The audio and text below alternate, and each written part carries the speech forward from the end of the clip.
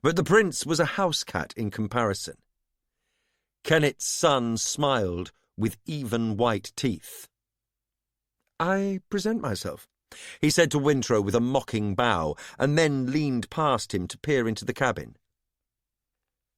"Trolvestrid, you are here too? It seems you've convened a party and not invited me. Well, that's cold of you, my young friend." Boyo spoke softly. "It's not like that, Kennetson. Not like that at all." "You've come to know one another?"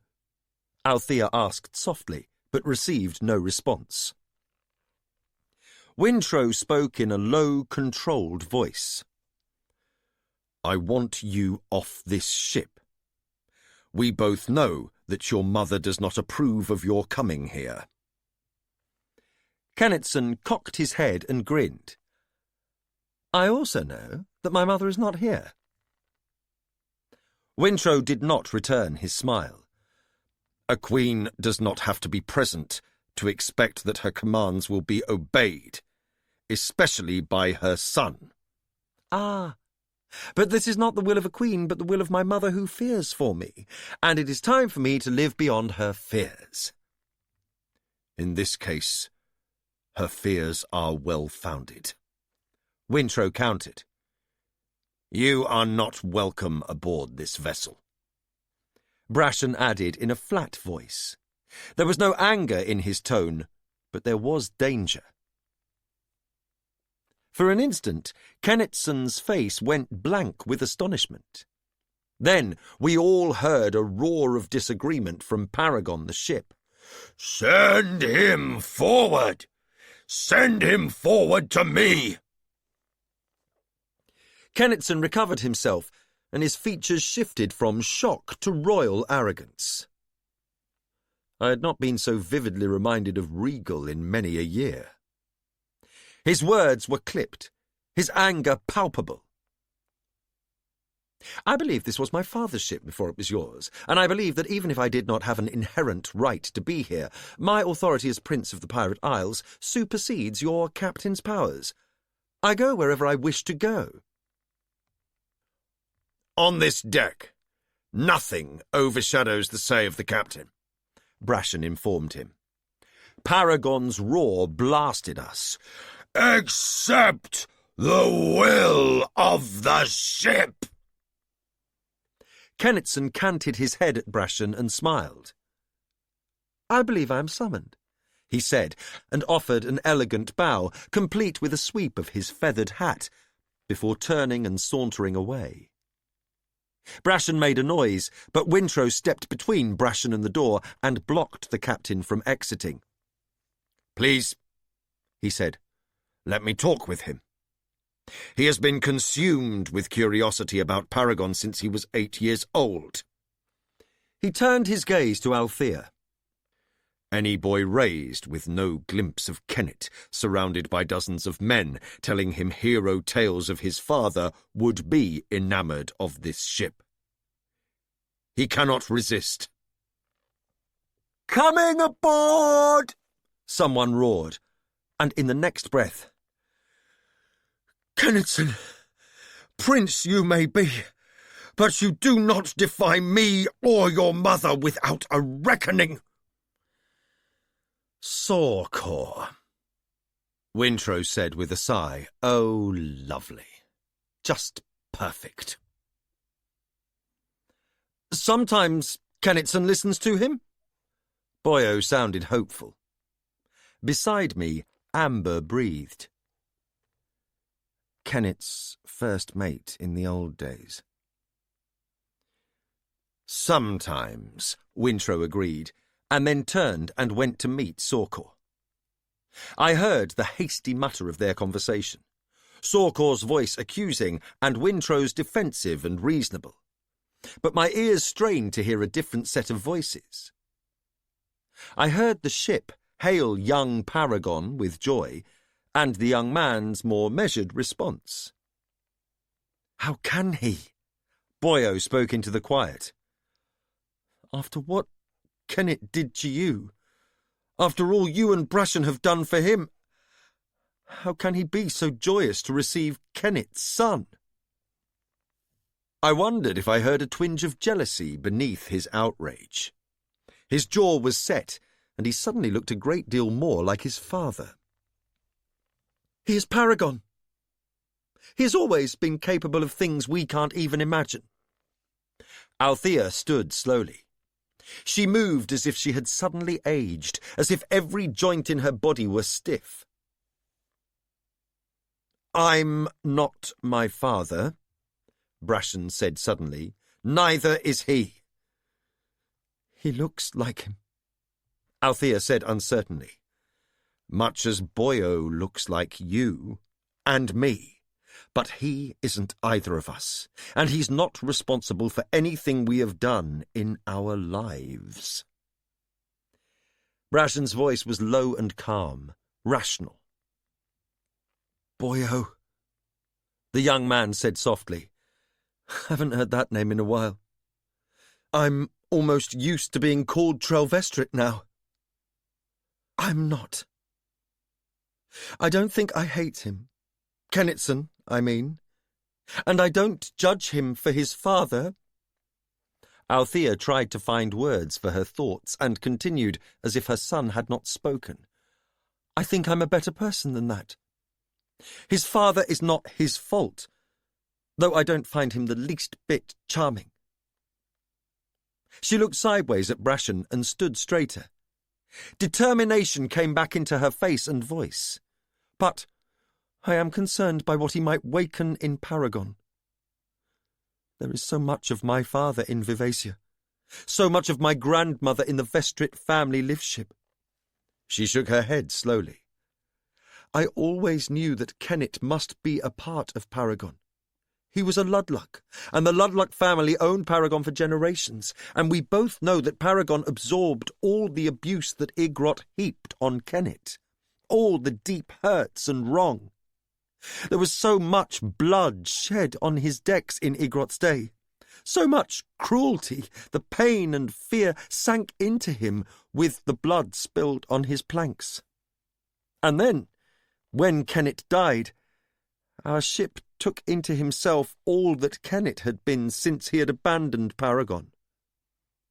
I thought Paragon had nullified it, outgrown it, as children outgrow selfish ways and learn to have empathy for others. I thought... Her voice faltered into silence. We all bury things inside ourselves, Amber said, making me flinch. She looked straight ahead, not at Althea, but I felt she had intruded into a private conversation. We think we have mastered them, until they burst out. Her hand was on the cuff of my shirt, and I felt it tremble. Well, what's done is done, Althea said abruptly. Time to face it. She took Brashen's arm, and a look passed between them that reminded me of two warriors standing back to back in battle. As they walked away, Boyo and Clef fell in behind them, as if it were some sort of formal procession. Lead me, Amber demanded. We trailed after them with Lantern, Spark and Per following us. The few members of her crew who had decided to stay aboard, despite where Paragon might take them, ghosted along after us. Lanterns illuminated the masts and bows of the anchored vessels in the harbour, and the moon had risen. The light was uneven, draping angled faces in veils of shadow. But the moonlight fell on Paragon's features, and his face was full of fondness. It was like approaching a puppet show in the middle of an act. Paragon's figurehead was twisted to look down at Kennet's son on his deck, and his profile showed me his smile. His namesake stood with his back to us, legs wide and hands clasped loosely behind his back. His stance spoke to me more of patience than awe. Behind him, Wintrow stood beside a heavy-set man with little hair left to his head, but a generous grey beard.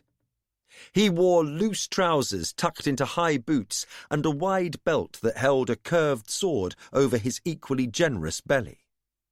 His shirt was so white it seemed to gleam in the moonlight. The man was scowling, his arms crossed on his chest. I was abruptly reminded of Blade. Some old warriors are like good weapons. Their scars become the patina of experience and wisdom. Paragon was speaking. "Then you will go with me? Sail with me this last time that I shall sail, before I manifest as the dragons I have always been." Kennetson seemed amused by his question. "I will indeed. I can think of no better way to spend my time. I am weary of lessons in geometry and navigation and languages. Why do they teach me the stars if I'm never allowed to sail under them? Yes, I'll go with you, and you will tell me tales of my father as he was when he was my age." A telltale dragon gleam passed through the ship's eyes. I thought he would refuse the boy, but he sounded judicious as he replied, "Perhaps, as I think you are ready to hear them." Kennetson laughed. "Ship, I am Prince Paragon of the Pirate Isles. Do you not realize who Kennet's son is now? I am next in line for the throne." The light that touched his face followed the hard lines of his smile. "I command. I do not request." Paragon turned away from him and spoke out over the water. "Not on my decks, Kennetson. Never on my decks." "And you are not voyaging off anywhere, Paragon Kennetson," Wintrow added firmly. "Sorkor is here to take you back to your chambers. You should be dressing even now for an evening of cards with the dignitaries from the Spice Islands. Your mother, Queen Etta, expects both of us to be there, and if we do not depart now, we will both be late." Kennetson turned slowly to face Wintrow. "And I do pity you, Chief Minister, that you will face her wrath alone. But there it is.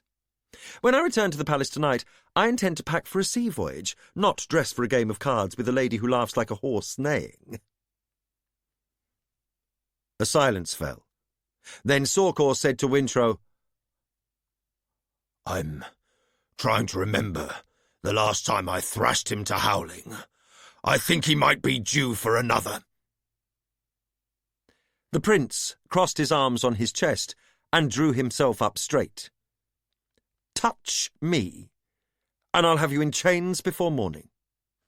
He gave a contemptuous snort.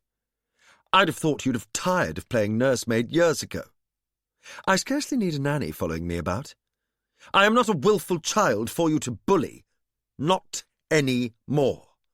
"No!" The older man shook his head woefully. "You're worse. You're a spoilt boy, dressed in a man's fine clothes. If I thought your mother would ever agree to it, I'd tell her that the best thing for you would be to send you off with Trell as a deckhand to learn a bit of the trade that your father knew from the bones out when he was half your age." Brashen Trell spoke. "He's a bit too old to learn it, I fear. You missed your chance, both of you." A strange look crossed his face. "He reminds me of a spoilt merchant's son who thought he was a trader." There is a way a boy stands when he does not wish to admit that words have struck him. Kennetson stood that way. A bit too still, shoulders a bit too stiff. His speech was precise as he said, "I shall be returning to the palace now, but not to dress and play dice with the Spice Island monkeys. Ship, I will see you again in the morning."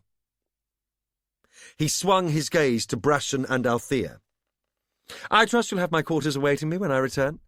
The stateroom I saw when I first came on board would be adequate, and please take on appropriate food and drink for me." He walked through us, but I saw he chose a path that did not require anyone to step aside for him, and knew he doubted his ability to face any of us down. We listened to the sharp thuds of his boots on the deck. Then he was over the railing and clambering down a rope ladder, shouting at some poor soul who had been left waiting in a small boat for him.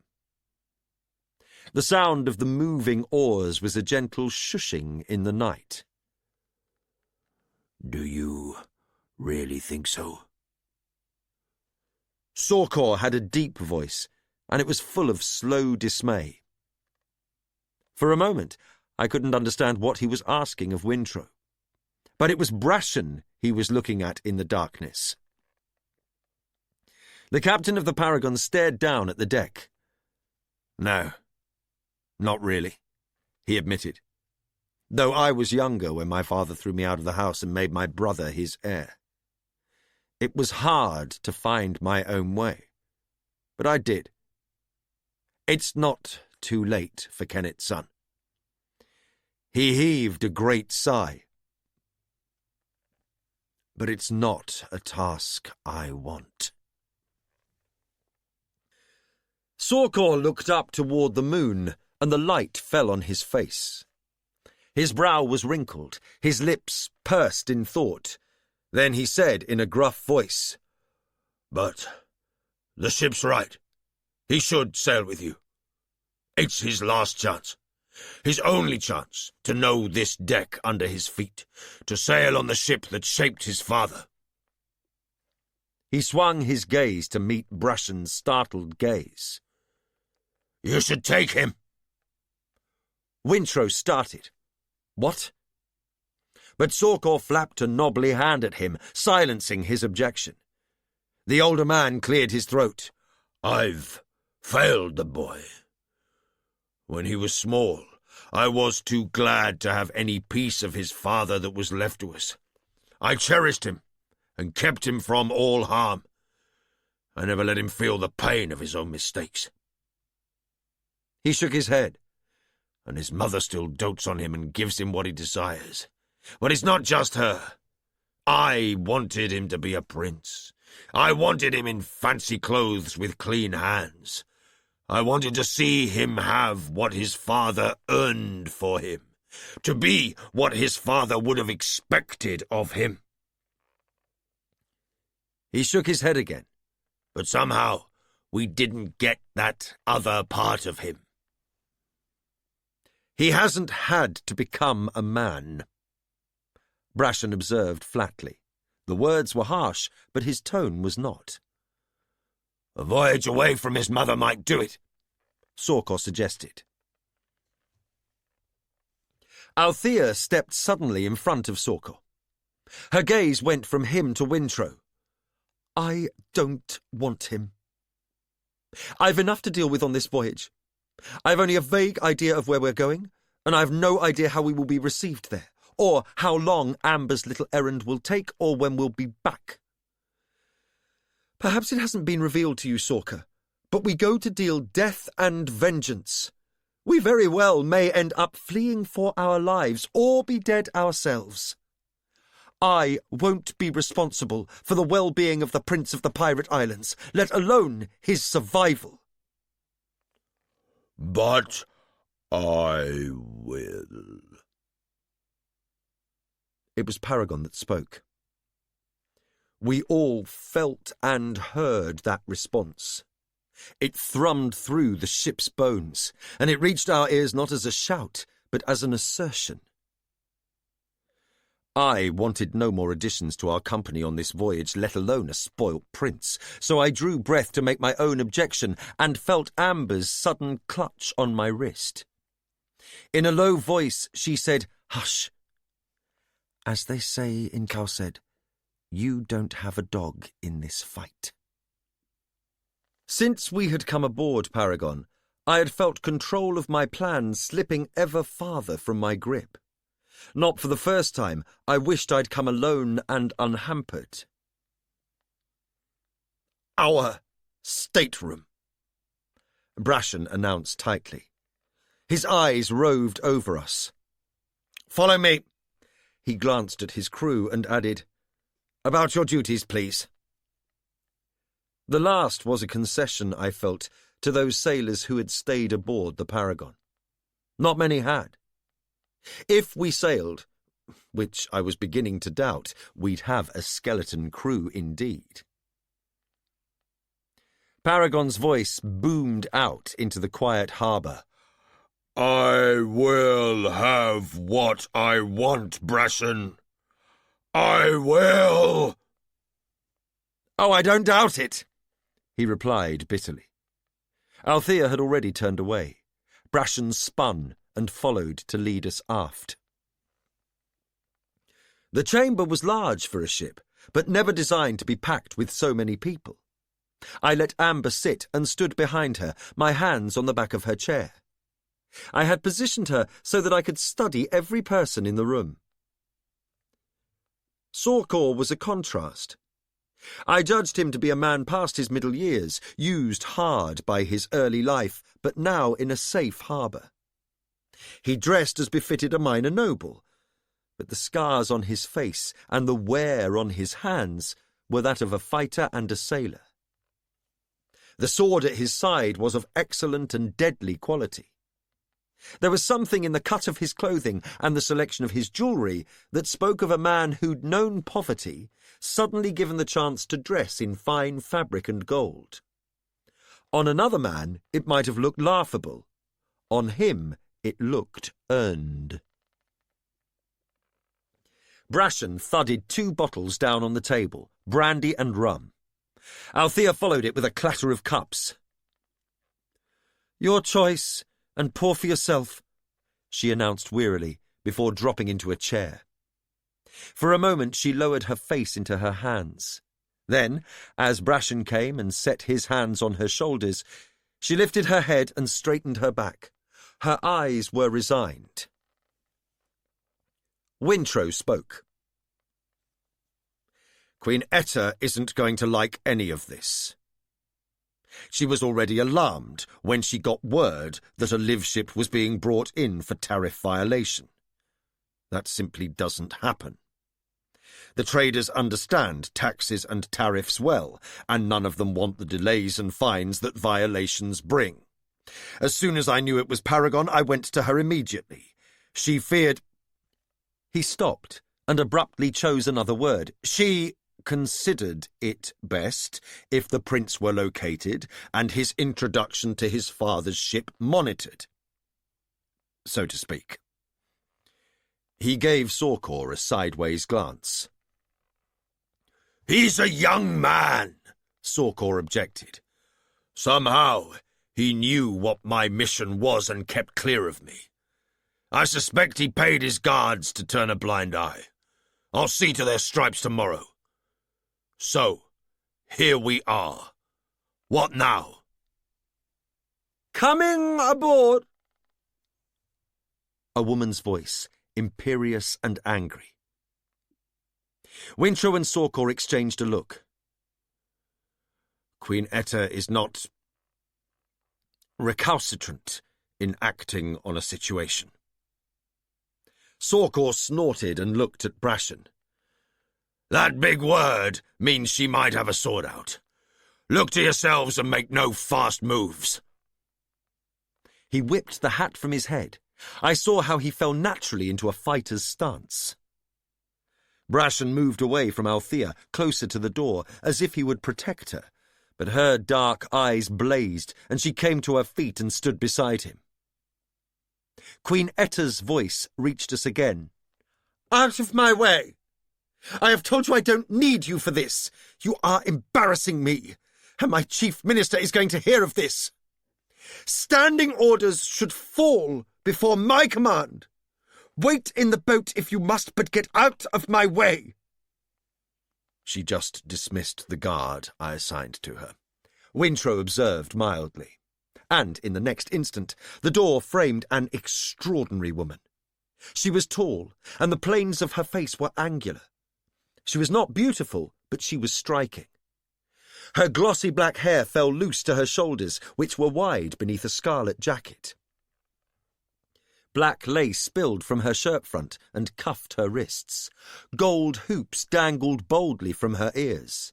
And close to her throat, almost nestled in the lace, she wore a necklace carved in a man's image. Kennet? If so, the son strongly resembled the father. She also wore a sword on a wide black belt studded with silver, but it resided still in its sheath. She rested the back of her fingers on its elaborate hilt. The glance that raked the room was sharper than any blade as she demanded, "Are you conspiring?" Wintrow tilted his head at her. "Of course we are, and we would welcome your company. The issue is your strong-willed and rather spoiled heir, who has recently met his father's strong-willed and rather spoilt ship. They seem intent on taking up with one another on a voyage to Clarice. I've been given to understand that the purpose of this voyage is to exact vengeance on a monastery there for the kidnapping and murder of a child, and that afterward this vessel will magically change himself into 2 dragons." Etta's mouth hung slightly ajar as Wintrow looked to Althea and asked, "Do I have that mostly right?" Althea shrugged. "Close enough." And the 2 women exchanged cold looks. Queen Etta said nothing. Wintrow spoke cautiously. "The Spice Island delegation have plenty of folk to lose their coins to. I'll join them at the card table or not at all. It little matters to me now." She turned a furious look on Althea and Brashen. "Why have you brought this ship here? What do you want of us, of Kennetson? My son is not going anywhere. He is the heir to this kingdom and is needed here. He is supposed to be enjoying an evening with the merchants from the Spice Islands and his potential bride, not planning a sea voyage." Her gaze roved over all of us, her eyes cold. "And whatever vengeance you seek, it has nothing to do with us. So why have you come here? What sort of discord do you attempt to sow? Why bring this vessel and its ill reputation and bad luck to our harbour? It was my wish that he never see or set foot on this ship." "There we agree," Althea replied quietly. I felt the pirate queen force herself to look at Althea. "But not for the same reasons," she said stiffly.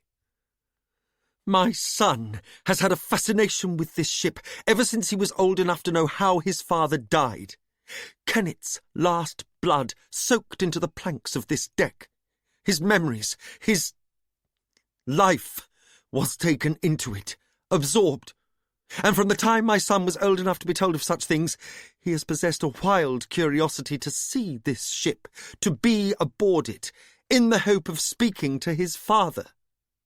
We have told him over and over that Paragon is not his father. His father makes up just a part of the life that the ship embodies. But it is a hard thing to make someone understand." Althea spoke in a flat voice. "I doubt that anyone not born to Bingtown trader stock can fully understand what that means." Queen Etta stared at her coldly. "Kennet was born of Bingtown stock, a Ludlock, and his son carries that blood even if he prefers the name Kennetson." Her hand rose to clutch at her necklace. "And perhaps I understand more of this ship than you think. Paragon himself spoke to me of these things, plus—" She tipped her head toward Wintrow. "I have had your own nephew as my adviser in these matters." "Then perhaps you will understand what Paragon has suffered. In his days as Igrot's ship, he absorbed many deaths, probably more than any other live ship. And even before that, when he belonged to the Ludlock family, His fortunes seem to be cursed. He has never been stable. For a time he was known in Bingtown as the pariah, as the mad ship, the live ship that would kill any crew that sought to sail him. I know that. Queenly disdain in her tone. Then Etta cocked her head and was suddenly disarmingly human as she said, Althea, do you think I have not been visited by Malta and Rain? Do you think I have not heard every detail of the tale of this ship and his history? She looked down at the pendant she clutched and added more quietly, Perhaps it is possible that I understand even more than you do of this ship. Both women fell silent. I felt as if fate balanced on a tiny point, waiting to shift and choose a direction. Was this what the fool had meant when he told me of infinite futures, poised and waiting, but only one that would become real? Were we all witnesses to that? Yet it was Brashen who spoke. The past haunts everyone here. Walk away from it, please. There is no sense in arguing who better understands live ships or Paragon. That's not our problem right now. And before we speak about the future, I would like to settle the present, as it affects Althea and me and my crew. He ran his gaze over us all. No one spoke.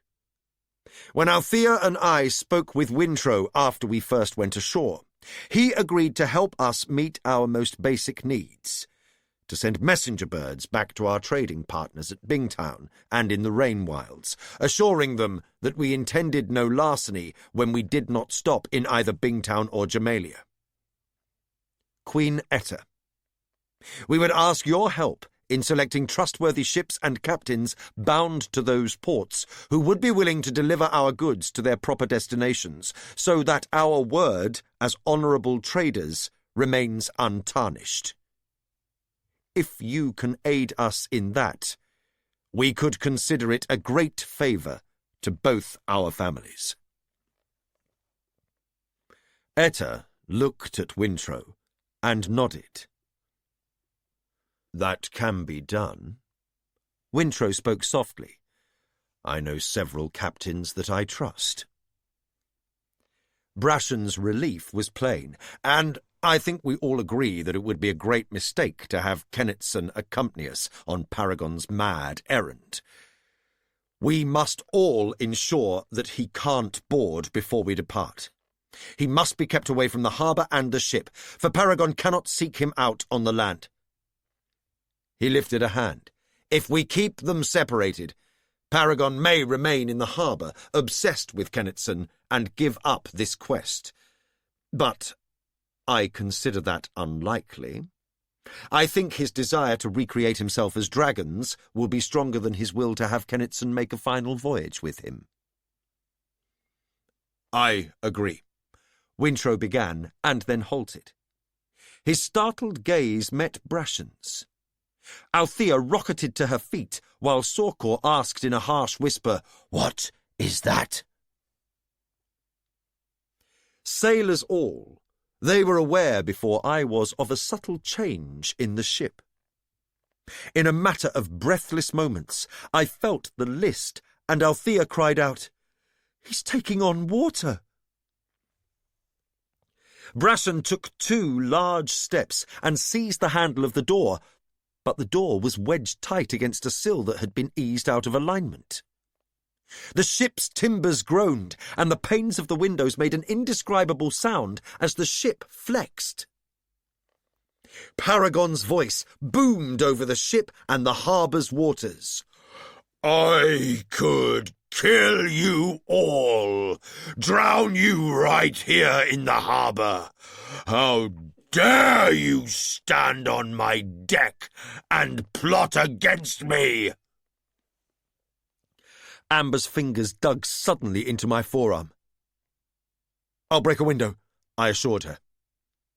Spark clutched at Per in the sisterly way of someone who seizes the youngest preparatory to snatching him out of harm's way.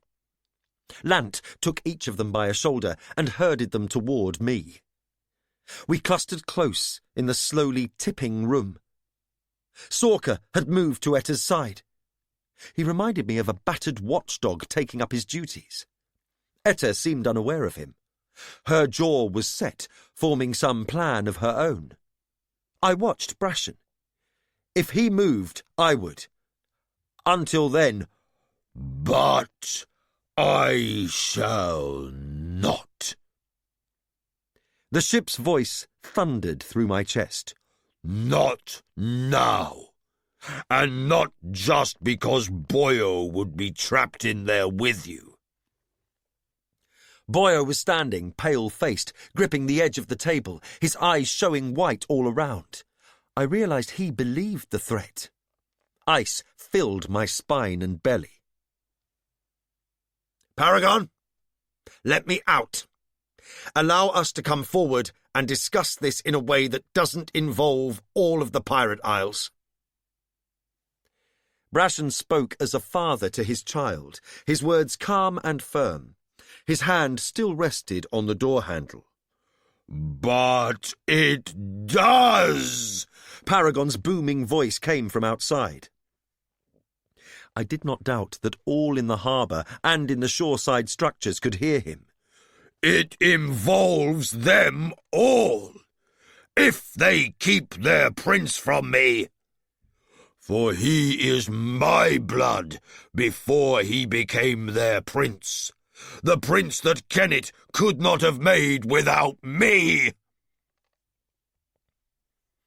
He's mad, Etta said in a low whisper. I'll happily die here, drowned inside him, before he shall have my son. You won't drown here, Queen Etta. Sorkor picked up one rum bottle and hefted it thoughtfully, looking at the windows. I don't swim, she said faintly. Paragon is not going to sink, Althea declared firmly, and I wondered if her determination alone could protect us. From outside the stateroom door, Ant's voice reached us. Sir, I've an axe. Shall I chop my way in? Not yet, Brashen ordered to my surprise. Then, to my even greater shock, came another woman's voice. It rang with authority and was fully as loud as Paragon's. Harm my family, and I'll see you burn, you faithless pariah! Vivassia, Althea gasped. Burn me! Paragon howled. To save your family! Do you think your family matters more to you than mine does to me? Set fire to me, and they'll cook inside me like meat in an oven. Paragon! Boyo bellowed the name. Would you truly do that to me, who was born on your decks and learned to walk here? The breath he drew shuddered into his lungs. You named me! You called me Boyo! Your Boyo! Because you would not call me Trelvestrid. You said I was yours, and that name did not fit me. A sudden, deep silence followed these words. It swelled and deafened us. Then a deep, anguished groan vibrated the deck beneath us. I wondered if the others felt, as I did, a welling of unbearable guilt that washed through me with the sound. I recalled every foolish thing, every evil and selfish thing I had ever done in my life. Shame surged through me so that I longed to die, invisibly and alone. Beneath our feet, the deck was slowly shifting back to level. All around us I heard the muttering of shifting planks and beams. Then the door was thrown open to reveal a panicky ant holding an axe. Several crew surrounded her. "The danger has passed," Brashen said to her. But I was not sure I agreed. "All you crewmen who remain, see to our cargo. Any wet crates, bring them up onto the deck. I know. Working in the dark. It can't be helped. I want to be able to offload tomorrow as swiftly as possible." A brief pause, and then he added, "All hatch covers to be open and remain so." "Sir," Ant agreed in a shaky voice and darted off. Brashen stepped through the door and headed forward, Althea at his heels and Boyo beside her, and we all followed. "I hate this," I said quietly to Amber. "Don't we all?" she muttered. "It feels as if my entire future lies outside my control. I want to get off this insane ship and away from these people. I want to leave now."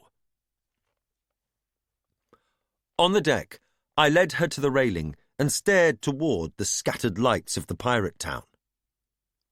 "We can demand to go ashore. Use our rain-wild gifts to buy passage on a different vessel.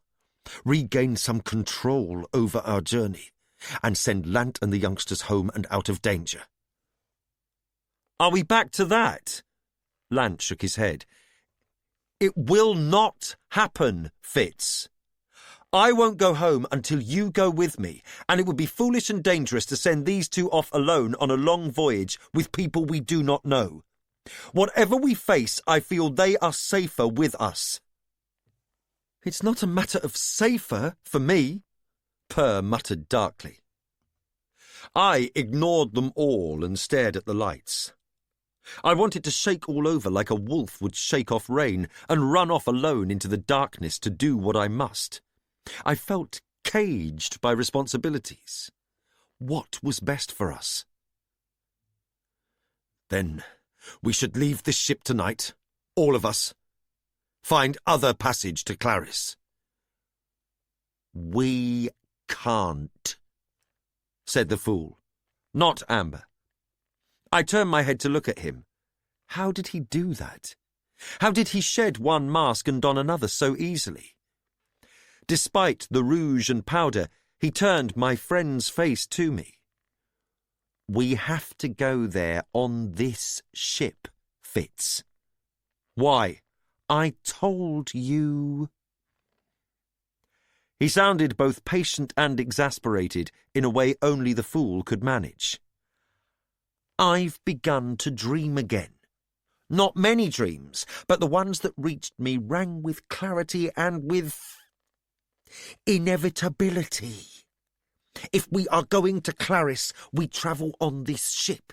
It's a narrow channel I navigate to reach my goal, and only Paragon provides us a passage to the future I must create." "But you never thought to share that information with me until this moment." I did not try to keep the accusation out of my voice. Was this a true thing, or a gambit by the fool to get what he wanted? My distrust of Amber was starting to bleed into my friendship with the fool. "The steps I have trodden to get us to Kelsingra and then Treyhawk, to get us onto this ship and thence to Divvytown. If I had told you of them, of the things I did and the things I took care not to do, it would have influenced you. Only by you behaving as you would if you knew nothing of what I did would we come here." "What?" Lant asked, confused. I could not blame him. I sorted out the fool's words. "So, of course, that means you can't tell me any of your other dreams and warn me of what we must do. It must all be left in your hands." He set his gloved hands on the ship's railing. "Yes," he said quietly. "Balls!" said Perseverance quite distinctly. Spark gave him a shocked look, and then rebuked him with a shove. He glared at her. "Well, it's not right. It's not how friends should do things." "Perseverance enough," I said quietly. Lant sighed. Should we move up to the bow and see what's going on? And when he turned and walked that way, we followed. I didn't especially want to go. The deep sobbing of the figurehead and his misery permeated the ship. I paused to reinforce my walls, and then walked on with Amber. The fool spoke quietly. The others were far enough ahead that I doubt they heard him. I won't say I'm sorry. I can't be sorry for something I must do. I'm not sure that's entirely true, I responded. I could recall many things that I'd had to do, and many of them I regretted. I'd be sorrier, and so would you, if I began to worry more about your feelings and less about getting to Clarice and rescuing B.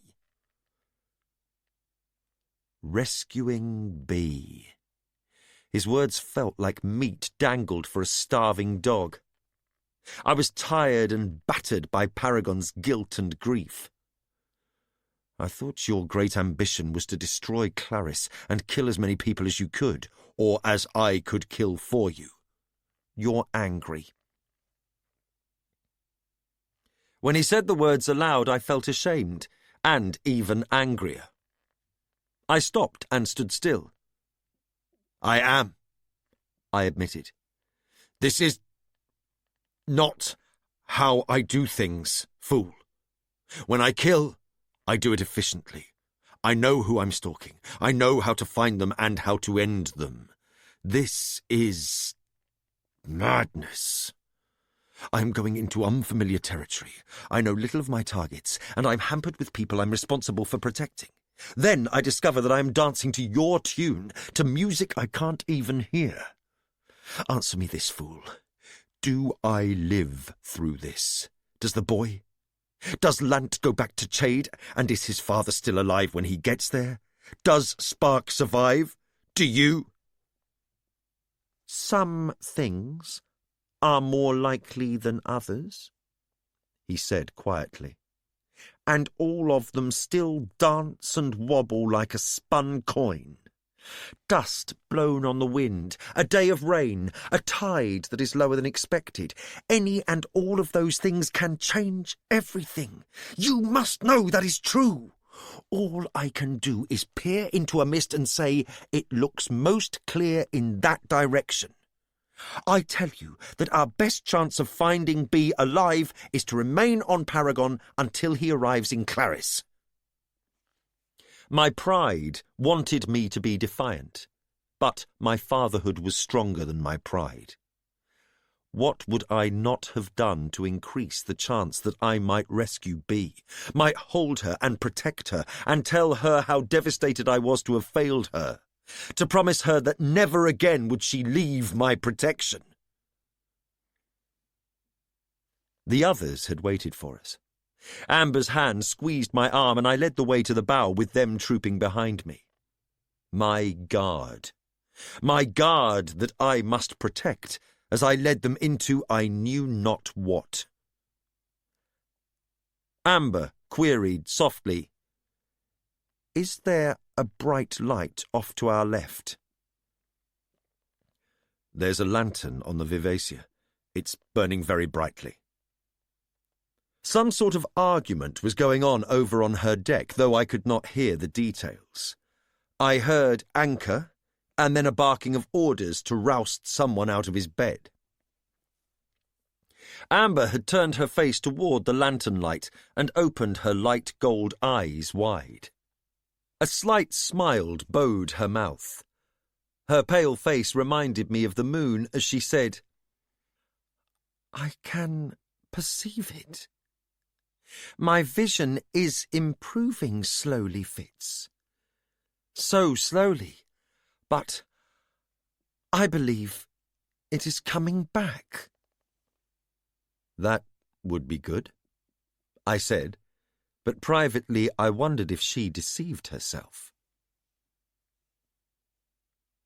At the bow of the ship, voices had been rising and falling.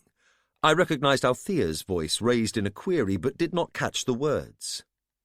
We were on the outer edges of those who had gathered there, for many of the crew stood between us and the figurehead. It was Paragon who responded. No. You of all people should know that I am not Kennet, and that Kennet does not petition you for this. Is Vivacia your father or grandmother? Of course not. It is not Kennet that demands this. It is I, Paragon, a ship made from massacred dragons, both embraced and enslaved by a Bingtown trader family. We had no say in that. No choice but to care. No choice in who we loved as Ludlucks poured out their blood and souls and memories onto the bones of our deck. I do not ask. I demand. Do I not have the right to him, as much right as his ancestors had to me? Is it not fair? It is fair! A female voice, clear and carrying. Vivacia. And suddenly my mind put together the bits of what I had heard. The live ship had dragged her anchor to come closer to Paragon, not just to hear his words, but to add her voice to his. Althea! You know it is! Were I setting out on my final voyage, would you deny me Boyo? Listen to them! They have the right to demand Kennetson after all they have been through as the Ludluck family ship. What's happening over there? Wintro demanded in the moment of silence that followed Vivacia's words. What must happen?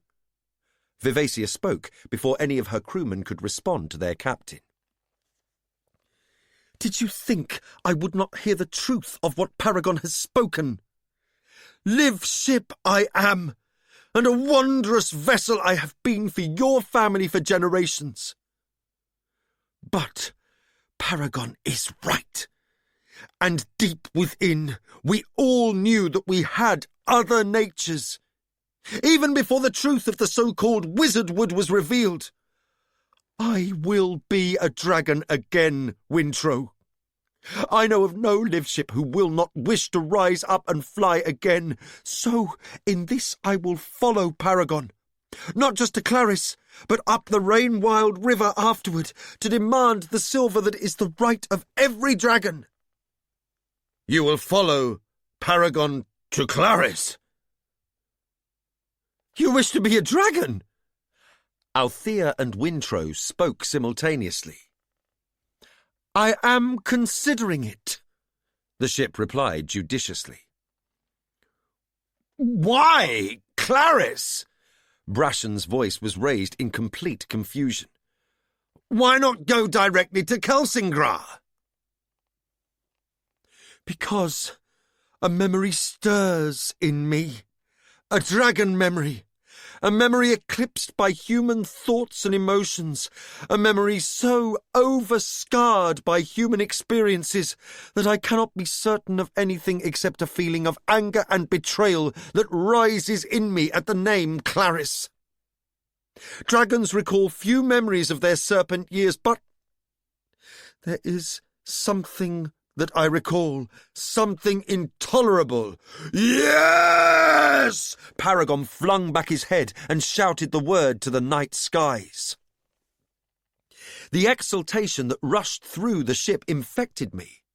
I fought against the smile that bloomed on my face. His skill was so strong, I thought to myself. And then, with a shock, recognised the implication of that and felt cold and shaky. I lifted Amber's hand from my forearm and said to Spark, "Please take over guiding Lady Amber. I need a time alone to think." Amber clutched my shirt front. "You are leaving? You don't want to stay here and hear what is said?" I took her wrist and tugged her hand free, more roughly than I intended. I could not keep from my voice the unease and the irritation I felt with myself for not recognizing the obvious. Listening will change nothing. They will decide what becomes of us, when we travel and who goes with us. I have something else I have to ponder. Spark will be with you and Lant and Per, but for now I need to think. I understand, she said in a voice that said she did not.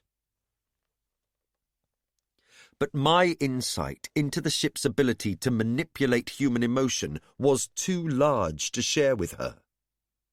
I strode away to the crew quarters, empty hammocks. Only a few sailors' trunks and ditty bags remained.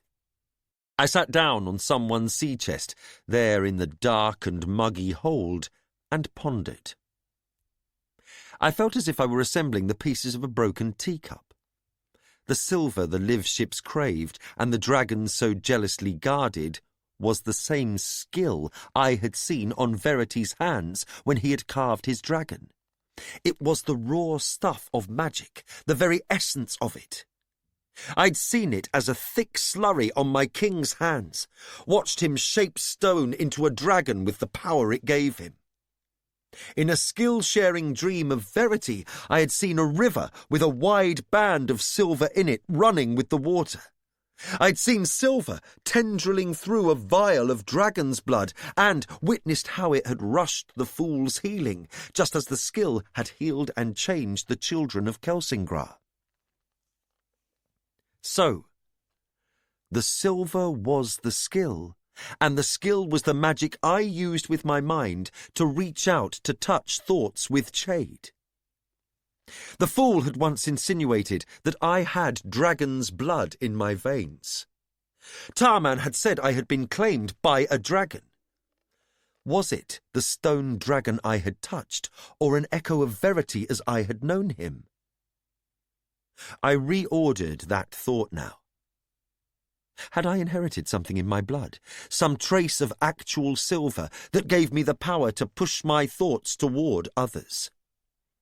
Silver traces in the portal stones, in the skill pillars that I could use to travel. Lines of silver in the stones from which Verity had carved his dragon, and in the stone dragons that had slept until, with blood and the touch of my skill, I had wakened them. Silver traces in the memory stones that held the records the elderlings had left for us. What, then, was the skill current I used to reach out for Nettle or Dutiful? It was a force outside me, of that I was sure. And there were others in it, powerful awarenesses that attracted and might absorb me. Who were they? Had I truly felt Verity there? King Shrewd? How did that fit with the silver? I had too many thoughts. My mind leapt from wondering about the skill current to considering what magic I might be able to wield if I were to drink the vials of silver that Rapscal had given me. Temptation vied with fear. Would it grant me great power, or a painful death? How much silver was too much for a man's body to absorb? Paragon had grown much more powerful with the silver that Amber had given him. The vials in my pack each held more than twice what he had taken. Now, his emotions exploded from him with a force that I could barely resist. Did he know what he did to humans? Did it affect me more because I'd been trained in the skill? If he understood his power and directed it, would I be able to resist it? Would anyone? When the stone dragons had risen in flight, and Verity had led them to battle against the Red Ship raiders, they had affected the minds of the warriors below them. With acid breath and the powerful winds of their wings and the blows of their lashing tails, they had destroyed our enemies. But worse had been what they did to their minds. To be overflown by the stone dragons was to lose memories. It was not that different to how the Out Islanders had forged their captives. Even our own men on the ground had felt the effect. Even Verity's presence as a stone dragon had worked it on the guardians of Buckkeep. The recollection of how the Queen and Starling had returned to Buckkeep Castle was a hazy one for those who had witnessed it. The most common telling was that Verity had been astride a dragon when he delivered them to safety, not that the king had become a dragon. Such was the power of the skill of silver to confuse and confound, to steal memory and, perhaps, one's humanity. As my serving folk had been confounded on the night that B was taken. Had they used silver or dragon's blood to work that magic? To make all my people forget how they had come and stolen my child? To forget that she had even existed? Could that same magic be used against them? I dared myself to imagine drinking the silver. Not all of it, not at first, just a little to see what I could do. Just sufficient to make me strong enough to resist the ship's emotions, enough to heal the fool without losing my vision to him. Was that possible? Enough to reach out to ask Chade's advice, perhaps to heal his body of the ravages of age and restore his mind. Could I do that? Would Nettle know more of what it could or could not do?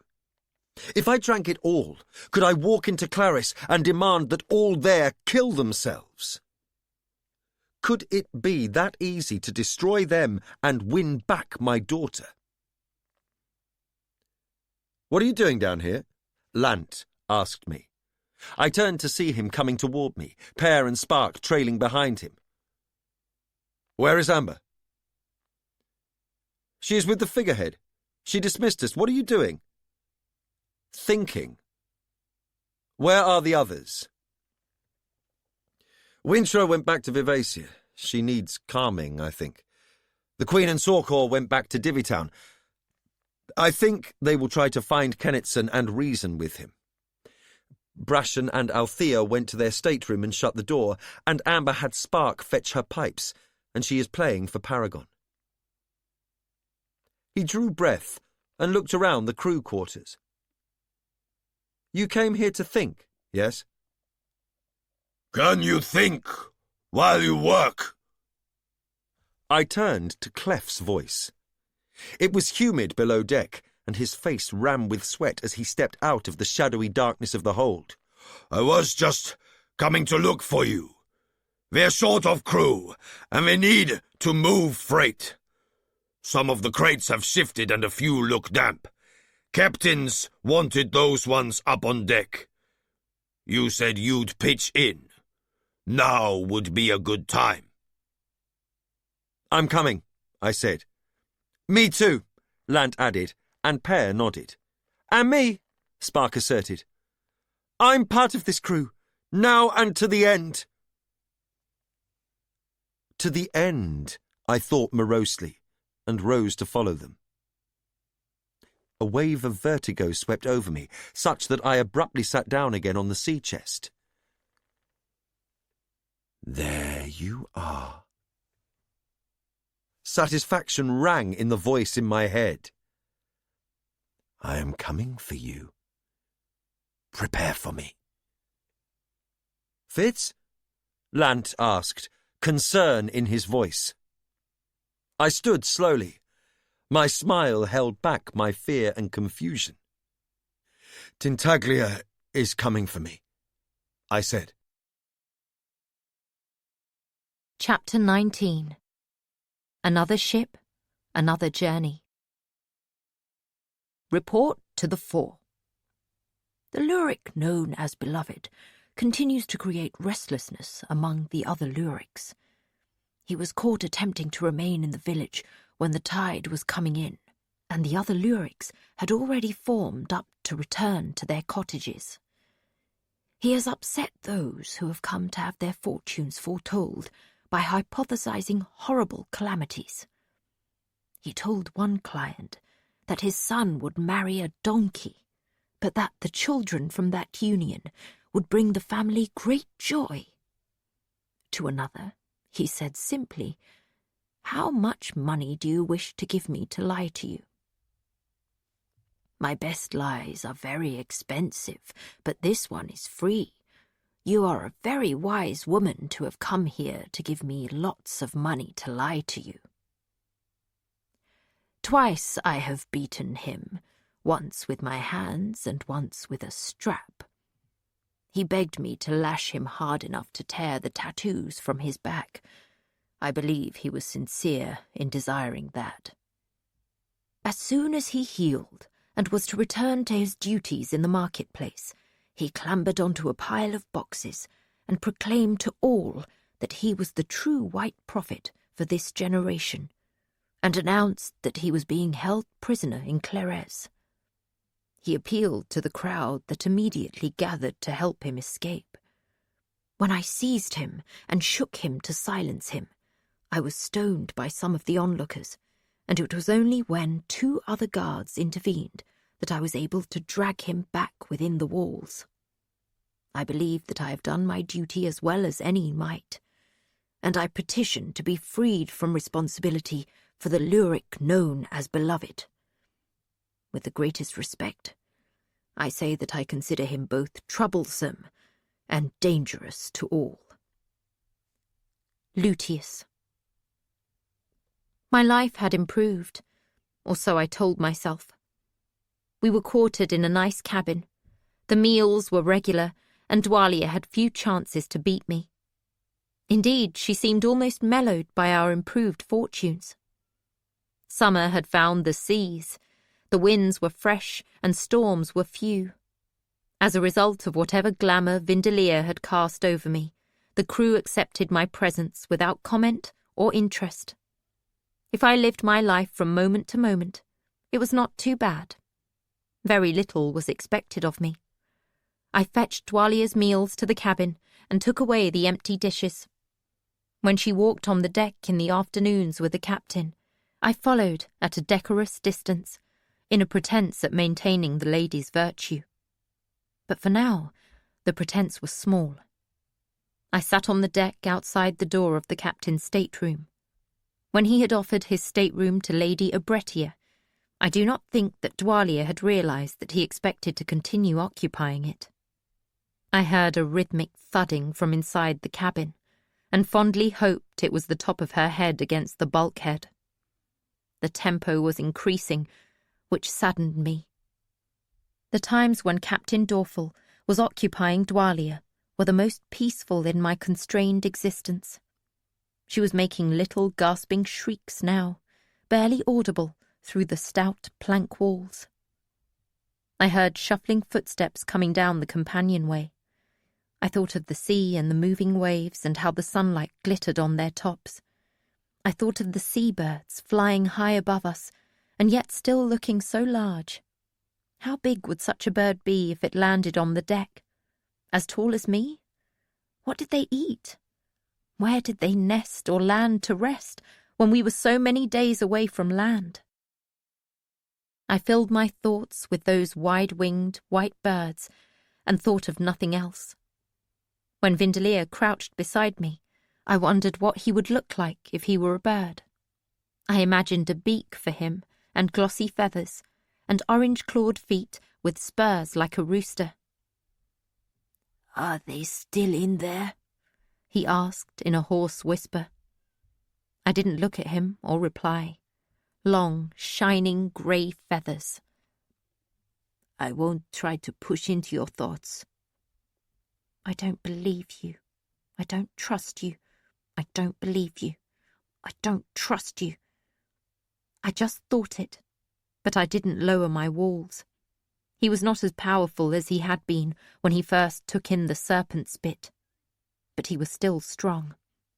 I was starting to understand that unlike my father's magic that was always with him, Vindelia's magic depended on the potion. I wondered how long it would take before it dwindled away completely, before I could trust that my private plans remained private. Don't think of that. I don't trust you. I don't believe you. I don't trust you. You don't trust me. He said it with such sadness that I almost felt rebuked, except that he had taken the words from my thoughts and said them aloud. He wasn't to be trusted, not at all. I knew that, down to my bones. I desperately needed an ally, but Winderlier was not one. I don't believe you. I don't trust you. I don't believe you. I don't trust you. Poor Dwalia. He was staring at the closed door, a look of dismay on his face. He just goes on and on. She must blame me.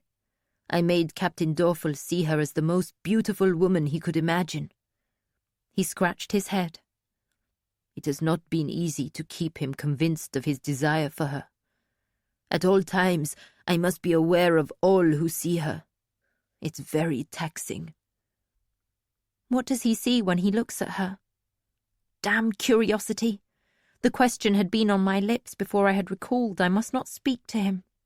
I tried to think only of the birds again. He smiled, pleased that I'd spoken to him. I don't tell them what to see exactly. I tell them they see something they like. For Dwalia, I told the captain he would see a beautiful woman he wanted to help. I don't know exactly what she looks like to him. He looked at me, waiting for my questions. I held them all back and thought of how the tip of every wave sometimes sparkles so brightly that I could not look at them for long. For me, I told them all to see just a serving man, unthreatening, nobody to worry about.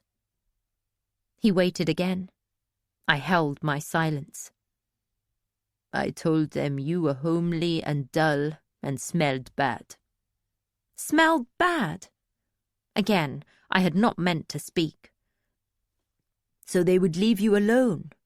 On the boat, before this, there were some who looked like you and wanted what he does to poor Dwalia now. He crossed his stubby arms on his chest. I protect you, Bee. Even when you hate and mistrust me, I protect you. I wish you could open your eyes and see that we are taking you to safety, to where you have always belonged. Dwalia has suffered so much for you, and you have rewarded her only with difficulty and physical attacks. As if she had heard him and wished more of his sympathy, we heard a series of rising moans from within the cabin. Winderlier looked from me to the door, and then back to me. Should we go in? Does she need us? They're nearly done. I knew that they were mating, but had no clear idea of the mechanics of it. My days as sentry had taught me that it involved a lot of bumping noises and moans and left the cabin smelling sweaty. For a few hours, Dwalia would doze and be uninterested in persecuting me. I did not care what the captain did to her in his afternoon visits. Winderlier seemed both foolish and patronizing as he told me. She must allow this. If she refused, it would be harder for me to keep him believing that he loves her. She endures this to win us safe passage to Clairez. I started to tell him that I doubted it, but bit back my words. The less talk we exchanged, the better for me. Sunlight on the waves. Gary birds flying. The moaning reached a higher pitch and pace, and then suddenly dwindled away in a descending sigh. A galloping series of thuds, and then all sound from the chamber abruptly ceased. I will always wonder what it is like. I will never do that. He spoke as wistfully as a child. Gary birds sliding across the blue sky. Wind in our sails. Waves sparkling. I barely remember what they did to me. Only the pain. But they had to do it. They saw very soon that I should not make children for Clairez. Girls like me they kill. And most of the boys. But Dwalia spoke for me and my sister, Odessa. We were twins, born of one of the purest white lineages, but flawed. She kept me alive when all others thought I should die. He spoke as if I should marvel at Dwalia's goodness. You are so blind to her, so stupid. Anger demolished my self-control.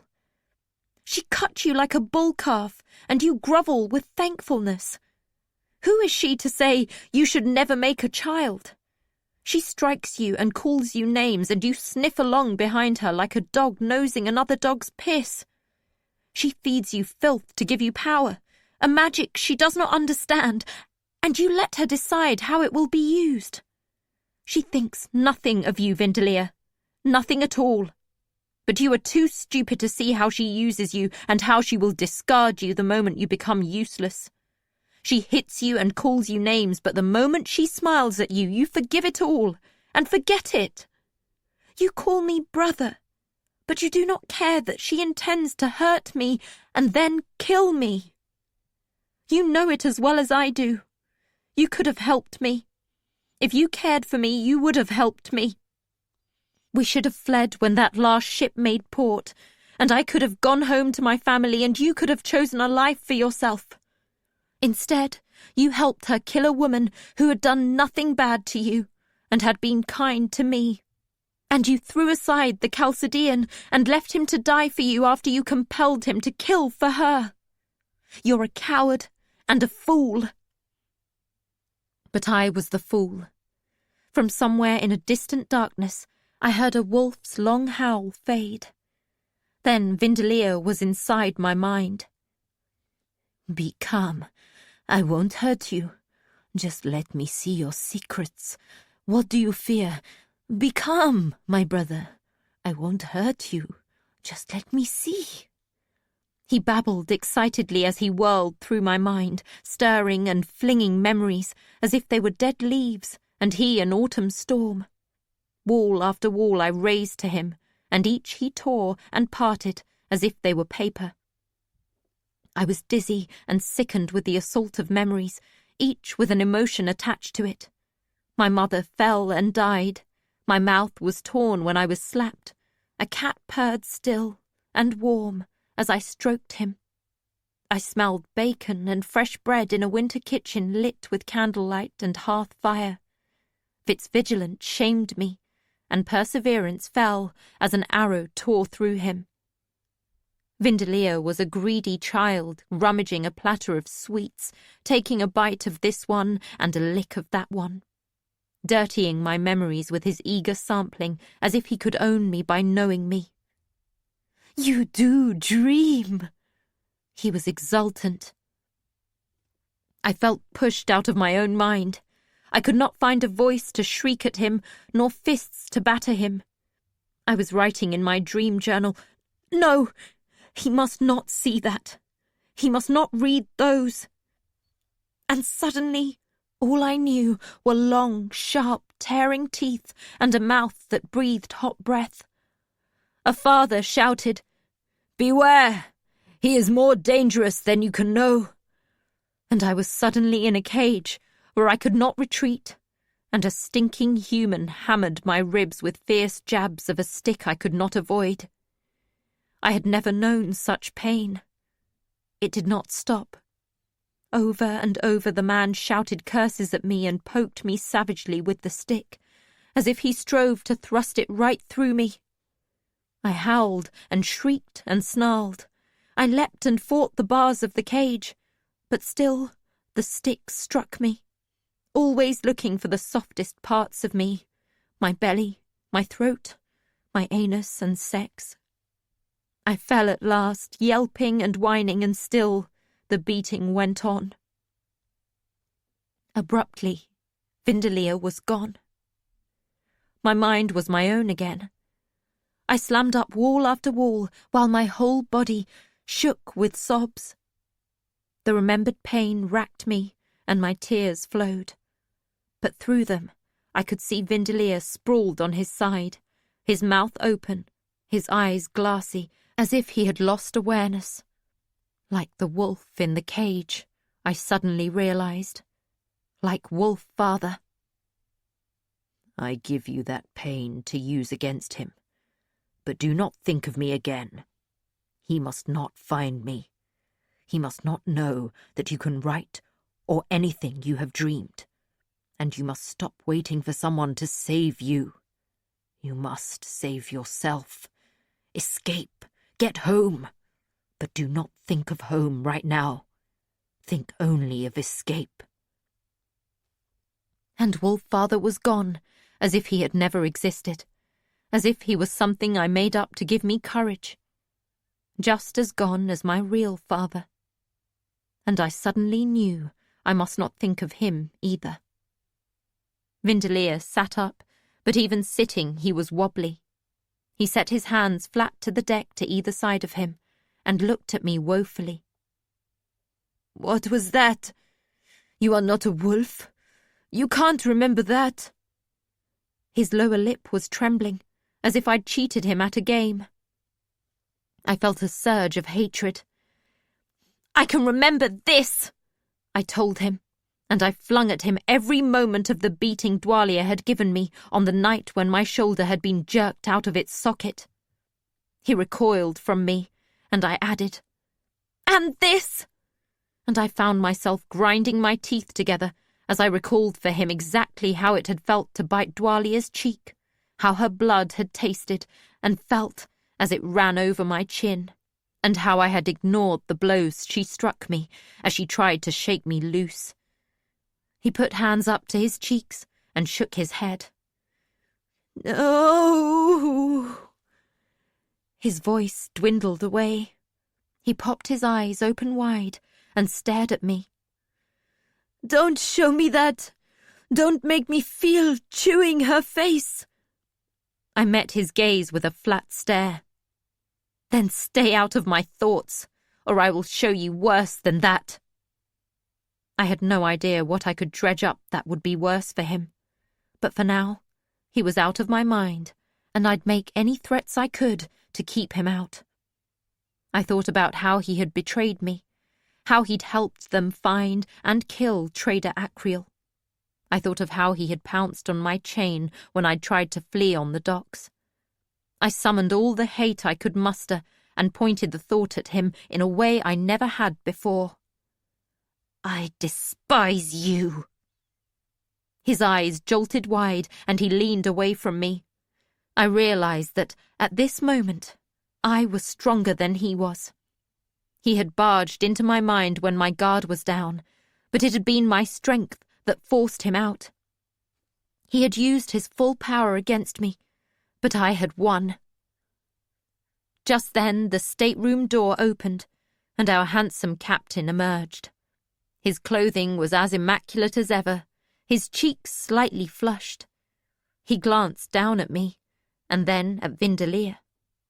I saw puzzlement cloud his gaze, as if we were not what he had expected to see.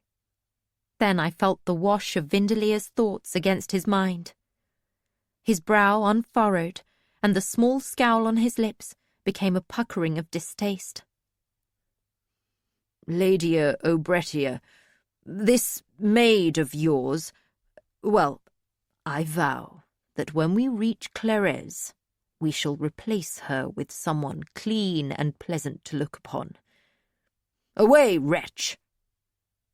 He nudged me with the side of his foot, and I edged away from him and then stood up. "As you please, sir," I said courteously. I was half a dozen steps away when I heard Dwalier's voice. "No, my dear. Thank you all the same. Come here, Bee. Tidy this chamber immediately." I halted on the verge of dashing away. "You heard your mistress. Be prompt." "Yes, sir." I lowered my eyes meekly. Nonetheless, as I walked back past him, he cuffed the back of my head hard, nearly sending me sprawling. I struck the side of the door and then scurried inside, Winderlier on my heels. "And that one scarcely looks fit enough to be your bodyguard," He should be replaced with a strong man who knows his business." The captain shook his head and then, with a sigh, added, "I will see you again this evening, my dear." "Time will move slow as honey until then," Dwalia said, her voice thick and lazy. Then, in an entirely different voice, she barked, "Tidy this room!" as she shut the door. The captain's chamber was very grand, as wide as the stern of the ship, with windows that looked out on 3 sides. The walls were panelled with a fine-grained red wood, and the rest of the room was cream or gilt. There was a large bed fat with cream feather pillows, and a table made of wood the colour of rust and moss, big enough for 6 tall chairs to surround it. There was a deep cushioned seat by one of the windows, a separate chart table that folded down from the wall, and a tiny chamber where one's waist went down a chute and out into the sea.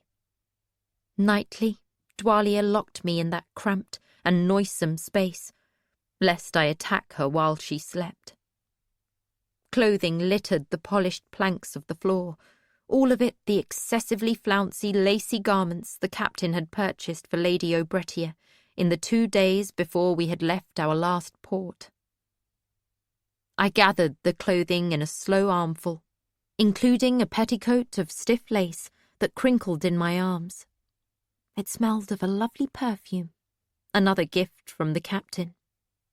I carried the garments to a chest with roses carved into the lid, and began to layer them carefully back into it. The chest smelled fragrant, like a forest where spices grew. "Hurry up!" Dwalia commanded me. To Vindelir, she said, "Gather those cups and plates and take them back to the galley. The captain does not like to see his quarters untidy." She went to the cushioned seat and sat down, staring out over the water. Her long, bony feet and muscular calves were bare beneath her short robe of thin red silk. Her draggled hair was sweaty at the roots, and my bite mark on her cheek was becoming a shiny pink crater. She was scowling to herself. "We go so slowly. The captain tells me that this is not the right time of year to make the passage to Clares, that the currents are good for travelling north and west, not south and east. I think he tarries on purpose, to have more time with Lady O'Brettia." I wondered if she were complaining or bragging, but I said nothing. Lovely clothes, sweet perfumes, carved roses. I kept my thoughts fixed on what I could see and held my walls as tight as I could. "She has stolen magic from you." Vindelir had not even begun to gather the plates and cups from their shared meal. Instead, he pointed at me with a shaking hand as he made his accusation. Dwalia turned away from the window and gave him an angry glare. "What?" "She used our magic against me. Just now, outside the door. She made me think about biting you and how she hates me." Dwalia transferred her angry gaze to me. "That's not possible." "She did it. She stole magic, and that's why I can't make her do what you want." He drew in a deep breath, a tattling child on the verge of tears. I stared hate at him, and he recoiled. "She's doing it now!" He wailed and threw up his hands before his face, as if they could stem the flow of what I felt for him. "No!" Dwalia shouted, and fairly leapt from her seat. I both cowered and lifted my fists to defend myself, but she ignored me and charged across the room to the carved chest.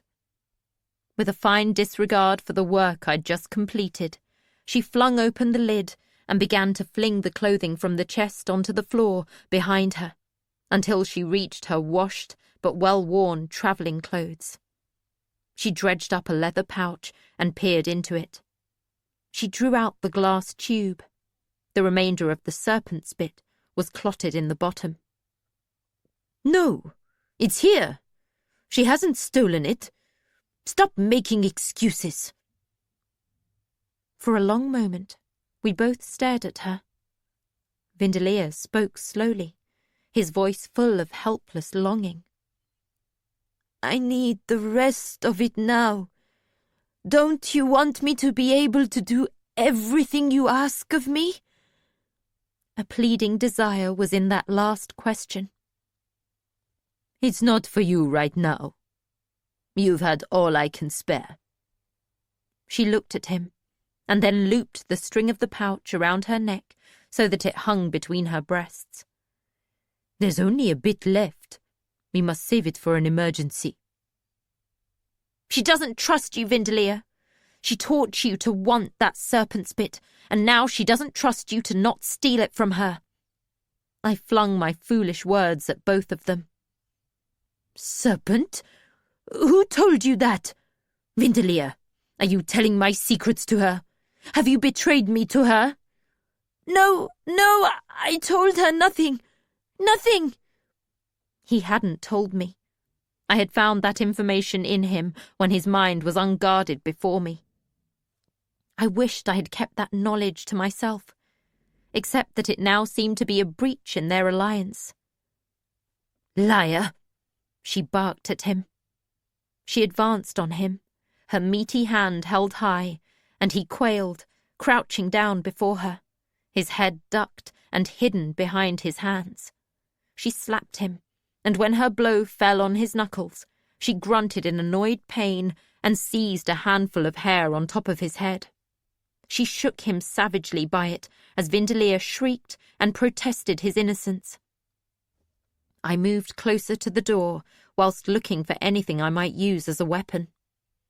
Any moment I feared that both might turn on me and come after me. Instead, she flung his head aside with a force that sent him staggering. He fell to the floor and curled there, sobbing. She scowled at him and then looked at me. "What did he tell you of the serpent potion?" "Nothing," I answered truthfully, and then, to deflect her, I shook my head pityingly and lied. "It's well known, where I come from, but few are stupid enough to use it." That made her stare. Then, No, it is my discovery. My new magic, a new ability that some who carry white blood can master. But only some." She stared at me, hatred burning in her. "You think you are so clever, don't you? You seek to turn him against me. He told me all, you stupid little chit. How you manipulated him into helping you. How you made him betray me. It won't happen again. I promise you that. And more. I promise you a long and painful life in Clarez. Do you think you have suffered travelling with me? Oh, no. You will know all your father knew, and more." I stared back at her. She was edging closer to me. Closer. No weapons. On this ship, everything was firmly fastened down, lest wild weather toss things about. She intended to seize me and beat out of me whatever I knew. I wasn't even sure what I knew, or what I could do with my newfound ability. Was it the skill, such as my father had? It had to be. Not some filthy magic she'd inflicted on Vindelia by making him drink serpent spit. My magic, the magic of my family. But I wasn't trained. All I'd read in my father's papers said one needed lots of training to use the magic. But I'd used it, hadn't I? I knew that I'd made Vindelia feel old pain of mine, and be aware of my hate. Perhaps that had only worked because he was already trying to reach into my thoughts. Or maybe I had stolen magic from him. Was there anything I could do to Dwalia? I stared at her and gathered up my hatred for her at the same time as I pressed down on my fear. I looked at her face and gathered up the scar from my bite, and how badly she had smelled, and how disgusting I found her. They seemed small weapons. What could I do to her? What could I make her feel? Would I be able to make her feel anything? Or had it only worked with Vindelier because he had reached into my mind first? I was panting with fear. Control. My father's scroll said I must have control. I took one long, slow breath, and then another. She was watching me. How could I focus my thoughts when at any moment she might spring? Become the hunter, not the prey. Wolf, father! Faint as a distant bird call. I found a rolling growl in the back of my throat. Her eyes widened, but I marked that Vindelier had uncoiled and was sitting up. Watched them both. Where was she most vulnerable? She'd grown leaner and harder during our most recent travels. I tried to imagine hitting her. I could, but I couldn't imagine hurting her enough to make it stop. Once she got hold of me, she would hurt me. Badly. I needed to focus an attack on her. But where? Her mind. Be wary. A way out is always a way in. I had no time to worry about what he meant by that. I pushed at her with all my hatred and disgust for her, hoping she would be hurt by it. Instead, it was like pouring oil on a kitchen fire. I felt her own hatred for me surge and leap like devouring flames. She sprang at me like a cat upon a mouse, and like a mouse, I dodged away, barely avoiding her snatching claws. She could not move as fast as I could, and although she did not crash into the wall, she staggered sideways. When I ducked under the table and emerged at the other end, she pounded on the table so that the dishes jumped and shouted at Vindelier to grab her. Hold her! He got to his feet, but he was uncertain and awkward. I shot him a fierce reminder of how I had bitten Dwalier's face, and was gratified when he reached with both hands to cover his cheeks. But Dwalier was still ardent in her pursuit. I kept the table between us, but she showed no signs of tiring as she chased me round and round. I slipped under it to catch my breath, but she kicked at me and pulled the chairs away from the table and tossed them aside. When I emerged, the tumbled chairs became obstacles for both of us as I strove to keep the cluttered table between us. She was breathing harder than I was, but she continued to pant and shout. "This time I will kill you, you little wretch! I will kill you!" She halted abruptly, palms braced flat on the table, breathed heavily. In between gasps, she managed. "Vindelier, you worthless failure! Catch her! Hold her for me! She will bite me in the face! Her magic has promised this! She will bite me!" He stood, rocking back and forth with his hands still clasped over his face. "You idiot!" she shouted, and with a strength I had scarcely imagined she possessed, she lifted one of the heavy wooden chairs and heaved it at him. He shrieked and danced back as it fell short. "You catch her and hold her for me. Be useful, or I'll have the captain throw you over the side." I glanced at the door, but knew that by the time I reached it and struggled with the heavy latch, she'd be on me. Even if I escaped into the companionway, eventually I'd be found and returned to her. I should not have fed her anger. I should have let her beat me before she became murderous. What to do? What to do? She was breathing more slowly.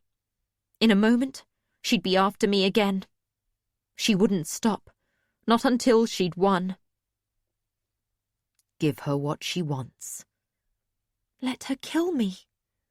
Let her win. Make her think she won. How? There was no answer. and a strange trembling went through me as I felt Vindellier poking at my thoughts, at my being, as if he had just noticed an odd growth on my face. It was tentative, almost fearful, and I slapped it away with another burst of my memory of chewing on Dwalia's cheek. He fell back, but it cost me. Heedless of the dishes, Dwalia flung herself flat on the table and reached across to seize the front of my shirt. A vivid memory of the last beating I'd received from her flashed through my mind and crossed to hers. The glittering light of satisfaction in her eyes was almost more than I could bear.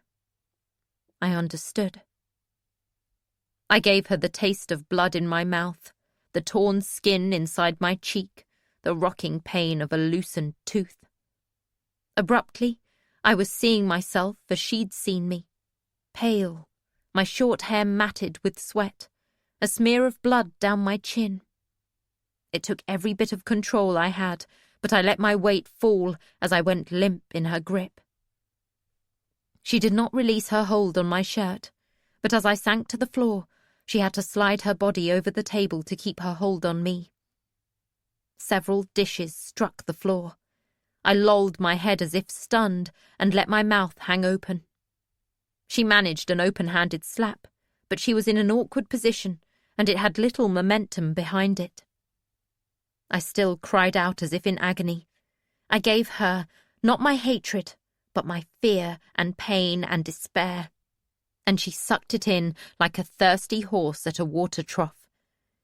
She manoeuvred herself off the table.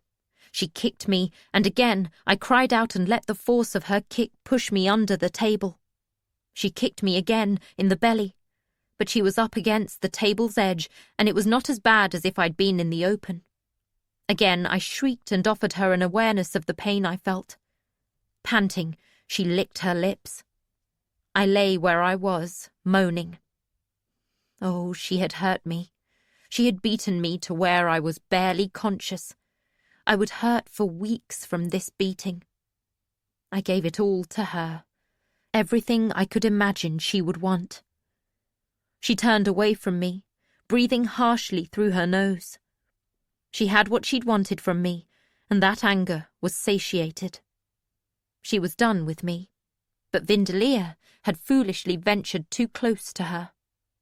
She turned on him and closed her fist before slamming it into his face. He fell away from her, gasping and sobbing, hands clutching his nose. "You are useless! You couldn't even catch a little girl. I had to do it myself. Look what you made me do. If she dies of that beating, it will be your fault.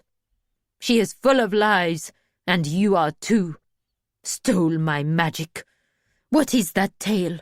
Something you tell me to explain why you won't control her." "She dreams." Vindellier had lifted his face from his hands.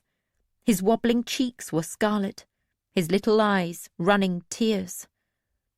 Blood trickled from his nose. "She is the liar. She dreams, but does not write them down or even tell you." "You stupid wretch. Everyone dreams, not just whites. Her dreams mean nothing." "She dreamed the candle dream. She wrote it down, the whole poem. I saw it in her mind. She can read and write, and she dreamed the candle dream." I felt a sudden terror. The candle dream. I almost let myself recall it. No. Heedless of any risk, I pushed a desperate thought at her. "He lies. I'm a stupid girl with no letters. He's just making excuses and trying to avoid punishment. You know he lies. You are correct that he is a liar. You are too clever to be fooled by his lies." It was a panicky thrust of thoughts. I think it reached her only because she was already angry at him, and was only too happy to have reasons for her anger confirmed. She beat him.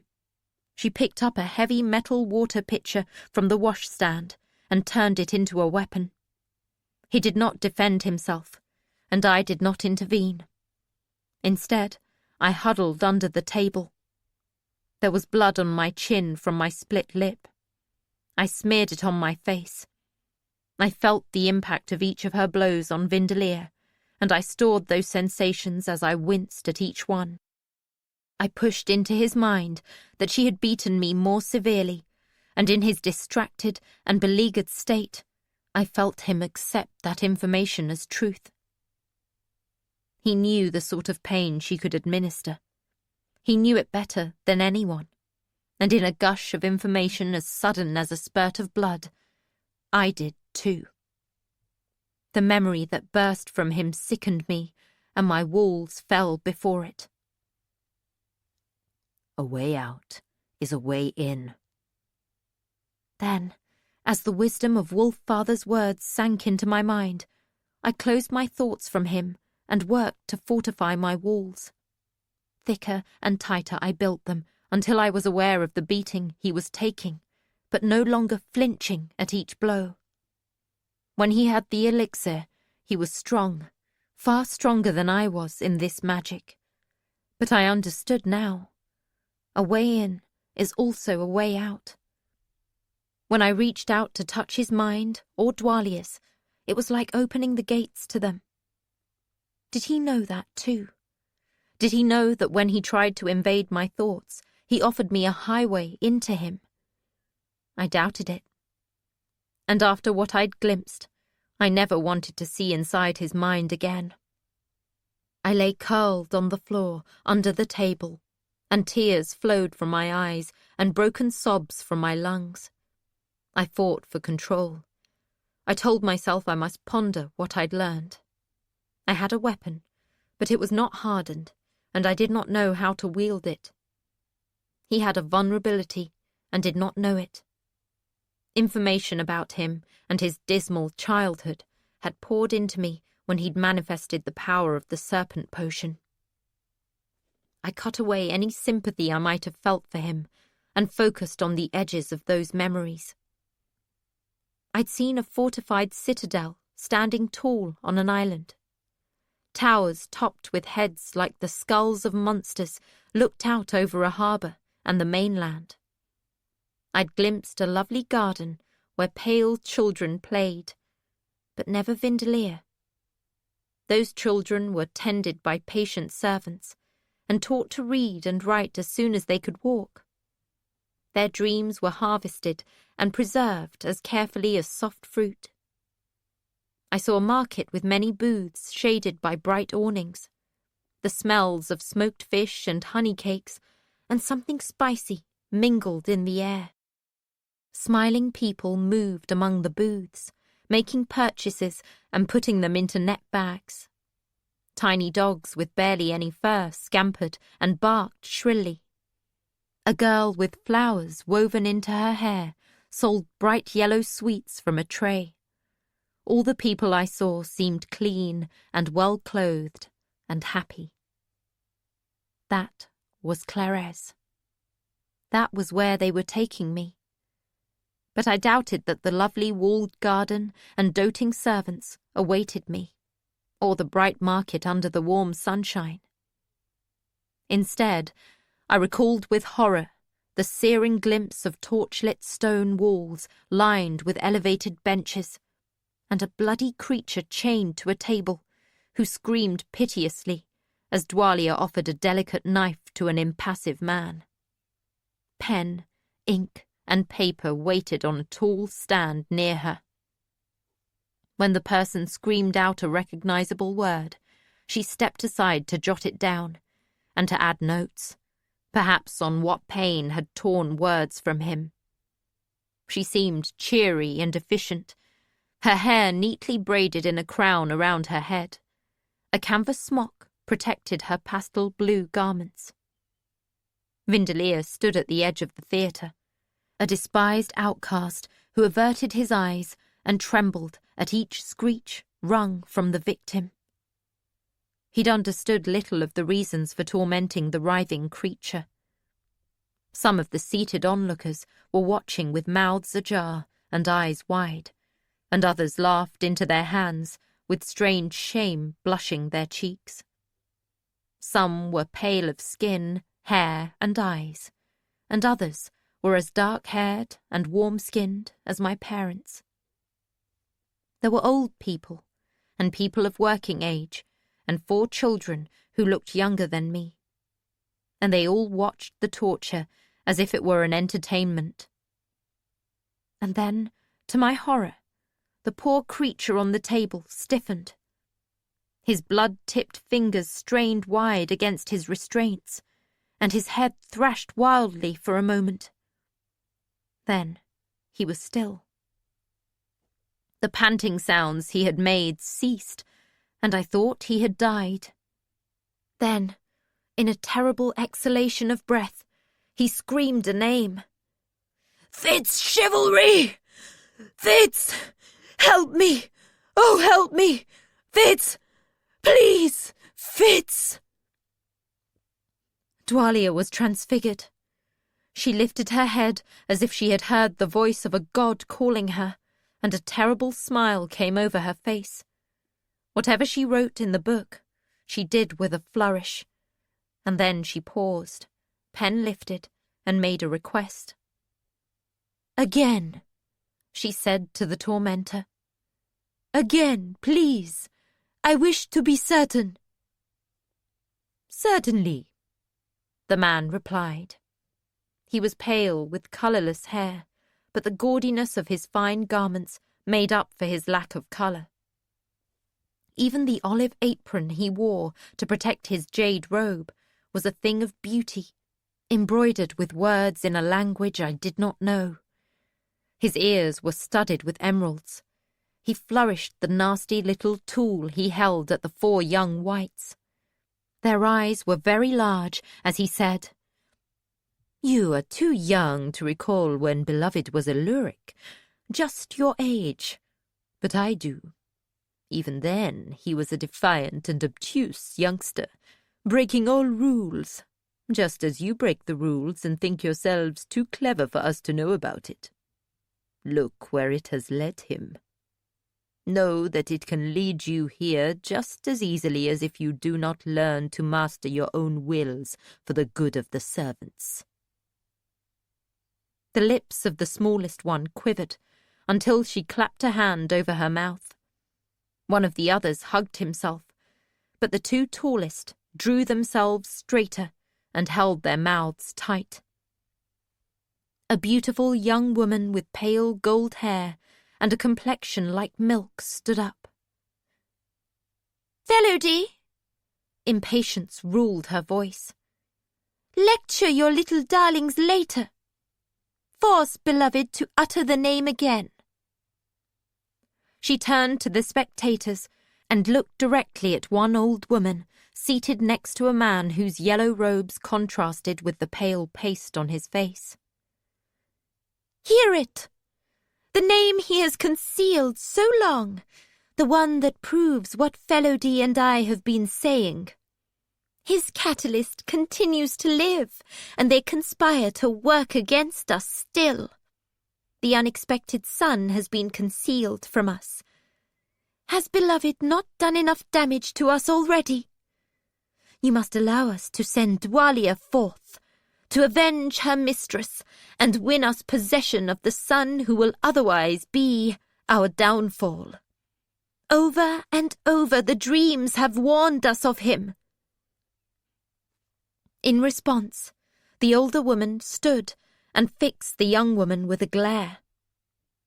"Symph, you speak before all these people of things that concern only the 4. Mind your own tongue." She stood, lifted her pale blue skirts to avoid the blood, and strode majestically from the slaughter floor. The yellow-coated man next to her watched her go, stood as if undecided, and then sat down again. He nodded to Symph and the butcher that they should proceed. And they did. My father's name. That was what they made the tattered creature scream, not just once, but over and over and over. And when the repeated screaming of my father's name was finished, and they had tumbled the unconscious body off the table, and the guards had dragged the poor wretch away, Vindelia recalled dashing buckets of water on the spattered floor and table, and then scrubbing them clean. He cared little for the tortured man. He focused on his work and his fear. A small chunk of flesh had clung to the floor. He scraped it up with his thumbnail and tossed it into his scrubbing bucket. He knew that if he contravened Dwalia's will, he might be the next one shackled for a hard lesson on the table. Even now, he knew it still might await him. She would not hesitate. And still, he lacked the will to flee or defy her. And I knew in my deepest core that my brother would not risk himself to save me from such a fate. That memory made me tremble. The poor creature on the table had screamed for my father and begged him to come and save him. I was missing too many links to make a chain of reasons, but my instincts made a blind leap. That was the day Dwalia had won permission to come to Withywood's. That was the day my fate had been sealed. I watched her now, as if from a great distance. And the wretch on the table. It did not seem possible he could have survived. Surely he could not have become the beggar at Oaks Bywater. Could not have been my father's fool. Jagged bits of information stabbed at my thoughts. Dwalia had spoken of a father I did not know. The pieces could not possibly fit together. But her earlier threat to me insisted that they did. That table was what she had promised me. Dwalia was still kicking Vindelia, but she was panting with the effort. With each kick she grunted, and her buttocks wobbled. When she had reduced Vindelia to a huddled and sobbing mass in the corner, she came back to me. She aimed a kick at me, but I had chosen my shelter carefully, and she could not deliver a forceful blow. She flung the now bloody pitcher at me. It only grazed me. I yelped convincingly anyway, and scuttled away, staring up at her dolefully, blood smeared on my face. I made my chin quiver and blubbered at her.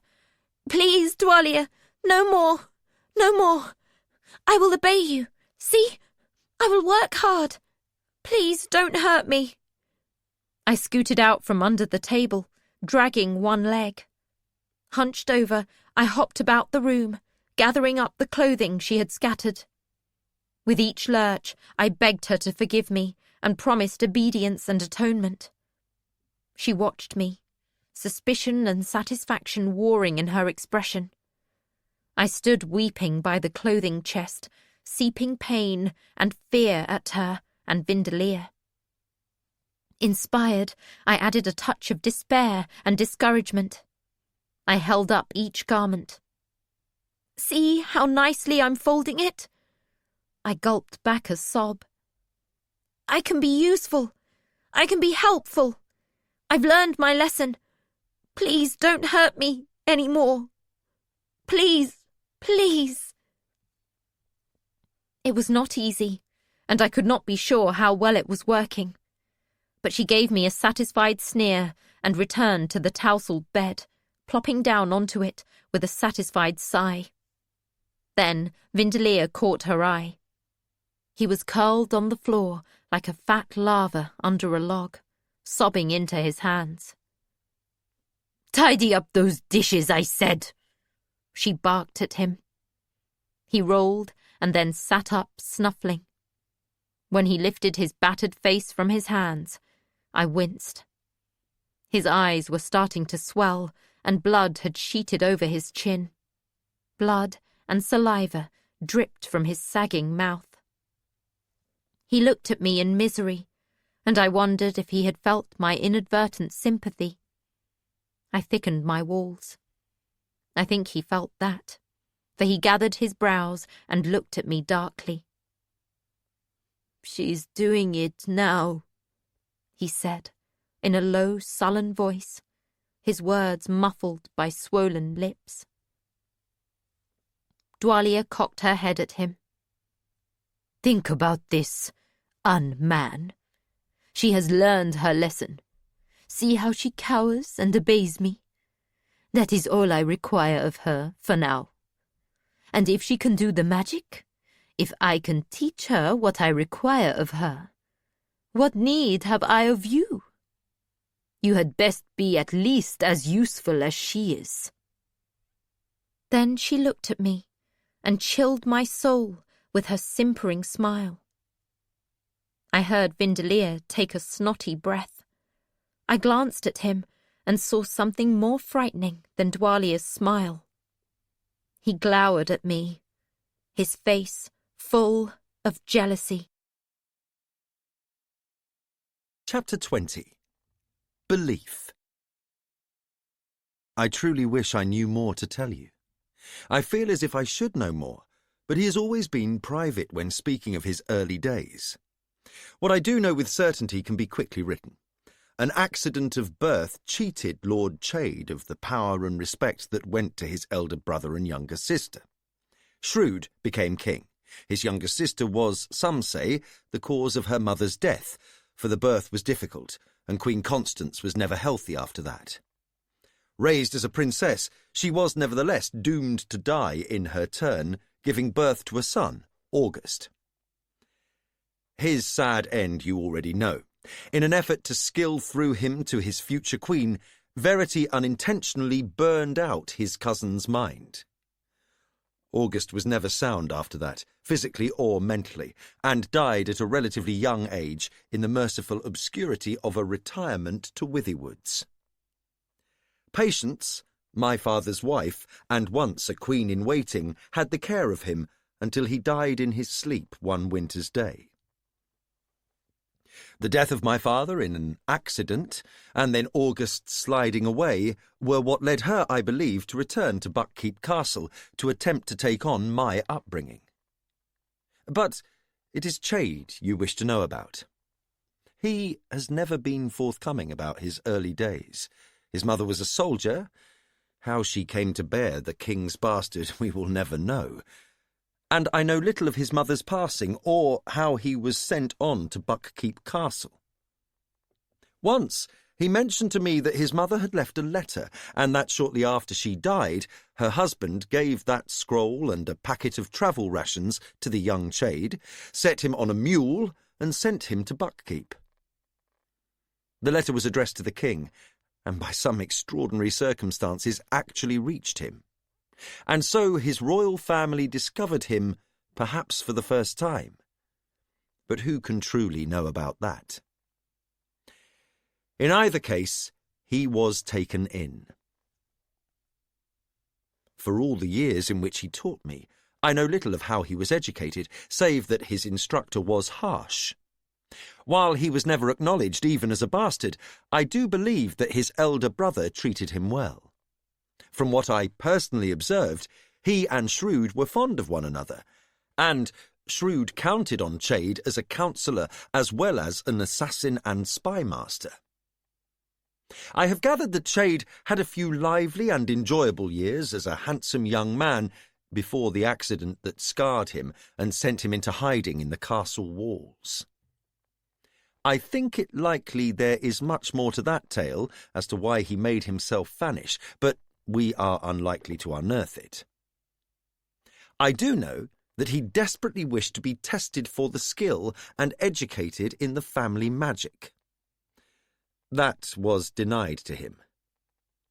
I suspect he had other magical talents, namely scrying in water. For more than once it seemed very unlikely to me that his spies could have possibly informed him in a timely way of events that took place at a distance from Buckkeep. But to be denied the skill both rankled and grieved him. I think it was perhaps one of the most foolish choices our royal ancestors ever committed.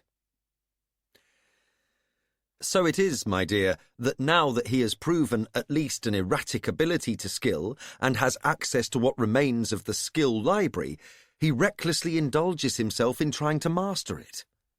He has always been one to experiment, and danger does not dissuade him from risking himself, or indeed his apprentices.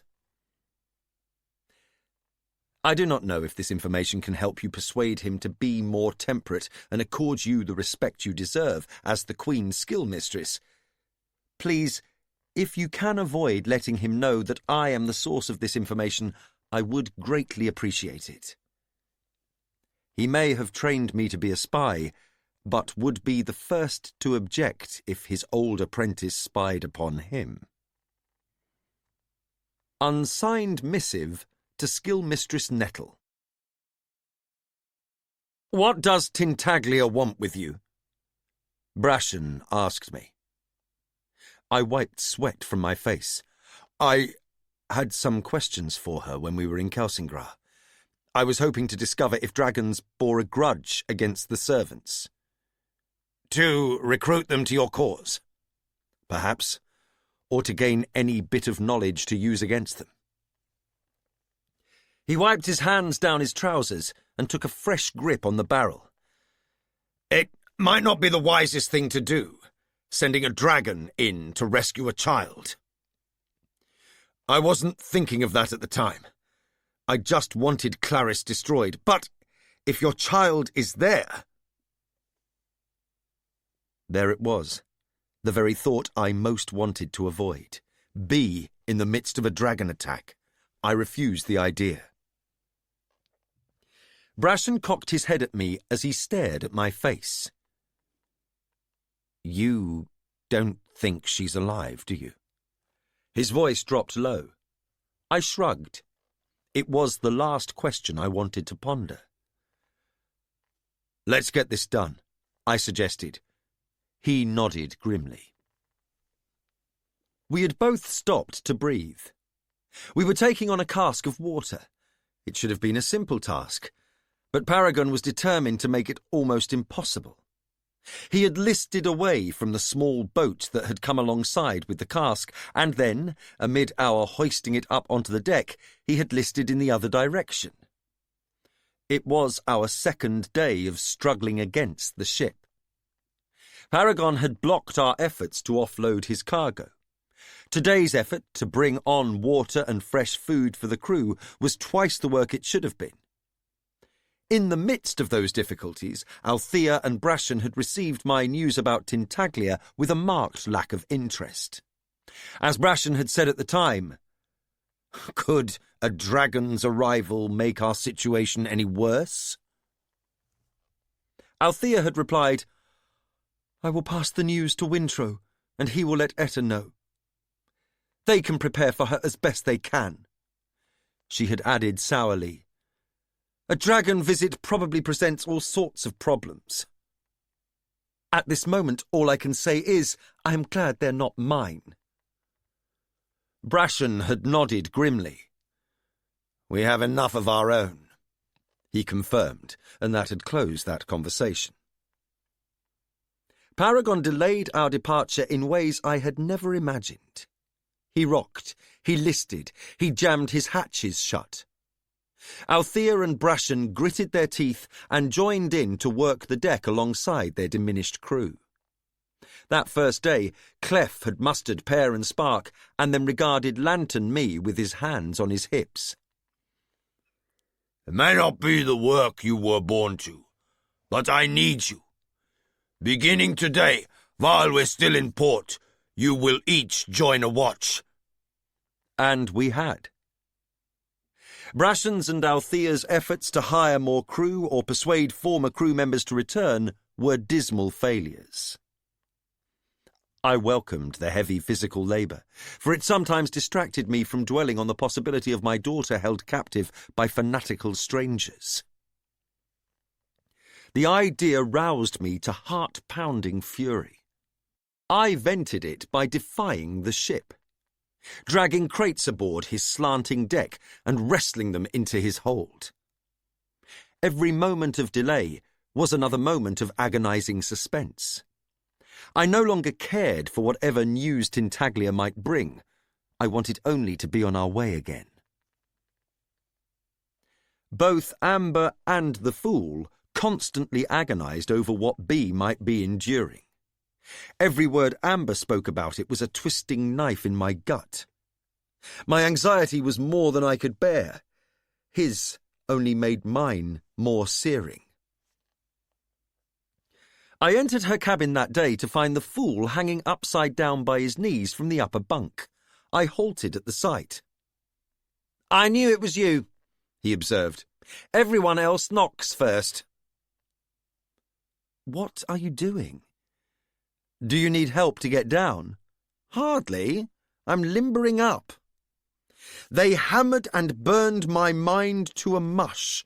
What they did to my body was just as shattering. I seek to regain what they sought to destroy."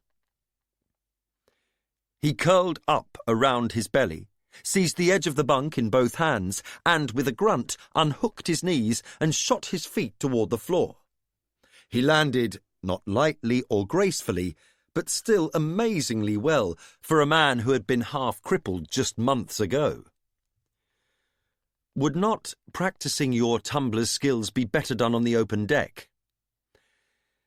"If Amber were sighted, she'd be delighted to run the rigging and dangle aloft and regain all my lost tricks in the fresh air. But she isn't, and so I can't. In this cramped space, I do what I can." He bent over, seized his own ankles, and let out a long, slow breath. "Any news of when we can depart?" "None that you haven't heard." I brace myself against his familiar complaint. "Every day that passes is another day that B is their captive." As if that was a new thought for me.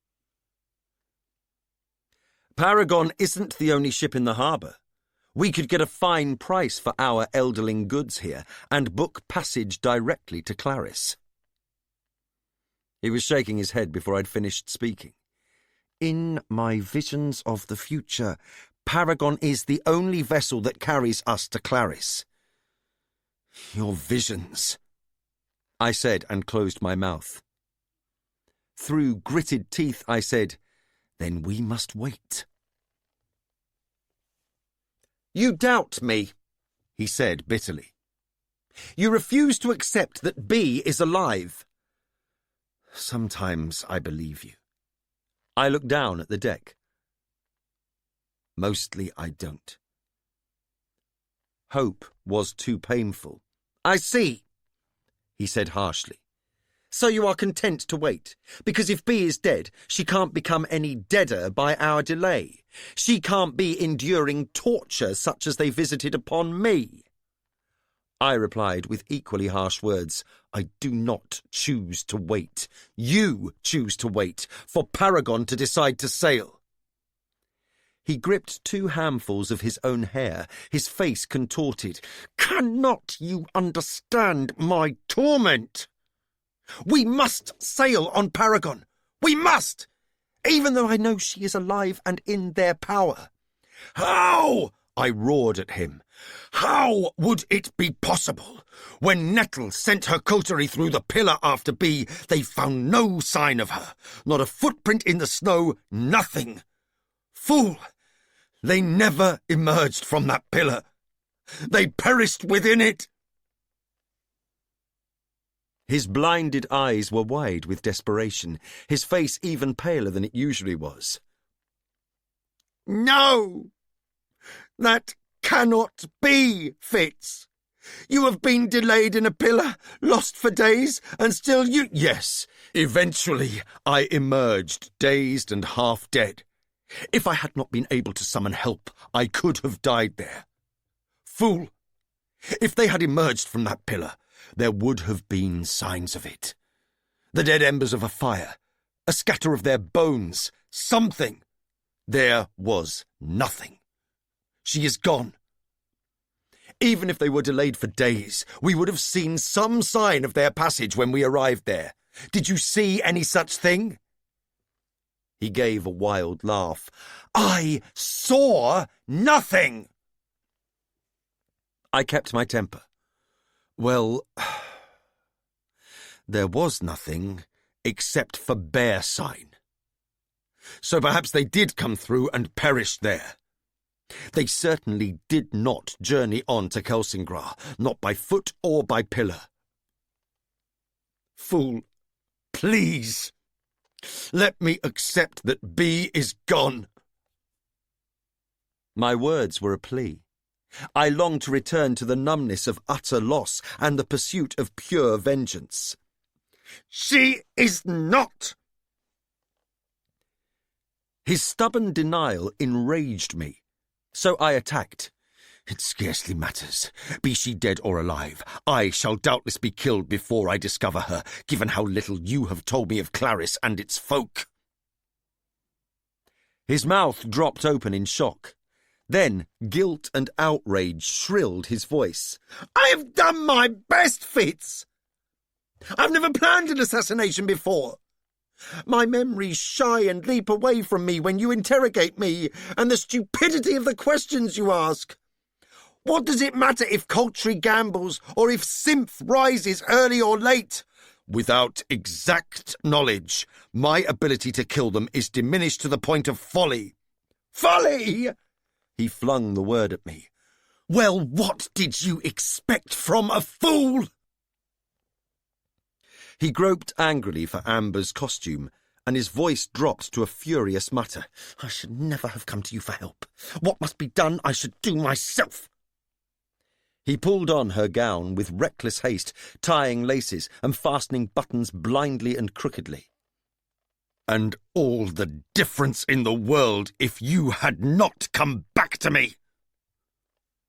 The words were reckless daggers. And you needn't disguise yourself as Amber. I'm leaving anyway. I stood up as he fought with a cuff, and like most things done blindly and in haste, you have made a poor job of it. I would not go out on the deck like that if I were you. But you seem willing to do many things I would not do, such as attempt an assassination with no information. I slammed from the room, my heart leaping as anger warred with regret. The things I had said. But were any of them untrue? I leaned on the railing to stare at Divvytown and simmer my fury. The wind off the water could not cool it. Brashen found me there. Wintro came by. He asked if you knew when Tintaglia would arrive. I don't. Do you know when we will leave here? His terse response echoed mine. I don't. Wintro has prepared for the dragon. If you can, he'd like you to let the dragon know that the pens are by the dock. I didn't master my anger, but I contained it. I stood up straight and pushed the fool's word and my angry taunt out of my mind. I will try, but I'm not able to promise she will hear me. I can't ask more of you than that, he responded. I closed my mouth and watched him walk away. I stared out over the water and tried to contact the dragon. Tintaglia, I am at Divvytown in the Pirate Isles. They wish to welcome you with cattle penned by the docks. They would be honoured for you to devour them. I felt no response from her. In my heart, I hoped she would not be able to find me. Whatever she wanted of it, it would not be good. Very early on the third morning, Sorkor and Queen Etta called up from a small dory, asking permission to come aboard Paragon. A bleary-eyed Wintro was with them. All three had the look of people who had spent a long and sleepless night. They were welcomed aboard with steaming mugs of coffee. Sorkor had had the foresight to bring a basket of fresh pastries. To my surprise, Wintro requested that Amber and I join them. Etta looked more tough than queenly that day. Her fine jacket was crumpled from being worn all night. The daylight was not kind to the lines around her mouth, and her hair was wilful in the breeze. Sorkor looked as sorrowful as a chained hound when the other dogs were massing for a chase. We settled at the table, and Althea poured coffee. Silence held while Queen Etta toyed with the charm she wore at her throat. Then she straightened and locked eyes with Althea. When she spoke, she was giving orders. Paragon Ludluck, Prince of the Pirate Islands, will be travelling with you to Clarice. I know you do not welcome him. I am not enamoured of him making this journey either. Nonetheless, he must go.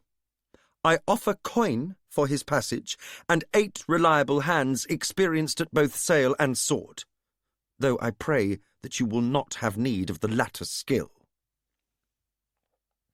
Words and outrage poured from Althea. No! When he attempted to board, I turned him away, as you said you wished us to do.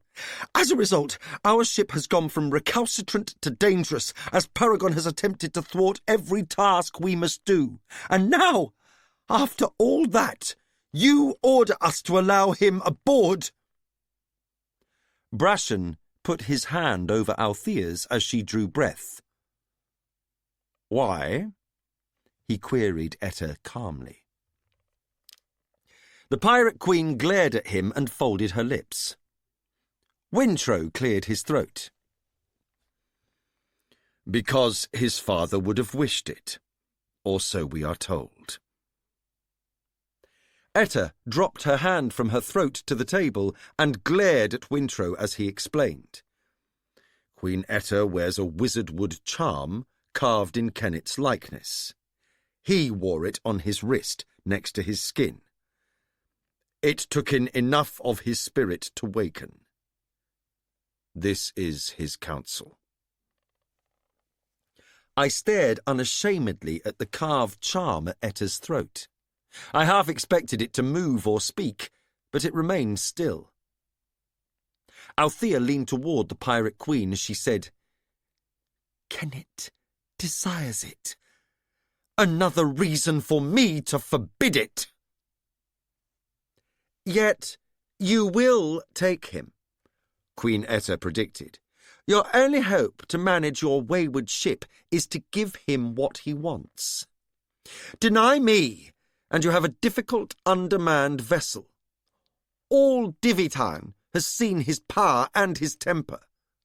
You need what I offer you, or remain anchored here, with a ship that daily becomes more dangerous. Althea clutched her mug so tightly that I expected it to shatter in her hands. Brashen's voice was level as he said, Althea and I need a moment to confer. We will join you on deck shortly. He gestured to the door and waited for us to rise and troop out. He closed the door behind us. Sorkor and Etta stood side by side, staring toward Divvytown. Wintrow stood apart from them, arms crossed. No one spoke until Paragon called back to us, Is it settled? Will I get Kennet's son? None of us replied. They emerged. It's a deal, Brashen said quietly. Money for his passage and 8 sailors. Althea's face was as impassive as stone. Brashen continued, but he sails as a common deckhand and accepts ship's discipline. Althea remained silent as Brashen offered his hand. Etta made a small sound of exasperation, but Sorkor nodded.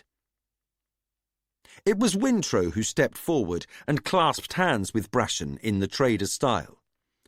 I'll write it up, Wintrow promised, and Brashen nodded. Amber whispered, It's the trader way. A bargain that benefits all. Very softly she added, Althea is not happy, but she recognises it's the deal she needs if we are ever to leave Divvytown. Wintrow stepped back from the handshake. We will immediately begin loading supplies. He lifted his voice. Does that settle well with you, Paragon? You have won. You get your way. Kennetson sails with you. May we now finish offloading freight and come alongside with provisions? You may! Paragon's voice boomed over the harbour. Satisfaction welled up from the deck and washed through all of us. Even Althea looked relieved. Brashen clapped me on the shoulder as he passed me. Get ready to work, he warned me. And work we did. Kegs of clean water, beer, saltfish, and a great wheel of cheese were soon brought alongside, along with sacks of root vegetables, dried apples and plums, and box after box of hard tack. Our new crew arrived, 7 deckhands and a navigator. Clef dared to put them through their paces, sending them up and down the mast, having them coil lines and demonstrate their knots. Not even the navigator was spared these humble chores, but she performed with a disdainful skill that mocked his testing. The weather had warmed enough that Lant had slung his shirt onto the railing.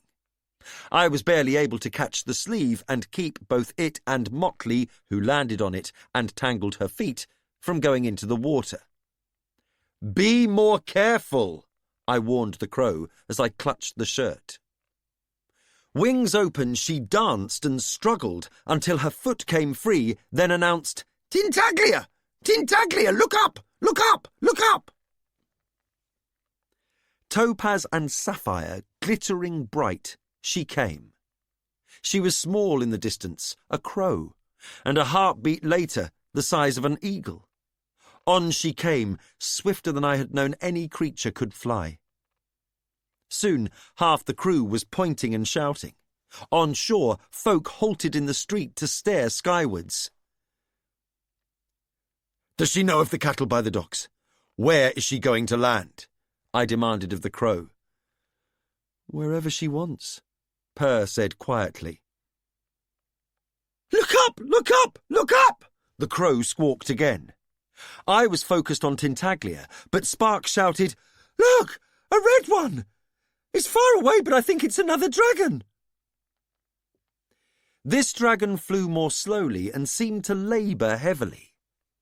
Would it land safely or perish in the waves? "Hebe! Sparkling Hebe!" Motley cried and lifted in a flutter of black feathers to fly to meet her. I watched anxiously as Tintaglia circled Queen Etta's mansion. "Cattle for you, in a pen by the docks. Food awaits to welcome you." I flung my thoughts at Tintaglia, but saw no change in her descending spiral. Folk on the grand green before the royal manor dashed wildly for shelter. The dragon swooped in a final warning circle, and then down she came, clawed legs extended and reaching. For such an immense creature, she landed with grace.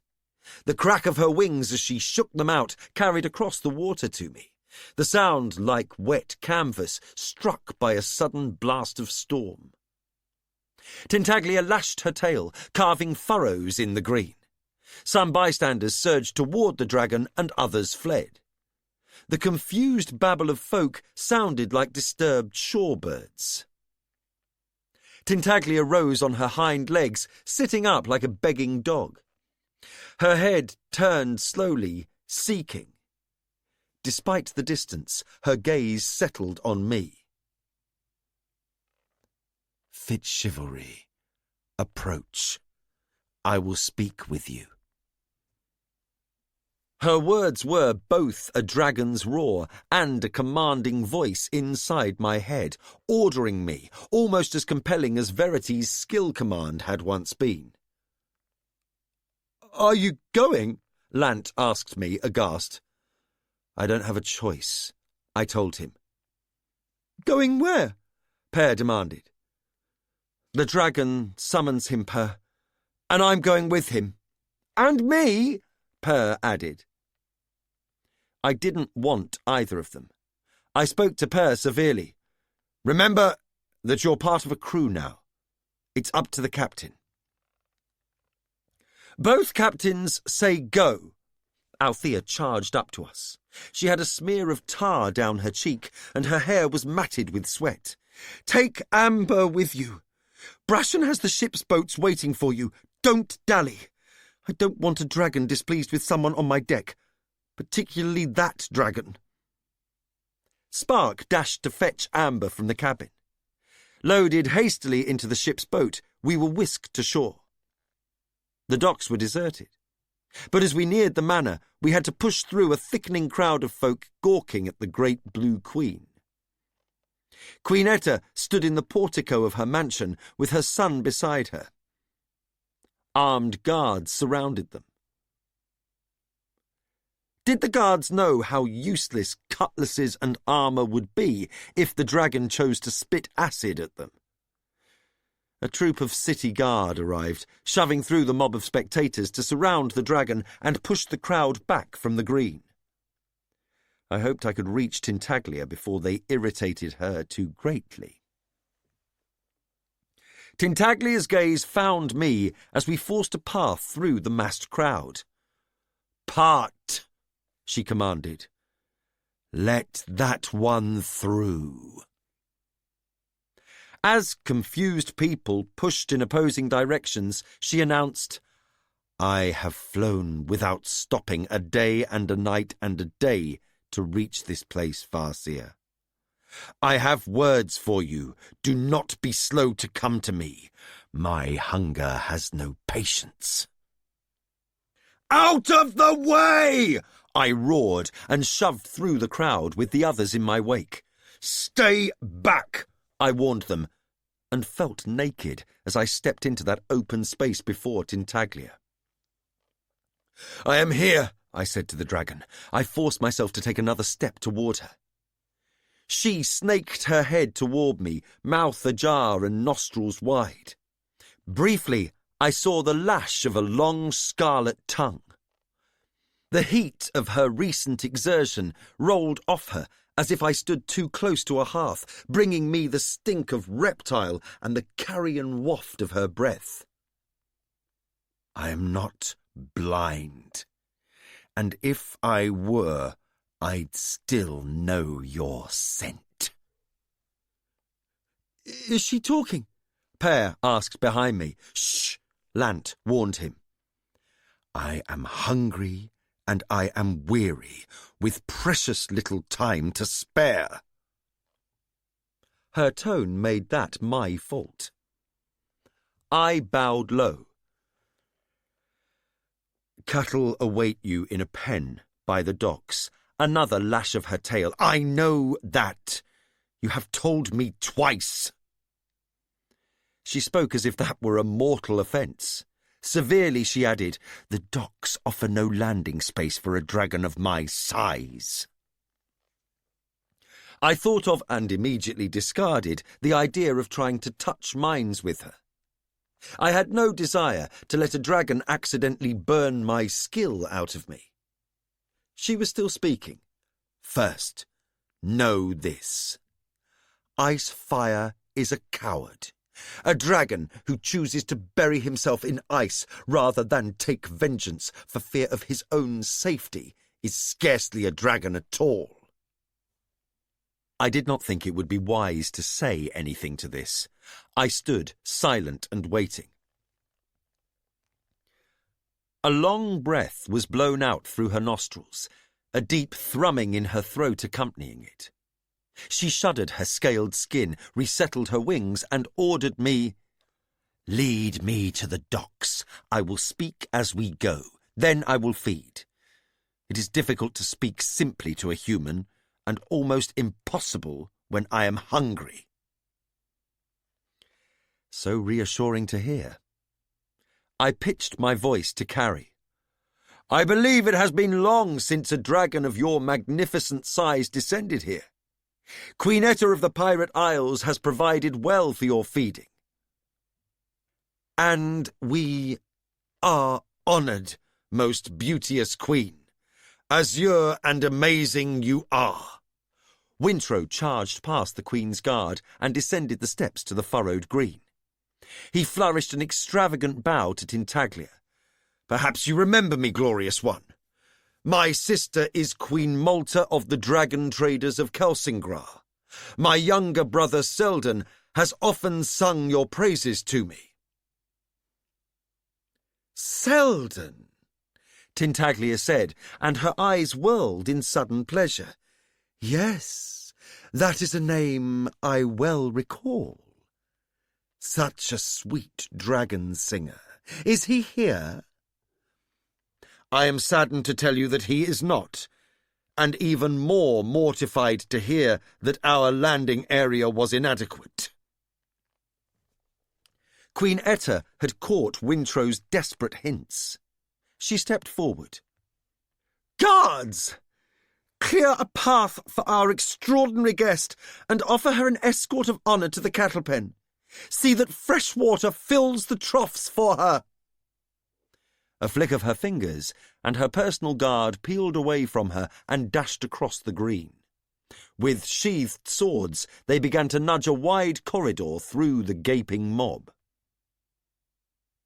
A shimmering of colours down Tintaglia's neck and a rippling of the frills at her jaw indicated, I hoped, her pleasure. A fine welcome, she decided. I am pleased. Wintrow once more swept his elegant bow and, with a sideways glance at me, walked a backwards retreat. Tintaglia's attention returned to me, and a sensation like a heavy blanket dropped over me. I kept my walls tight against her glamour as she advanced on the avenue the guard had opened in the crowd. Walking alongside her was challenging. Her pace was neither a human stroll nor a dash. It had been long since I'd been forced to trot so hastily. I glanced back to see Lantern Purr following at a safe distance. Spark was guiding Amber toward the portico. You, Tintaglia rumbled almost quietly. Her tail lashed the ground as she walked, like a lazy cat's tail. Presumptuously, you asked me for information in Kelsingra. However, I have cornered Icefire and wrung from him with shame and threats much that he should have shared with us years ago. Even Hebe has more courage than he. Your surmise was correct. Whites and their servants have done great injury to dragonkind. I burn with fury to think that generations of them believed they could wrong us without consequences. That shame is due entirely to Icefire's cowardice. But I have no belief that he will act. So I will. We had reached the warehouse district, an older quarter of Divvytown, where the streets were narrower. I walked uncomfortably close to Tintaglia, and several times heard crashes as her lashing tail encountered the fronts of the buildings. If there had been people here, the scurrying guards had cleared them away. Understand, Farseer. This vengeance belongs to me. No mere human can deliver the punishment that Clarice deserves. When we come upon it, we will tumble it stone from stone and devour those who have dared to kill dragons, just as we did at Calcid. The satisfaction of those kills belongs to me. Not if I get there first, I mumbled. Abruptly, Tintaglia halted. For an instant I regretted my ill-considered words.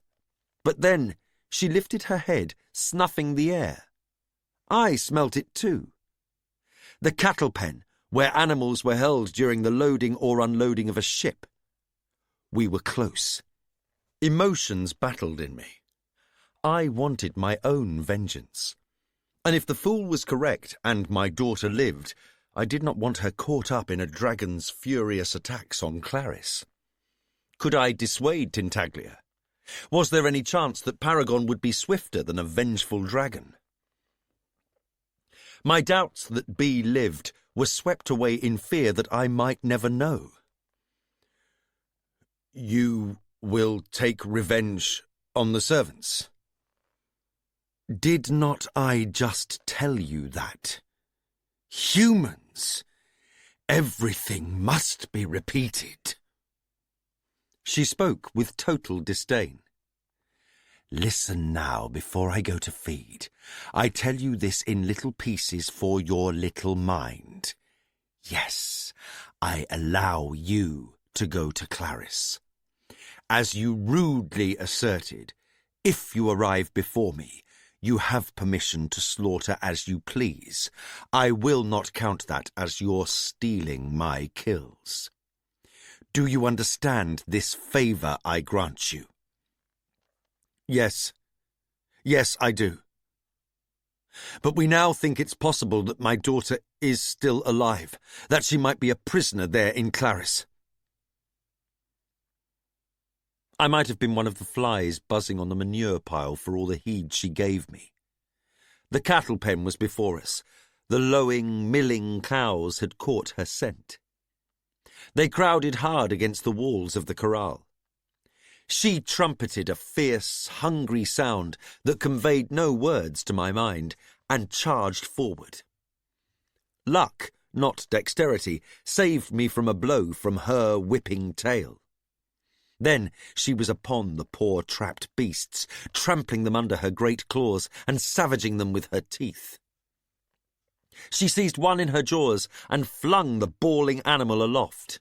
Lant snatched at my sleeve and dragged me back as the cow's broken body landed in the street close to where I had been. Per's face was a mask of horror and fascination. The guards who had run ahead to clear her way jeered and roared in the way that some men do when faced with carnage. They were closer than I would have chosen to be, caught up in the barbarity of the moment. We should leave her to feed, I told Lant and Per. We turned and started back the way we had come. More than one building had suffered damage from Tintaglia's lashing tail. We walked around a splintered loading dock. I moved more slowly than I had, still trying to catch my breath. "Sir, will you tell me what the dragon has been saying?" Per demanded. My throat was parched dry from my hasty jog to the cattle pen. I kept it short. "She says we have her permission to go to Clarice and kill people there. She also plans her own vengeance on Clarice when she gets there." Per was nodding in a way that said he didn't comprehend it at all. "Vengeance for what? Why?"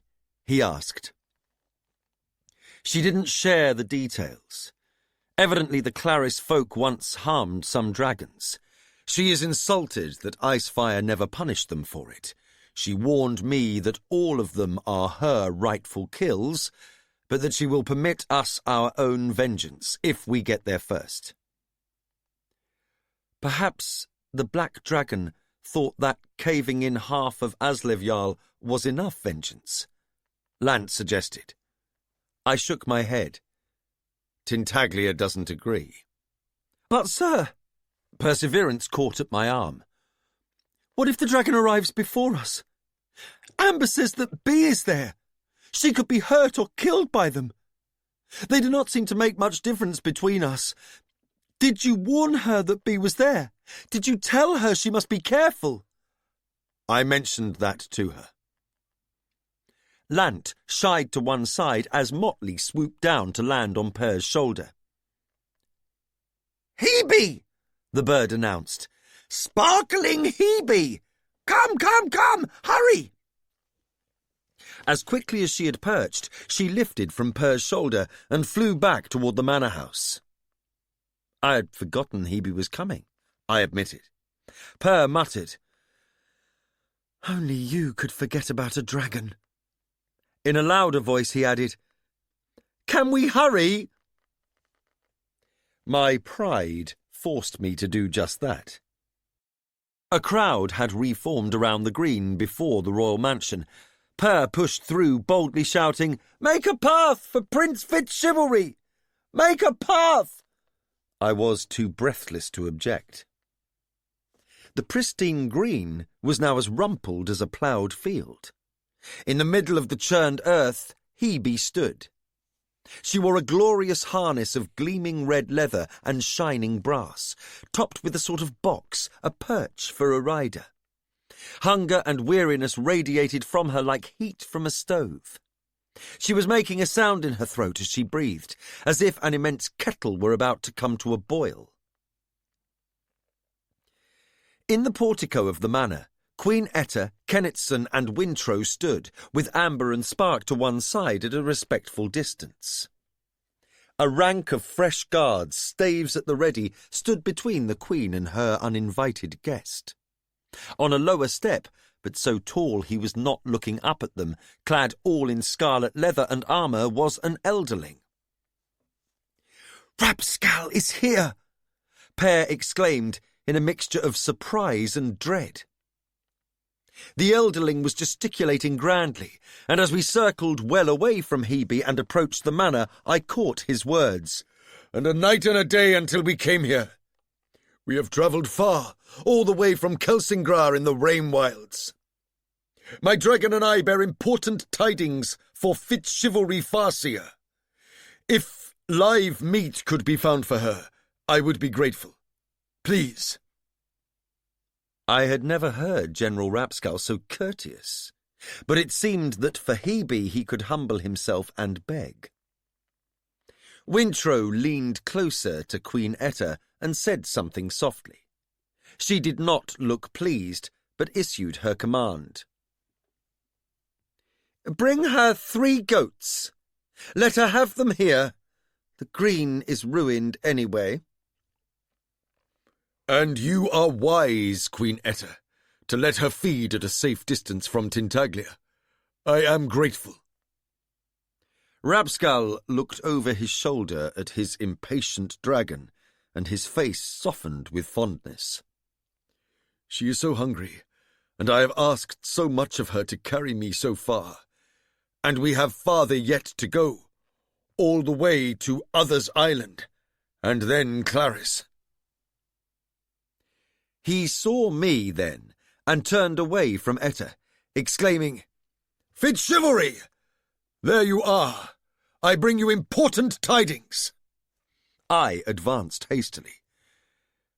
"Tintaglia has shared them with me already, General Rapscal. I am surprised to see you here." "As are we all," Queen Etta announced icily. "Especially since you have not yet shared with me the reason for this visit."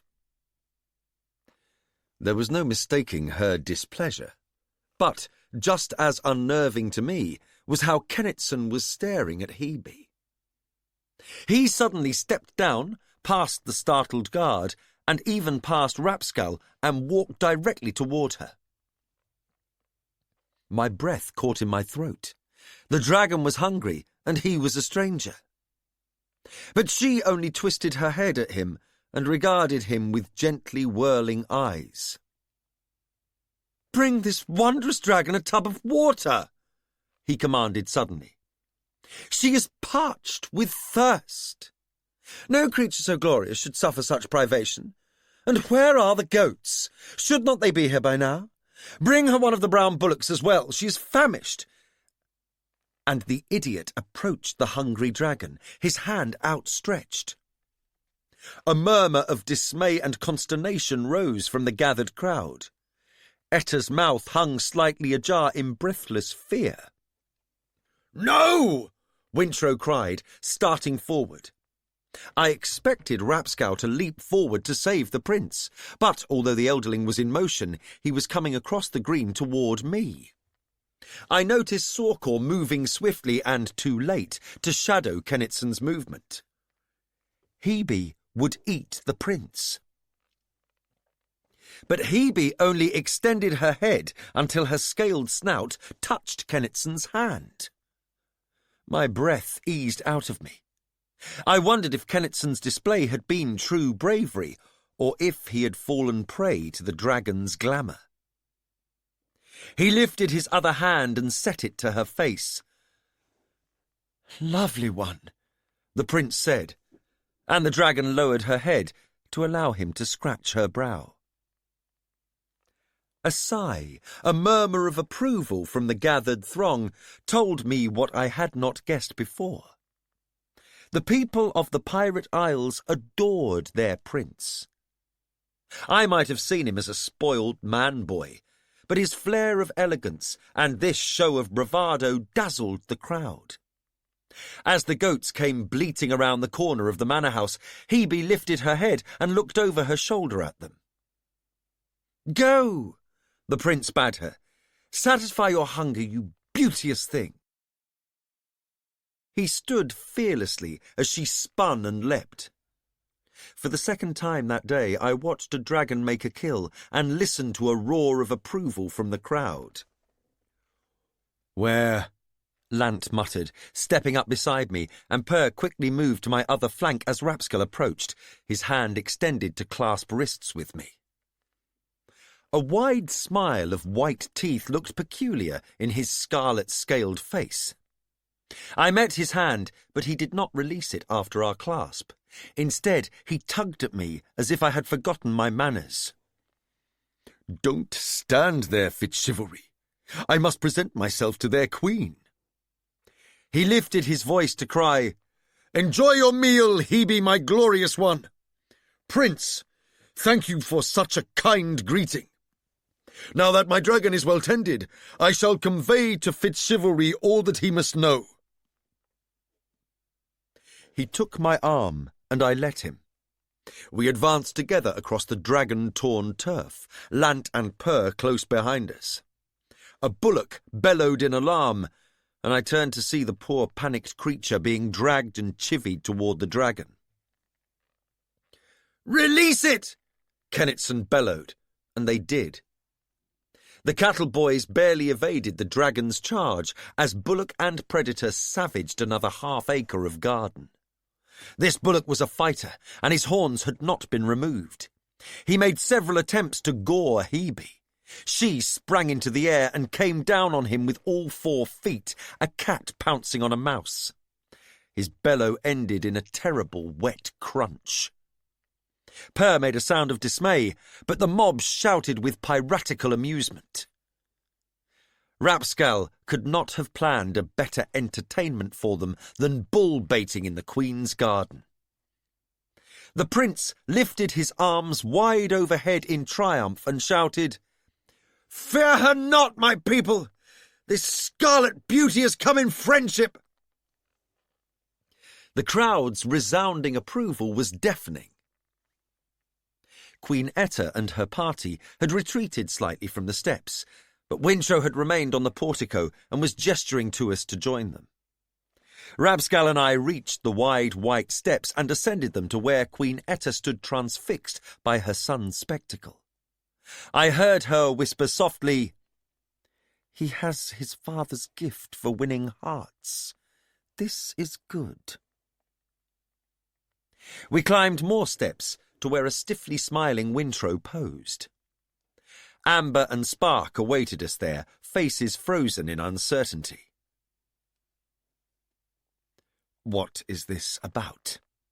he demanded in a low voice, while greeting me in apparently affable fashion.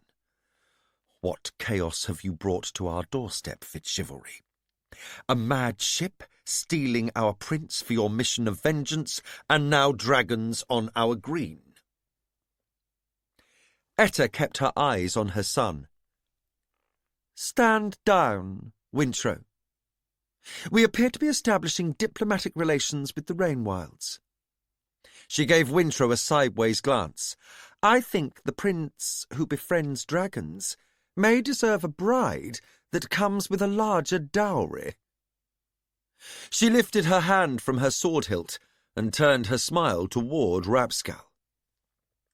There was a lilt of amusement in her voice. "Greetings. I am Queen Etta of the Pirate Isles. This is my chief minister and admiral, Wintrow Vestrit." "Names well known to me." Rapscal offered them a bow. "I am General Rapscal of the Dragon Traders of Kelsingra. No diplomat, I fear, most gracious queen, but a loyal messenger for the dragons. He still had a firm hold on my arm, and he patted it fondly. When Prince FitzChivalry visited us, he wished to know if the history of the dragons intersected with that of the servants of the Pale Folk. We have obtained that information from Icefire, and it is of great importance that he know that his vengeance may align with ours, but does not supersede it. He turned to me and added, I assure you that I can convey the information much more concisely than Tintaglia, and without her impatience. How comforting, I replied, and to my surprise that won a soft chuckle from Queen Etta. Doubtless you can tell me swiftly and clearly what an invasion of dragons has to do with this man's mission to rescue his daughter. A coincidence of fate, Rabscal assured her. But I beg you, may I have food and drink before I begin my telling? Wintrow chose a smile. Please enter. I'll be with you shortly. I must issue a few orders to the guards. Few of them are familiar with dragons, but I've had enough interactions with them to know that careless words or deeds can bring death. Ask my son to attend me, Etta directed him. Oh, he will not wish to leave Hebe, Rapscal informed her, familiarly and fondly. I saw the look on his face and sensed her approval of him. He will stay by her while she is feeding, and possibly while she sleeps as well. Wintrow was nodding. Likely it will be as he says. They are enamoured of one another. She had much the same effect on my brother Selden. She will be unlikely to harm him, and the citizens are taking great pleasure in watching their prince befriend a dragon. The Queen's expression did not change. Nonetheless, I will invite him, Wintrow assured her, and left us. Rabscal hooked his arm firmly through mine, a gesture I thoroughly disliked. We followed Queen Etta. I did not like how her guard closed in around us, but I held my tongue. As it was with dragons, so it is with queens. A careless word or deed could have severe consequences. Inside the royal mansion, it was cooler and dimmer. Everywhere I looked, a history of pirate looting prevailed, in tapestries and statuary, exotic draperies and foreign treasures. There was a remarkable lack of formality as the Queen herself guided us to a sitting room. "Find food and drink," she commanded one of her servants. Oh, I would be so grateful for that, Rapscal responded. He turned his attention back to me. Hebe could not keep pace with Tintaglia, try as she might. We knew Tintaglia would not wait for us. Our errand is urgent, with little time to spare even to give this message. The Queen had taken her seat at the head of a very long table. There were more than enough chairs for all of us. I manoeuvred Rapscal so that he sat at Etta's left hand and took a chair next to him, leaving a place for Amber beside me. Lant took the next place, and after some uncertainty Spark and Pear took chairs. They exchanged a look, seated at a pirate queen's table. Queen Etta let her gaze rove over all of us. "Welcome to my home," she said. The sarcasm in her greeting was wasted on the elderling. "You are so gracious," Rapscal replied artlessly. "And far more beautiful than I expected. Oh, and here is the refreshment you sent for. I am so parched and so hungry." As soon as the serving woman had filled his glass, he lifted it and drank deeply. For a moment she stared at him. I waited for her to rebuke him for his ill manners. Instead, She suddenly leaned back on one arm of her chair.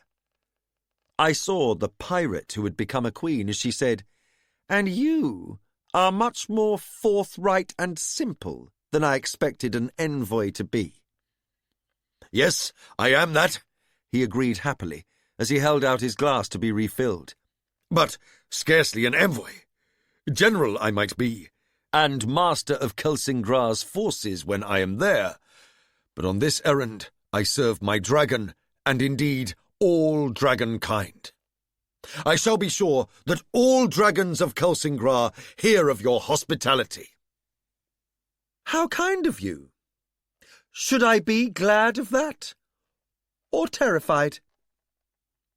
She sent her gaze around the table and then laughed aloud, apparently finding Rapscal more amusing than offensive. Wintro entered and took a place at the Queen's right hand. "And my son?" she asked of him. "He is passing the time with the Red Dragon and has sent for 3 more cows." Wintro looked at me and added, "Your crow has joined them." "She enjoys the company of the Red Dragon," I offered. Questions and concerns boiled inside me. But this was the Queen's table. "So, my son sails with you to rescue your daughter, and somehow this exposes him to the company of dragons." Queen Etta stared at me, but it was Rapscal who responded. He had cleared his plate of food and was watching alertly the servant approach with a platter of sliced meat. "Let me make all clear for everyone. We have come to tell FitzChivalry and Lady Amber that the dragons approve and allow their mission of vengeance. Indeed, once our errand is done, we shall follow them to Claris to finish whatever destruction they have begun. We intend to level the city and raze the surrounding countryside." He took a long draught of his wine, apparently unaware of Queen Etta's wide-eyed expression. He set his glass down with a heavy sigh. "FitzChivalry is not the only one who has been wronged by these servants. Far more grievous is our injury from them. In league with the abominations, they have ransacked the nesting beach, stealing dragon eggs, and killing or imprisoning the hatchling serpents. Tomorrow we fly swiftly on to Other's Island to protect the eggs buried there until the summer hatching season. Tintaglia shall stand guard over the nests and shepherd the hatchling serpents as they make their way to the sea, while Hebe and I hunt down and kill the abominations who infest that place." "Abominations?" Amber asked softly.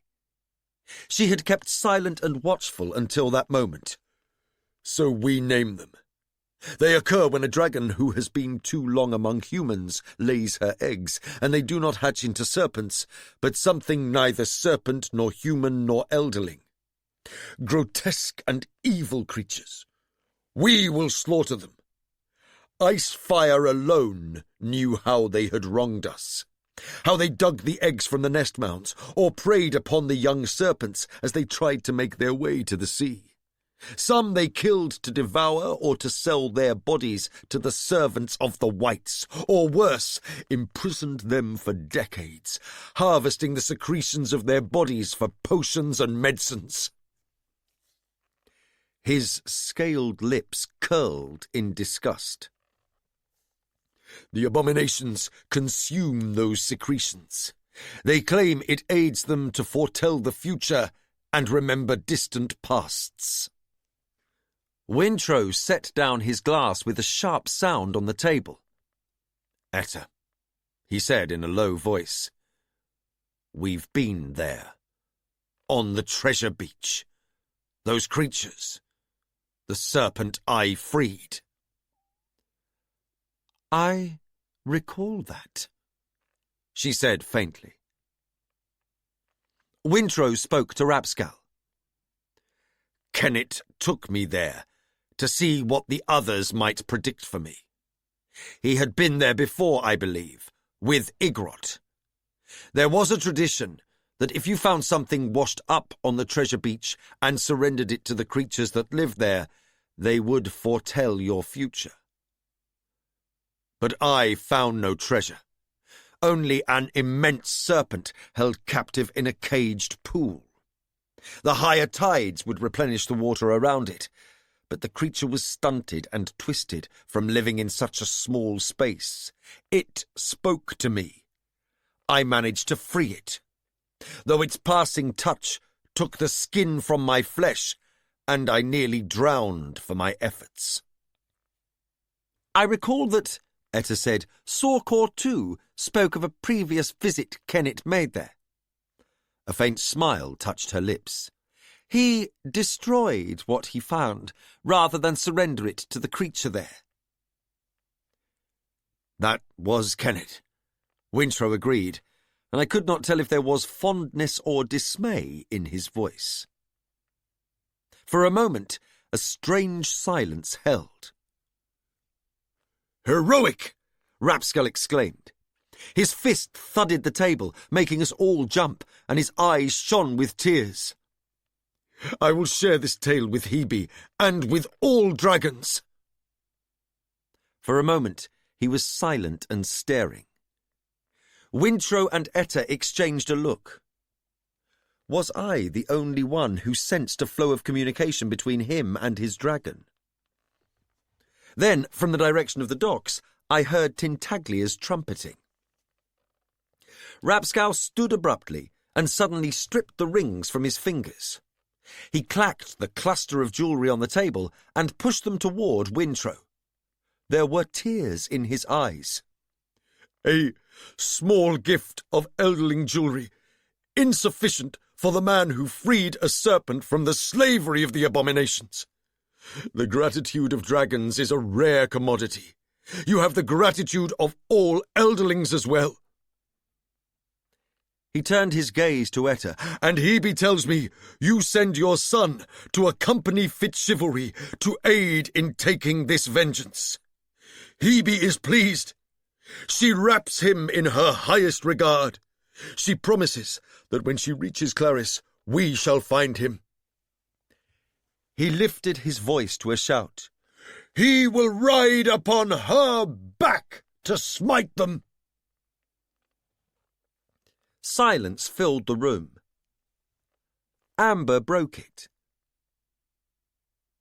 "Then the dragons go to Clarice with us? To take their vengeance?" Was there hope or dread in her voice? Rapskull set down his glass and shook his head. "Not immediately. Our mission to protect the hatchling eggs is the more pressing one.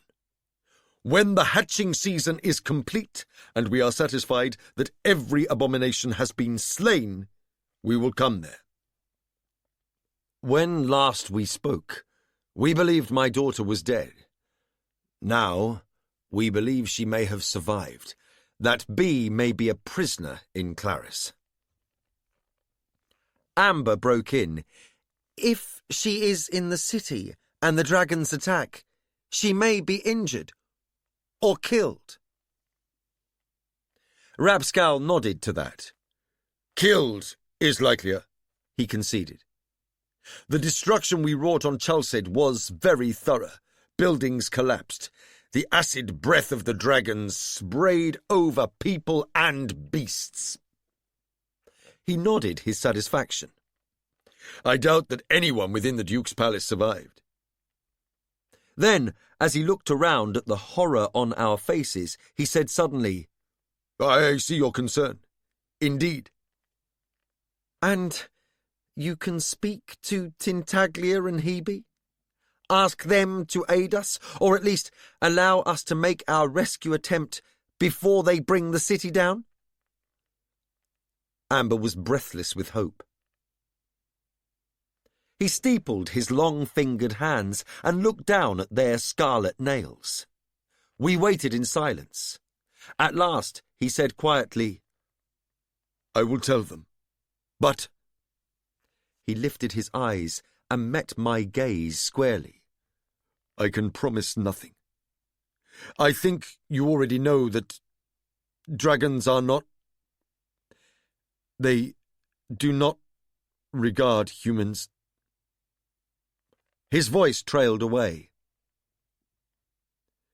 "They will not consider it important." My words fell like dead birds. "Exactly. I am sorry." He toyed with his fork and added, "Your best hope is to be there before they are. To try to rescue her before they lay siege to the city. Truly, I am sorry." I wondered if he was. I wondered if he were not very like a dragon himself, unable to grasp the importance of one child. Rapscal lifted his head as if he were listening to something. "Hebe is sated. You have provided well for her. I thank you." Again, his face took on that pensive look. Then he smiled. "I believe that Tintaglia is as well.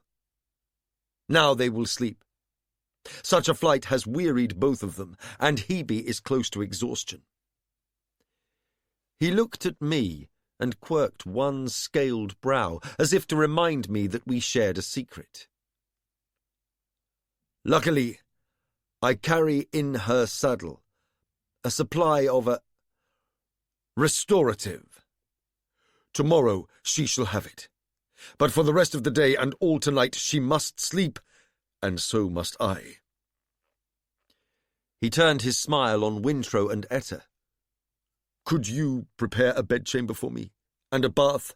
I confess I am wearied and aching in every limb. Travelling so high above the earth, it is always cold. I could sleep a bit in my saddle, but it was not true rest." Queen Etta's eyes narrowed to be addressed as if she were a chamber servant. I anticipated Etta coming to her feet with her hand on a sword's hilt, but instead Wintro pushed hastily back from the table. He knew when his queen had reached her limit for tolerance. "If you will follow me, General Rapscal, I will be pleased to surrender my own chamber to your use. I'm sure that is the swiftest way to find you a place to rest. Gentlemen, ladies, if you will excuse us." And they went, leaving Queen Etta and my party at the table. Abruptly, the Queen stood up. "You need to leave as soon as possible, to have a chance to reach Clarice before the dragons, to save your child." "That is so." I fought to control my voice.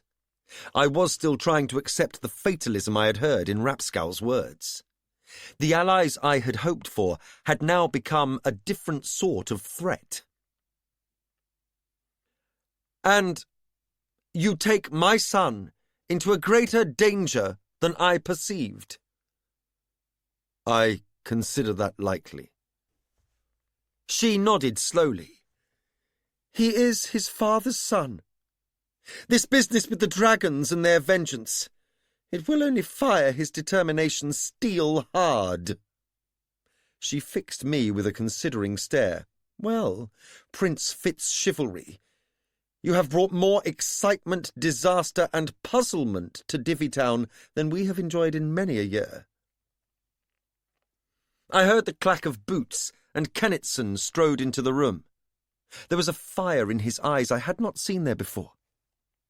"Mother, I have come to tell you that I am determined to sail tomorrow on the first tide. The sooner we reach Clarice, the sooner we can take a vengeance long delayed." His gaze swept us, and then he turned and departed. Etta stared after her son for a long moment. So like his father. She turned to me. "I had hoped to delay your departure. Now I will give commands that the ship be well provisioned by nightfall." As she rose from the table, she added in a chilling voice, "Farseer, you have lost your child. Do not lose mine as well." Chapter 21. Under Sail. The first time the mountain burned was in the summer. Some said the earth's shaking broke the distant mountain, others that the mountain woke and that caused the earth to shake. It was not the first time that the earth had quaked under us. Always there had been tremors. Hence we had always built with stone rich in the silver threads that could be magicked to stand firm and remember their purpose in the world. But in that shaking, although most of our buildings stood firm, a crack opened in the earth itself, from the river to the district of the Tinkers.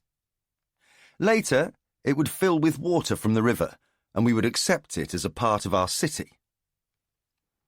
A rain fell on the city that was not only water, but contained black sand. It dusted the streets, and some of the folk and 3 of the dragons took a cough from it. Dark clouds gathered over Kelsingra, and day was like night for 12 days. Birds fell lifeless to the ground, and fish washed up along the shores of the river. All the while, far in the distance, what had been the snowy peak of Sizefolk glowed like a cauldron of melted iron. Memory Cube 941, found in a corridor in Aslavjarl, transcribed by Chade Fallstar. At dawn the next day, the dragons departed. Etta had been as good as her word. We had worked through the night, taking on supplies and making all ready to catch the first tide. I do not think the dragons gave warning or farewell to anyone.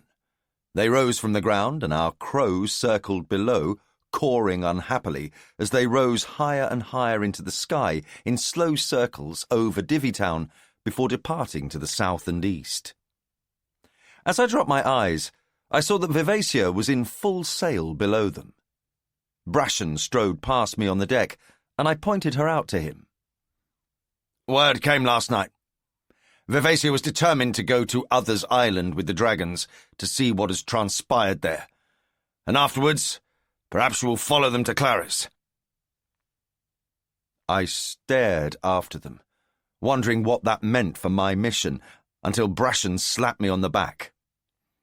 The ale casks will not stow themselves, he pointed out, and I moved to where Clef was putting hands onto a hoist.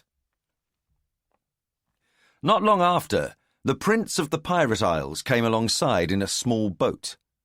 Sorkor was at the oars, pulling hard and well for a man of his years. 2 ornate trunks and a canvas seaman's bag rode in the centre of the boat.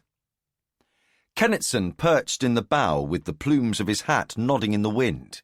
A youngster, finely attired, sat on one of the trunks. Clef spotted them and strode purposefully towards the captain's stateroom. A moment later, both Althea and Brashen appeared. Althea's mouth was taut, and her eyes narrowed like an angry cat. Brashen looked relaxed and in command. Kennitson ascended the ladder first, followed by the youngster. Sorkor joined us on the deck. 2 of Etta's sailors clambered over the side to bring the trunks aboard. As Kennitson looked around, Sorkor spoke. Well, he said heavily, here we are. Paragon Ludlock! To me, young man! To me! cried the ship. Without a word or a glance at Althea or Brashen, Kennitson walked towards the figurehead. Over his shoulder he called to the youngster, Bala, see to my things. Arrange my stateroom as I like it. Be lively about it. Sorkor watched him go, and a blush reddened the old pirate's cheeks. Without looking at Brashen or Althea, he said quietly, I'd like to come with you. We've already enough captains on this vessel, Brashen replied, trying to soften his decision with humour. If you're aboard, not only Kennitson but every sailor you've offered us will look to you before following an order from me or Althea. That's true, Sorkor admitted. We watched as the first heavy trunk of Kennitson's essentials was lifted and swung over Paragon's deck. Sorkor's eyes tracked the trunk's journey. He gave a small sigh. You want a free hand with the lad, don't you? Don't want me stepping in if I think you're too rough on our young prince. I do, Brashton admitted. I can't think of him as a lad, let alone as a prince. The ship wants him aboard. You'd like him to learn something of our trade. He gave a deprecating laugh. And I'd like a bit of peace aboard this vessel. That's only going to happen if I treat him like any other hand. So I told him last night, when his mother was chaining that charm snug to his throat. I don't think he heard a word we said to him, but I give him over to you. A small silence followed Sorkor's capitulation. The old pirate turned to Bala, who was guiding the heavy trunk down to the deck, and said quietly, Lass, tell them to take that one back. The canvas sea bag is all we need brought aboard. Then he squared his shoulders. Kennitson and Trelvestrit got along well whenever Vivacia was in port. Wintrow threw them together whenever he could. He wanted your boy to get a feel for our politics and to pick up a bit of polish. Begging your pardon. Wintrow's words, not mine. Brashton gave a wry twist of his mouth. Polish, eh? I'd have said Boyo had the trader's polish already. No offence taken. I'd appreciate it if your lad stood by him now. He could teach him your ways the same way Trelvestrit learned our ways from Kennitson. He'll have to learn this deck and everything above and below it. I know Kennitson's in for some rough seas before he fits in here. He's never lived aboard a ship. Never been... He shook his big head. My fault, he said hoarsely. I'll teach him, Brashton said in a low voice. He'll have to learn to bend a bit, but I won't deliberately break him. The first thing he'll have to learn is how to take an order. He cleared his throat and gave Sorkor an apologetic look. Grit your teeth and stand back, Sorkor. Then Brashton drew breath and bellowed, Kennitson! Your gear is aboard! Come and stow it! Boyo! Show him his hammock and help him square himself away! Boyo came at a run, a grin on his face, which faded when he saw the trunk being lowered back over the side. Bala shrugged and went down the ladder after it. A moment later, one of the new hands appeared, the canvas sea bag slung over her shoulder.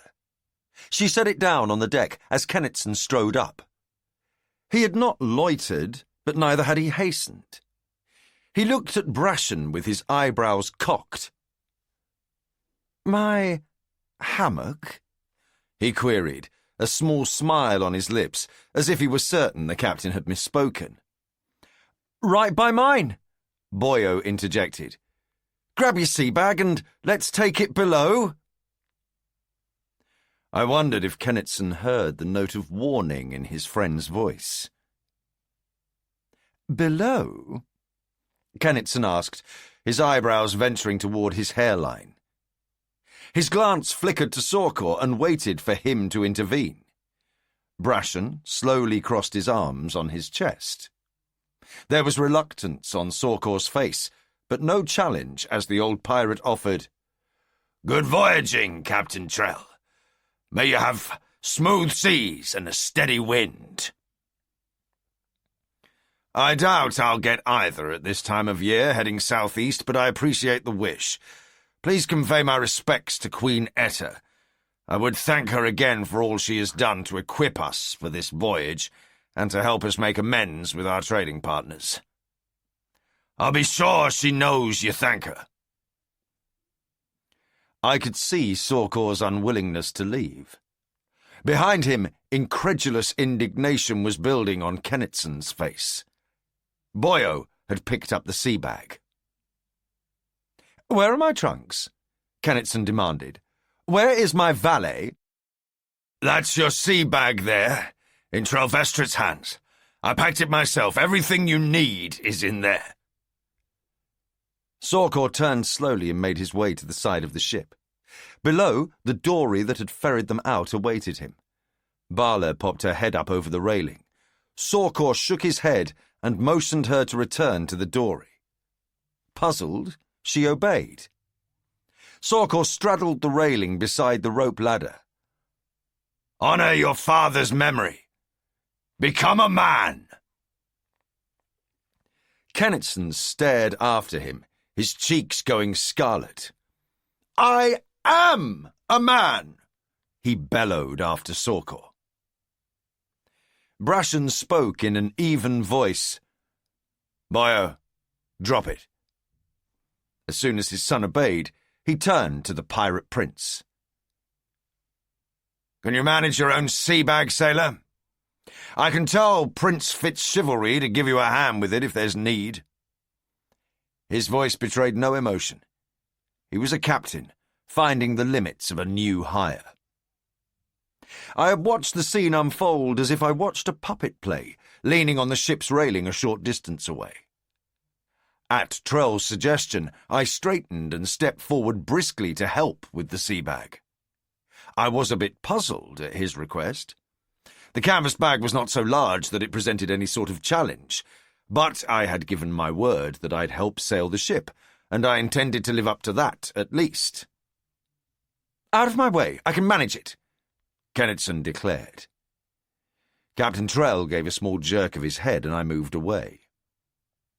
Kennetson had strength more than equal to moving his sea bag, but he deployed it in the sullen overreaction of a spoilt boy.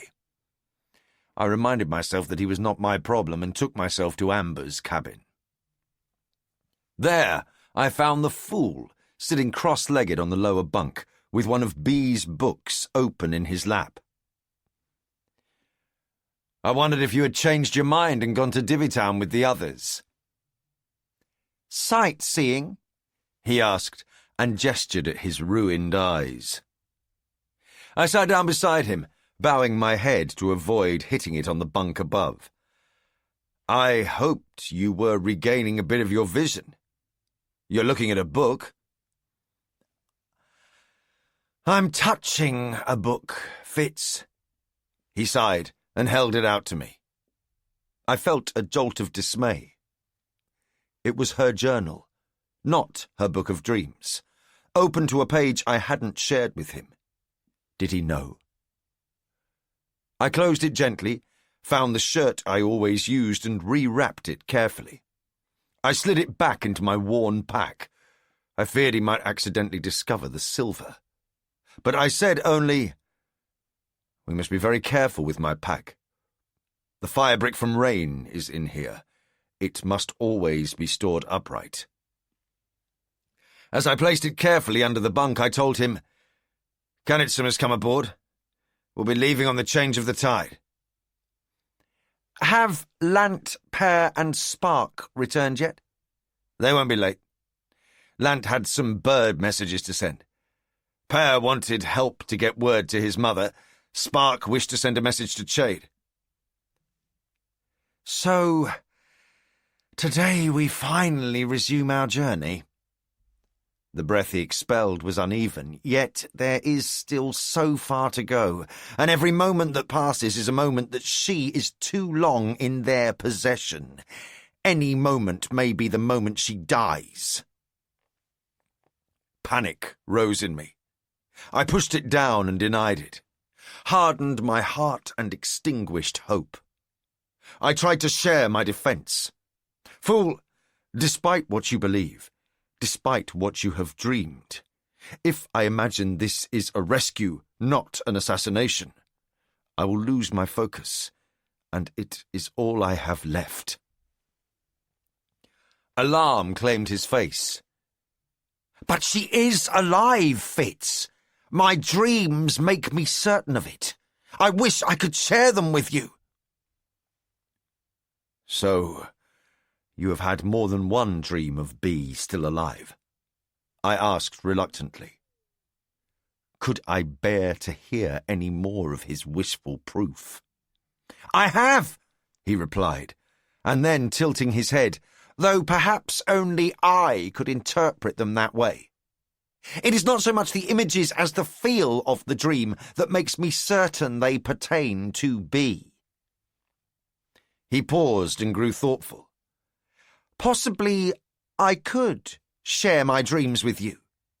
If you touched me with no thought of healing, but only of sharing, perhaps. No. I tried to soften my refusal. When we link, fool, what happens has nothing to do with my intent.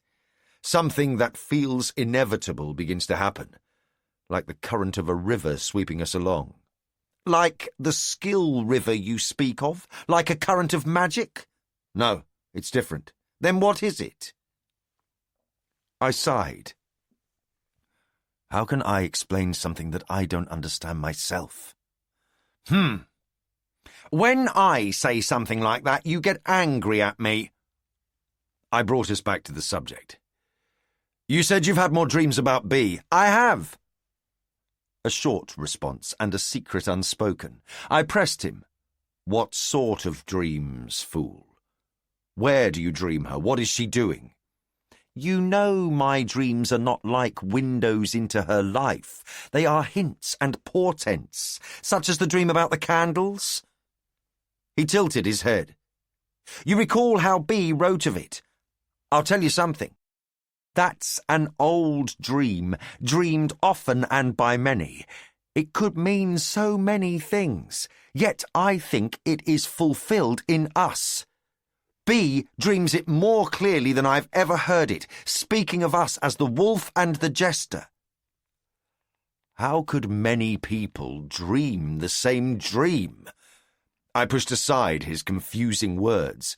Without intending it, my voice had dropped to the level of a wolf's warning growl. His sightless eyes widened slightly. We just do. It's one measure the servants use to consider the likelihood of something happening. It's a common dream among those who carry white bloodlines.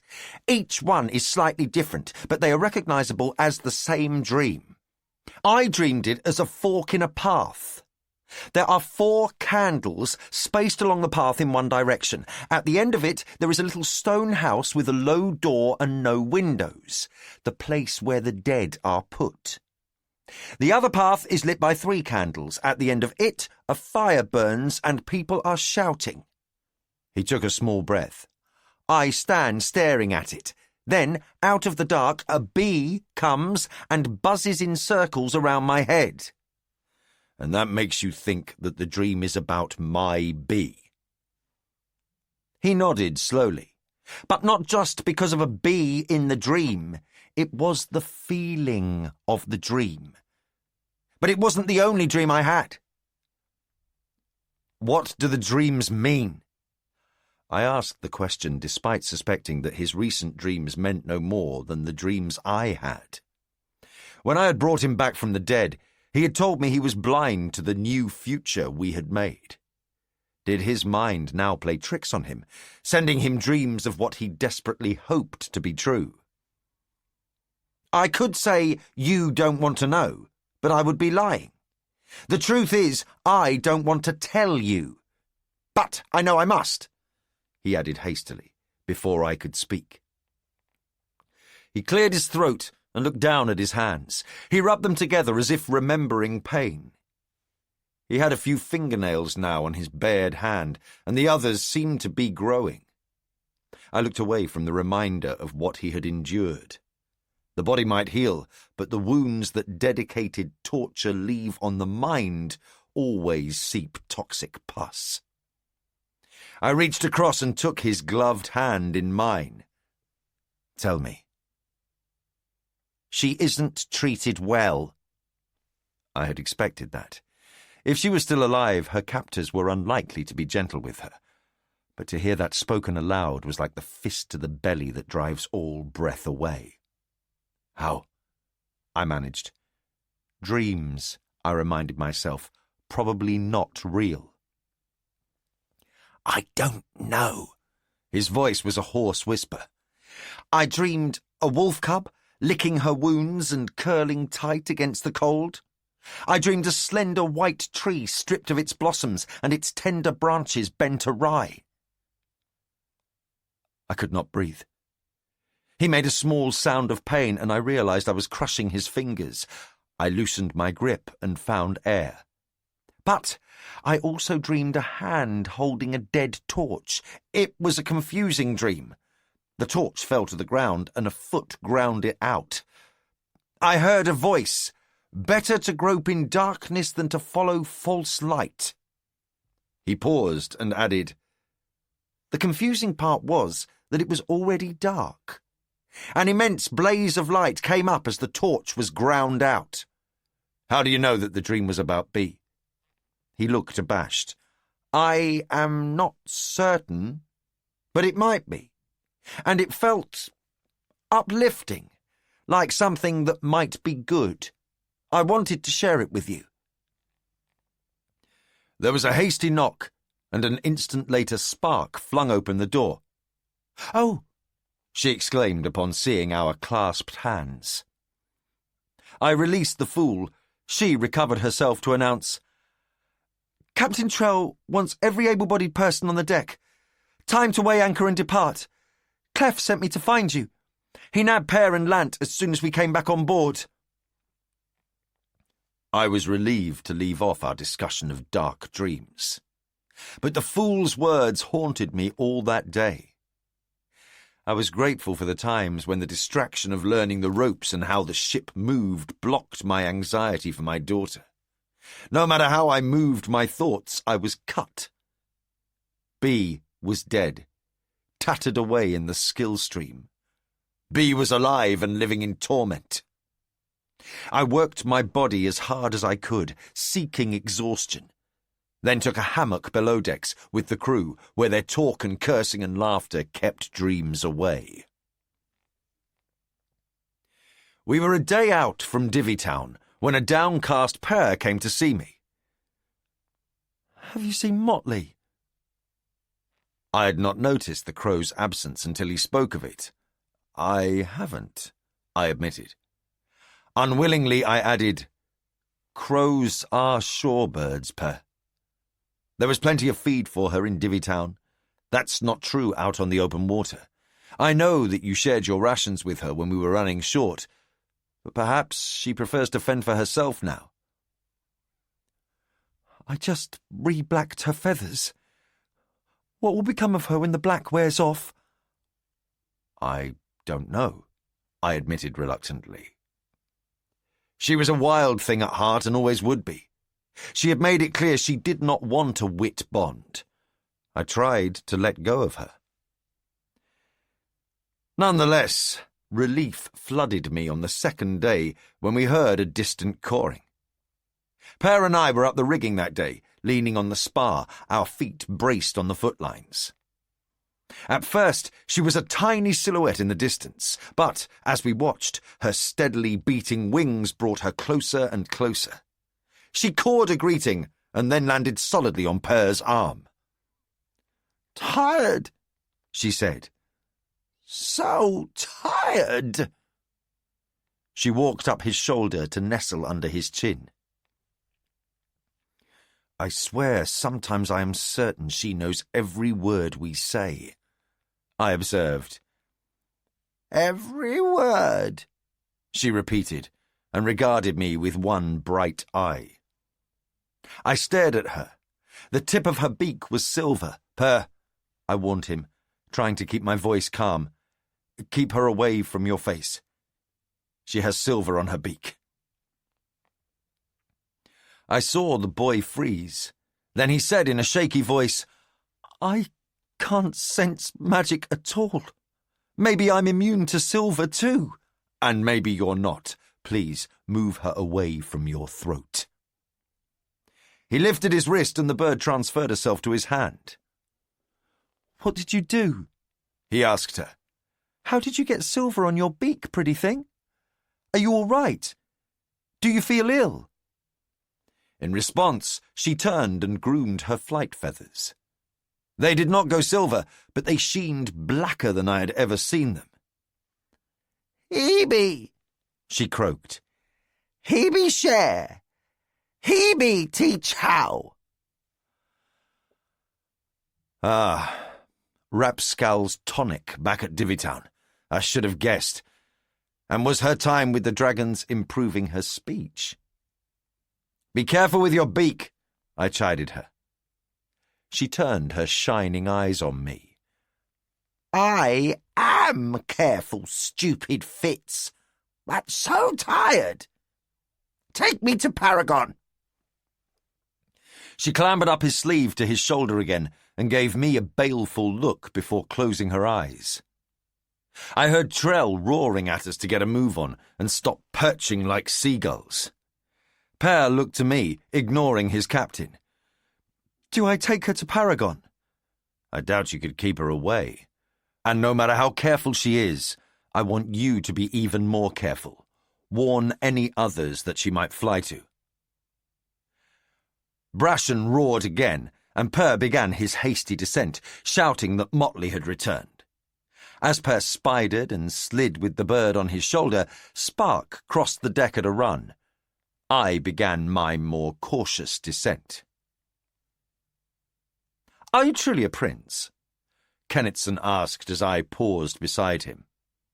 I hesitated for a moment. Bastard or prince? Dutiful had made me a prince. I am, I said quietly, but due to illegitimacy, not in line for the throne. He shrugged that aside. That lad, that Per, he was your stable boy? Yes. You work alongside him, and he never defers to you at all? He does, but not in a noticeable way, I suppose. He respects me even if others don't see it. Huh. The sound was thoughtful, rather than disdainful. Even a few days on board as a common sailor had changed him. He was clever enough to know that if he were quartered with common deckhands such as Ant and Per, he'd best step down from his elevated ways. He had shed his fine clothes and adopted the same loose canvas trousers and cotton shirts that the rest of us wore. He'd braided his hair and tied it after Ant had warned him about how loose locks of hair could get tangled around a moving line and be ripped right off the scalp. He'd also bound the palms of his hands with leather. I suspected bloody blisters on them. Hemp lines are not gentle to handle. He said no more to me, so I hastened down to await my next order. It had been decades since I had worked the deck of a ship, and never had I toiled on a ship like Paragon. The living nature of the ship meant that he could be an active participant in the journey. He could not set his own canvas nor take it in, but he could cry a better heading to the steersman, sense where currents ran swiftest, and warn us of a line that needed tightening. He had a fine sense of depths and channels, something that he had proudly demonstrated as he guided his crew out of the harbour at Divvytown, and that he did again now as we sailed cautiously through the waterways of the pirate islands and finally into the open sea. As he sliced through the taller waves, our diminished crew strove to keep pace with his needs.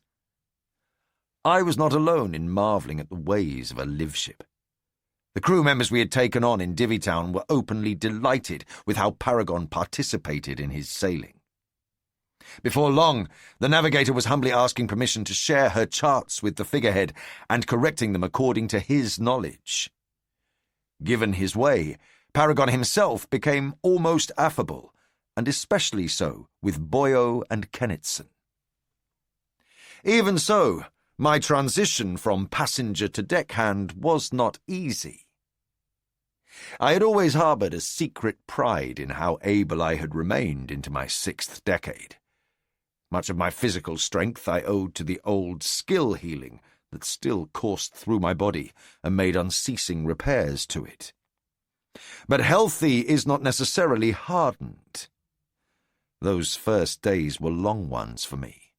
The calluses earned by wielding a sword or an axe are different to the rough palms that prickling hemp lines award to a sailor. In the rigorous days that followed, I ached in my legs and my back and my arms. Muscle in my limbs and a flattened belly came back to me slowly. My body healed itself, but healing can be as painful as being injured. Despite the men we had gained in Divvytown, we still had a smaller crew and fewer who were used to sailing a live ship.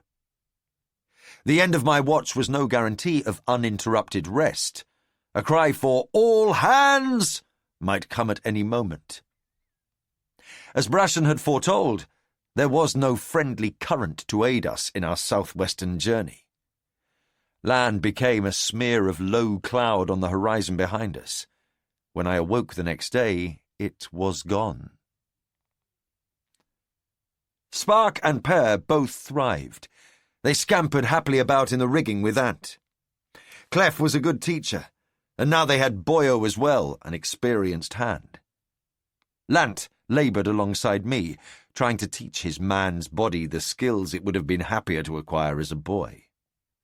I pitied him, but he did not complain. All of us ate as heavily as we were allowed and took sleep whenever we could. There was a hearty rhythm to the days. If I had been younger and had no other goal in life than to earn my bread, it would have been satisfying. The animosity of the live ship's crew over how we would destroy the life they had always known was ground away in the day-by-day necessity of working alongside us. I avoided any topic that might remind them that, at the end of this journey, Paragon intended to become dragons. I marvelled at Brashen's patience with Kennetson. More than once, the captain had paired me with him. Prince FitzChivalry, Brashen always called me, and I finally grasped that he was making the boy see that even a royal prince did not hesitate to apply himself to the humblest task. But, ultimately, I think Kennetson strove for the skills of a sailor not from Trell's orders, but his own desire to be seen as equal or better at his duties than any of the deckhands. It was painful to watch. He would race a more experienced hand to a task and loudly exclaim, "I can do it!" He sometimes scorned offers of help and corrections to his methods. He was not a stupid man, but he was overly proud and desperate to be right. Even more painful was seeing Boyo caught between his parents and the man he wished to be friends with. Kennetson treated Boyo as if he were an affable puppy, sometimes showing scorn of the younger man's maritime skills. I sometimes saw Boyo surreptitiously recoil a line in Kennetson's wake, or loose a line and re-knot it. I said nothing, but I was certain that if I was aware of it, his father certainly was. And if Brashen was letting it go by, it was not up to me to say anything. Still, it was darkly fascinating to watch Kennetson seesaw between a man eager to learn the skills and a prince who could not admit that he did not know something. I hoped for no disasters. Clef, the first mate, had seen Boyo raised from infancy, and it was natural the two would be close, so I was surprised when he befriended Kennetson. Clef had been a youngster on Paragon in the days when Kennet had raped Althea and tried to send Paragon to the bottom. Yet he seemed to take Kennetson on his own merits. And when I observed Clef correct Kennetson, the prince seemed better able to accept criticism than when Brashen intervened. I also feared that Pear might be jealous over losing Clef's attention, but instead he attached himself to the group, and soon they began to sit together at meals. When Pear joined the three of them at dice one evening, I knew he had been accepted into that circle, and I let go of him. Boys seek out what they need.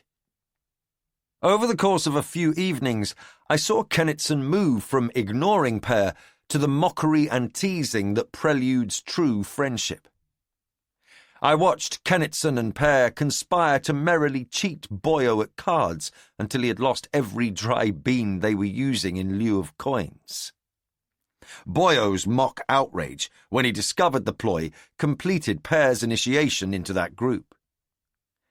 Clef began to pair Kennetson with Pear for some of his duties. More than once I saw Per showing the prince the proper way to perform a task. They became friends, and I judged it good for both of them.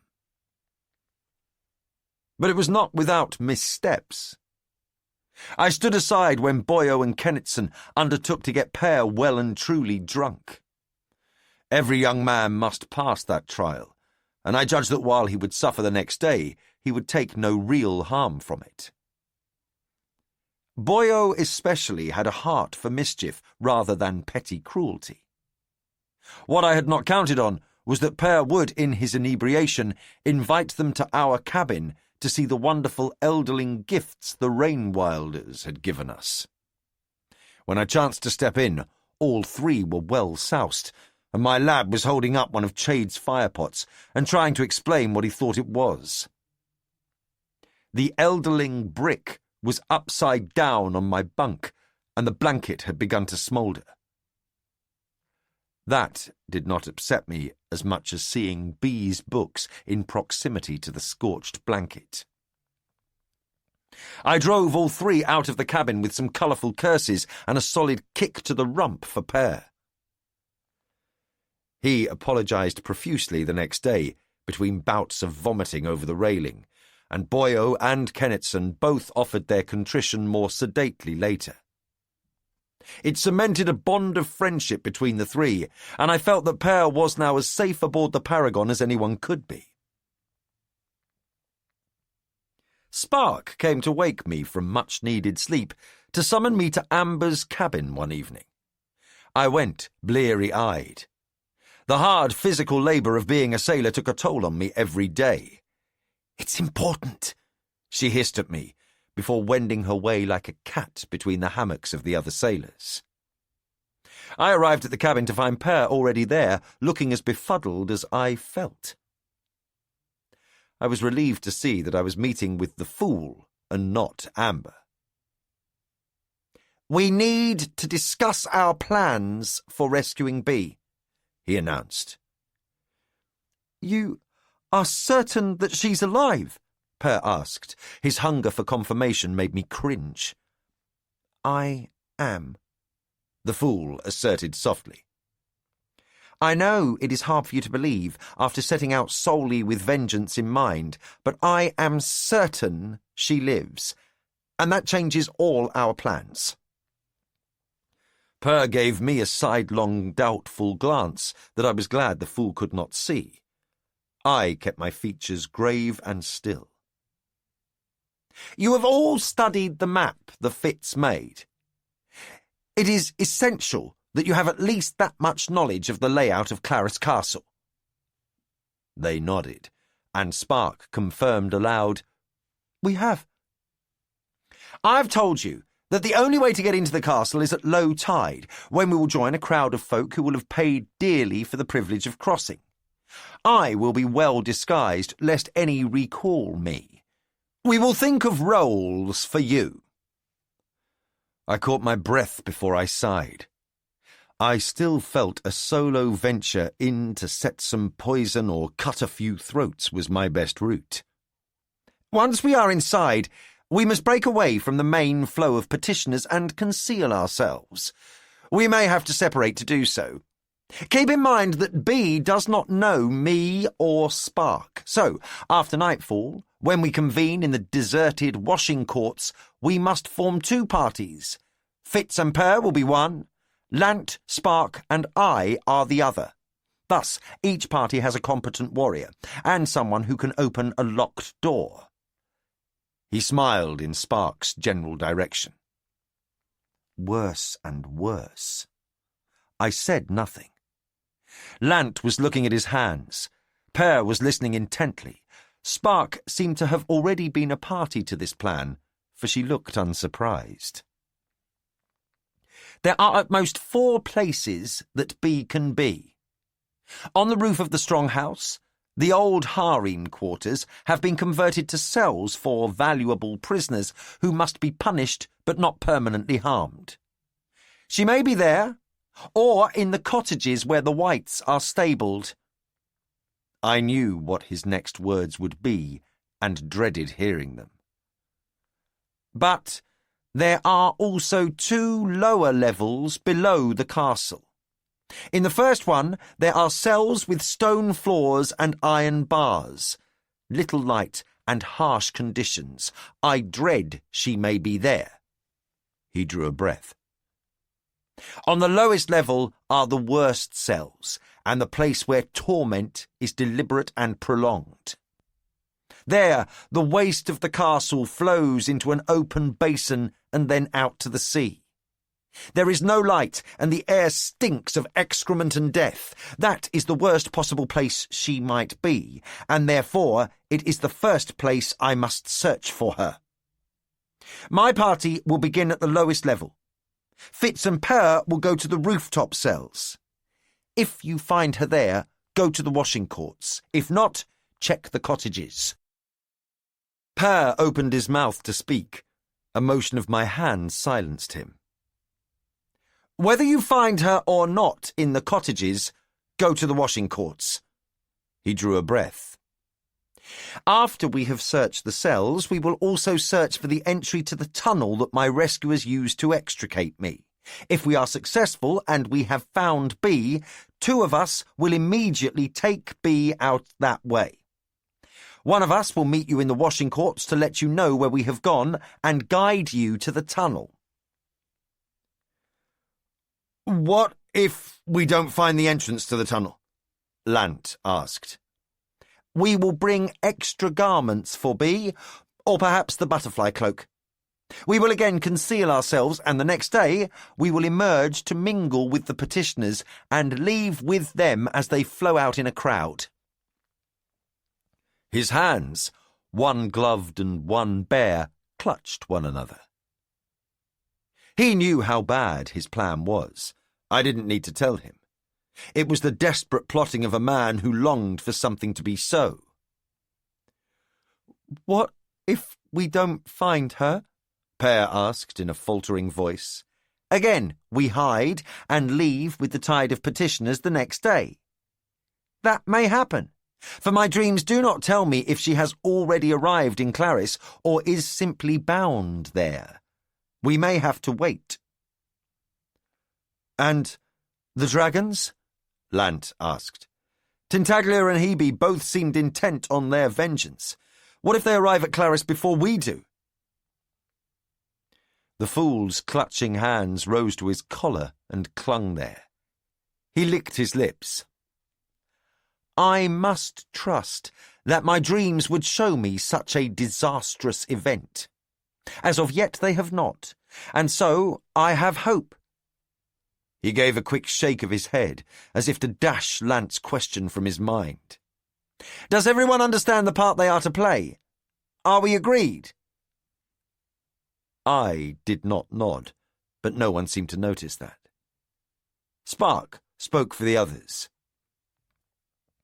We all do. And now perhaps you can sleep.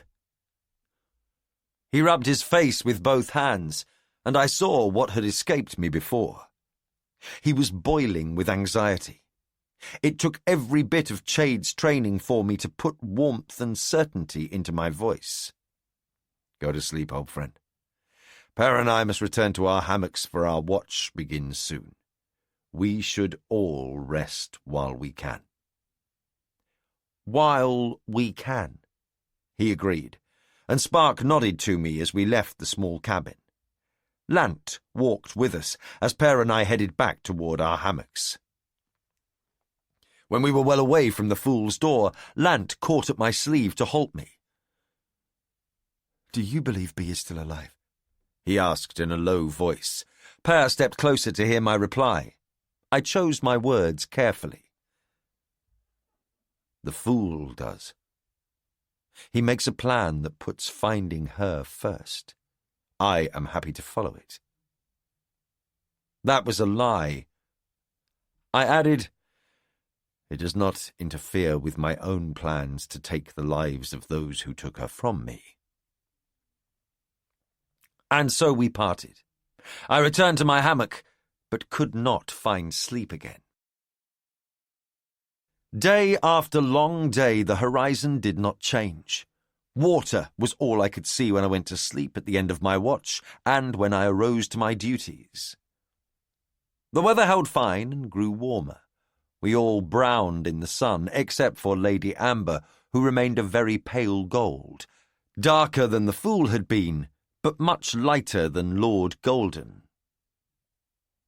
Once the Fool had told me that it was believed that as white prophets succeeded in their tasks, they would shed skin and become darker. He had become paler, and I wondered if it meant that the servants had thwarted him in his goals. Lady Amber did what tasks she could, from scrubbing the turnips and potatoes to splicing lines. She ungloved her silver fingers for that task, and the rope seemed to obey and merge where she directed it. It reminded me uncomfortably of Verity smoothing the stone of his dragon, and I avoided watching her at that task. Amber spent more time with Paragon than either of our captains would have preferred. Paragon welcomed her, and often Kennetson and Boyo joined her when she played music for him. Motley also spent a great deal of time with Paragon. Between my duties and Amber's time with the ship, I saw little of the Fool, and I had little opportunity to worry about how aloof she had become. Our progress was slow. The currents of the ocean did not favour us. The weather was kind, but the winds were inconstant. On some days the wind slept and the canvas hung nearly limp. Sometimes, looking at the endless water, I wondered if we moved at all. The farther south we went, the warmer the days grew. Summer was upon us, and light lingered long in the evenings.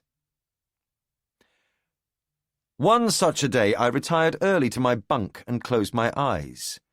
I was both weary and bored, but sleep eluded me. I tried to do as my wolf had taught me, centre myself in the now and refuse to worry about the future or dwell on the past. It had never been easy for me, and that afternoon was no exception. As I lay still, hoping for sleep to find me, a whisper of skill came to me. "Da?" I sat up straight, startled, and lost the contact. No. Lie down, be very still, breathe slow and deep, and wait. Wait. It was like watching a game trail from up in a tree. Wait. Da? Can you sense me? It's Nettle. I got your bird, and I have news for you. Da? I took slow, deep breaths and tried to stay balanced on the knife's edge between sleep and wakefulness. I ventured into the skill current. It seemed weaker, almost elusive. Nettle, I am here. Is all well with you? And your child? A shiver went through me. Nettle's child. My grandchild, banished from my mind for all these weeks.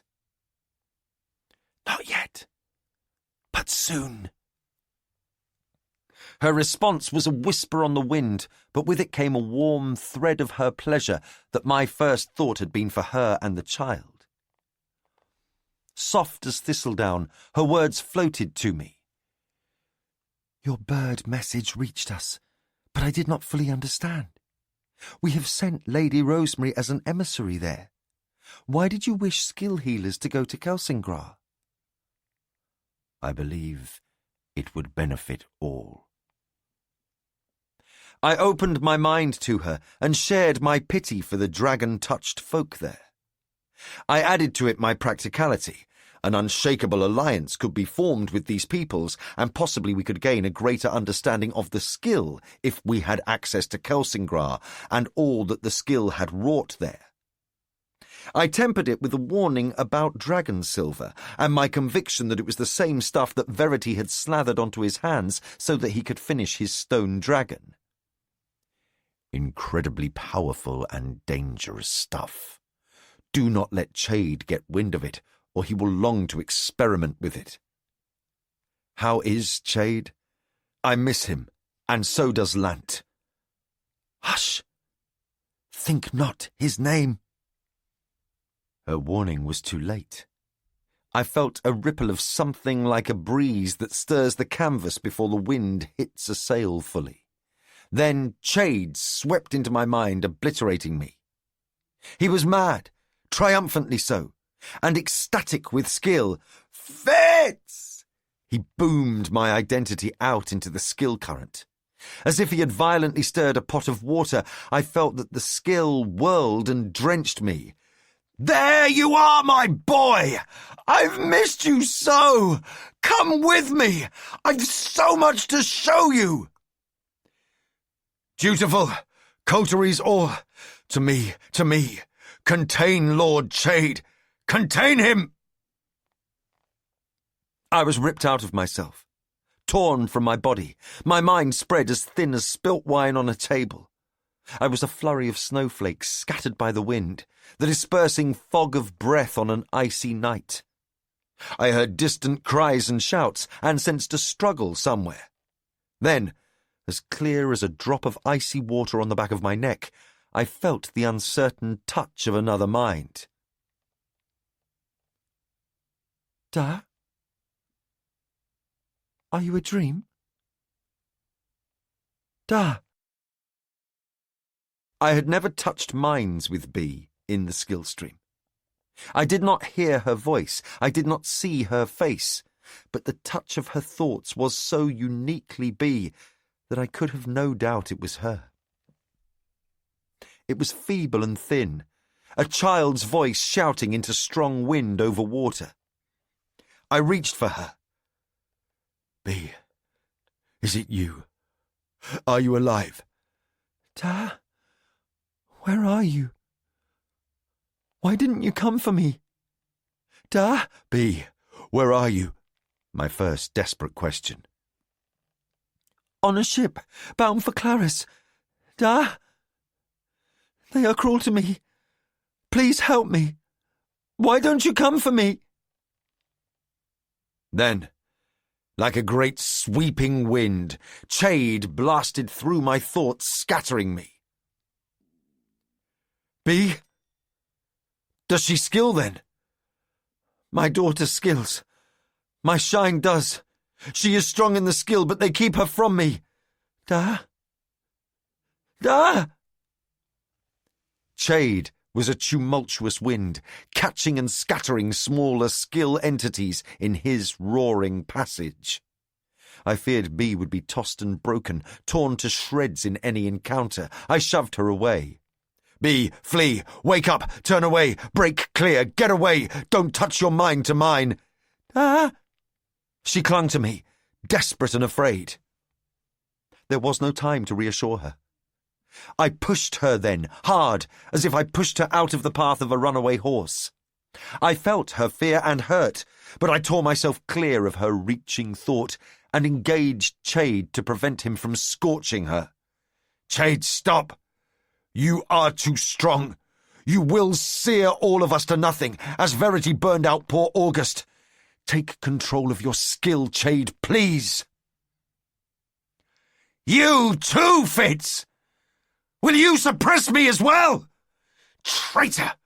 You are heartless! This is my magic! My birthright! My glory! Then pour it down his throat if you must, quickly! 3 of the apprentices are having seizures!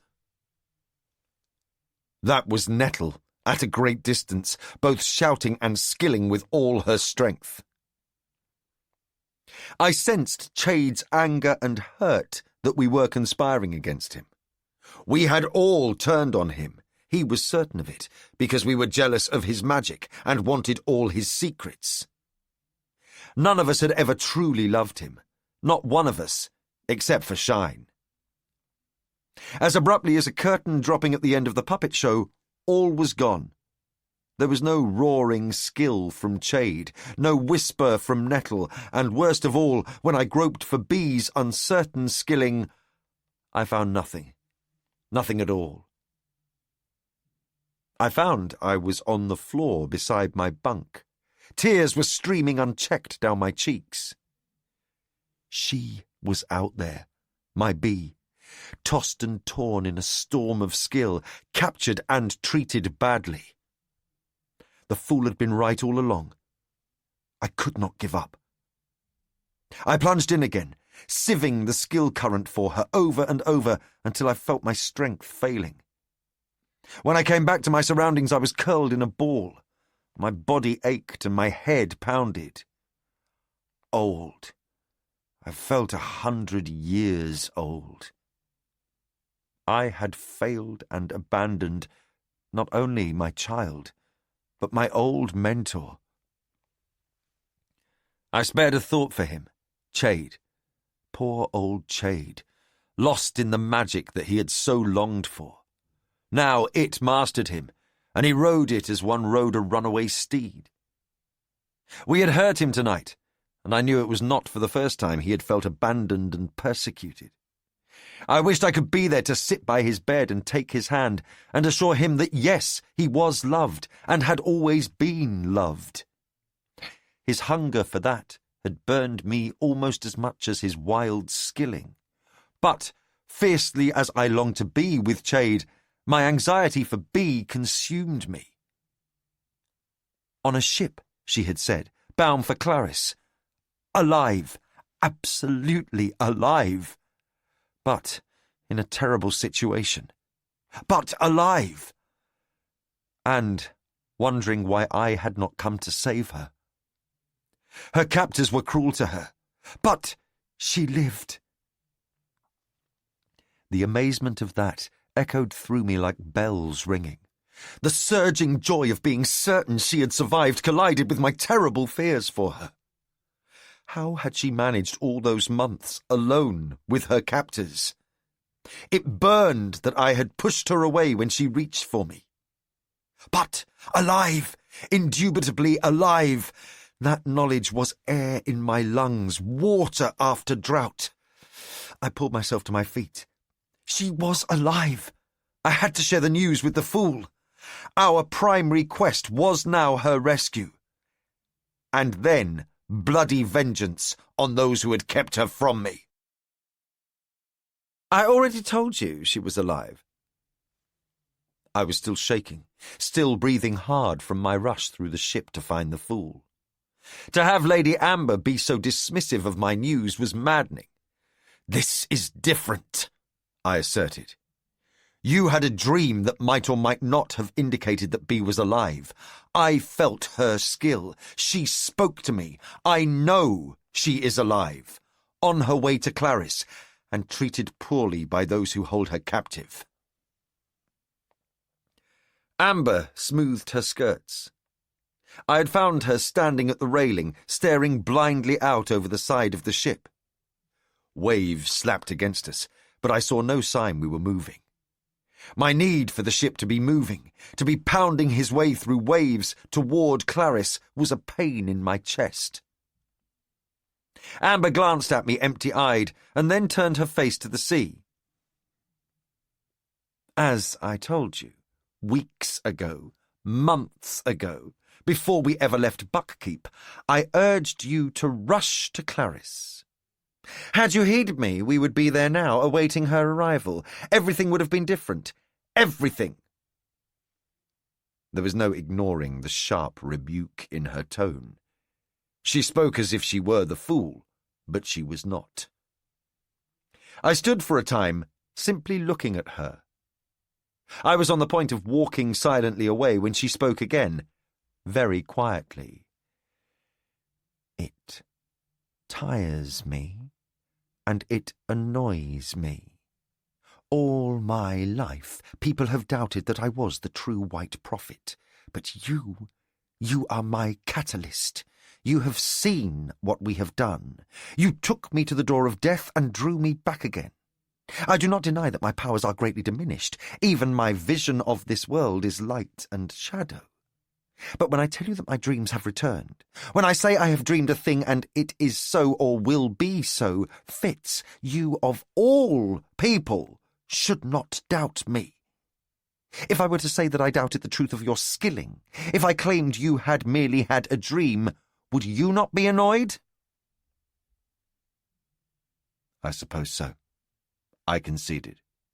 It was a sharp slap that she would not share my joy in finally being certain, but only rebuked me for my doubts. I wished I had not hurried to her, wished I had kept my news to myself. Could she not understand how dangerous it felt to believe that my child was alive, how I feared the fall from such a high hope? Could she not grasp now how painfully I soared, knowing Bee was alive and fearing for her situation? The fool would have understood that. I was abruptly taken aback at how odd a thought that seemed.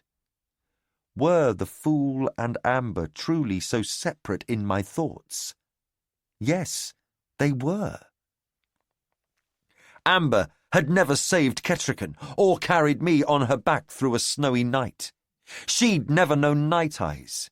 She had never been tortured and maimed, never served King Shrewd through danger and treachery. I clenched my teeth. What exactly did I share with this Amber? Very little, I decided.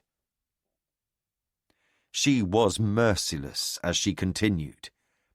If you had believed me, we would be there watching and waiting. We would be in a position to recover her before they could take her into their stronghold. As it is, we must wonder now, are they before us? Are they behind us? I tried to find an argument to make her wrong, but I could not. Her rebuke was too stabbing an attack. I had not shared with her that Chade had been on a skill rampage, and that Nettle and her coteries seemed barely able to contain one old man, and I decided I would not. I straightened from leaning on the railing. I'm going to get some sleep, I told her. Later, perhaps, when he was the fool, I'd share my skill fears and my agony of worry for Bee. Later, I might tell him how I had pushed her away, out of Chade's path, but also away from me. I had come to Amber full of exhilaration from my contact with Bee and devastation that I could not sustain it or find her, but now I had no one to share that storm of emotions. I could not speak to Lant without tormenting him about the state of his father. I did not wish Spark to worry for Chade. Right now, I did not wish to supply Amber with any new quarrels to shoot at me. Walk away, Amber said in a small, deadly voice. Walk away, Fitz, from things you don't want to hear, things you don't want to feel, things you don't want to know. I had halted at her first words, but as she continued, I did as she suggested. I walked away. She lifted her voice to call after me, her words freighted with anger. Would that I could walk away from what I know. Would that I could choose to disbelieve my dreams. I kept walking. A ship never truly sleeps. Always there are sailors on watch, and all must be ready to leap to the deck at a moment's notice. But I was deeply asleep when someone shook my shoulder, and I came up ready to fight. By the hooded light of a dimmed lantern, I saw Spark regarding me with a mixture of alarm and amusement. What? I demanded. But she shook her head, a motion that I should follow her. I rolled quietly from my hammock and threaded my way through sleeping sailors. We emerged onto the deck. The wind was slight, the waves calm. Overhead the stars were close and bright, the moon appearing. I hadn't bothered with a shirt or shoes, but the air was so balmy I didn't miss them. Is something wrong? I asked Spark. Yes. I waited. I know you thought less of me for bringing the book to Amber, for spying on you to see where you kept it, and you had the right to be distrustful of me. When last I tried to speak of this to you, you made it clear you did not wish to know any secrets. Well, now, I come to betray trust to you again, and I expect your opinion of me will be even lower. But I cannot keep this secret any longer." My heart sank into the pit of my stomach. My thoughts immediately leapt to her and Lant, and I dreaded what she might tell me. "It's Amber," she said in a whisper. I drew breath to tell her that I did not wish to know any of Amber's secrets. Amber's anger at me was a wall I did not want to breach. I felt both sullen and sulky about it. If Amber had a secret she did not wish to share with me but told Spark, well, then they were both welcome to keep it to themselves. But Spark didn't care if I wanted to know or not. She spoke quickly.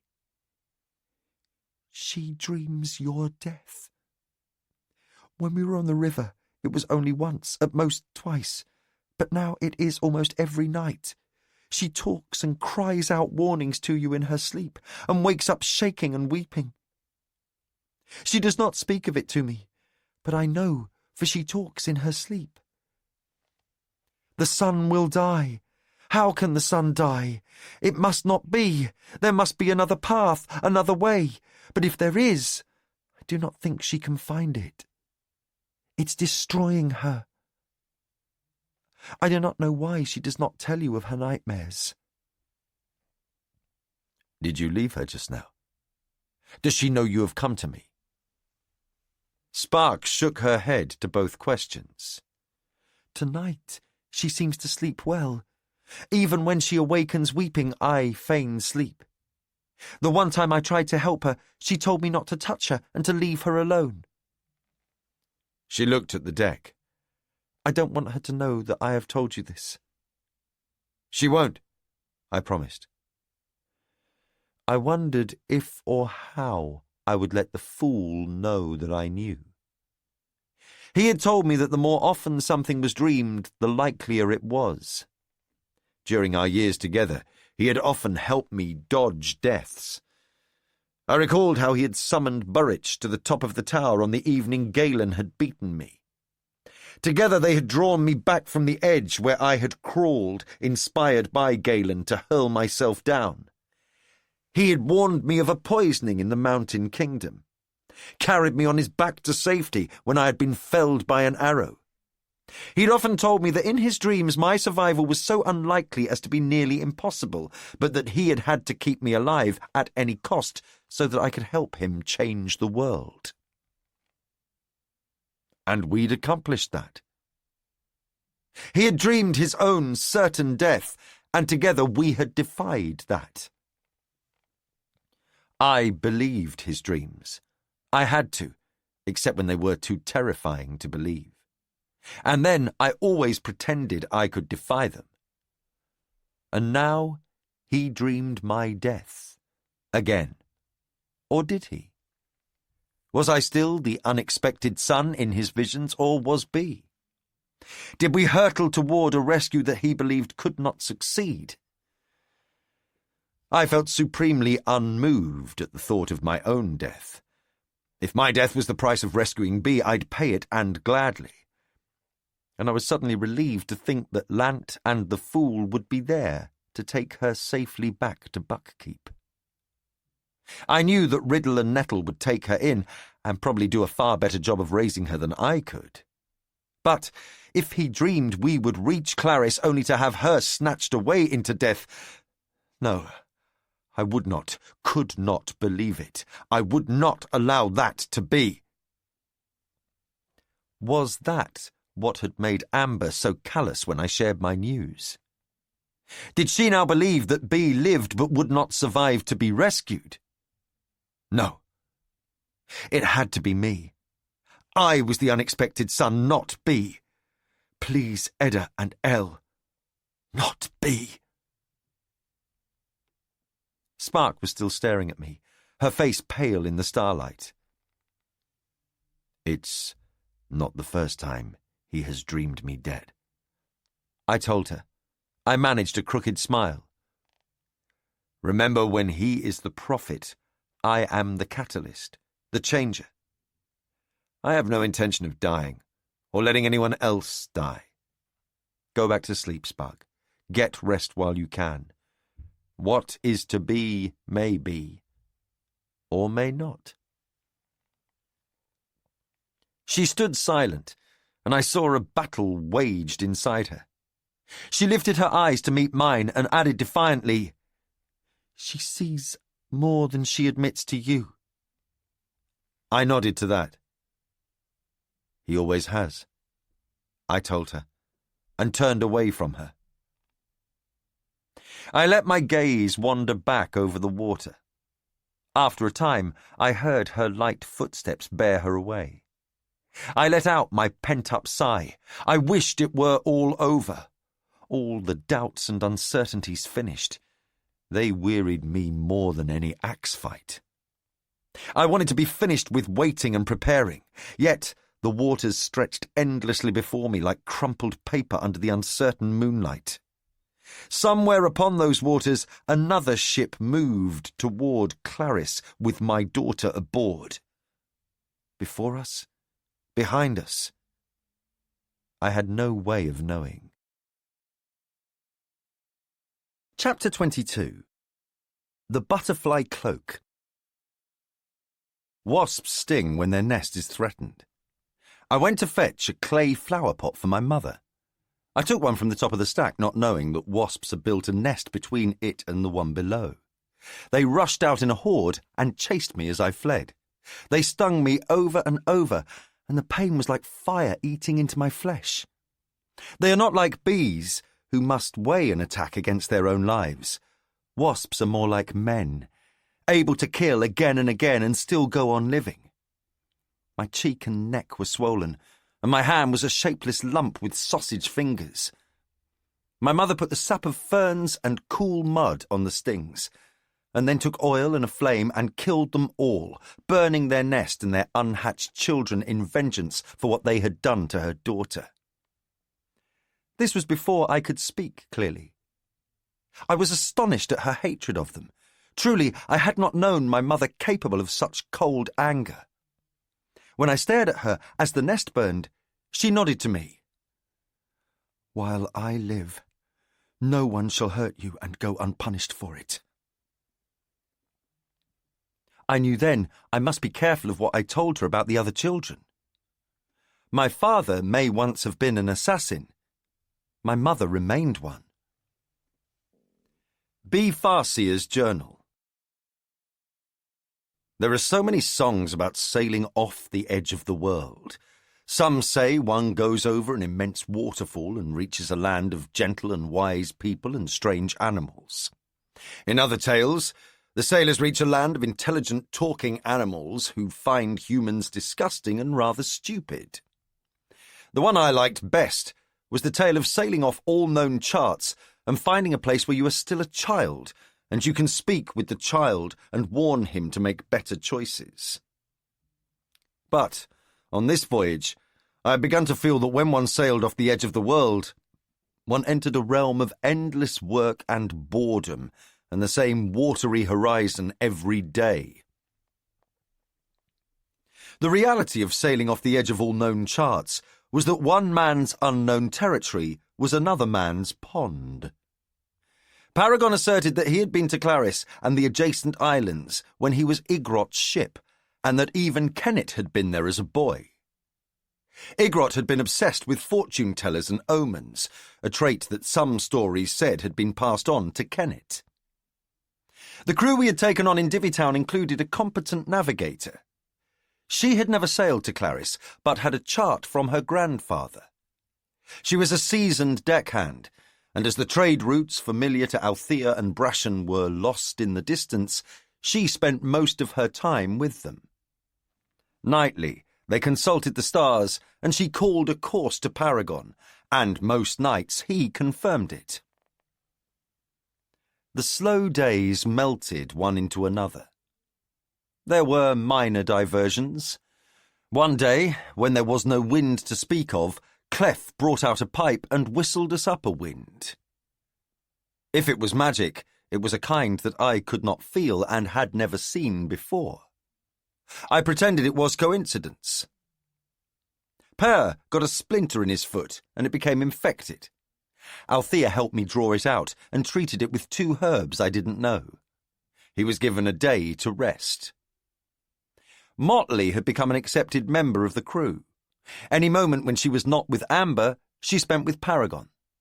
She rode on the figurehead's shoulder or even on the top of his head. When the winds were good and he cut through the waves, she flew before him. The sad thing about boredom is that one only learns to value it when it is exploded by a disaster or the threat of one. I witnessed the changing relationships among our crew members from a distance, watching the tensions that any long voyage or campaign brings.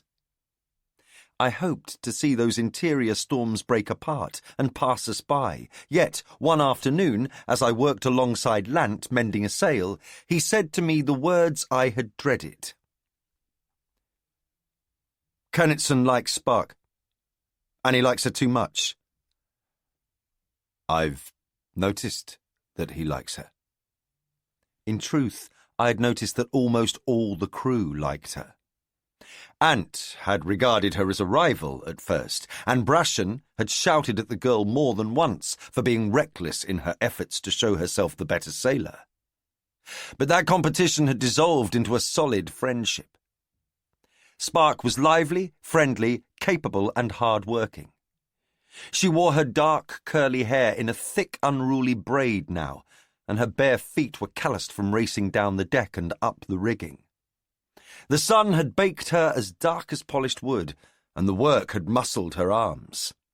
She glowed with health and good fellowship, and Kennitson's eyes followed her as she worked, and he almost always managed to sit across from her at the galley table. "Everyone's noticed it," Lant replied darkly. "And that's a problem?" "It isn't. Yet. But you think it will be." He gave me an incredulous look. "Don't you? He's a prince, accustomed to getting anything he wants, and he's the son of a rapist." "He isn't his father," I said quietly, but could not deny the lurch of anxiety his words woke in me. I asked the next question carefully. "Is Spark worried by it? Did she ask you for protection?" He paused before he answered. "No, not yet. I don't think she sees the danger. But I don't want to wait for something bad to happen. So, are you asking me to intervene?" He jabbed his needle through the heavy, folded canvas. "No, I just want you to know before something happens. So maybe you would back me, if it comes to that." "It won't come to that," I said quietly. He turned to look at me wide-eyed. "If you are wise, you will do nothing until Spark asks for your protection.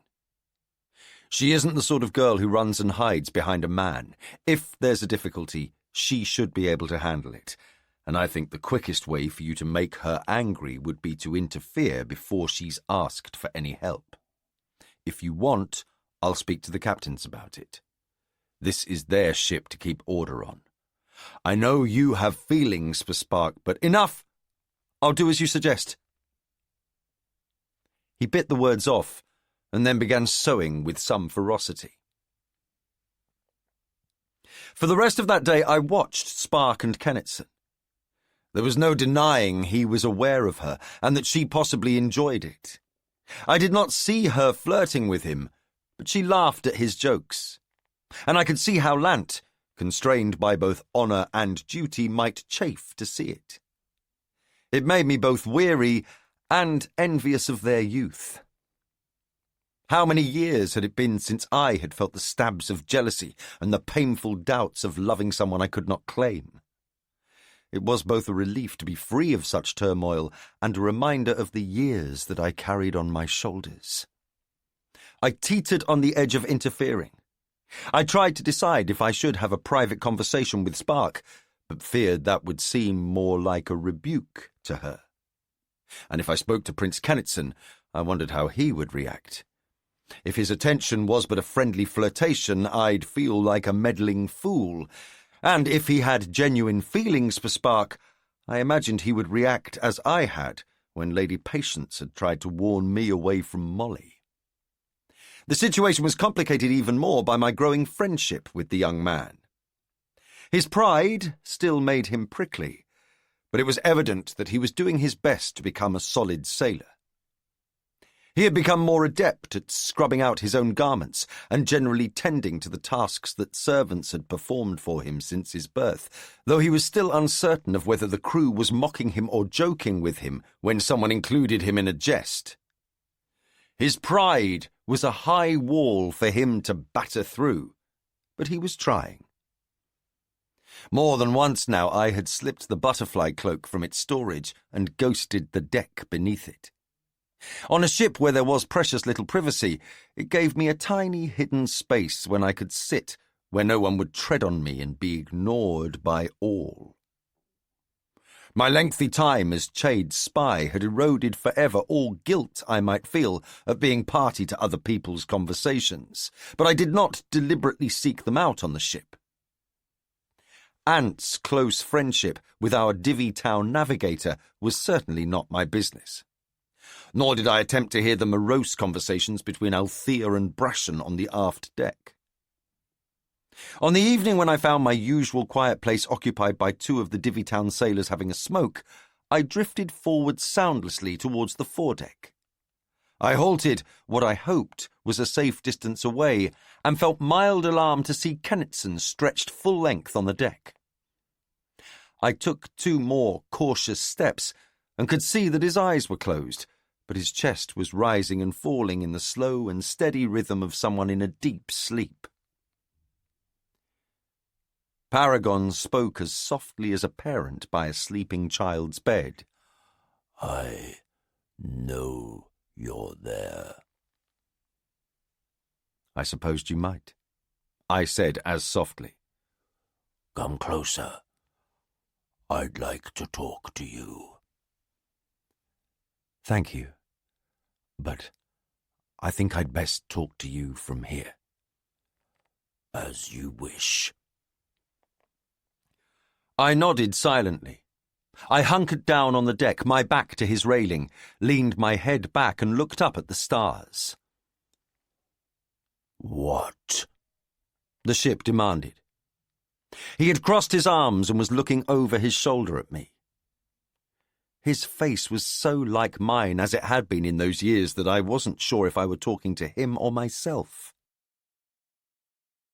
Once, a long time ago, I tried to walk away from everything.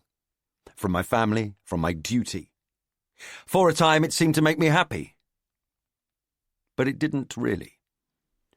"You are referring to me restoring myself, to becoming the 2 dragons who have been trapped in this wood for 6 of your generations." "Yes." "You think I will be unhappy?" "I don't know. I just think that you might want to reconsider. You have a family. You are loved. You are... "I am trapped." I was too. But "I do not intend to remain a ship. Save your breath, human." after a moment he added, "You may resemble me, but I am not you. My circumstances are completely different, and I did not ask to awaken to this servitude." I thought of saying that I'd never desired the role my family had demanded of me. Then I wondered if I had. I watched Kennetson's chest rise and fall slowly, very slowly. I started to go down on one knee beside him, but the ship spoke. "He's fine. Don't wake him." The small charm engraved with his father's profile lay in the hollow of his neck. The fine silver chain pressed firmly against his flesh. I thought of how much I'd dislike having anything that snug around my throat. It doesn't bother him, Paragon told me. Can it speak to him? Why do you care? It's nothing to do with you. It might be. Tread carefully, Fitz. I tried to wonder if discussing it with the ship were less volatile than bringing it up to Althea. I drew a careful breath. There is a young woman on your deck named Spark. She is under my protection. The ship gave a snort of disdain. I know her. She pleases me, and she scarcely needs your protection. She's very capable, but I don't wish to see her forced into circumstances where she has to defend herself. If it came to that, I don't think it would go well for Kennitson. What are you implying? The ship demanded, and I felt the sudden press of his mind against my defences. I thickened my walls too late. The ship's upper lip lifted in what was almost a wolfish snarl. You think so little of him. I have never heard anyone deny what his father did to Althea, and the wizardwood charm he wears is filled with his father's thoughts. Why should I not be concerned?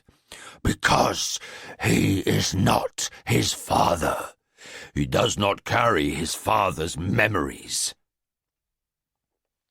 The ship paused and added ominously, I carry them.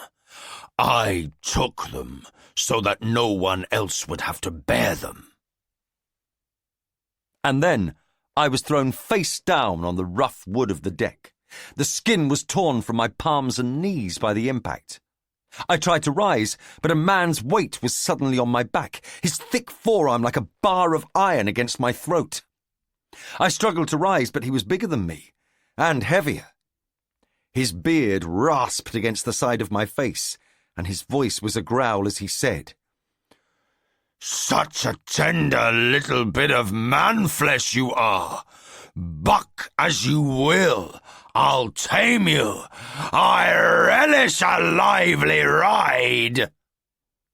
A hand gripped the hair on the top of my head and pressed my face down against the wood.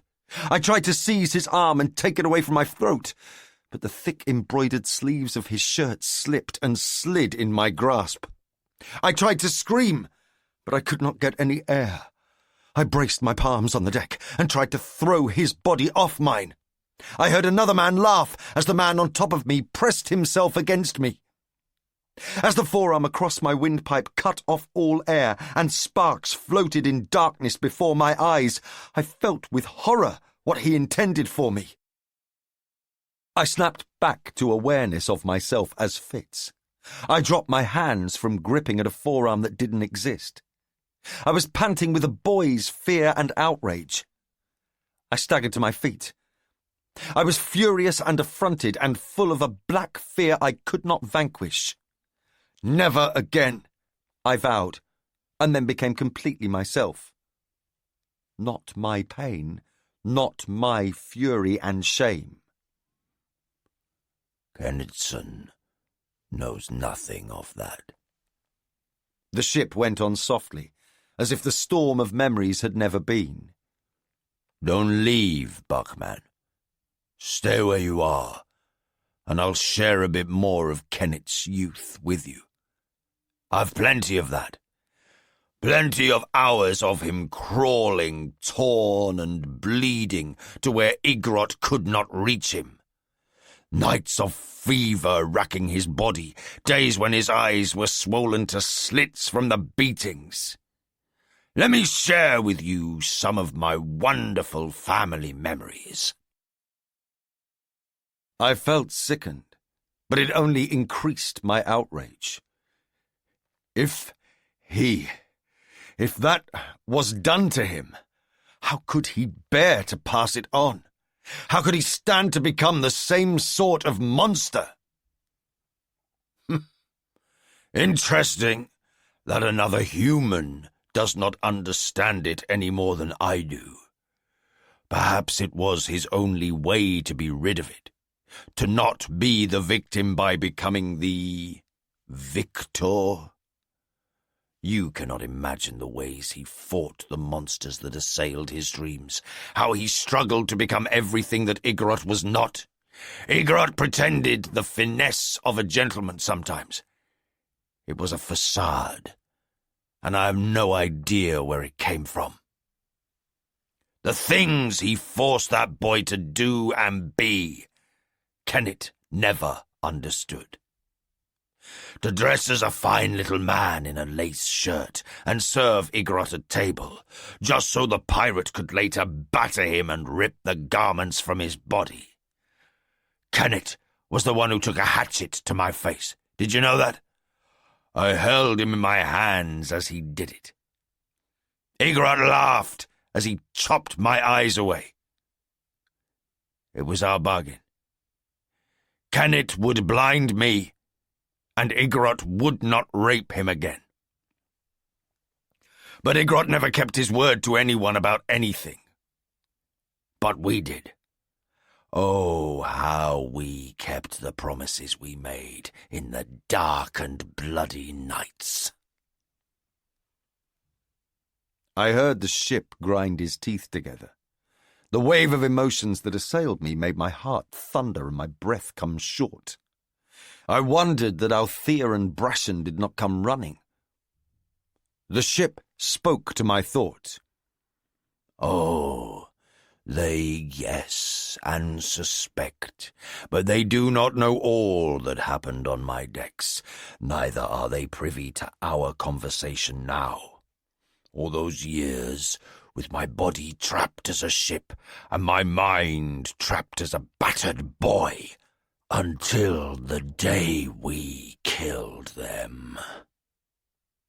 He poisoned them all, with chips of my face ground and mixed into their soup, and when they were all sickened, all grovelling, and clasping their bellies, and too weak to stand, Kenneth finished them.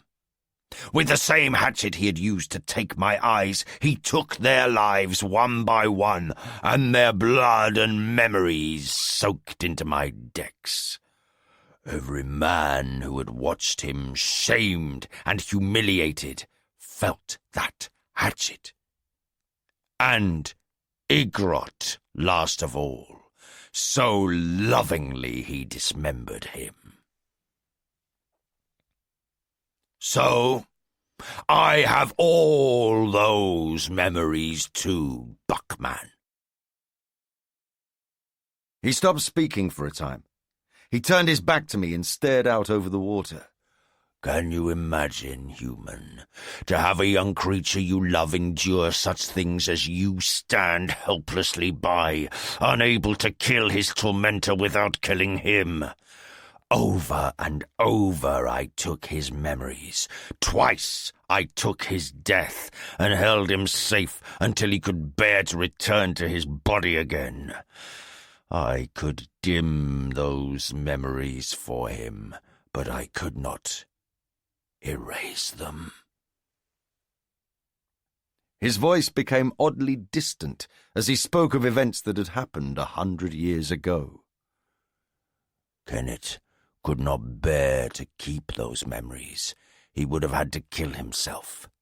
So he killed me instead. We agreed to it. I no more wanted to live with those memories than he did. We killed them all, one by one, and Igorot last of all. Then Kenneth gathered a fine share of the loot that was then on board, scuttled me, and watched from the ship's boat as I listed and took on water and finally capsized and sank. I tried to die. I thought I would die. But I do not need air, and I do not need food. I hung there, upside down, under the water, The waves pushed me about, and then a current caught me. And when I realized it was bearing me home, back to Bingtown, I let it. And so, eventually they found me, hull up in the mouth of Bingtown Harbour, a hazard to navigation. They dragged me into a beach and pulled me up out of reach of the tides and chained me there. The mad ship, the pariah. And there, Brashentrell and Amber and Althea found me. There were stars in the clear night sky above us, and he cut smoothly through the waves, propelled by a light but constant wind. We could have been the only two living things in the world. The young man stretched on the deck had not moved, and I wondered if Paragon held him under, immersed in sleep. I wondered how much of this tale he would share with Kennetson, and why he had shared it with me. I will give him none of it, the ship told me. When I go as dragons, it will all go with me. Do you think the human memories will vanish when you become your dragons? Nope. He spoke with certainty. The memories of dragons and the recall of the serpents that go between the egg and the dragon are what makes us whole. We forget nothing, not if we are properly cased and hatched. I will shake off this ship's body and the shape of your flesh, but always I will carry with me the horror of what humans can do to one another for amusement. I found I had little to say to that. I looked down on the sleeping young man. So, he will never know what his father went through. He knows enough of it. What little Etta and Wintrow and Sorkor knew, he knows. He need not bear the actual memories. Why should he know more of it than that? To understand what his father did. Oh. Does knowing what the child Kennet endured make you understand what the man Kennet did? I listened to my heart beating. No. Nor I, nor would he, so why burden him with it? Perhaps so he would never do likewise? That bit of dragon womb the lad wears strapped to his throat, carved in his father's likeness, was worn by his mother for many more years than Kennet. She spent her childhood as a whore. Can you conceive that she thought of Kennet as the first person to treat her with kindness, that she came to love him for saving her from that life? I did not know. I said quietly, Believe me, Kennetson knows more of rape than he would care to admit, and I doubt he will perpetuate upon others what his mother regards with abhorrence. He took in air and sighed it out, a sound like waves on fine sand. Perhaps that was why his mother bound it so tightly about his throat before she allowed him to board. Kennetson stirred. He rolled over and opened his eyes and stared wordlessly up at the sky. I held my breath and stood motionless. The cloak was not a perfect protection. It took on the texture and colour and seeming dimension of whatever was behind me, but the wind was ruffling it, and I suspected that would look peculiar. Still, he did not look toward me. He spoke to the sky or the ship. I should have been born on these decks. I should have grown up here. I've missed so much. We both have, Paragon replied. His voice was kindly. There is no going back, my son. We will take what we have now and keep it with us forever. When you turn into dragons, you will leave me? Yes. Kennetson sighed. He didn't even have to think about it. Any other answer would be impossible. Will you come back to visit? Or will you just be gone forever? That I don't know. How can I possibly know? Kennetson sounded very young as he asked, Well, what do you hope you will do? I think I will have to relearn how to be a dragon. And there will be two of us, me and yet not me. I cannot speak for what happens after. I can only say that for the days we have left together, I will be here with you. I ghosted away. That conversation was not for me. I had enough pain of my own without hearing another child abandoned by a father.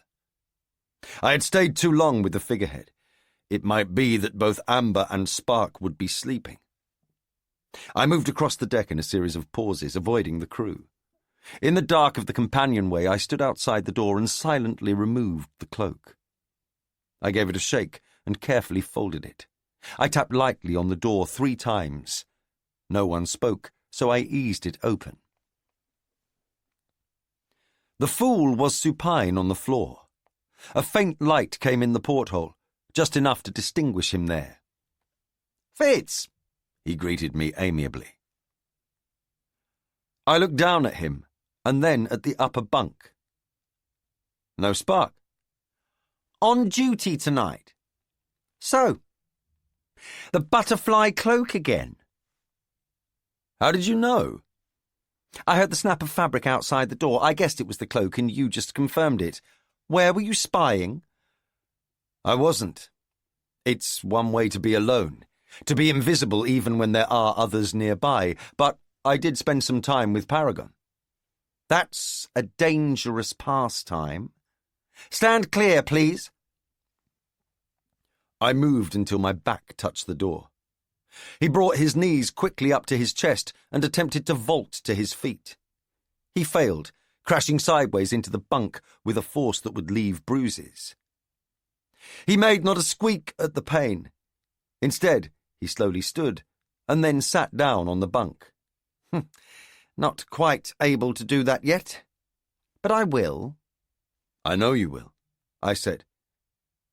If will alone could make a thing be, the fool could master his old tumbler's tricks. I pulled my old pack out from under the bed. Reaching inside, I found the elderling fire brick and made sure it was upright before I tucked the folded cloak beside it. I reached past my folded clothing and B's books. The tubes of silver I felt through the shirt wrapping them. Chade's exploding pots in the very bottom.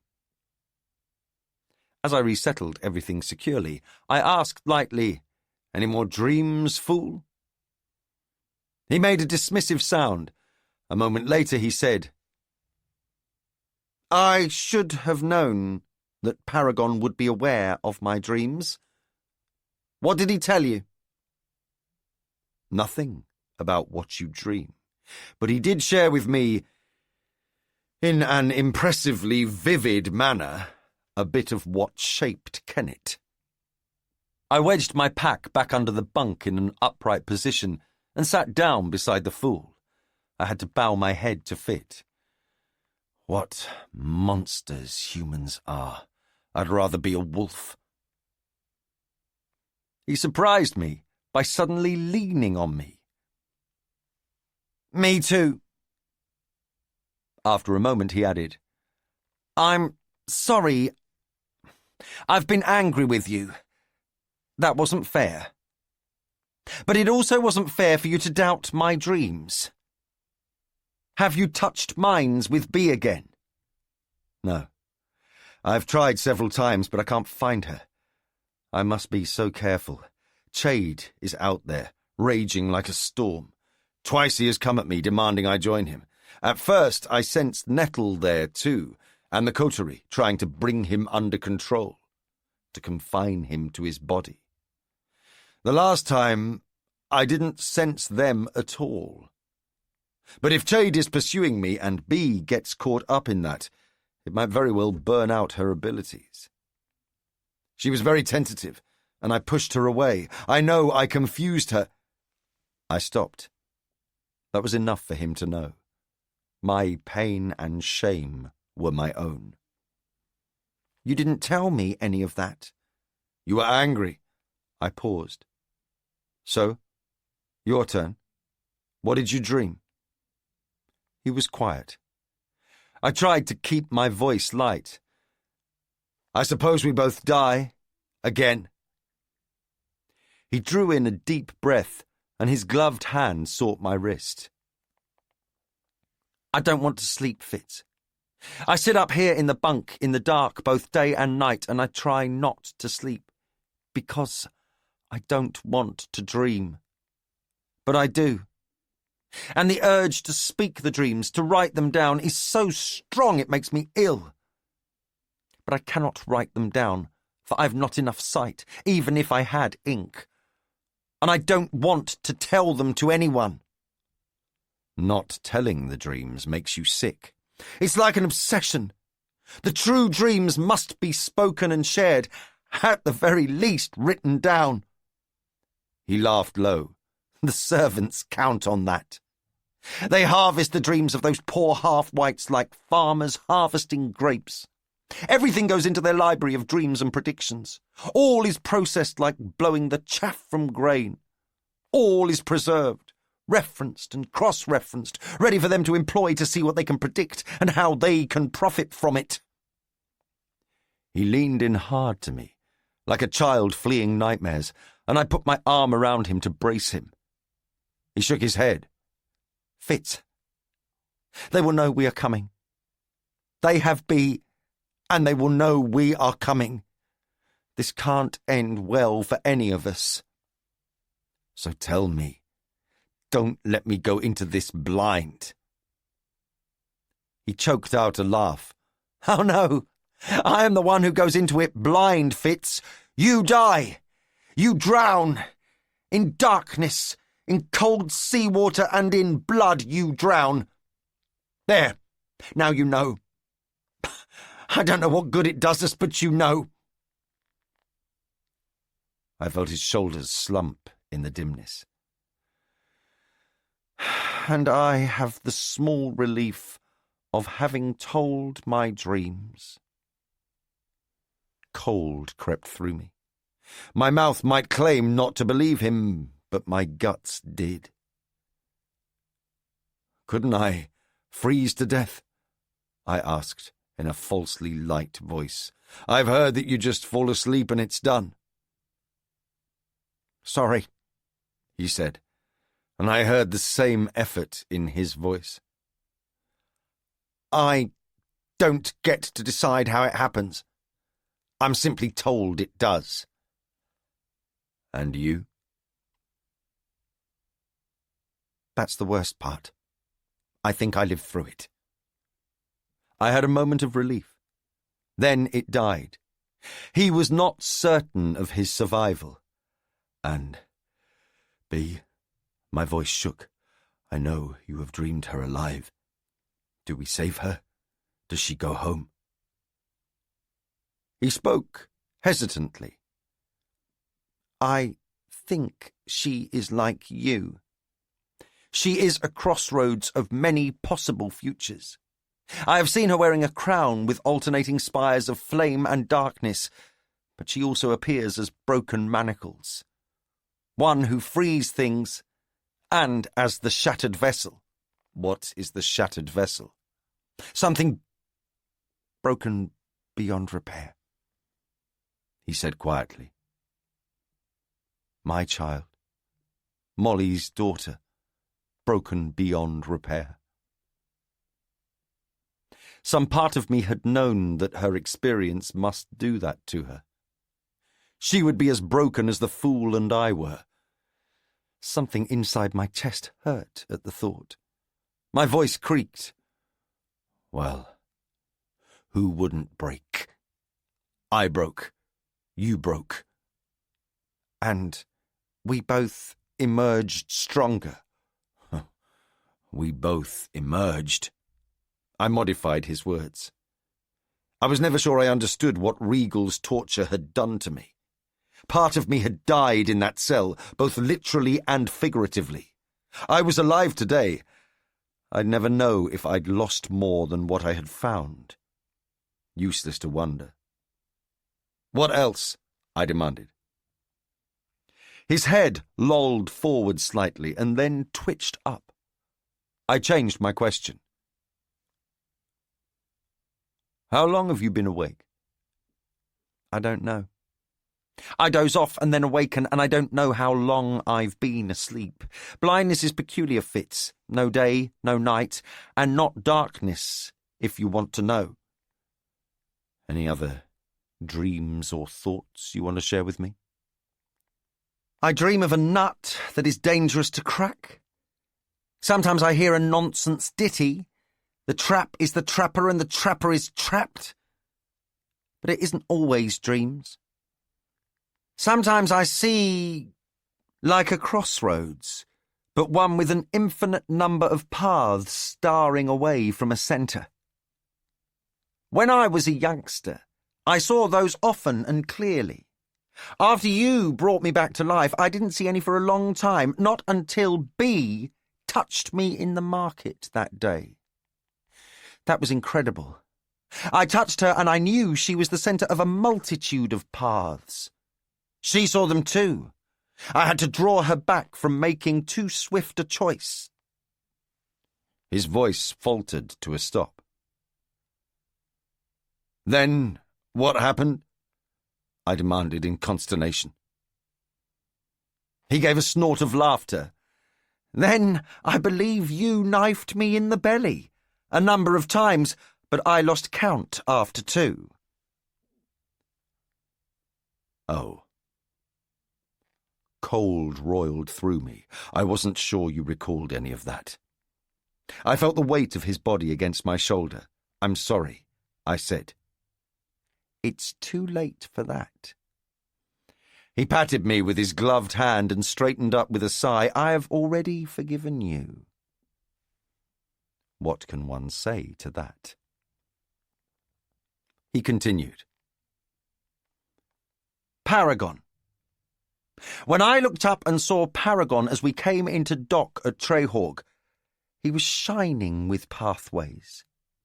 There were others there at that junction, leading back to Kelsingra or into Trehawg itself, but most were the ones that led to Clarice. The straightest, shortest ones began with Paragon." "So that was why you insisted we must stay with him?" "Now you believe in me?" "I don't want to, but I do." "I feel the same." Silence claimed us both. I waited. After a time, I realized he was deeply asleep.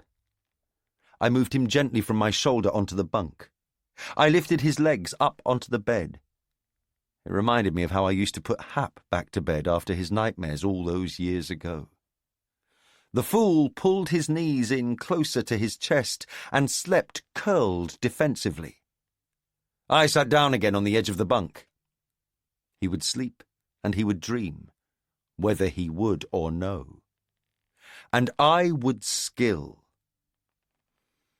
I exhaled slowly, letting my breath blow away my boundaries, and immediately became more aware of the ship. "Excuse me," I muttered, as if I had bumped against a stranger in a crowd. Then I ignored his presence and reached out, feeling for the skill current. It was there, but it was calmer than I had felt it in months. It was as constant as the wind that gently filled the sails and pushed us through the waves. I moved with the skill current, letting it carry my thoughts and will toward Buckkeep and to my daughter Nettle. She was sleeping. I eased into her dream thoughts, woke her gently. "How are you? And your child?" "Chade's dead." The news flew from her mind to mine, drenching me with her urgency that I know. Her grief swept in and woke my as yet unformed sorrow. For a time, that was all there was. I did not ask her how. He was old, It had been coming for a very long time. Deprived of the herbs and kept from the skill that he had been using for so long to rejuvenate himself, his years had caught up to him. I blame myself. We gave him delven bark to quench his skill. He had grown so randomly strong with it. He would be calm, and then he was like a cold wind blasting. 2 of the new apprentices decided to leave the training because his spells were so frightening. Even Shine had come to dread his moments of strength, for no matter how she deadened herself, he would seize her and tumble her into the skill with him. She was terrified, as were we all. So I authorized the delven bark. I changed all the pages who had been carrying out his errands. I suspected they were fetching more than food and wine for him. After 3 days of it, it blocked his skill, and he became an old man. Kindly, but fretful and old.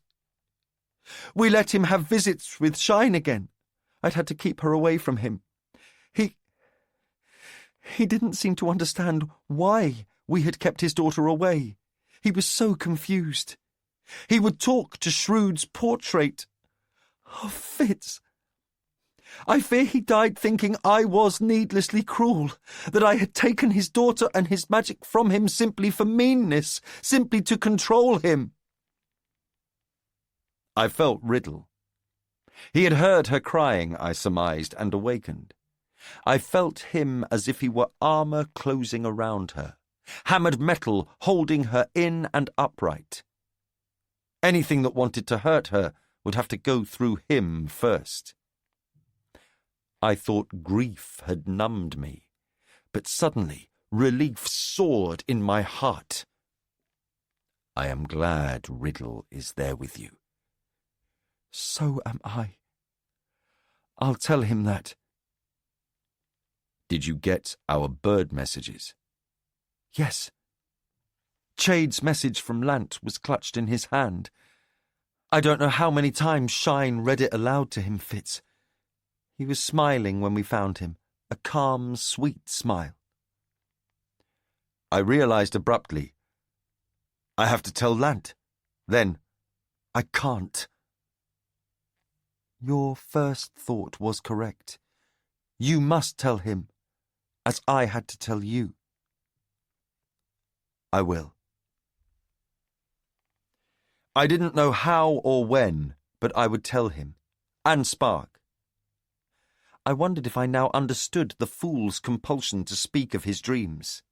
I did not want to tell them, yet I desperately wanted to share the news, as if grief were a heavy burden to be spread out amongst those who must bear it. Yes, she agreed with me. And it's good to know you are alive. I have reached out to you over and over these last few days. When none of us could reach you with the skill, we feared the worst. I'm on a live ship. His presence is pervasive. Even as I skilled to her, I could feel the ship sharing what I told her. I am sorry to have worried you. I understand. I will immediately wake dutiful to tell him.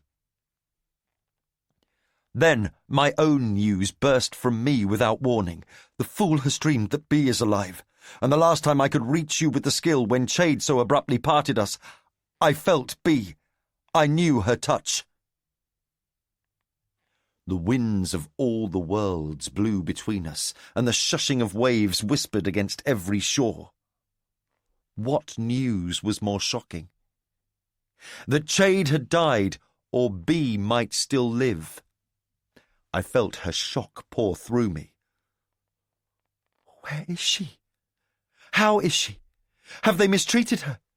Does she think we abandoned her? How did she survive passing through that skill stone? How is it possible she lived and we gave up on her for months? I don't know. That was the torment of it. So much I didn't know. I was not going to tell my pregnant daughter that her small sister was miserable and mistreated. That I would lie about, with a clear conscience. I agonized enough for the both of us. I would not put that burden on her. I had just a brush of her against my senses. I know she is bound for Clarice, as are we. I do not know if she is ahead of us or behind us, only that she is on a ship bound for Clarice. That was all. And the fool dreamed of her alive. It's little to go on, but I will take heart from it. Her thoughts suddenly swept over me. A mistress of war awakened. I will muster an army of warriors and skill users. Eliana has brought up this proposal more than once to me. We will come. We will take back what is ours and leave nothing but ruins and bodies. No. For now, do not send any vast force in this direction. We think our best chance is to go in quietly. You will negotiate for her return? That thought had never even occurred to me. I had set out on a mission of vengeance, planning only to kill. The thought of Bee in their hands had only made me more determined to see their blood. I am still on a ship bound for Clarice. I will decide when I arrive there and study the situation. Perhaps I shall negotiate. There were many ways to negotiate. Taking hostages immediately sprang to mind. My thoughts went winging off, and I knew that Nettle sensed that. "How are you?" I asked her. "Heavy, tired, happy, sometimes." Sometimes. When she was thinking of her baby rather than the death of Chade or the torment of her small sister. "I'm sorry I woke you, and sorry that Chade is gone. I will tell Lant, and you should rest now." She laughed. "Rest? While thinking of little Bee in the hands of kidnappers. Oh, duh. Does life ever become simple?" "Only for a few moments, my dear. Only for a few moments." I drew myself away from her as if we were unclasping hands. For a time longer I floated in the skill. I wondered if some remnant of Chade remained in this flow, some ghost of Verity, or perhaps even my father. I had encountered presences in the skill. I was not sure what they were, only that they were far larger beings than I was. Larger, richer, deeper, more fully formed. Edda and El? Ancient elderlings or skill users who had acquired more presence in that flow? I gathered my courage. "Bee, can you hear me?" I formed an image of my little girl in my mind, little Bee. I saw her in her old-fashioned clothing. I saw her doubting gaze as she looked up at me. I smelt the fading scent of honeysuckle on a warm summer night. Then I saw all the ways I had failed her. No, this was not helping. I'd never find her that way. I pushed aside reluctance and tried to reconstruct that moment of contact we'd had. With Chade rushing down on us like a summer squall on a small boat, pushing and scattering and threatening. "Fitz, my boy!" An echo in the vast current of skill. A brief recollection of Chade like a perfume on a spring breeze. Dead. Gone. The flood of loss was too much. I tried again to reach for Bee, but I was groping in dark water. My child was as gone as Chade was. I drew back from the skill current and opened my eyes to the darkness of the fool's chamber. He was sleeping deeply. There was no one else in the room. Sitting on the floor, I pulled my knees up tight to my chest and bowed my head over them. Chade's boy wept. Chapter 23. Clarice. The unexpected sun arrives cloaked in a power that none can see, but all can feel. It shimmers and floats, and confuses both eye and mind. In my dream, he is one, then two, then three creatures.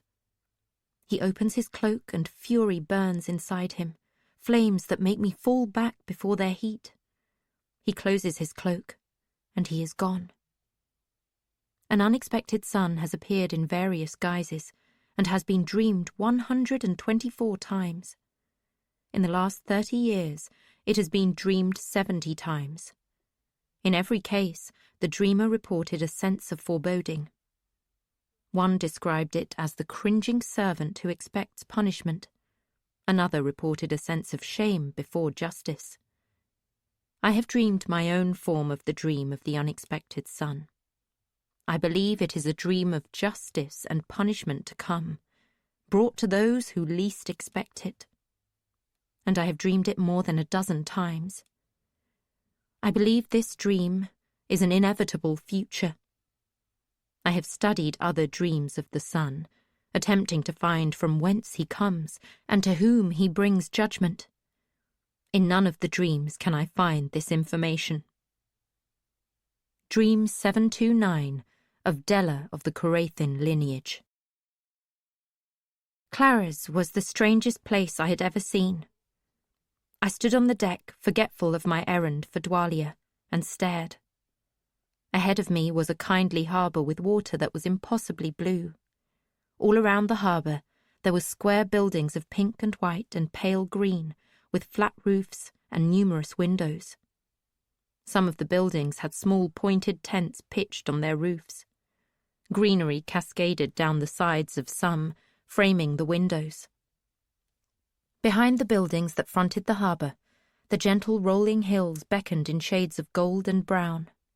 There were random, solitary trees with fat trunks and widespread branches, although on one hillside an even rank of trees might have been an orchard.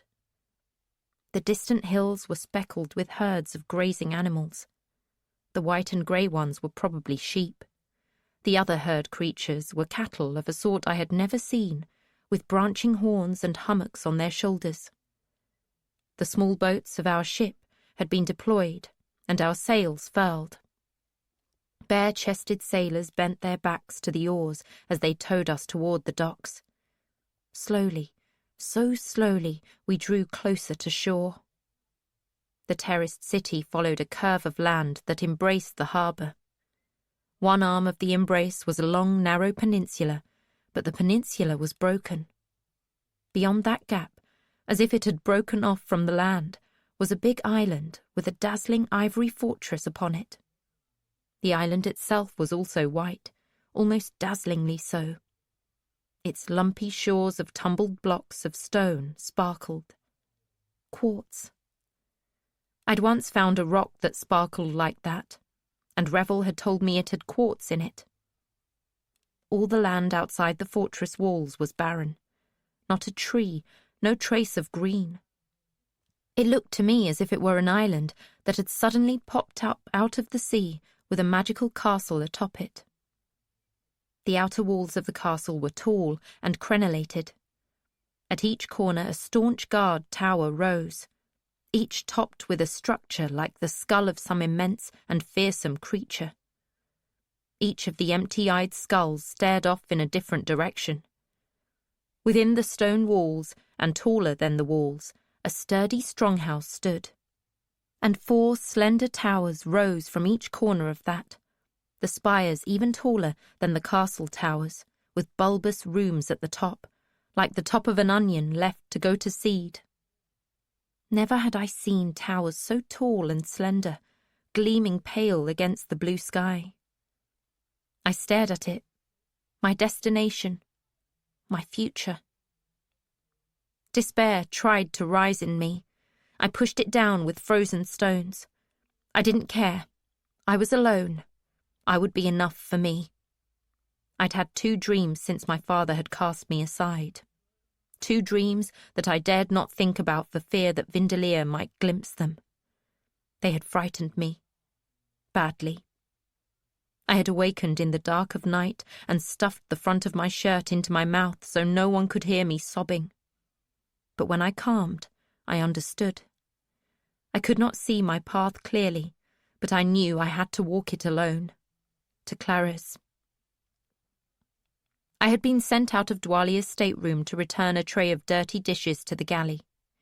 Usually she did not choose me for such tasks. I think she intended it as yet another demonstration to Vindelia that I was not only trusted, but quickly becoming her favourite. I had perfected my grovelling servitude and taken it to levels he dared not approach. I radiated repentant loyalty at her in a small, steady stream. It was dangerous, for it meant I must constantly be on my guard against Vindelia, lest he gain entry to my mind. He had grown terribly strong since he had drunk the serpent's bit. But he was strong as a bullock was strong, good at large motions and breaking walls. But I was not a wall. I was a tiny rolling pebble, hard as a nut, with no edges for him to grasp. I'd felt him try, more than once. I had to keep myself very small and let out only the thoughts that had no real ties to me, like my slavish admiration of Dwalia. I'd carried my pretense well, even to standing by her bath and holding a towel for her, and then stooping to dry her calloused feet and lumpy toes. I'd rub her feet to hear her groan with pleasure, and I'd set out her clothing as if I were garbing royalty, rather than draping a hateful old woman. My ability to deceive her almost frightened me, for it involved thinking the thoughts of a defeated slave. Sometimes I feared that those thoughts were becoming my true thoughts. I did not want to be her slave, but living without the threats and the beatings was such a relief that it was almost an acceptance that this was the best life I could hope for. I felt a familiar squeezing in what I thought must be my heart. I had heard of being heartbroken or heavy-hearted, but I had never known it was an actual sensation one felt when the whole world abandons you. I looked out at what I knew must be Clarice, and tried to believe I could make a life for myself there. For I knew now I would never go home. I had felt my father's touch upon my mind. I had felt him spurn me, cast me aside so violently that I had awakened shaking and sick. I had reached for Wolf-Father. He had not understood it any better than I had. So, it was done. I was alone. No one was ever going to come and rescue me. No one cared what had become of me. I had known that for days now, but even more, I had known it for every long night that came between those days. During the days when both Dwalia and Vindelia were awake, I had no time to dwell on it. I was too busy defending my thoughts from Vindelia while grovelling to Dwalia and impressing on her how cowed and subservient I was now. During those hours, my father's abandonment of me was a constant humming pain, as permanent as the restless water that surrounded us. During the days, my survival floated on that sea of hurt. At night, I sank beneath it and drowned in it. My loneliness had become absolute when I had touched minds with my father, and he had pushed me away. I had tried to make it less of a rejection in any way I could, but it was like trying to put the pieces of a cup together so it made a teapot. There had been those other voices. One had been my sister's, perhaps, but I was not certain. There had been a chorus of others, including one who shouted and roared. I didn't know how I had reached them, but I knew my father had been aware of me. Flee, he had bidden me, as if there were danger, but he did not flee with me. He had not caught me up and kept me safe. He had stayed in the middle of that storm of voices. He had paid attention to them, pushing me to one side. When I had dared to call out to him again, he had shoved me roughly away. He had pushed me so hard that I had not been able to hold on to him. I'd fallen away from him, away from my hope of rescue and a return to a life that had some kindness in it. I'd tumbled back into myself, into my lonely, small self, and found Vindelia already sniffing around my boundaries. I had not even dared to weep aloud. I'd slammed my walls tight, tight, tight. Wolf-Father had warned me. To hold my walls that tight meant that no one could reach me. At that moment, I hoped no one would ever touch my thoughts again. I never wanted anyone to like me again, let alone love me. And I was never, ever going to like anyone else. The pain in my heart had suddenly become a pain in my belly. It combined with the hurt of holding the dreams unspoken and unwritten. But the dreams that came to me now, I dared not speak. They were frightening and tantalizing, tempting and terrifying. They called to me to make them real. And with every day of our journey, they became more real to me, as if I came ever closer to an inevitable future I would make. I closed my eyes for a moment, and then opened them to the pastel city before me. I made myself see how pretty it was, and I imagined myself as a happy person there. I would trot along those streets, greeting the people I knew, running some useful errand for Dwalia. And someday I would escape. No, I could not have that thought, nor that plan, not yet. It was a lovely place, a wonderful place to call home. How happy I was to be here! I trickled out a bit of that thought. I had discovered that I could feed such things to Dwalia, even when I couldn't see her.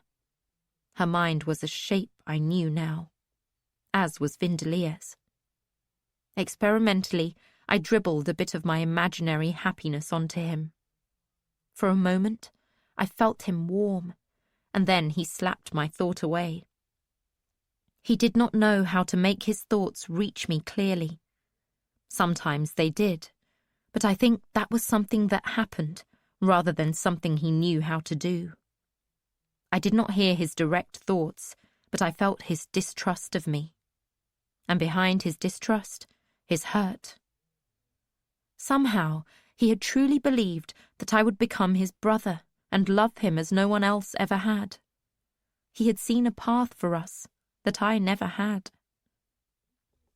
For a moment, the stinging thought that perhaps he felt as abandoned as I did shamed me. Then I crushed it down and shut it out of my mind. No, he had helped to kidnap me, had aided in destroying my home, and had tricked and helped kill the only person who had befriended me on my horrible journey. He had no right to think anyone would love him for doing those things. But that fury was a strong emotion, and I was learning that strong emotions made cracks in my wall. I denied my hatred. It made my stomach hurt worse than ever, but I did it. I turned my eyes to the pretty city, with the little rectangular houses like little cakes displayed on a shelf. I would have a delicious life here. I put a cheery smile on my face and carried my tray to the galley and left it there. As I made my way back to the captain's stateroom, I had to dodge hurrying sailors. As we neared our destination, the number and pace of their tasks were increasing. One of them cursed at me as I skipped out of his way. Small boats were hastening toward us as our sailors secured the gathered sails. Coiled lines awaited. The little boat would tow us into the docks. Our arrival was imminent. I tapped on the stateroom door lest the captain was making a last-minute visit, and heard Dwalia's charming request that I should enter. "Pack it all up," she commanded me as soon as she saw me. She gestured at the scattered garments that she had tried on and then discarded. Every time we had stopped in a port, the captain had purchased more garments for her. I wondered what she would do with them all once we disembarked and she was no longer Lady O'Brettia. She herself was occupied with carefully setting the jewellery she had acquired onto a finely woven scarf, also gifts from her captain. Once she had them arranged, she rolled the scarf up, folding the ends in as she went, and then tying it into a small bundle. By then, I was nearly finished layering her gauzy and lacy finery into a trunk. "Will you be sad to leave him?" The question had popped into my head and out of my mouth. At her sudden scowl, I hastily added, "He treats you so well. It must be gratifying to have someone recognize your true value."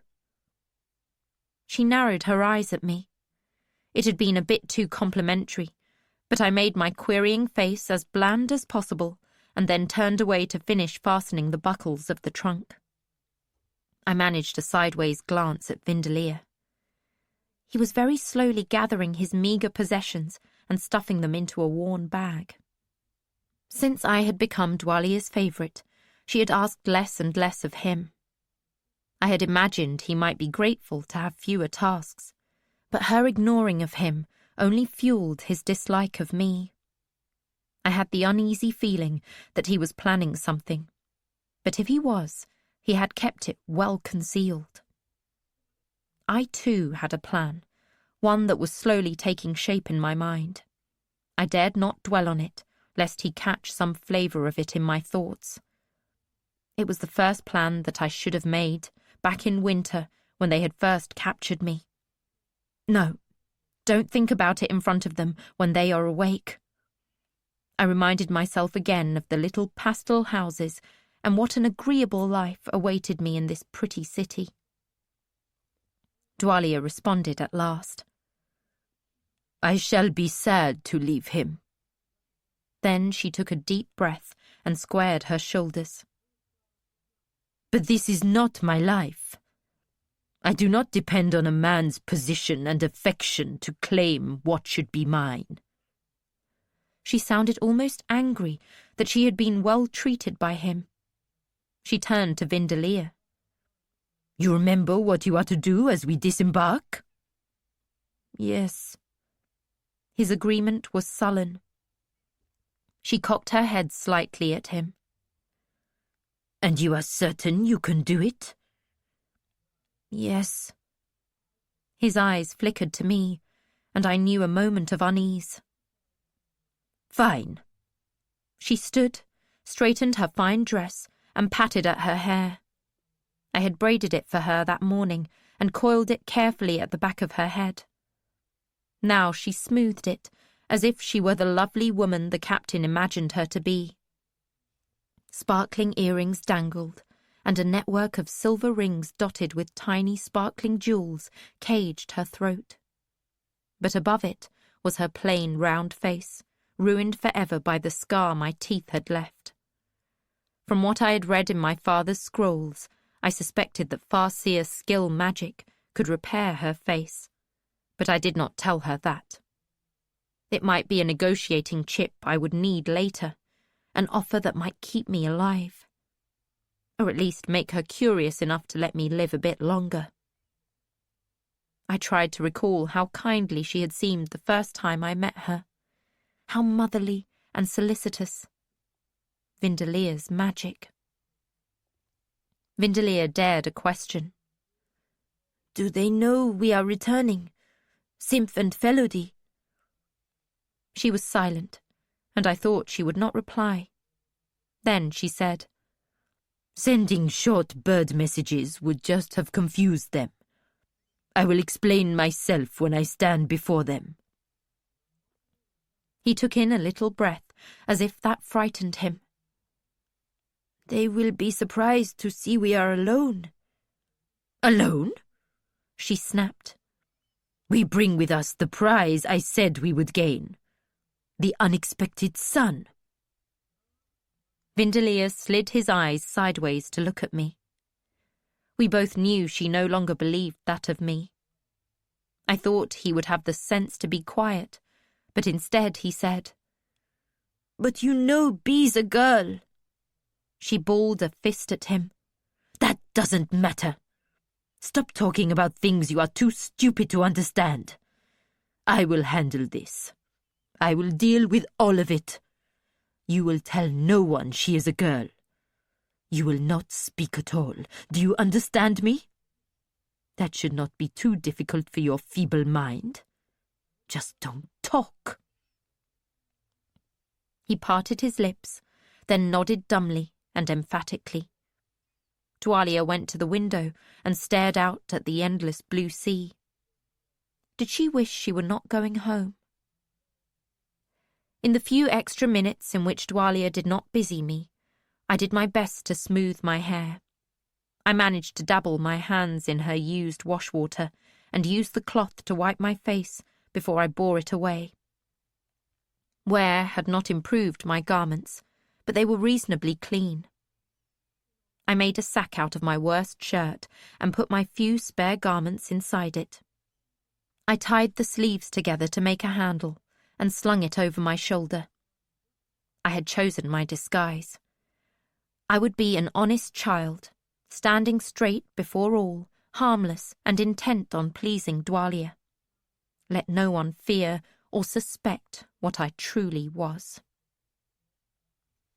We heard the shouts of the sailors, and the noises of the town had grown louder. The little boats would tow us right up to the docks that fingered out from the busy streets. Between us, Vindelia and I managed to carry the trunk full of Dwalia's fine garments up to the deck. Dwalia tucked the packet of jewellery into a lovely embroidered bag that she carried. And there, on the deck, we stood, mostly out of the sailors' way, and waited for the ship to reach the dock and be safely moored to it, and then for the gangplank to be put into place. Only then did the captain come to us. He took both Dwalia's hands in his, kissed her chastely on her cheek, and told her that he had already sent a runner ahead to secure lodgings for her in a clean and honest inn. Regretfully, he said he could not accompany us, but he had 2 strong men who would carry her trunk and escort her to the place. He promised that he would come with her to Clara's castle to consult on her future, for he hoped he would figure large in such a reading. Lady O'Brettia simpered and thanked him. The elegant arched plumes on her hat bobbed in the sea breeze. She reminded him that she had business of her own to conduct in Clarice, but she would see him that evening, and her 2 servants could manage to take her trunk to the lodgings, so no escort was needed. For a moment, his brow was wrinkled in concern for his darling. Then the lines smoothed as I felt Vindelia manipulate his mind. Of course she would be fine. He would not worry for her. She was as competent as she was lovely, and he cherished her independent spirit. Even so, he accompanied us down the gangplank. He again took Dwalia's hands in his and looked down at her as she tilted her head back to meet his fond gaze. "Be careful, my lovely," he cautioned her, and stooped to take a final kiss. I felt Vindelia do it. He dropped the illusion as the captain's face neared hers and let him see her as she was. His intended kiss did not reach her mouth as he recoiled from her. In less than a breath, Vindelia had restored her glamour. But by then, the captain had stumbled back a step. He blinked, rubbed his eyes with the palms of both his hands, and then smiled at Dwalia sheepishly. "I've been awake too long. I stand on land and feel giddy from the stillness. Lady O'Brettia, I will see you later this evening. We shall dine together." "We shall," she promised him faintly. He turned his head, rubbed his brow, and made his way back up to his ship. He looked back at us from the deck, and she lifted a lace-gloved hand to wave at him. He grinned like a boy, waved back, and turned to his duties. For a moment longer, she stood staring after him. Hurt made her homely face even plainer. Vindelia stood innocently by, feigning that he did not know what had just happened. But "He saw me," Dwalia said in a low, accusing voice. "You allowed him to see me." Vindelia looked off into the distance. "Perhaps, for an instant, my control faltered." He flickered his gaze back to her, and then away. I saw his vicious satisfaction, but perhaps it was too fleeting for her to catch. "It takes a great deal of strength to maintain such an illusion," he pointed out to her. "The captain is not a gullible man. To make his crew see you as Lady Obretia every moment was hard. To make the captain see you in such a different form in every moment he was with you has near drained all my magic. Perhaps now is the time when you should give me—" "Not here!" she snapped. She glared at both of us. "Pick up that trunk and follow me." Vindelia took one end, and I seized the other handle, and we walked behind her. The trunk was not that heavy. Carrying it was only awkward because Vindelia was such a weakling. He kept shifting his grip from hand to hand, and he walked leaning over as if he could barely lift it. The trunk bumped and skipped on the paving stones and knocked against my hip and calf. Every 100 paces or so, she had to stop and wait for us to catch up with her. Vindelia strove to maintain her appearance. Men were halting to cast admiring looks at her. 2 women exclaimed to one another over her hat and dress. She walked proudly, and when she glanced back at us, there was a pleased light in her eyes I had never seen before. We walked down streets crowded with folk foreign to my eyes. Sailors and merchants and workers, I guessed them to be, but in all manner of garb and of all different colourings. I saw a boy with hair as red as rust, his hands and arms speckled with freckles like a bird's egg. There was a woman taller than any person I'd ever glimpsed, and her bare brown arms were sheathed all over in white tattoos from her fingertips to her wide shoulders. A bald little girl in a pink frock skipped beside her equally bald mother, whose lips were framed with tiny jewels. I turned my head, wondering how the jewels stayed on, and the trunk hit my calf on top of an earlier bruise. I felt Vindelia struggling to carry the trunk and maintain Lady Obretia's illusion. The third time Dwalia had to stop and wait for us, she said, "I see you are becoming useless again. Very well. You need not try so hard. For now, I wish folk to not notice us. That is all." "I will try." Her beauty fell away from her. She became ordinary, and less than ordinary, not worthy of notice. Dwalia trudged through the crowds, and people grudgingly gave way to her, and we lurched along after her. I could feel Vindelia's magic failing. I glanced over at him. He was sweating with the effort to carry his end of the trunk and maintaining his illusion. His power sputtered and danced like a dying flame on a damp log. "I can't," he gasped, and gave up his efforts. Dwalia glared at him. I wondered if she knew he no longer cloaked her. But as we tottered along behind her, folk began to notice her. I saw a woman wince at the scar on her cheek. A little boy took his finger from his mouth and pointed it at her. His mother shushed him and hurried him along. Twice, pale folk stopped and turned toward her, as if they might greet her, but she didn't even pause for them. Folk stared at her, and she must have known they saw her as she truly was.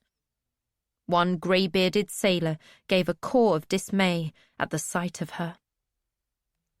"A feather bonnet on a pig," he said to his swarthy companion as they passed, and both guffawed.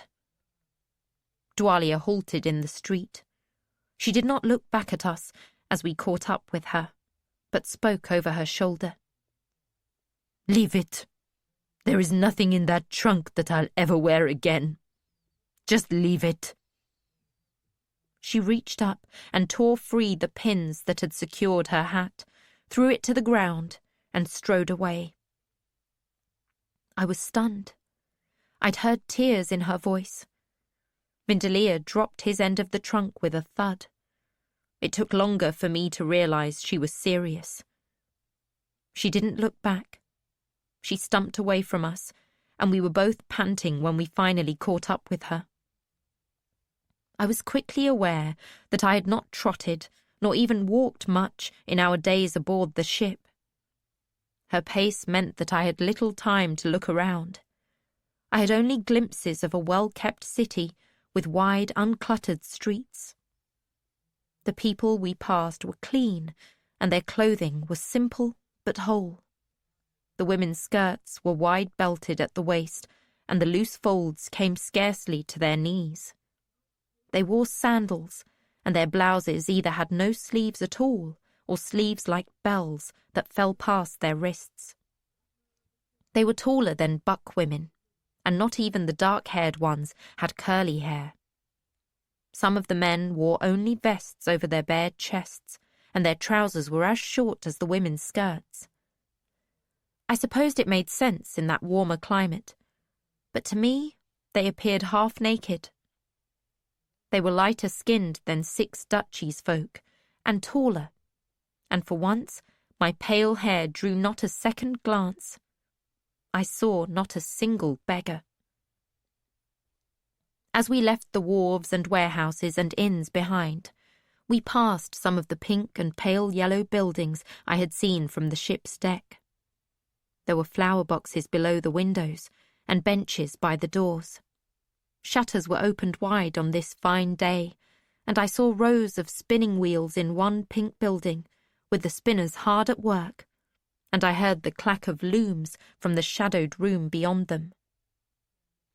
We passed a building that breathed out warmth and the smell of baking bread. Everywhere I looked, I saw cleanliness and order. It was not at all what I had imagined Clara's would be. Given how cruel Dwalia had been, I had imagined a whole city of hateful people, not this pastel prosperity. There was other foot traffic on the road with us. Like the port part of the city, the folk hurrying along beside us were a mixed lot. Most of them were light-haired and fair-skinned and dressed in the garb of Clara's, but some were plainly foreigners and travellers from afar.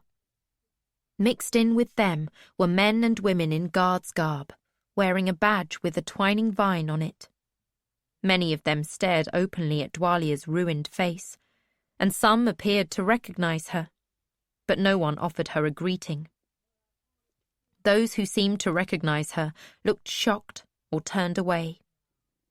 For her part, she did not offer good day to anyone, and set a pace that meant we passed most of our fellow walkers.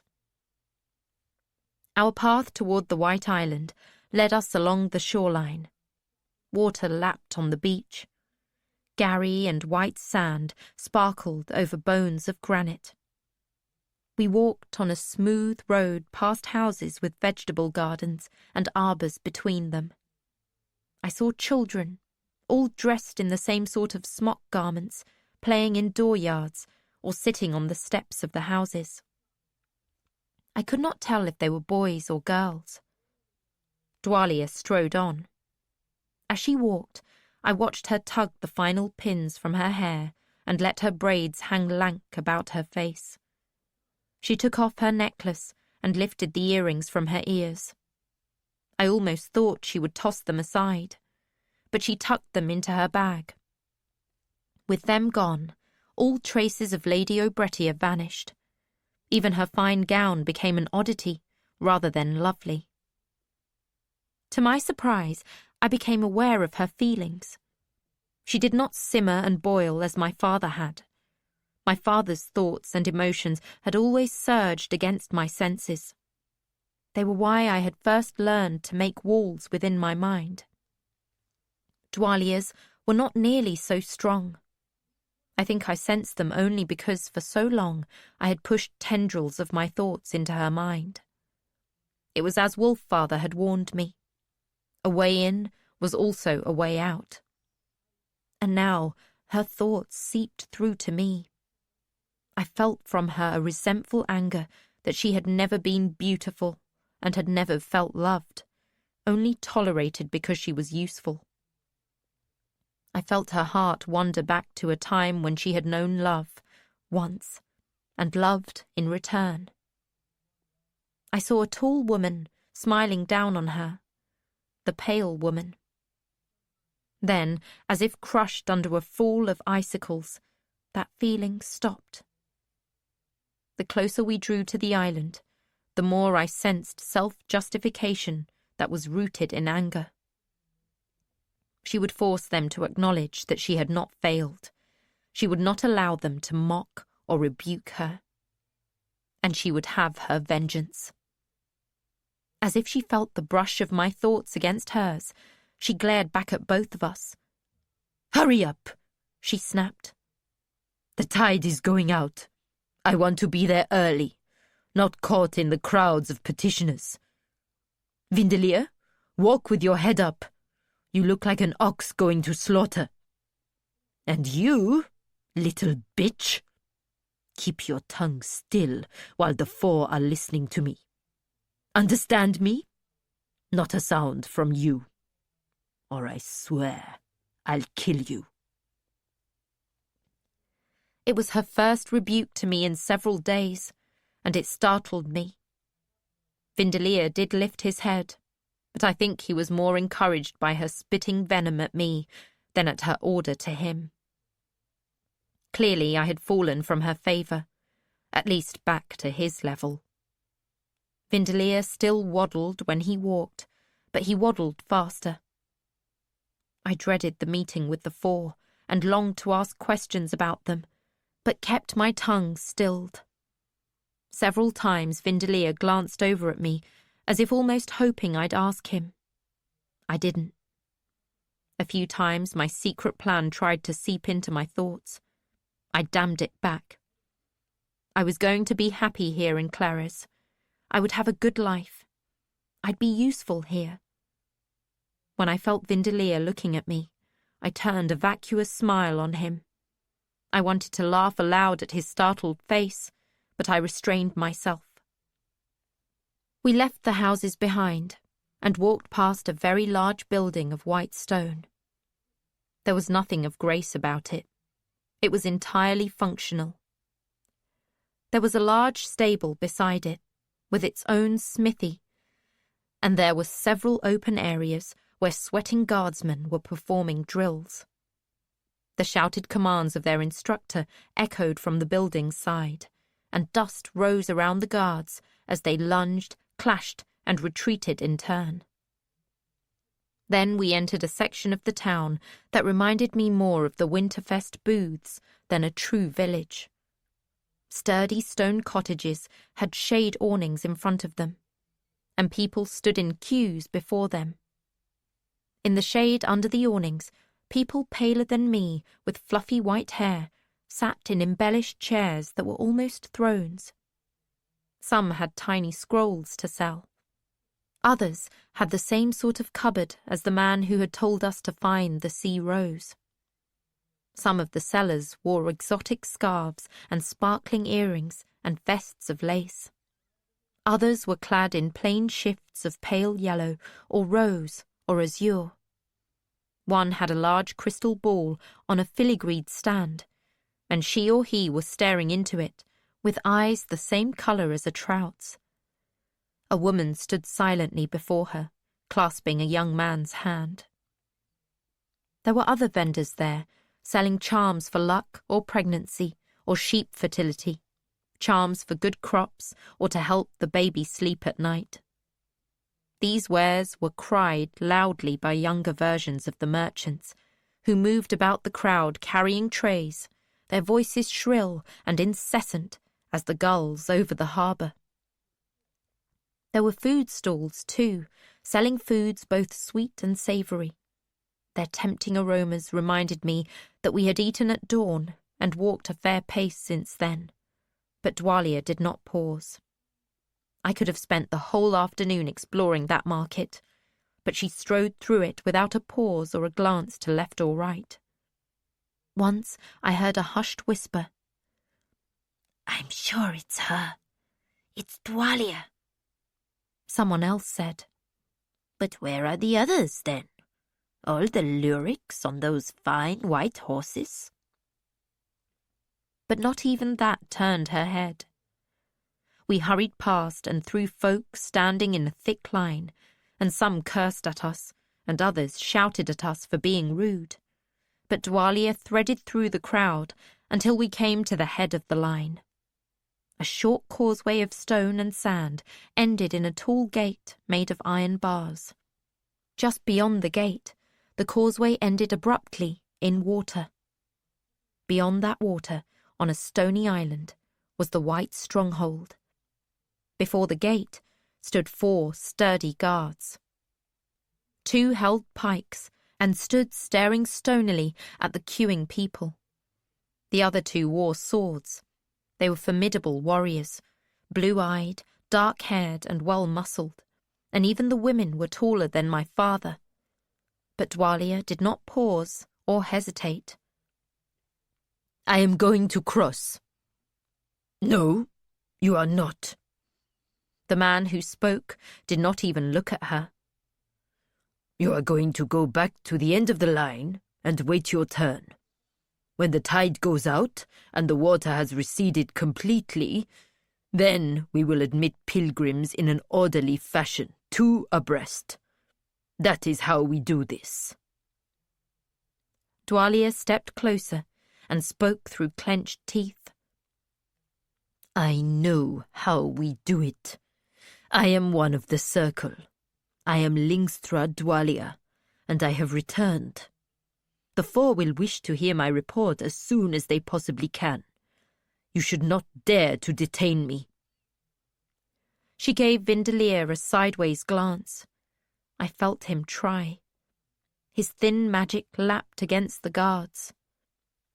One cocked his head and looked at her carefully. Dwalia? The guard spoke it as a name he knew. He lifted an elbow and nudged the woman next to him. Is that her? Dwalia? The other guard grudgingly shifted her gaze from the queue of anxious pilgrims to study Dwalia, the wrinkles in her brow growing deeper as she did so. Then her eyes fell on Vindelier. She left here a long time ago, rode at the head of a troop of white horses and riders. Could be her, but she looks different in that dress. But that one? Him, I recognize. He is Dwalia's creature, Vindelier. He does her bidding. So if she has him, then I guess it's her. We should let her cross. But now, while the water still runs over the causeway? It's not that deep, I can tell. I wish to cross now. Dwalia's tone brooked no argument. Open the gate for me. They stepped back from her, conferred briefly. One scowled and seemed to indicate her fine dress, but the other shrugged, and he was the one who unlatched the gate and swung it open. We had to step back to allow its motion, and that crowded us into the waiting petitioners. And when the gate was clear, and Dwalia stepped forward with Vindelier and me following, the crowd moved with us, trying to cross with us. The guards with the pikes moved forward, crossing their weapons and pushing them back. We stepped forward alone. The causeway was of smooth, cut stone, flat as a table. Dwalia didn't pause when she reached the water's edge. She did not lift her skirts or take off her shoes to carry them. She walked forward, as if the sea did not still own that space. We followed. The water was shallow at first, not warm, but not numbingly cold. As we went forward, it got quickly deeper, soaking my shoes and moving past my ankles to my shins. I began to feel the tug of the ebbing tide. Beside me, Vindelier was scowling. I don't like this, he said bitterly. Neither Dwalia nor I paid him any mind, but I soon began to share his uneasiness. The water got deeper, and the pull of the receding waves became stronger. I had waded in creeks and streams, but this was seawater. It had a smell and a stickiness that surprised me. The opposite gate on the far end of the sunken causeway had not looked very far away when we had begun. Now, as the water rose past my knees and up my thighs, the safety of the far shore seemed to retreat. Even Dwalia had slowed as she sloshed forward. I fixed my eyes on her back and fought the weight of the water. The tide might be ebbing as they had said, but waves still came and went, and sometimes they wet me to my waist. Vindelia had begun to make an anxious noise between a hum and a whine. He was falling behind. When I glanced back and realized that, I tried to move faster. The water was colder now, and I panted as I pushed my way through it. "Leave him behind," I thought fiercely. I think he felt my wish, for his wail grew louder, and I heard a splash as he stumbled, and then his hoarse cry as he surged to his feet again. "Drown!" I arrowed that thought at him, and then shut myself behind my walls. The sun beat down on my head, scorching my scalp through my short hair, while the water pressed against me and drew warmth out of my feet and legs. I folded my arms high on my chest and hugged my bundled clothing to myself. I pushed my thirst to one side along with my aching muscles. Shipboard life had not prepared me for today's hike. The sunlight bounced off the water and into my eyes. I lifted my head and tried to see Dwalia, but glittering light dazzled my eyes. I began to feel shaky and ill. Was the water shallower? Perhaps. I took heart and surged on, head and shoulders bent as I fought the waves. When next I lifted my head and looked for Dwalia, she stood at the far gate, remonstrating and cursing the guards, who would not open it to her. Beyond that gate, a huddle of people awaited its opening to leave the castle. Their weary stances and aprons of leather or fabric proclaimed them to be servants of the servants, probably on their way to their homes. I sloshed up behind Dwalia. She astonished me by swivelling about, seizing me by my collar, and near lifting me off my feet to shake me at the guards. "The unexpected son," she snarled at them. "Do you want to be the ones who delayed his arrival before the four?" The guards exchanged glances. The taller man looked back at her. "That old myth?" Vindelia came shuddering up beside us. One guard nudged the other. "That's Vindelia. No mistaking that treacherous little gelding. So she is Dwalia. Let them in." Dwalia did not release her grip on my collar as the gate opened and we passed through. I tried not to resist her pulling, but it meant walking on my tiptoes. I could not look back to see Vindelia following, but I heard the thud of the barred gate as it shut behind us. A road of dun sand stretched before us. The sun woke sparkles in it. It was straight and featureless. To either side of it, a barren and rocky landscape spread. It was so flat and empty that I knew that the hands of men had shaped it. Nothing could cross this expanse of ground and not be seen. Never had I seen an area so devoid of small life. The only relief to the eye were occasional stones, and none of them was larger than a bushel basket. Dwalia suddenly released me. "Don't dawdle, and don't speak," she ordered me, and then set off at her distance-eating stride again. Her once fine skirts were wet and slapped against her legs as she walked. I followed, trying to match her pace. When I lifted my eyes to stare at our destination, it dazzled me more than the sunlight on the water. The white walls of the castle glittered. We walked and seemed to come no closer. Gradually, I began to realize that I had greatly underestimated how large a fortress it was, or castle, or palace. From the ship, I had seen 8 towers. This close to it, when I looked up, I saw only 2, and the misshapen heads that topped them looked like skulls. I slogged along, head lowered as the sun pounded down on us, and eyes half closed against the brightness. Every time I lifted my head, the aspect of the immense structure at the end of the long road seemed to have changed. When we were close enough that I had to crane my neck back to see the tops of the walls, the ornate bas-reliefs on the outside of the walls became evident. They were the only marks I could see on the smooth white walls. From this vantage, I saw no windows, not even arrow slits, and no doors. On this side of the castle, there was no access at all. Yet the road led directly to it.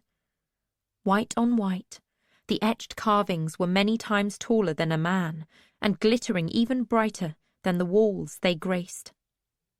I stared for a moment, and then had to look away and close my eyes. But when I shut my eyes, there the carvings were again, inside my eyelids, like a climbing white vine. I recognized it.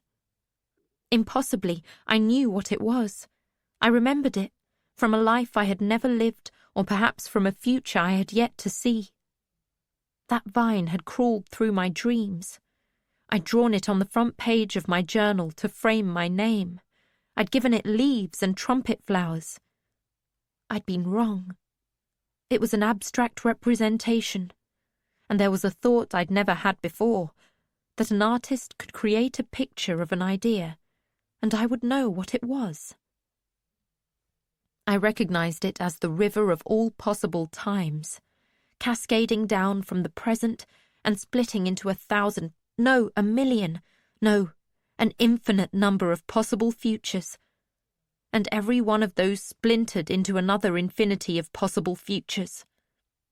And among them all, a single gleaming thread, incredibly narrow, that represented the future as it could, should, and ought to be. If events were guided correctly, if the white prophet dreamed and believed and ventured forth to put that world on the path, time would follow it. I opened my eyes again, for I had only closed them for a moment. There it was again, before me, and despite all I had come through, all I had endured to come here, and how much I hated the people who had brought me here, I suddenly felt a lift of belonging. I was here at last. A certainty rose in me, clearer than anything I had ever known about myself. I was supposed to be here, in this place and in this time. This was where I was supposed to be. A dozen dreams I had had suddenly spun and then interlocked with more recent dreams inside me. The vague plan was no longer vague. I'd felt a similar surge of certainty on the day I had freed my tongue. I'd seen the paths with such clarity only once before in my life, on that fateful day in winter when the beggar had touched me, and I'd seen how all futures began at my feet. Oh, the great good that I could do, now that I was here. My fate was here, and only I could shape it. It stole my breath away. And as I gazed, I felt my heart lift, just as the minstrels described it could happen. I was here, and the great work of my life was before me. I realized I had stopped only when Vindelier trudged past me. He looked at me with a gaze full of venom, and I found I could not care. A smile pulled at my mouth. Walls up. "Bee, hurry up!" Dwalia snapped the command over her shoulder. "Coming," I replied, and something in my tone made her halt and look back at me. I cast my eyes down and bowed my head. This was not a thing to share with anyone. I needed to hold it close inside me. The knowledge was like a glittering stone scooped from a filthy puddle. I saw the shine of it, but I knew that the more I handled it, the cleaner and clearer it would become. And like a jewel, if I revealed it, thieves would take it from me, in any way they could. I heard a sound behind us and looked back. The tide was out, and the causeway stood above the water. A snake of people, 6 or 8 wide, now packed the narrow belt of road that ran between the waters. Some were almost across, but even after they reached the island and the waters of the bay no longer hedged them in, they did not spread out, but kept to the narrow causeway. "Hurry!" Dwalia urged me again. No wonder she kept us to such a rapid pace. If we did not keep up our speed, they would overtake us, maybe even trample us. Ahead, where there had been only smooth wall, cracks appeared, startling black against the white. The cracks became the edges of the doors, and then they opened wide. A phalanx of guards, clad in gleaming silver armour and pale yellow cloaks, marched out and formed up in 2 rows alongside our path. I thought they would halt us, but Dwalia glared at them and made a sign with her hand, and we strode past without a word. It was not until we had passed under the arch of the entry and emerged into a courtyard that a man stepped in front of us. He was tall and thin and wore a sword, but even in his armour he looked skinny and weak. His face was pasty and blemished with splotches of pink, peeling skin. Tufts of greying hair stuck out the sides of his helmet. He narrowed his eyes. "Lingstra, Dwalia." He made her name an accusation. "You left here with a mounted guard of Luriks. Where are they, and their fine steeds? Why do you return alone?" "Step aside, Bosfodi. There is no time to waste. I must have audience with Symph and Felody immediately." He held his place a moment longer, his gaze wandering over her damaged face, inspecting Vindelia's ragged garments, and then settling on me. His frown became a grimace of disapproval. Then he stepped aside and made a grand gesture for us to pass him. "Go as you will, Dwalia. Were I coming back from a doubtful quest, scarred and stripped of all that had been entrusted to me, I doubt I'd be in such a hurry to report my failure to the fore." "I didn't fail," she replied tersely. As we hurried past him, he muttered, "Of all the ones to come back alive, it had to be Vindelia." I heard him spit. The wide courtyard was paved in patterns of white and black stone, and was as clean as if it had been recently swept. Lining the inner walls of the outer keep were food and drink stalls, alongside bright carts with multiple drawers that would, I now knew, hold fortune papers inside nutshells. Pennants and garlands hung nearly motionless in the heat. Open-sided pavilions shaded tables and benches that awaited hungry and thirsty patrons. It looked like a celebration, far larger than Winterfest at Oaks Bywater. For one instant, childish curiosity made me forget who I was now, and I longed to wander among the booths and buy sweets and bright gewgaws. "Hurry up, stupid!" Dwalia barked. These joys were not for Vindelia or me. I walked away from the child I had been. She hurried us toward the finest structure within the fortress walls. It was built, apparently, of white ivory. The doors and windows were of filigree wrought in bone or stone. This strong house was the base for the 4 slender onion bud towers I had glimpsed from the ship. It looked impossible for such towers to be so tall and support such pinnacles. But there they were. "Come!" Dwalia snapped at me. And for the first time in some days, she snapped a slap to my face. I felt the old split at the corner of my mouth bleed again. I lifted a hand to press it closed and followed her. Double doors stood open beyond a columned portico. We ascended wide steps to reach them. The cessation of sunlight beating down on my head and shoulders was a shock.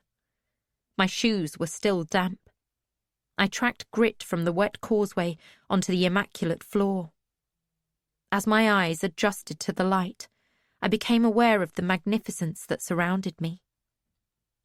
Here the doorways were edged with gilt, or perhaps real gold. Brilliant paintings in opulent frames, the subjects many times larger than life, graced every wall. Tasselled tapestries hung on the upper walls. I had never seen white wood, but every wall in here was panelled in it. I lifted my eyes to see that even the high ceilings were painted with incomprehensible landscapes. I felt very small and out of place in such grandeur. But Dwalia was uncowed by any of it. The woman who blocked our way was robed in fabric of rich yellow, yellower than dandelions. Her sleeves hung slightly past her wrists, and her full skirts brushed the floor. The collar stood up to her chin, and her flowered headdress left only the circle of her pale face showing. The red of her painted mouth was shocking. "Dwalia," she said, and waited, scowling. In the distance, I heard a door open and then shut. 2 people walked past us and out of the door. As they exited to the pavilion outside, a roar of voices reached my ears. The crowd had reached the outer courtyard. Then the closing door cut off their sounds. Dwalia spoke. "I must have an audience with Simph and Felody immediately." The woman smiled nastily. "This is not a day for private audiences. The 4 are in the judgment chamber, prepared to hear grievance and assign blame and penalties. You must know those appointments are made months in advance. But," and she smiled like a snarling cat, "perhaps I can manage to get you an appointment there." At those words, Vindelia's hands flew to his cheeks and then covered his mouth. "No, I wish to see Simph, alone or with Felody. Only those 2. At once, Denise." Dwalia gave Vindelia a glare. He dropped his hands and then hunched his shoulders as if expecting a blow. The woman in yellow folded her lips, leaving her face all but featureless, for her eyes were grey, and as I stared at her, I realized she had no eyebrows. "It can't be done today. Perhaps the day after tomorrow I can—" "If you make my news wait 2 days, I think the 4 will slowly remove your skin. Or perhaps allow me to perform that task myself." I had thought Denise was as pale as she could get, but her face turned as white as my father's good paper. "I will convey your request to their attendants." "See that you do," Dwalia interrupted her. "We will await their summons in the joy chamber. See that refreshments are brought to us promptly. We have come a long way." "You do not command me," the woman said, but Dwalia only snorted. "Follow." She ordered Vindelia and me, and led us from the circular entry hall down one of the corridors branching off it, like the spokes of a wheel. We walked on spotless white stone, past disapproving portraits. Behind us, I heard the outer doors open and looked back to see Denise greeting a procession of finely dressed folk. Dwalia moved down the hall with great familiarity, and when we came to a door adorned with brass insets of multiple suns, she pushed it open, and we followed her in. I trailed curious fingers on the door as I passed it. It looked as if it had been made of large panels of bone or ivory. But what creature would have bones or tusks that large? "Shut the door!" Dwalia snapped, and I snatched my hand back from the panel. Vindelia was behind me, and he pushed it closed. How long had it been since I'd stood still inside a room that didn't shift with the waves? I took a deep breath and looked around me. It was a room designed for waiting and discomfort. 2 milky white windows admitted filtered light, but no view. Chairs of hardwood with straight backs lined the walls. A bare table of white wood sat in the centre of the room. There was no cloth on it, no vessel of flowers, such as my mother would have placed. The floor was hard white stone, and the walls were featureless white wood panels. Massive white beams crossed the ceiling overhead. With the door closed, no sound came from outside. Dwalia saw me looking around. "Go and sit down," she instructed me. I was extremely thirsty, and I needed to pee, but I knew there would be no opportunity to appease either need. I went to one of the chairs and sat. It was too tall, and my feet dangled. Uncomfortable. I tucked my small pack of bundled clothes behind me. It didn't help. Dwalia did not sit. She walked slowly around the room like a rat travelling the walls. Vindelia shuffled along behind her until she abruptly spun about and slapped him. "Stop that!" He caught his breath on a sob, glared at me, and then took the chair farthest away. He sat on the edge of it, his toes on the floor and his heels jiggling soundlessly. She pointed her finger at him. "Nothing left? You have no power left at all?" His lower lip trembled. "You well know it has seldom worked against those with a strong measure of white blood. I could not sway Denise. Besides, I had used so much for you on the captain and crew. It was a lot of work." "Be quiet!" She opened the top buttons of her blouse and fished in her bosom. She pulled out the leather pouch, and Vindelia's eyes lit as she took the glass tube from it. "It is fortunate I saved some. You must convince the 4 to listen to me and believe me." His face crumpled. "All 4? It will be hard. It would be hard even if I had a full dose. Coultry. I might be able to sway Coultry, but—" "Be quiet!" She had unstoppered the tube, but when she tipped it, the coagulated mess in the bottom didn't shift. She pushed the stopper back in and shook the tube. The clog in the bottom didn't move. "We are damned," she said. She opened the tube and thrust her finger in. It was too short to reach the clot in the bottom. She could not touch the residue. She shoved it at Vindelia. "Spit in it, then mix it and drink it." I watched as he drooled saliva down the tube and then tipped the tube to try to mix it. I felt my gorge rise and looked away. "It's not working," he wailed. "Break the tube," she ordered him. He tried. He tapped it on the floor. Nothing happened. He tried again, harder and harder, until suddenly It shattered. The serpent slime was a dried-up wad. Vindalea picked it up and, heedless of the glass splinters that clung to it, put it in his mouth. Dwalia waited, staring at him. He breathed out hard through his nose. When he spoke, blood flecked his lips. "Nothing," he wailed. "Nothing at all." The blow Dwalia dealt him snapped his head on his neck, and he fell to the floor. He sprawled there, his breath faltering in and out.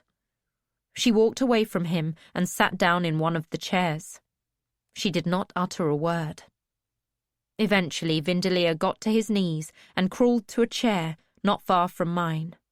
He pulled himself up and sat in it like a pile of soiled laundry. No one spoke. We waited. No one brought the refreshments Dwalia had demanded. We waited and waited.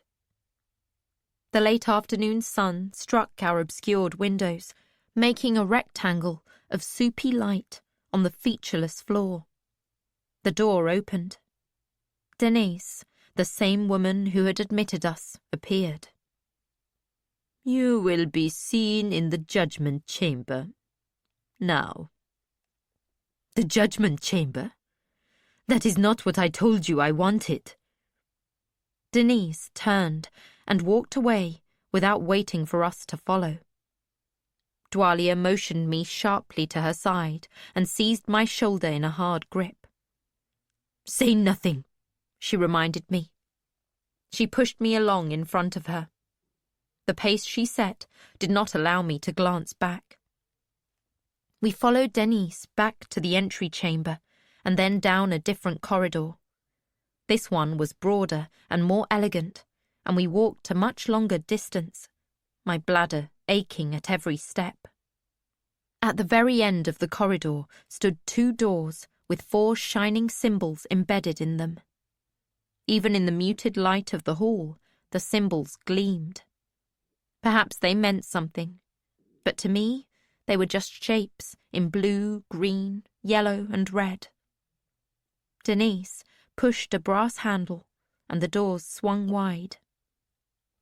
The room was brightly lit, white sunlight streaming in from 4 openings in the ceiling, and I blinked at the sudden brilliance. Dwalia pushed me past and through spectators who stood motionless and silent. I stumbled forward over the polished white floor. When she halted me, I lifted my eyes to behold an elevated dais with 4 thrones of carved ivory upon it. One throne sparkled with rubies, another with emeralds. I did not know what jewels were so yellow and blue on the other 2. Could there be that many jewels in the world? For a moment, that question distracted me from the occupants of the chairs. 2 men, 2 women. One woman was young and beautiful, with pale skin and hair of white gold. Her lips had been painted red, and her brows and lashes were lined in black. It was a startling beauty, rather than a comfortable one. Her pale arms were bare, and her torso encased in red silk so tautly tailored to her that she might have been naked and merely painted red. Her full skirt was black and reached to her knees. Scarlet sandals framed her feet, the laces crossing and recrossing her calves. I thought her clothing looked painful to wear. The woman who sat next to her was very grand. Her cascading hair was white and unbound and straight. Her eyes were a very faded blue, and her lips were the pink of an old rose. She was dressed in a pale blue robe that was as simple as the other woman's scarlet garments were complicated. The pearls that roped her throat and dangled in strings from her ears and wrapped her wrists were all of a size and gleamed warmly. The men flanked the women, one at each end of the arc. One was painted like a puppet, his skin white and his hair moulded to his scalp with white powder. His eyes were dark.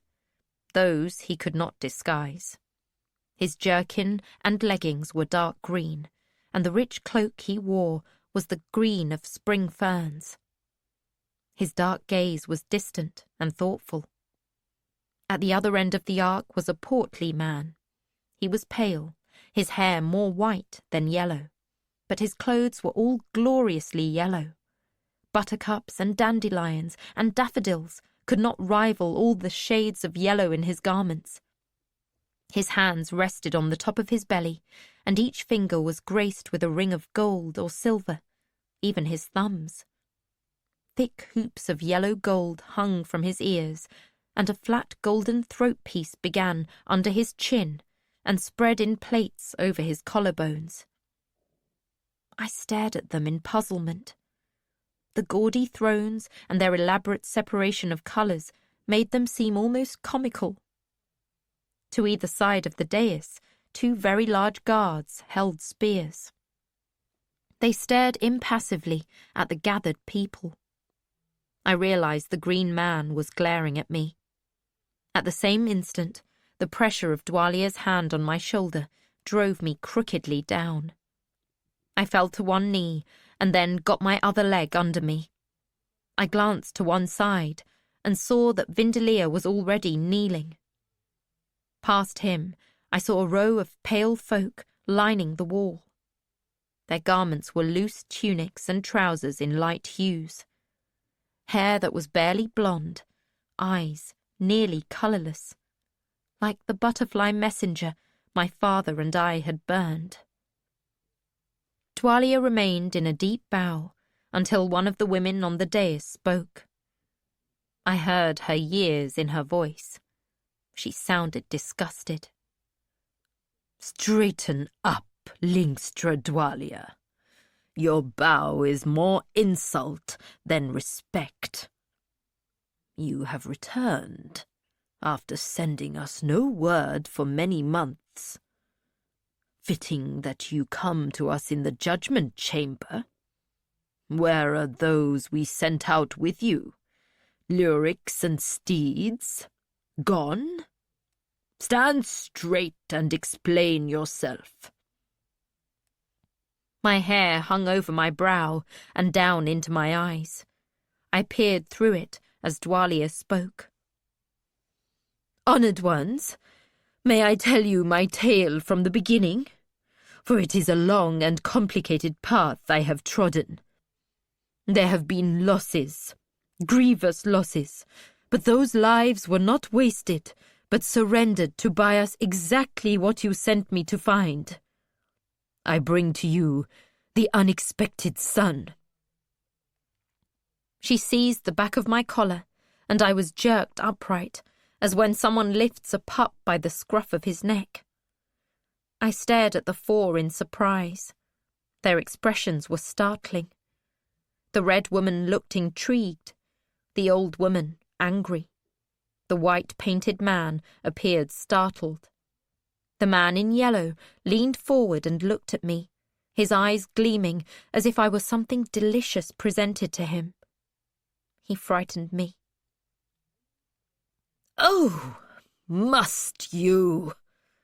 The old woman said the words as if Dwalia had picked at her nose and presented the results to her. Her scepticism and disdain were manifest. She shook her head slowly and, turning her head toward the painted man, said, I told you it was dangerous to let her take those lyrics out into the world. She has lost them all and dragged this ragamuffin back to us as if it were some sort of treasure. A sorry excuse for her failure. Let her speak, Capra, the lovely woman said. Her voice was taut with anger, but I could not tell if it was directed at Dwalia or for the woman seated beside her. The older woman let her gaze travel over the people who lined the room. Their eyes were avid to witness Dwalia's downfall. Capra lifted her skinny arm. The bracelets of pearls dangled as she swept the room with a pointing finger. All of you are dismissed. Begone. I continued to strangle in Dwalia's grip as the spectators slowly filed from the room. I heard the doors thud closed. Capra scowled at someone. "Doorkeeper, include yourself in my dismissal. We have no need of you here." There was a second, softer thud as the door closed again. I twisted my head to look. All gone. We were alone in the room with the four and their burly guards. The old woman's gaze came back to Dwalia. "Continue." Dwalia released my collar, and I was glad to sink back down. I heard her draw breath. "Very well, my ladies and lords. 3 years ago, you provided me with companions and horses and funds to allow me to set forth to find the unexpected son. Some had claimed that the time of that prediction was past, that we had already endured his meddling with the streams of time, and that the best we could do now was to work with the threads we had. But in light of a flurry of dreams about a new white-born in the wilds, and peculiar dreams that related to the unexpected son, some of you believed I might discover him and—" The powder-faced man interrupted.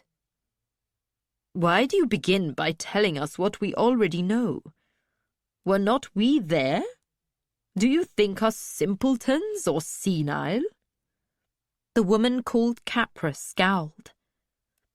"She must believe us simple if she thinks that I will not recall that I most ardently wished her to find and return to us the traitor beloved. That was why I agreed to your quest, to bring back to us the prisoner whose escape you aided." "No, I do not think you foolish. No.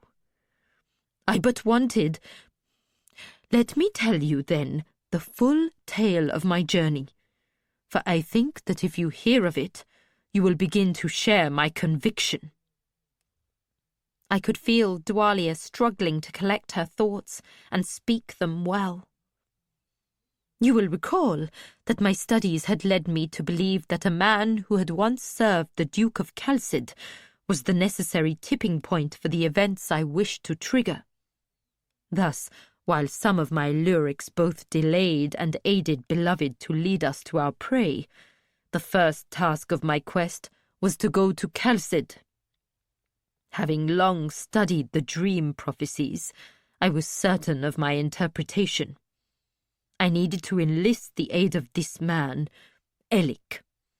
Only with his aid, and the service of the men loyal to him, could I hope to follow beloved to what we sought. I found Elik. I showed him the power of my acolyte, Vindelia, and— "Be done with your time-wasting." Capra barked the words. "Tell us what became of the lyrics we entrusted to you. The finest of our creation, the ones with the most promise. Where are they? And the fine white steeds from Coltry's stables that went forth with you?" Was the silence long, or did it just seem so in the dread I felt? "Dead. All dead." Dwalia spoke the words flatly. I opened my mouth at her lie. Alaria was sold into slavery, not dead. And how could she be sure the others had all died? What of the one who had been left behind with Shun? "Dead?" The woman in red was horrified. Her perfectly painted mouth hung open in horror. "Are you certain of their deaths?" Yellow leaned forward over his belly, setting his palms on his round pink knees. "Did you burn their bodies? Tell me you did not leave their bodies to fall into curious hands." Green was horrified. Capra clapped her hands together, and the sound was startlingly sharp. Account for them. Account for every one of them. How did each fall, and what became of each body? Tell us this now." Another pocket of silence. Dwalia spoke more quietly.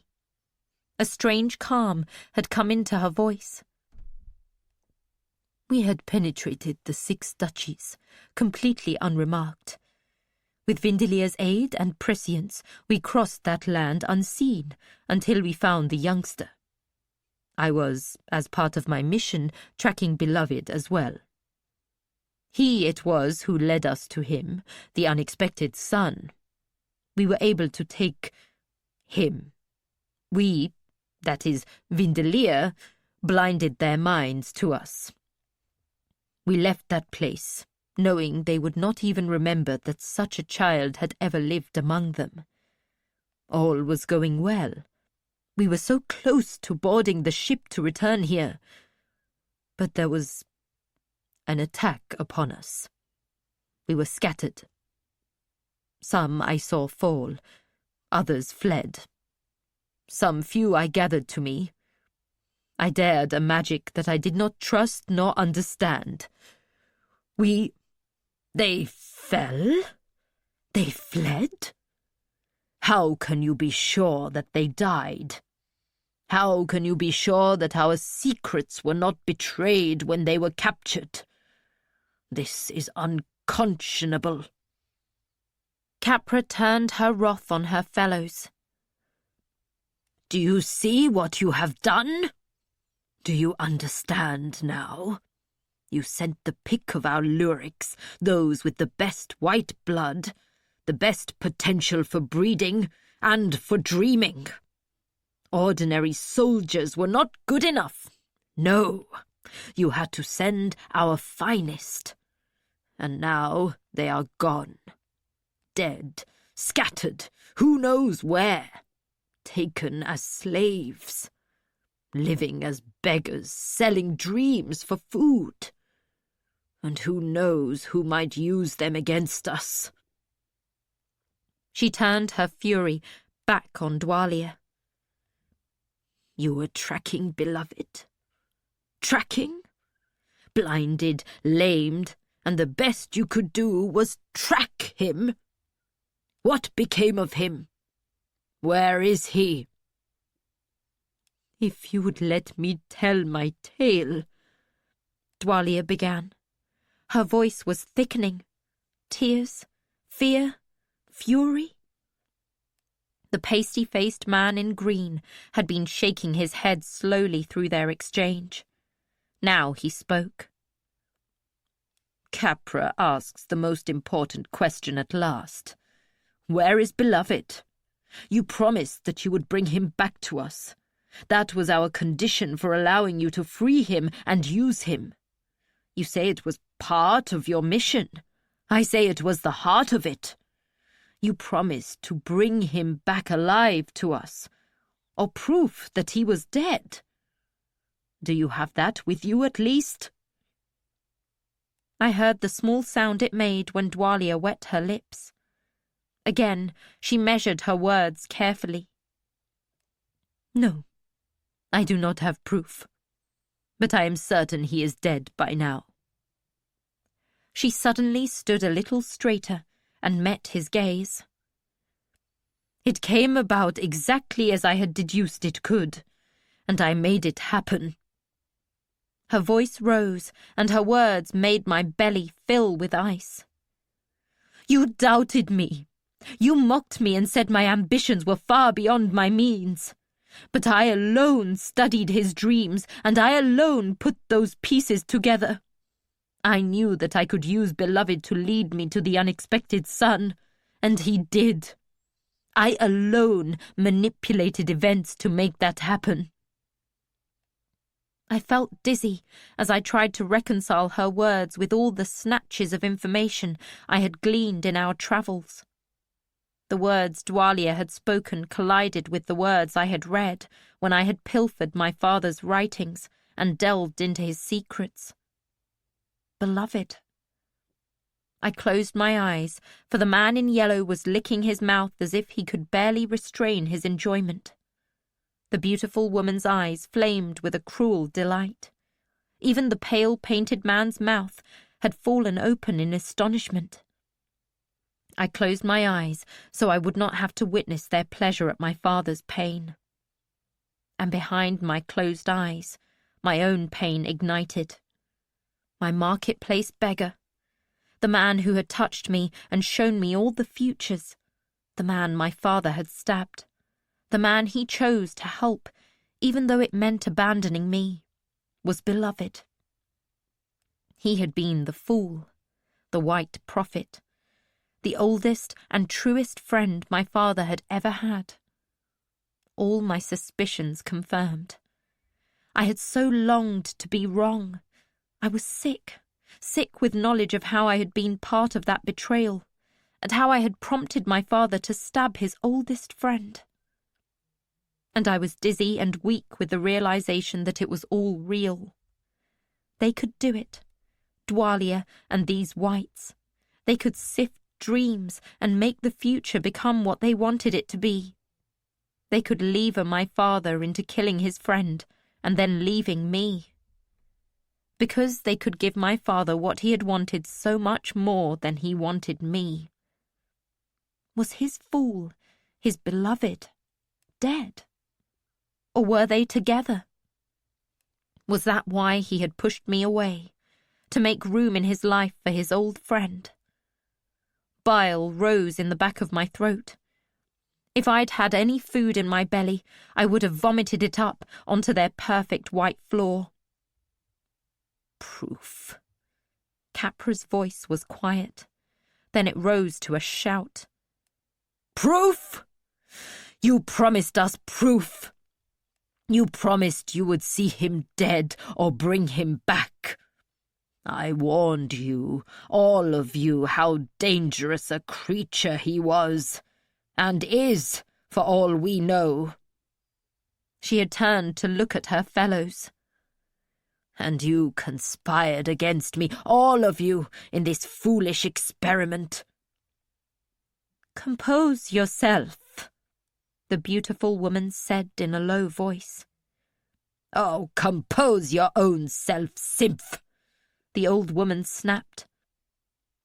For a moment, they glared at each other like squabbling kitchen maids. This disaster is your making. You and Felody cooked it up and served it to Coltree, and he was gullible enough to believe you and side with you. I'd measured Beloved when first he was brought here.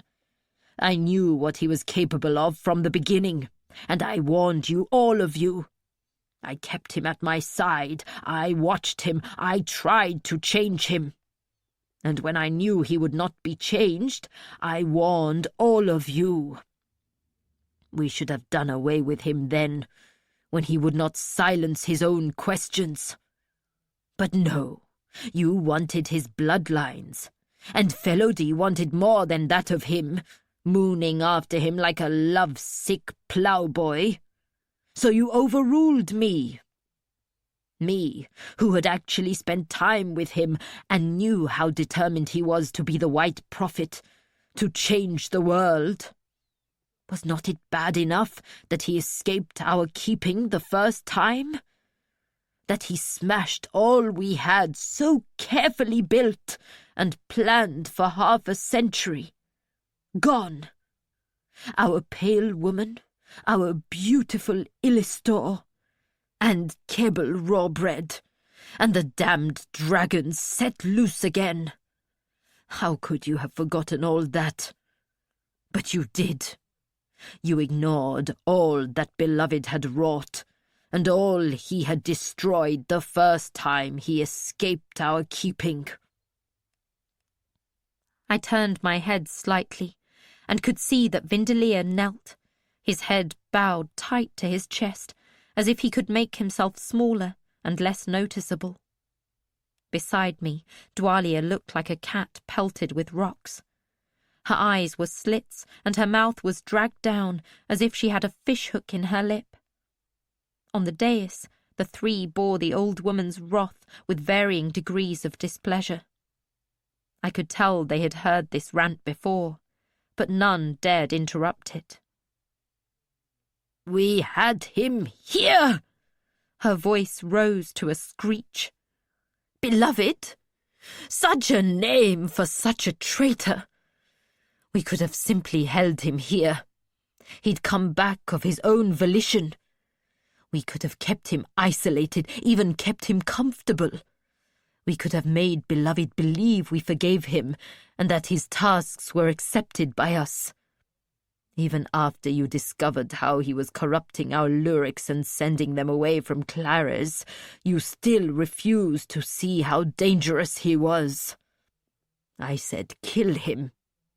But no, Dwalia, jealous as ever, insisted that he had a secret.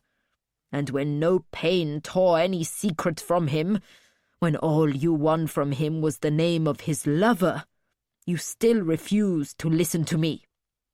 You three thought you were so clever. Allow him to think he's escaped, you said. You said he was too weak to go far, that you could reel him back in at any time. I said no, I forbade it, but you overrode me. You called me foolish and old.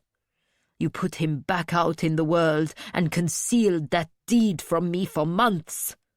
And when I discovered it, more lies from all of you. She seemed drunk on her own fury and righteousness. Instead of calming, she was a storm still building. You, Dwalia, you promised you would follow beloved and he would lead you to his secret. But at the last, he eluded you. Or did you choose to let him escape you? She pointed a trembling, skinny finger at Dwalia. So set aside, for now, those lyrics you led into slaughter. Set aside the priceless white horses and even the elixirs you squandered on your experiments. Where is beloved? Dwalia lifted her head. She spoke with contained but unconcealed anger. Dead.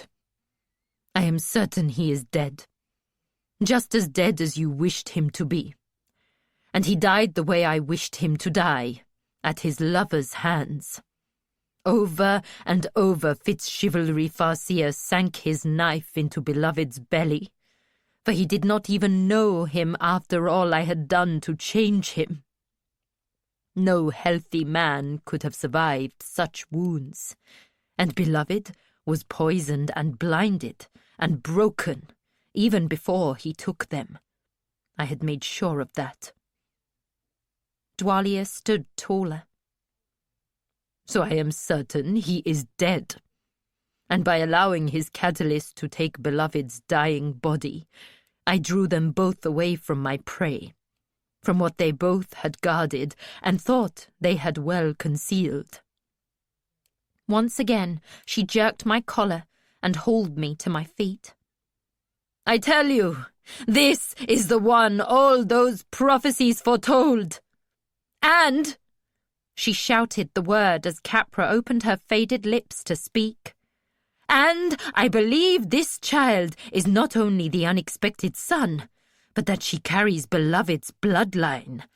The bloodline that Symph and Felody and Coultry so wanted to develop. I bring this to you. I, Dwalia. Her eyes roved over them, and in a low voice she added, Do you recall when you would not let me go with Illustor? When you sent her out without me, with no one to guard her back? Just as I have succeeded with this, I tell you plainly, had I gone with her, she would never have fallen. She held me displayed for them, a rabbit she had snared. The lavishly dressed man in yellow looked at me and said in a low, awed voice, She does have the look of beloved about her chin, and the set of her ears. She could be his get. She? Capra bellowed at him. Do you know the word, fellow D? Do you hear it? Do you understand what it means? Often I have wondered if you know the difference between male and female, or if you care. This is not the unexpected son. The best she might be is a bastard daughter of a traitorous wretch. Even if she is beloved's get, who knows what other blood is mingled in her? She's a mongrel from a tainted bloodline that has brought us nothing but disaster. She shook her head, and her long silvery hair moved softly. Dwalia, you have been gone from us for 3 years, and in those years the dreams of the lyrics have stacked and multiplied. You speak of how you have shifted events to find this child, yet I know you have shifted them more than you can grasp. We are inundated with nightmares about the wrath of the unexpected son. Terrifying visions of the vengeance of the twice-lived prophet make the young ones wake, crying out in fear.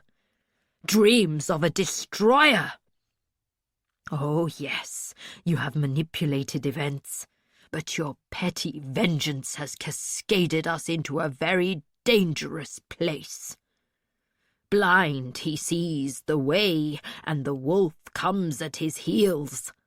The prophecy of the unexpected son had been fulfilled, to our detriment. It was done, and we looked to the newer dreams to find our way. But you have wakened the sleeping wolf and stirred the dragons in him to fury. You have set us on a dark path indeed with your vanity and your anger, and your selfish need for vengeance. Dwalia was stronger than she looked. I already knew that from the times we had fought, but now she lifted me from my feet and carried me forward, kicking and struggling. Then she threw me at Capra. I hit the edge of the dais in front of the blue-clad woman and fell to the hard floor, clutching my bruised ribs. There was no air left in my body. I could not squeak, let alone scream. You stupid old woman. Dwalia did not roar the words, but spoke them in a dark, cold voice. 2 men with spears seized her by the arms and dragged her away, but even as they did so, she spoke on as coolly as if they hadn't touched her. You refused to read what my examination of the dreams told me. You wouldn't listen to me the first time that I warned you about that creature you had taken in. I told you he would free the dragons. You said he could not. I begged you to let me go with Illustor, that I might protect her. You all refused. You said Kebble raw bread would be enough. But he wasn't, and so she died. She died horribly, alone and broken and cold, and the dragons you so fear were loosed upon the world. Dwalia was not struggling. The guards held her arms, but looked as if they felt foolish. Vindelir was rocking back and forth where he knelt, breathing in noisy nose gasps. I lay where I had fallen, trying for air, watching her. Beloved is dead, she went on. I know it, I feel it. I've killed him in the worst way he could possibly imagine, and I've stolen the weapon he and his catalyst were shaping to use against us. I've brought you the unexpected son from the prophecies, and all you can do is sit up there and refuse to let me enlighten you. I expect Capra to ignore my revelations. She has always hated me. And all Felody can think of is his lechery, while Coltree fears that if he speaks any truth, you will all turn on him and rebuke him for the impostor he has always been. But Symph?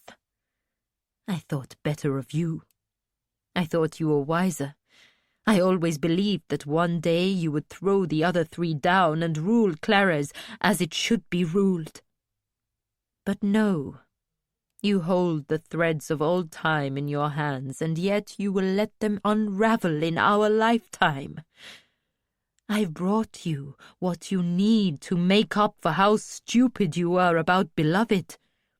But you sit there like toads on stones and do nothing. How dare you attack me?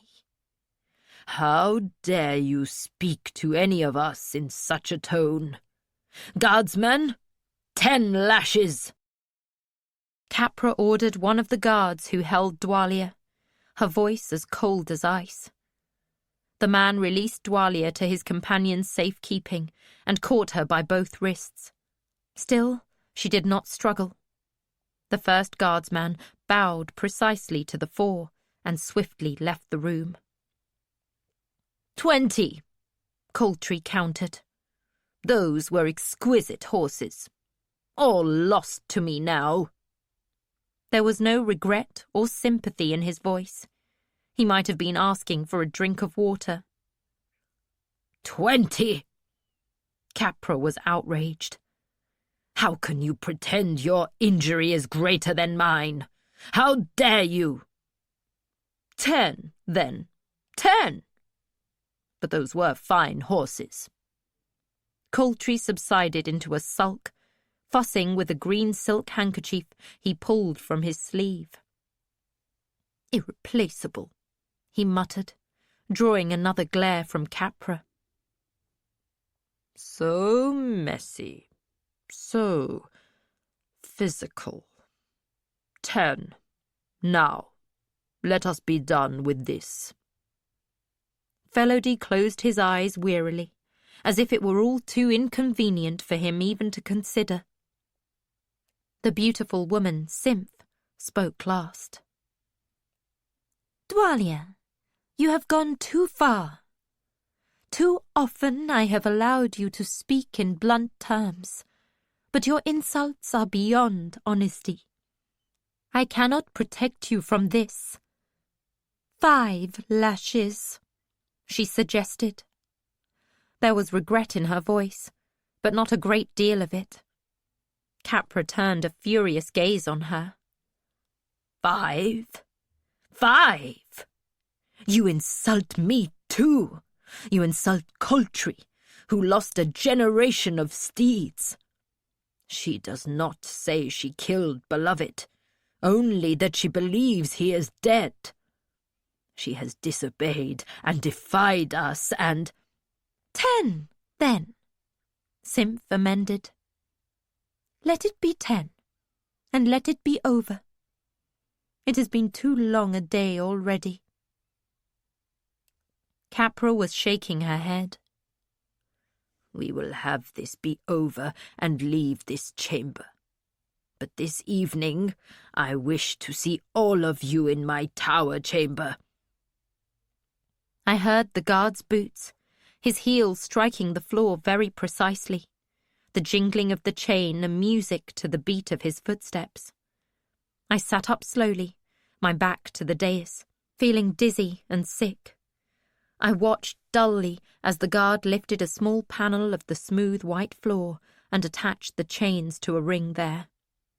Dwalia still sounded very calm and rational. No, it's not fair. It's not right. No. The guard who dragged her forward paid no attention to her words or her attempts to sink her nails into his forearm and free herself. She braced her feet on the smooth floor, yet he dragged her effortlessly. When he reached his partner, the other man seized her hair and clacked 2 pieces of metal around her throat. She struggled while he put the clips through the collar. Both guards stepped back abruptly, and there she was. Dwalia, who had terrorized me for so long, chained like a dog, the heavy loops of metal from the collar around her neck secured to the ring in the floor. It was a short chain. She could not stand upright. For a moment, she stood bent over, glaring at the 4. Then she hunched down, crossing her arms on her chest and tucking her face in as tightly as she could. I could hear Vindelier breathing loudly, a shrill note to each breath he expelled, but he did not move from where he knelt. This was not new to either of them, I realized as the two guards stepped back. One gave the other a stick to match the one he held. No, not a stick. Each unfurled short lashes attached to heavy braided leather handles. Whips. They shook them loose in an expert fashion, and each took a position to either side of Dwalier. "You are fools!" she shouted in one last attempt at outrage, but her voice shook with fear as one of the guards made his lash whistle in a practice swipe. Then it began. It was not 10 lashes. It was 40. 10 decreed by each of the 4. The guards alternated their blows, the lashes rising and falling as rhythmically as a smith's hammer. Dwalier could not escape. Terribly, between blows, she almost had time to decide where the lash would next fall. But the guardsmen were experienced, or perhaps just cruel.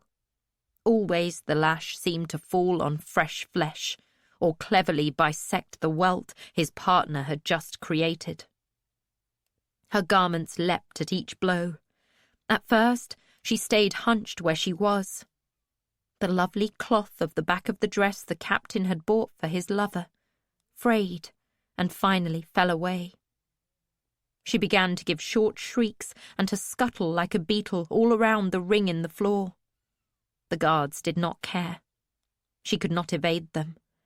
Her flesh welted and oozed, and droplets of blood began to speckle the floor and the strong bared arms of the guardsmen.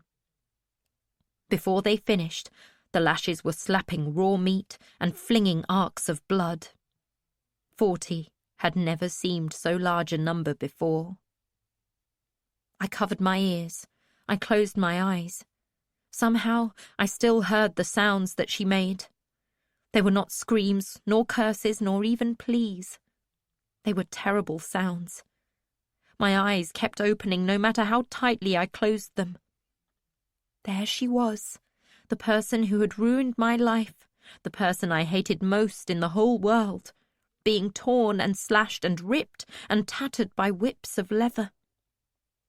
They did to her what I had so longed to do to her, and it was disgusting and horrifying and unbearable. I was a little trapped animal. I panted and whined and wept, but no one took any notice of me. I peed myself, soaking my trousers and making a puddle at my feet. I learned in that afternoon that I would have saved her if I could. That while I might hate her enough to kill her, I did not think I could ever hate anyone enough to torture them. Dwalier managed to protect her eyes, but it cost her damage to her hands. The tips of the lashes curled cleverly to slice her shoulder, and then lick a scarlet tip across her cheek. She could hide her face in her hands, but then the backs of her hands were vulnerable. She had begun with her arms crossed on her chest and her hands tucked protectively close, but eventually she ended collapsed on her side, her legs drawn up to her belly and her face hidden in the crook of one bloodied arm. Her punishment was done with swift efficiency, but in those long and paralyzed moments, I felt the rushing, dragging, shifting currents of time. Every stripe fell in a predetermined place on her body. Every twitch of her shuddering flesh changed that place, but it changed it in a logical and defined way. While my stomach churned at what they did to her, a calm part of my mind made orderly sense of every violent action and her reaction to it. I saw that if she moved this way, the guard would shift his arm, and the lash would strike there, and the blood would fly just so. It was all predetermined. None of it was random. In that horrifying recognition, I suddenly saw how each action we had taken had moved us forward to this place and time, and to this event. As late as this morning, there had been 1,000 opportunities to choose a different path that would not have led us to this bloody resolution. Dwalia could have chosen to remain Lady O'Brettia, and gone to the inn to wait for her captain. She could have sent a messenger bird ahead to Simph and arranged a secret meeting. She could have leapt overboard and drowned herself, or stayed on the ship. There had been so many ways to divert her path to avoid this disaster. Why had not she seen and known or guessed this would happen? Why had I not foreseen that she would drag me into this with her? I did not know enough of these people to predict what would happen to me. 38. 39. The guards had been counting, each calling the strike of his own lash. Now they chorused, 40. And both whips fell. Slowly, slowly, they drew the leather straps back and coiled the wet leather thongs around the handle. Their fingers were bloody, their strong arms and stoic faces speckled with blood. Dwalia remained where she was, panting. She had long ceased crying out. What was the sense in crying out when it would avail you nothing? All the nights I had whispered pleas for my father to find me had availed me nothing. The wash of futility I felt left me cold and empty, and free to act. Capra cleared her throat. If she was moved at all by the horror she had inflicted on Dwalia, it did not show in her voice as she issued her commands. Take her to the lowest levels. Confine her there. Winderlier, go to your chamber and resume your old duties tomorrow. Winderlier was already in motion, scuttling for the door. He looked back once at Dwalia, his mouth turned down in a grimace. Then he was sidling out the door, and it closed behind him. It took both guards to get Dwalia to her feet. One unfastened the chain from her neck, as the other unhooked it from the floor ring and returned the panel to its place. Then each guard took an arm and stood her up between them. She could not walk, but lurched and stumbled and dragged. The sounds of pain she made were pitiful. I stayed where she was. For one awful moment, she lifted her head. Her eyes burned with hatred of me. Her hands had bloody welts on the back where she had sheltered her face from the lashes. She pointed a shaking finger at me and said something. What was that she said? Coultry demanded. No one spoke. Perhaps no one else had made out her words. I had. Your turn now. Chapter 24. Hand and Foot. A rat's head on a stick. No one holds the stick, but it is shaken at the dreamer. The rat squeaks. The bait is the trap, the trapper the trapped. The rat's mouth is red, its teeth yellow. Its eyes are black and shining. It appears to be the sort of large brown rat often seen near the docks of Clara's town. It has a black and white ruff about its neck, and the staff it is fixed to is green and yellow. Capra's Dream, 903872. Recorded by Lingstra Oku. Well, that was unpleasant, Simph muttered. Blame yourself, Capra countered. You created that moment, releasing beloved, lying to me, allowing that sour-faced wretch to think she had the perspicacity of a white prophet. You encouraged her to create this mess.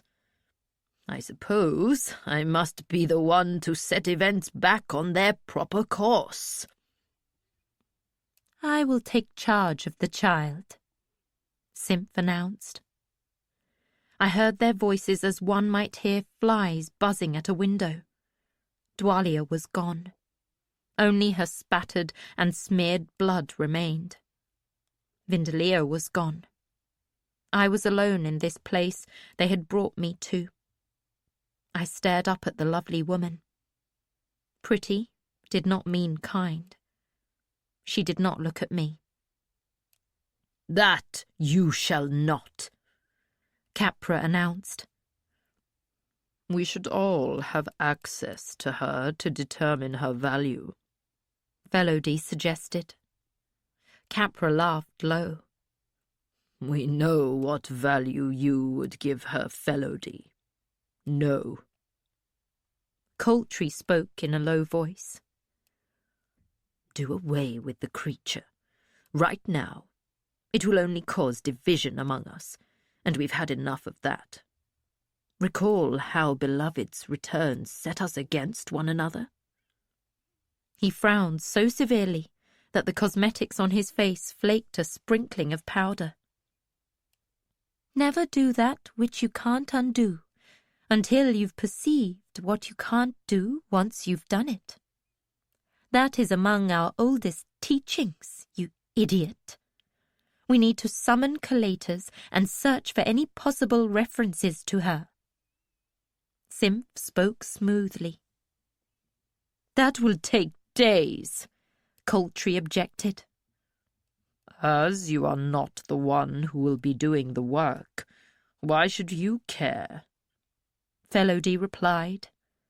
In a quieter voice, he added, "As if you could understand the dreams, having never had any of your own." "Do you think I am deaf?" Coultry demanded angrily, to which Felody smiled and replied, "Of course not. You are merely blind to the futures." "Enough!" Capra snapped. She glanced at me, and I looked away. I feared to have her look into my eyes. Something in her stare seemed to gloat, as if she kept to herself some bit of knowledge. "Simph, I propose that we hold her in the upper cells, in safety, in health. Perhaps she is nothing but a blonde child stolen from scutwork in FitzChivalry's home. Dwalia offered us no proof that she is otherwise. If she were truly of Beloved's lineage, she would be dreaming by now, and Dwalia would have offered the records of her dreams to us as proof of her value. I suspect she is nothing but a ruse, an excuse for Dwalia's losses." "Then why not leave her with me?" Simph demanded. "I could use another maidservant." Capra's look was deadly. "A ruse can be used more than once, dear girl. Dwalia claims Beloved is dead. She said nothing of FitzChivalry, his catalyst. If this child is his or has value to him, we may find that once more we deal with the unexpected son, the real one, the one who aided Beloved to thwart us. So she needs to be confined until we determine if there is any truth at all to Dwalia's tale, until we have wrung the full truth from both Dwalia and that monster she has cultivated." "I do not think that is necessary. What do you—" Capra spoke over her. "Or I will have them all killed, as I should have done with Beloved." My heart was beating so hard at their words that I thought my whole body shook with it. A silence fell. Coultry spoke. "What right have you to dictate to us? There are 4 of us. I have the right of my years, my experience, my wisdom. And as you went behind my back with your decision to allow beloved to escape, I think it is my turn to make a decision in which none of you have a say." She paused, and satisfaction gleamed in her fish eyes. "Oh, look away and pretend you could deceive me. Such a farce. Do you think I do not know how you diverted funds and resources to Dwalia? You think I have no knowledge of the bird messages she used to send back to you?" She shook her head at their naivety, and her smile was a terrible thing to see. "You have forgotten who dreams better and deeper and more than any of you or your Clara's bred whites. You thought you had kept your secrets from me, but I have balanced that scale with the dreams I've withheld from you. While you indulged Dwalia's profitless quest for revenge, you ignored our larger problem. Not a child who may or may not be of the white bloodline, but the damnable dragons. All we sought to prevent has happened. Dragons are loose in the world again, and the lyrics who remain to us are dreaming dark visions of wolves and suns and dragons. We came within a finger snap of ending them forever. Yet dragons do not forgive, and dragons do not forget. But apparently you three do forget that, above all, dragons do not forget a wrong done them. It is time you stopped playing at petty politics here and looked to the future. Beloved has cracked the foundation of our knowledge, but we are rebuilding it with new dreams and prophecies. We can take back the rudder and steer the world to our advantage. But all that would end if we were to look up and see wings in the skies over Clares." A silence fell, during which I came slowly to my feet. I was ashamed of my wet trousers. They clung to me, cold now. I clutched my little bundle to my chest and allowed the tears to come to my eyes. I'd had time to weave a pitiful shield of lies. I tried to hope they would work. "I want to go home. Please. I don't understand any of this. I just want to go home." Their gazes converged on me, exhibiting various degrees of astonishment and disapproval. I made my lower lip quiver. Simph, the lovely young woman, spoke sternly. "You do not speak to any of us unless we tell you to. Is that clear?" I lowered my gaze. Could I use this? "Yes, Ma'am. Dwalia told me not to talk to any of you. I should have remembered." I kept my head bent, but tried to watch them through my lashes. Simph looked uncomfortable. I dared myself and spoke in the most childish voice I could muster. "Dwalia said we would talk to Simph alone, or with Felody. She taught me dreams to say. Do you want to hear them now?" Simph must have given a signal, something I didn't see. The swung foot of the guard swept my feet from under me. My elbow struck the floor hard, and the pain shot into my hand and my shoulder. I clutched it and curled around it. "A cell," Simph suggested coldly. "On the lower level. Take her now." Again, I was seized by the back of my shirt and handled like a sack. I hugged my little bundle of clothing, hoping it would shield me from the blow I expected. My toes barely touched the floor as the guards dragged me to the tall doors. Behind me, I heard Simph declare, "I propose that later tonight we gather. We will talk, and then we will go together to see what she has to say.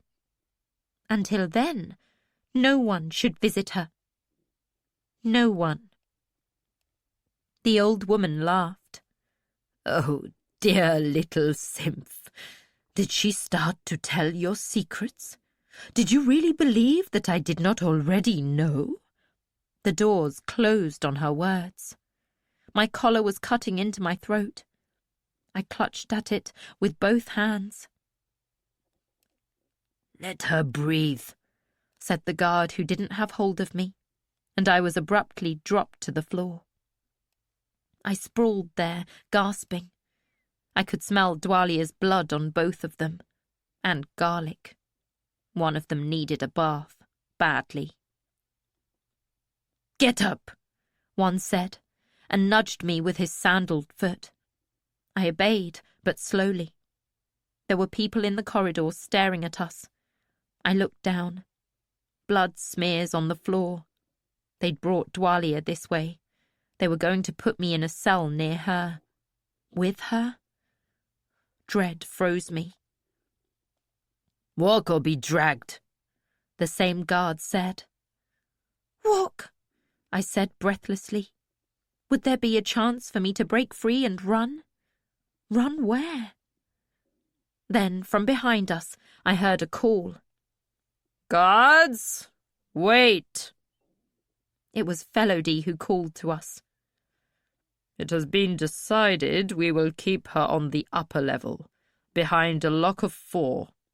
Take her there. We will join you shortly." "We obey," one of the guards said.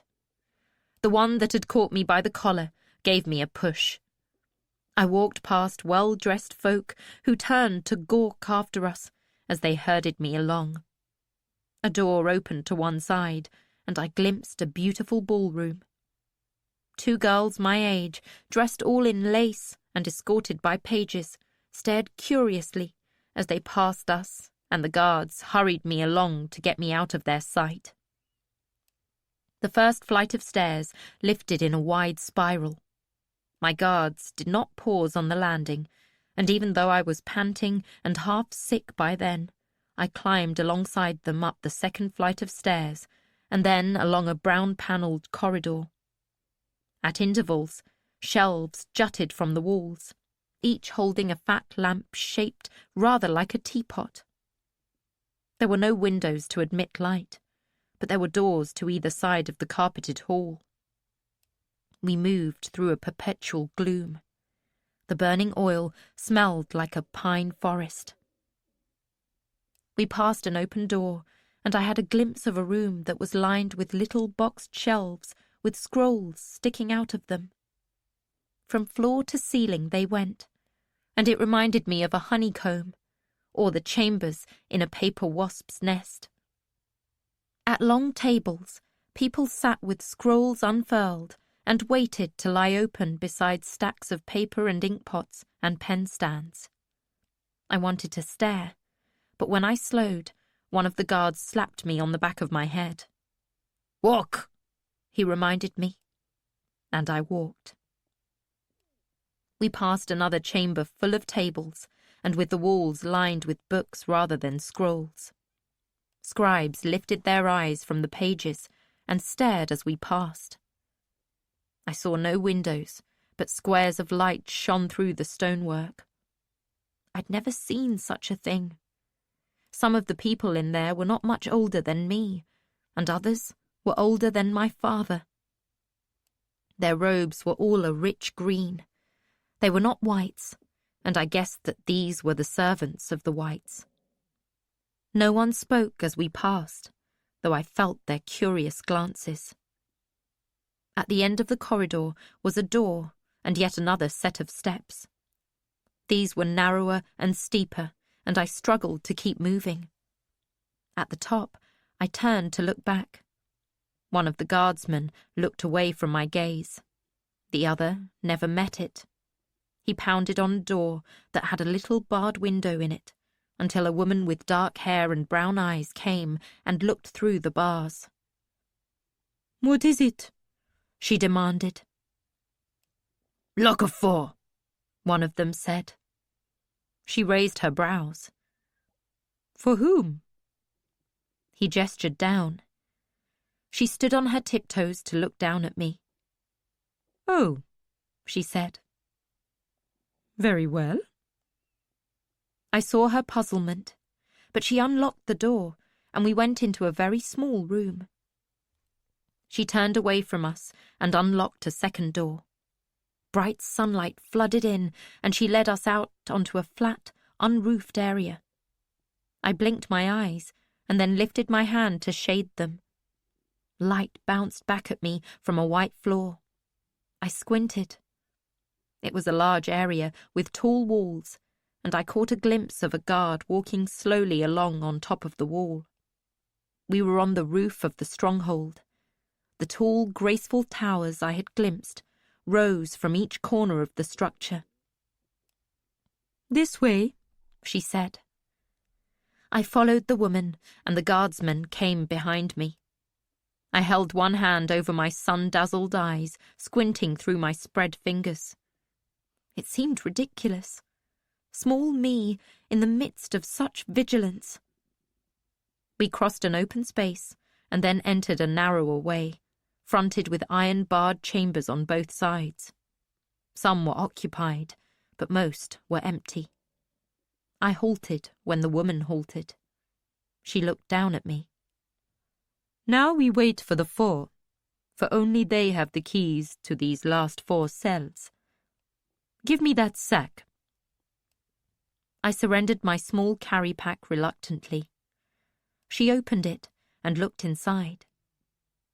Just clothes, I told her. She said nothing as she rummaged through my tattered garments, then handed it back to me. I heard a door shut and low, contentious voices, and squinted back the way we had come. The 4. The moment they became aware we were waiting, their conversation ceased. Each had a guard accompanying them. They walked briskly to where we stood. Simph took an elaborate key on a jewelled fob from a pocket concealed in her skirts. She handed it to her guard, who inserted it into a long bar and turned it with a sharp snap.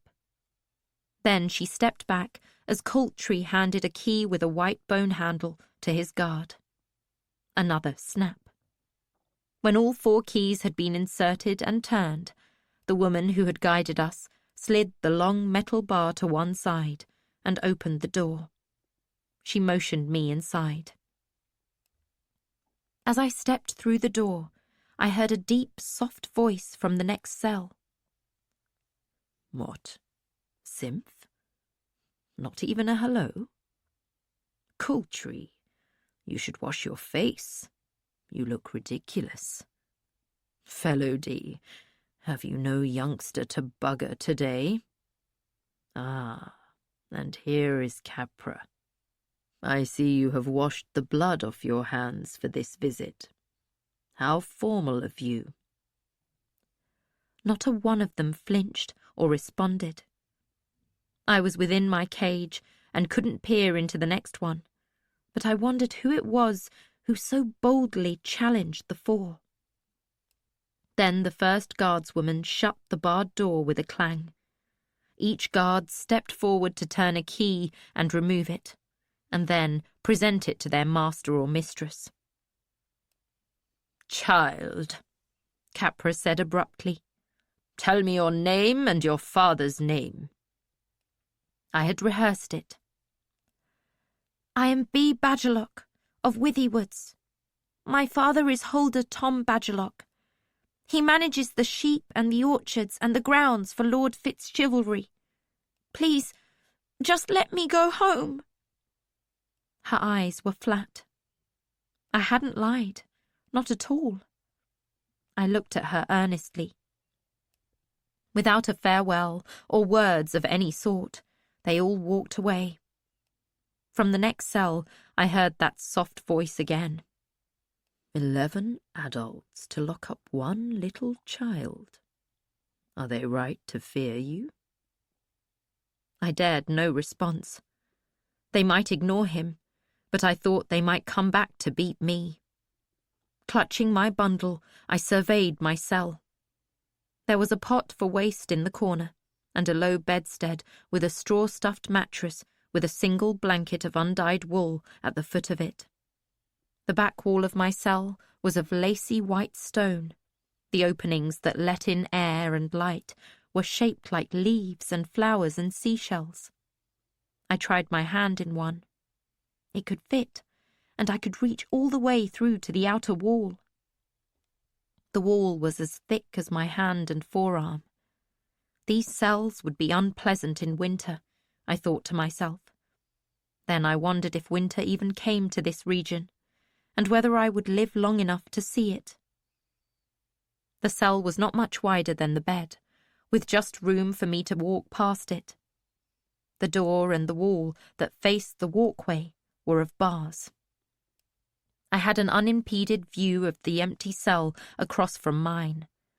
I would have no privacy here, not for using the waste pot or for changing out of my urine-soaked trousers. I could not quite poke my head out between the bars. I looked as far as I could up and down the walkway, but saw no one. I had a small amount of private time. I pulled out the blue trousers that Trader Acriel had given me. I'd been wearing them the night they killed her. Her favourite shade of blue, and some brown spots of her blood. There were gaping holes in the knees now, and the cuffs were frayed to fringe, but they were dry. I hastily changed and then spread out my wet trousers on the floor of my cell to dry. I sat down on the edge of the bed. The straw mattress was thin. It crushed flat beneath me, and I felt the ropes of the bedstead. It would, I decided, be more comfortable to pull the mattress off the bedstead and sleep on the floor. I went again to the door and peered out. The walkway was still empty. Only then did I allow myself to open the collar of my shirt. I tucked my chin and nose inside it and smelled the elusive fading scent of honeysuckle from my battered, flaking candle. "Mamma," I said aloud, as I had not said since I was very small. Tears stung my eyes, as if my spoken word had summoned grief from the grave, rather than any remembrance of her. "You are very, very young to be in such a large amount of trouble," the soft voice said. I froze and made no sound, my heart hammering. The voice was deep, and though the words were in common, they were flavoured with a foreign accent. "Tell me, little thing, what wrong have you done? Or what wrong do the four imagine you have done to merit being locked away like this?" I said nothing. I sat as small as I could, unmoving, lest the crackling of straw betray that I was there. He did not speak for a long time.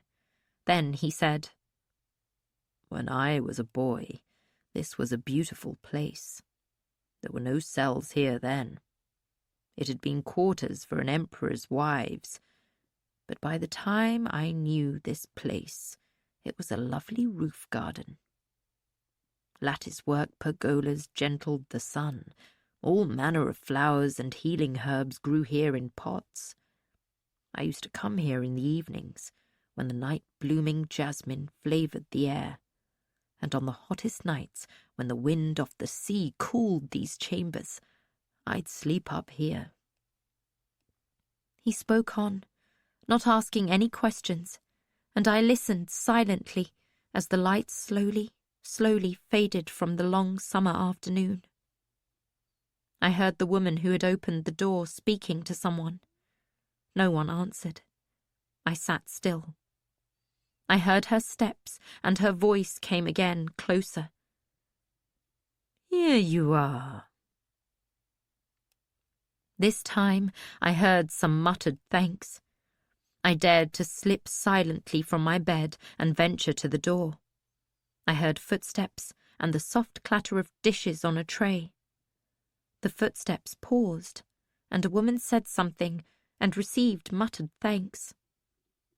I listened intently and heard her stop twice more before she reached the cell next to mine.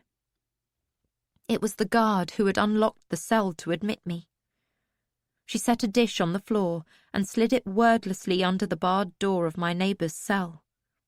When she came to mine, she frowned and shook her head. "So small you are. Here's your food. I'll return with water for you."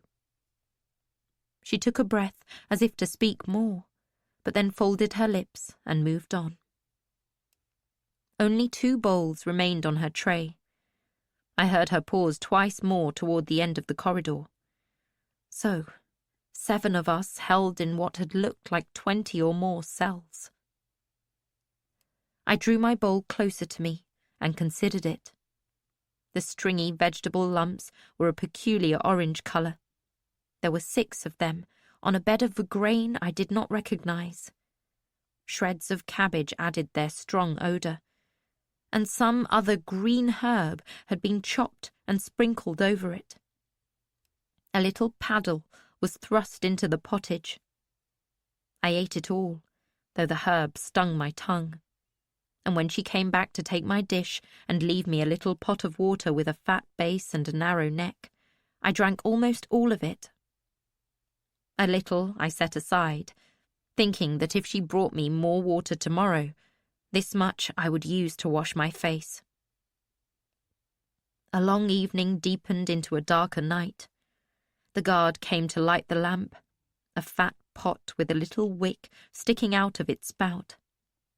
The flame burned very white and gave off a smell like pine trees. The night wind whispered through the walls, bringing with it the smell of the sea. As the sun went down, I heard the gulls crying.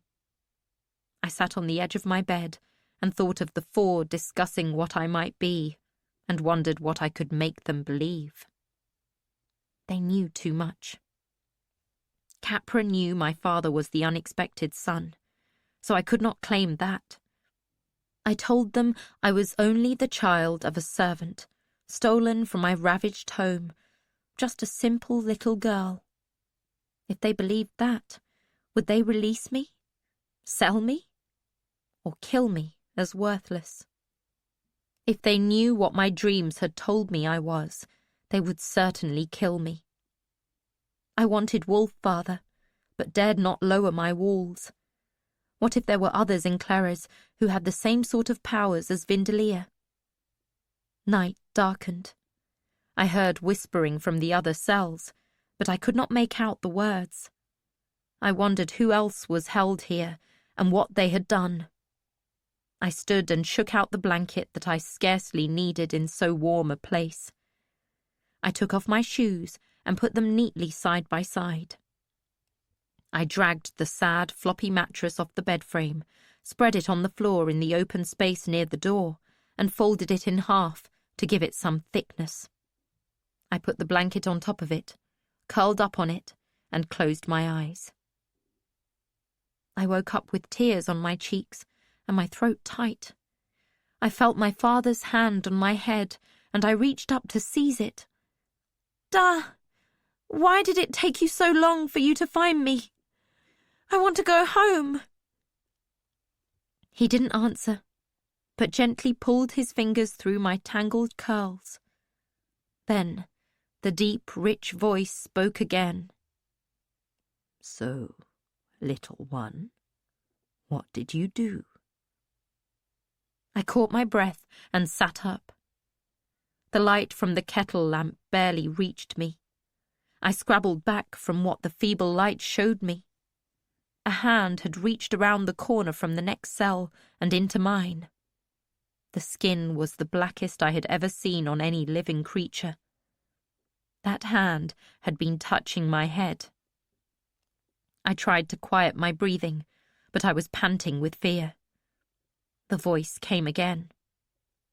"How can you be afraid of me? There is a wall between us. I can do you no harm. Talk to me, little one, for I have been here so very long, and no one else speaks to me. I would like to know what goes on in the great outside world. What brought you here?" The hand turned over, showing me a paler palm. I imagined that the owner of the hand must be lying on the floor of the next cell, shoulder pressed tight against the barred wall to reach through to my cell. He said nothing more, and the hand just lay there, open and imploring. "Who are you?" I asked, and then, "What did you do?" Was I next door to a murderer? I reminded myself of how Dwalia had been in the first moments I met her. I would not be tricked so easily again. "My name is Prilkop. I was the white prophet of my time, but that was many, many years ago. I've been through many, many skin changes in my life." A dim memory stirred. Had Dwalia said that name? Had I read it in my father's papers? "And why am I here?" he continued.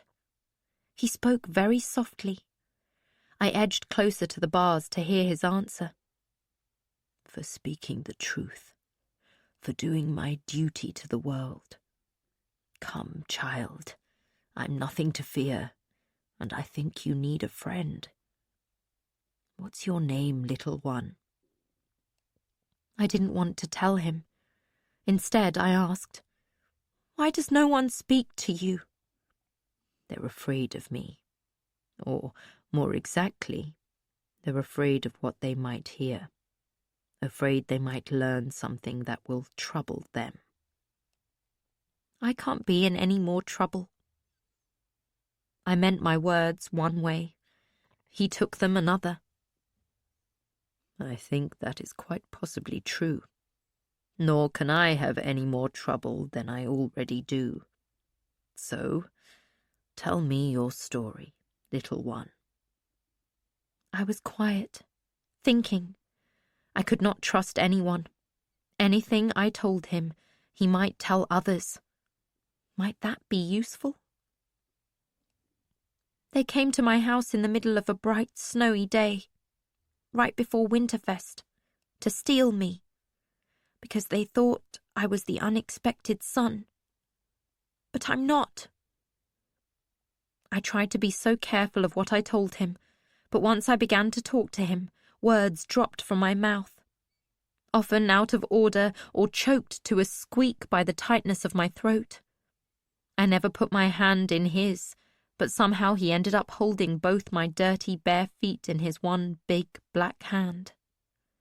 I talked in circles, telling him part of the tale and then going back to explain Vindelia and telling him of hiding Perseverance under my cloak. But he was probably dead anyway, and how they had stolen Shun with me, but she had escaped. I started shaking as I told him, and he gently pressed my feet and said nothing. Over and over, I insisted their taking me was a terrible mistake. And when my confused telling was all spilled in splattered tears and words, he said, "Poor little thing, you are not the unexpected son. I know, for I have met him, and his prophet." I grew very still. Was it a trick? But what he said next was even more frightening. "I dreamed you. You become possible the day the beloved was pulled back from death, undoing so many, many dream prophecies. On that day, I knew something had torn through all the futures and replaced them with new possibilities. It terrified me. I had believed my days as a dream prophet were well and truly spent, that my time was over and I could return home. Then the dream of you came. Oh, I did not know it would be you then, but I was shocked and afraid of your coming. I tried to make it less likely. As soon as Beloved and his catalyst returned to me, as soon as I could, I persuaded them to part. I thought I had done enough to shift the world into a better path." The big hand closed briefly around my foot. "But when I began dreaming about you again, I knew it was too late. You existed, and by your existence, you created many possible divergences from the true path. You dreamed of me. I wiped my wet face with my shirt front. I did. What did you dream? His hand went lax under my feet. I didn't move them. His words came as slow as dripping honey.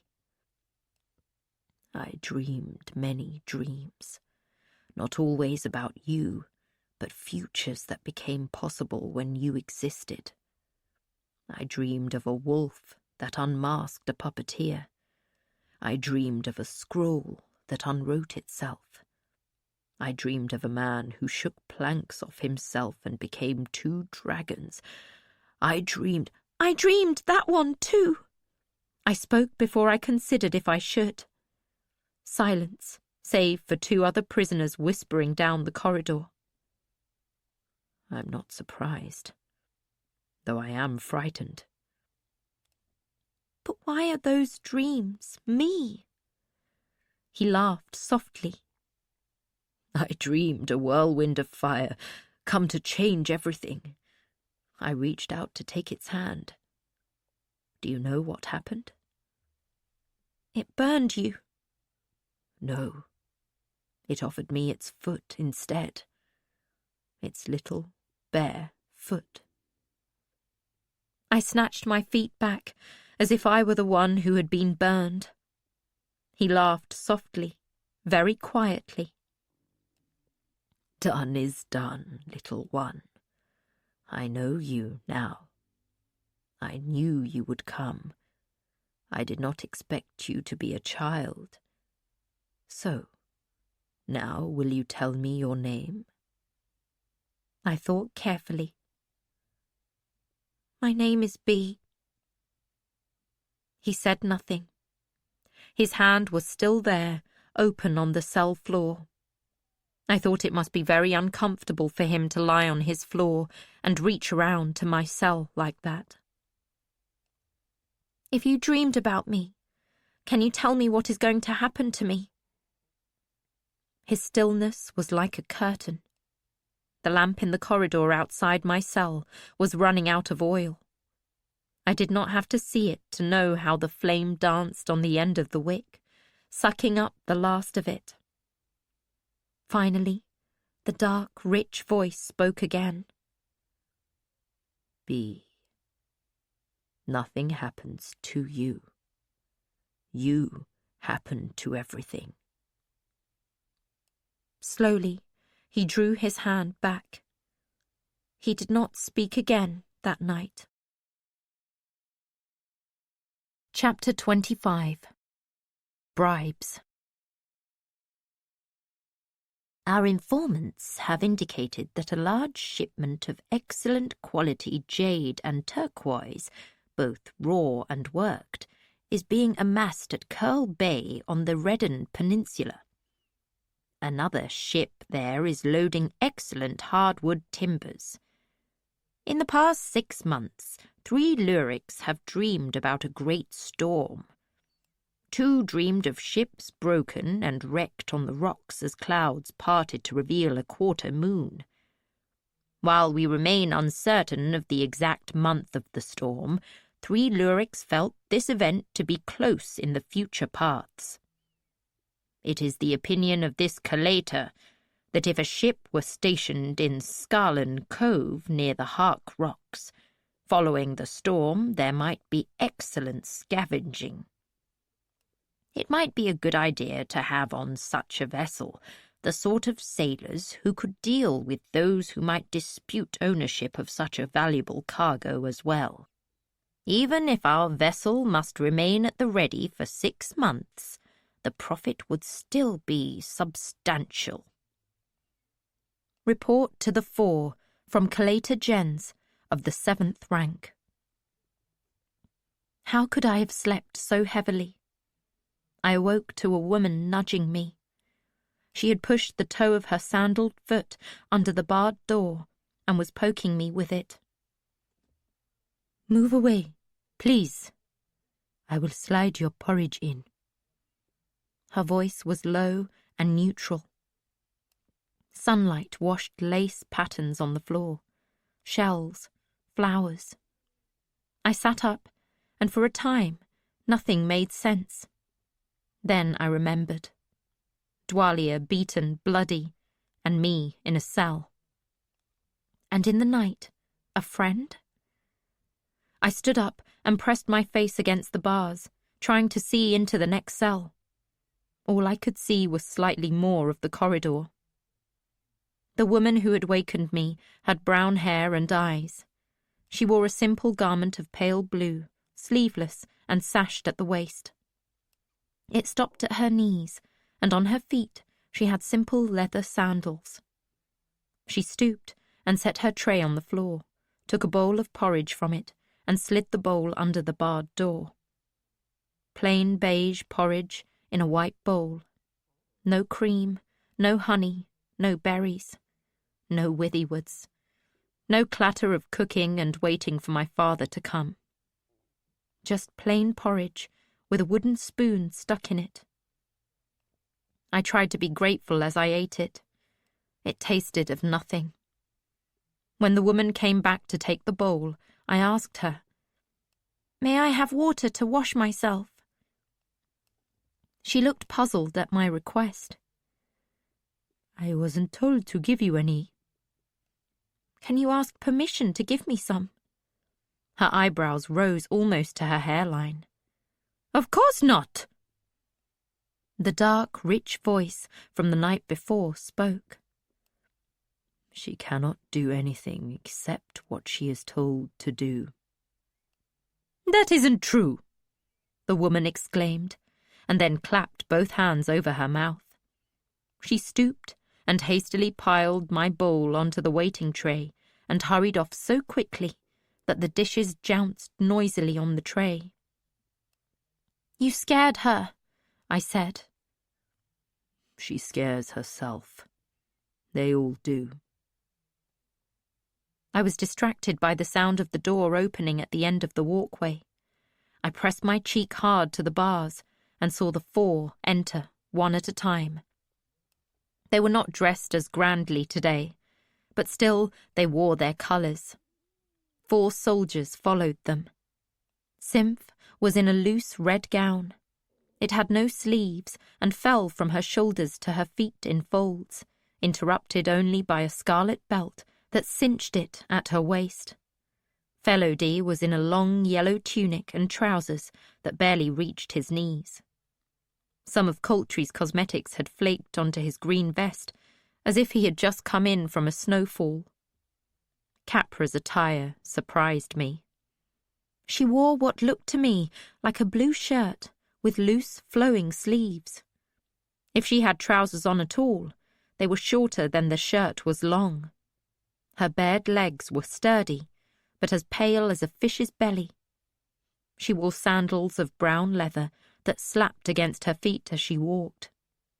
I had never seen anyone so attired, and I stared at her when she stood outside my cage. "Unlock," Symph announced, and offered an elaborate fob to the guard. The man took it, then stepped forward and inserted an oddly shaped key into the bar that closed my door and turned it.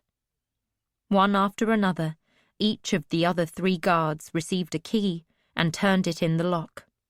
When all 4 keys had been turned and were standing in the bar, Capra stepped forward and slid the bar aside. "You will come with me," she told me as I stepped out of the cell. She spoke to the other 3 as the guards retrieved the keys and restored them to each owner. "I will return her here at the beginning of the 3rd watch. You will meet me here, then, with your key guards." She looked down at me. "Will you obey me and stay by my side, or must I leash you?" The key guard who attended her held up for my inspection a chain and collar. I looked from it to Capra. "I will obey you," I lied. "Good. Come along, then." The others stepped out of our way, and I followed on Capra's heels, her guard behind me. I longed to peer into the cell next to mine, but her guard herded me quickly past.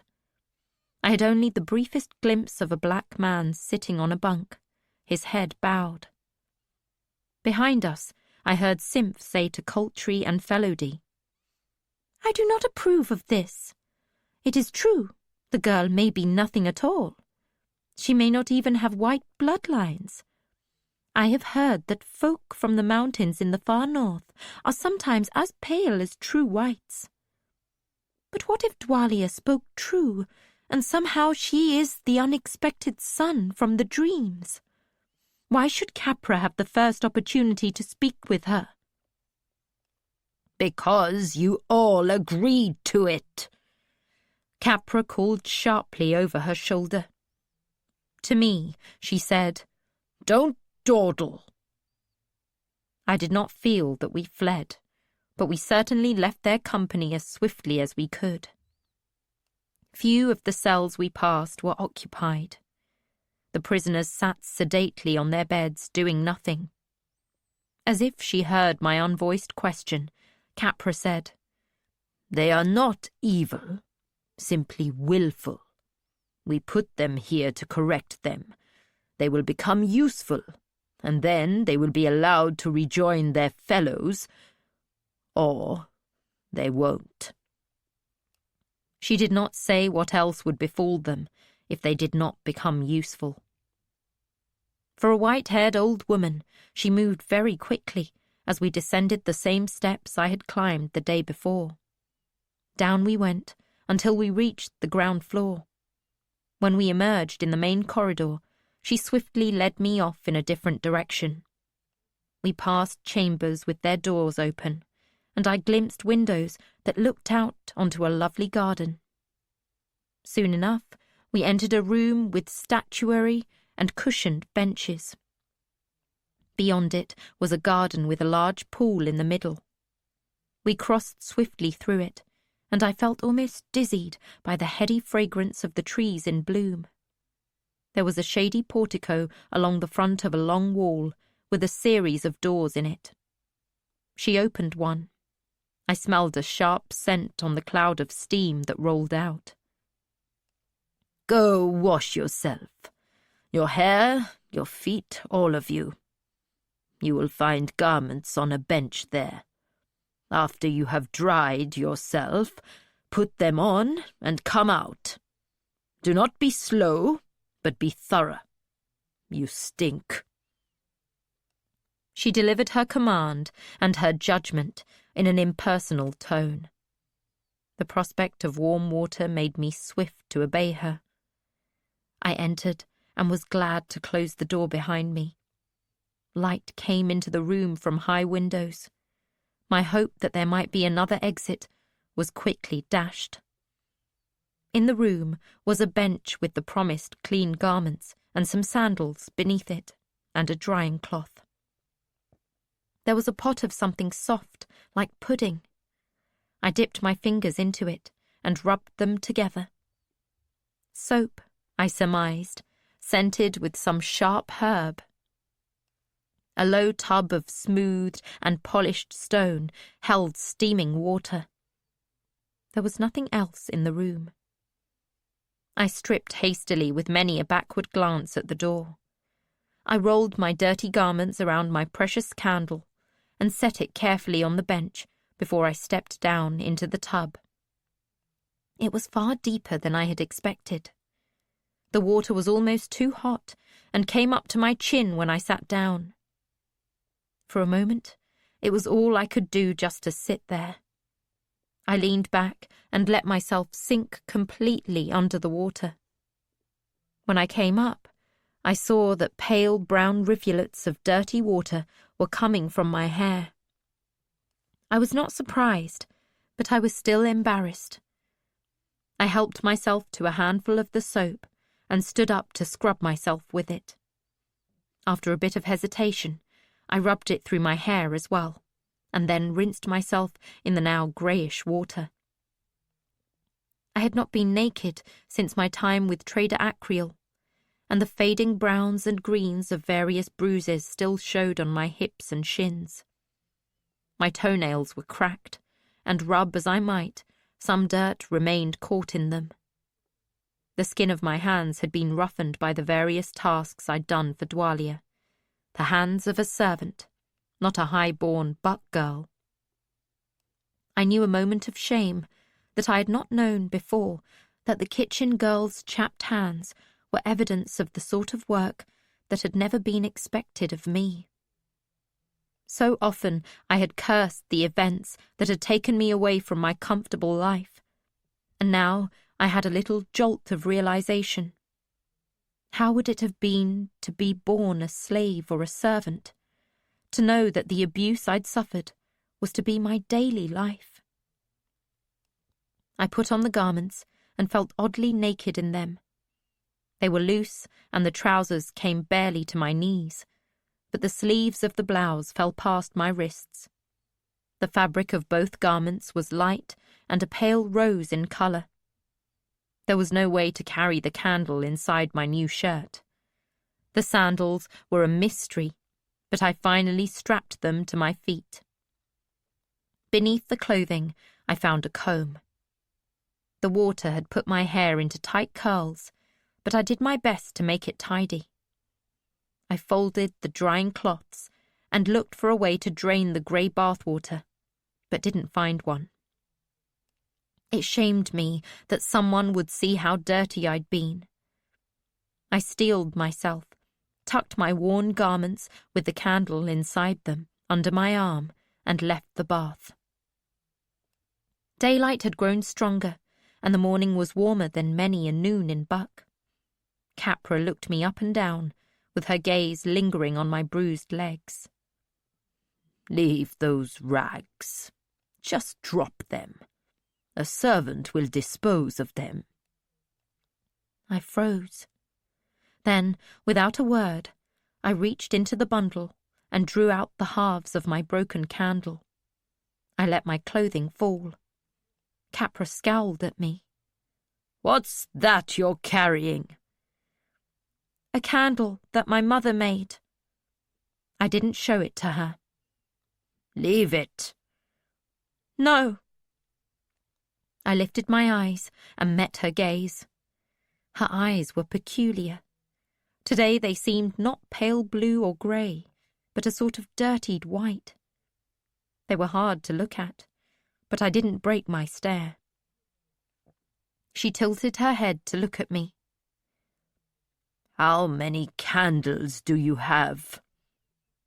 I didn't want to tell her, yet I could not say why. "It was one. It broke into two." "One candle," she said quietly. "That's interesting. But only one. Not like the candles in the dream." She said this as if hoping to provoke a reaction. I did not let my face change, but abruptly the day shimmered around me. I looked up at Capra, and it seemed as if light spiked out from her in myriad directions, so many paths leading from her. From this moment, yes, but more than that. She was like the beggar, who was also the fool, my father's beloved. I had no words for what I sensed about her. Like a crossroads, I thought, where one could go off in a different direction. I looked away from her, wondering how much time had passed while I had been caught in that moment. None, it seemed, when she spoke. "Very well," she said. "Carry them with you. It's your nuisance to deal with." Yet from her voice, I did not feel she conceded to me so much as added the candle to my list of wrongdoing. Her guard's expression suggested that I had been foolishly willful. He was one of the men who had wielded the whips that ate Dwalia's flesh. I set my teeth to keep my jaw from quivering at that memory. "Follow," Capra said. "You will be staying here with us, so I will show you the grounds. Later, we will decide what you are to be here. Perhaps a student, perhaps a scholar, maybe just a servant." She smiled at me, a thin stretching of her lips. "Maybe a breeder, or a slave to be sold. There are so many ways you might like to be useful." I did not think I would like any of them, but I said nothing. I walked behind her, her guard next to me. The sandal straps bit into my feet, but I gritted my teeth and walked on. She took me back inside, and I was grateful that the sun no longer beat down on my head. I did not realize how I had squinted against the glare of white light on white stone until we were indoors again. She did not hurry, but she did not pause. On the main floor, I was shown a room where 5 pale children were learning to write and being assisted by scribes in green robes. Each child had a scribe sitting by him, assisting him to guide his pen. The pale children looked very young, no older than 3 years. But if they were like me, I judged they were older than they looked. We traversed a long, gently curving corridor and went up grand marble stairs to the 2nd floor. "Here we welcome those who come to share our wisdom." She told me this as she opened the door to a room panelled all in rich wood and deeply carpeted. There was a grand table surrounded by carved chairs in the centre, and on it a decanter of some liquor and some tiny glasses. In the next room, 6 young whites were at a table. Servants waited behind them. "Last night they dreamed," Capra said quietly. "They will write down what they dreamed. Then the scribing servants will make copies, and each copy will be sorted into a category and placed with others similar to it. Perhaps they dreamed of candles, or an acorn bobbing in a stream, or the dream where one seizes a bee and is surrounded by 100 stinging bees." Her voice dropped. "Or of the unexpected sun." She turned and looked down at me. Her smile stretched her lips flat. "Or a destroyer. Over the last year, the occurrence of dreams about the destroyer have greatly increased. That tells us that something happened, something we did not expect. Some event has made it more likely that a destroyer exists and will come to us." She stretched her lips again. "Have you ever dreamed of the destroyer?" I dared not hold a complete silence. "I often have nightmares of how my home was destroyed by Dwalia and her lyrics. Is that what you mean?" "No." That word was another mark against me. She led me out of the room. We paced that long hallway and ascended a stair to the next level. Here, the wood that panelled the halls was of a deeper colour. Massive wooden beams supported a ceiling painted with extravagant flowers. "This is our heart," Capra told me formally as she escorted me to a door and opened it. This huge chamber was full of old scrolls and books. Racks lined every wall and reached all the way to the ceiling.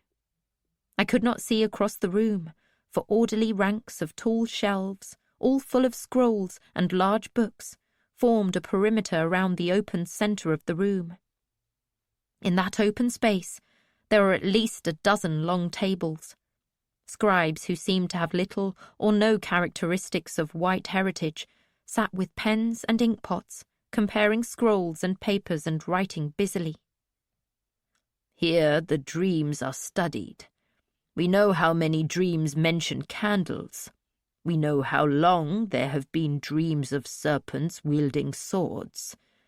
Dreams of unexpected suns, destroyers and white horses, seashells and teacups, puppets and wolves and blue bucks." She smiled widely at me. "Some of these scrolls were written long ago. There is a tremendous amount of information here, and scrolls that go back scores of years. For a truly cataclysmic event might generate dreams dozens of years before it happens. We knew of the blood plague before it took its first victim. And before that, the mountain that burst into fire and flame, the earthquakes that leveled the elderling cities, and the great waves that destroyed their stranglehold on the world. Oh, yes, we knew those were coming. If they'd been a bit more useful to us, perhaps the elderlings would have known them as well. But they preferred dragons to humanity. Their loss." So much vindictive satisfaction in her voice and words. She told me those things as if I should find them personally hurtful. Then she leaned down and said softly by my ear, "But not all dreams are here. Mine are in my tower, known only to me. Last night I dreamed I pulled up a little white flower by its roots, but the roots were flames and blades." She smiled. "I would have been wiser to cut that little flower off at the stem." She tilted her head. "Don't you agree?" She straightened abruptly. "Come," she said, and walked briskly out of the room. I hobbled after her, hating the sandals and the straps that bound them to my feet. The next room was identical to the one we had left. The scrolls, the scholars at work, lesser servants coming and going with arms full of paper or large ledgers. And a third room. I could stand it no more. I dropped down and untied the straps from my feet. I stood up, now carrying the sandals and my broken candle. "As you wish," Capra said disdainfully. "Perhaps in time you will become accustomed to wearing shoes and other civilized ways." She shrugged. "Or be sold to a household where shoes are not wasted on slaves." I could feel myself sinking in her estimation. I battled with myself. Did I admit to her I dreamed and claim a place among her students? Pretend I was stupid and only marginally civilized, and hope to be a servant with a chance of escape? Escape to where? And to what? I was an ocean away from my home. Wouldn't I be wiser to make a place for myself here? A different plan bubbled into my mind, the one I had kept hidden while we were on the ship coming here. I pushed it down, out of sight. I might not see Vindelier, but I had no idea where he might be, or if there were others like him. Think about being useful. Think of making a place for myself here. Smile. Pretend to want to be here forever, a part of the web they wove. As if she could feel my resolve weakening, she led me down a long corridor and down an endless flight of wide, spiralling stairs.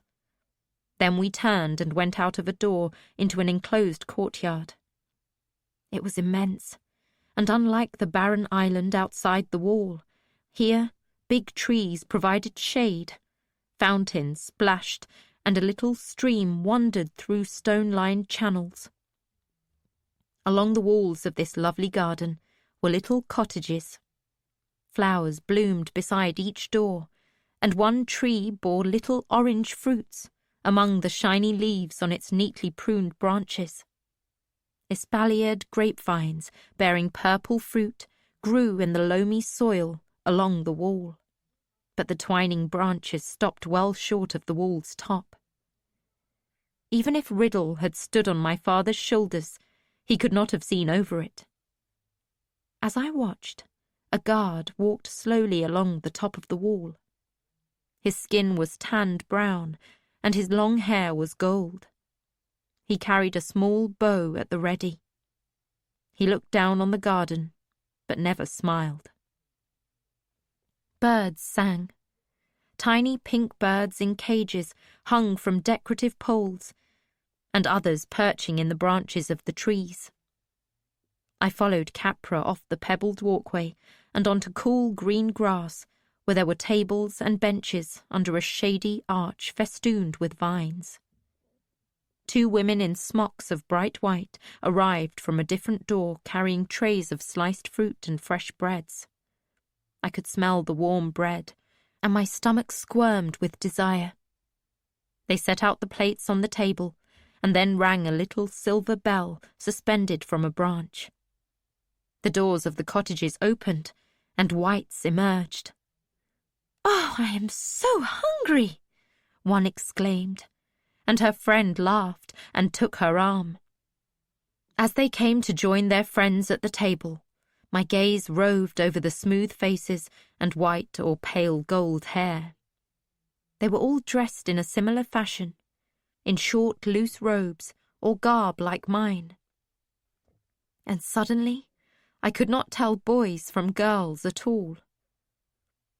"If you were to prove valuable to us, if you began to dream and could be taught to write them down, this is where you would stay. You'd have your own little cottage, and a servant to keep it tidy for you. You'd share meals here, or on rainy days in the Hall of Crystals. It's lovely. They dangle from the ceiling and sparkle and shine, and make rainbows on the floor. Your tasks would be to think and to dream. Perhaps someday to have a child if you desired to, and find a mate among your fellows. See how happy they are?"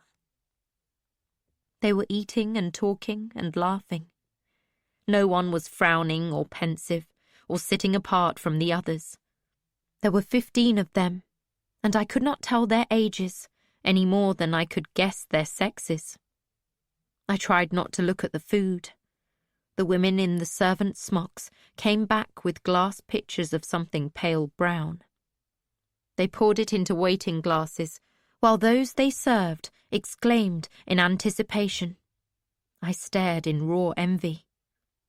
"You could be there. Oh, not tomorrow, but as soon as you learned how to write. If you were a dreamer, I mean. But as you have said, you are not. Still, I imagine you are hungry. Come." She led me away from the grassy sward, and soon I was forced to limp and hop along the pebbled walkway. She led me through a gate in a wall, through a washing court, with pastel garments hanging on lines under the bright, hot sun, and then another wall and another gate. A lovely herb garden with benches and bowers. The sun beat down on my head as we followed a winding course back to the main structure. We passed under a portico and through yet another door. I forced myself to pay attention, to memorize every turn and door. The corridor seemed dark, and the air stagnant after the open garden. Capra walked briskly now, the heels of her shoes tapping on the smooth stone floor. I followed. My head had begun to pound.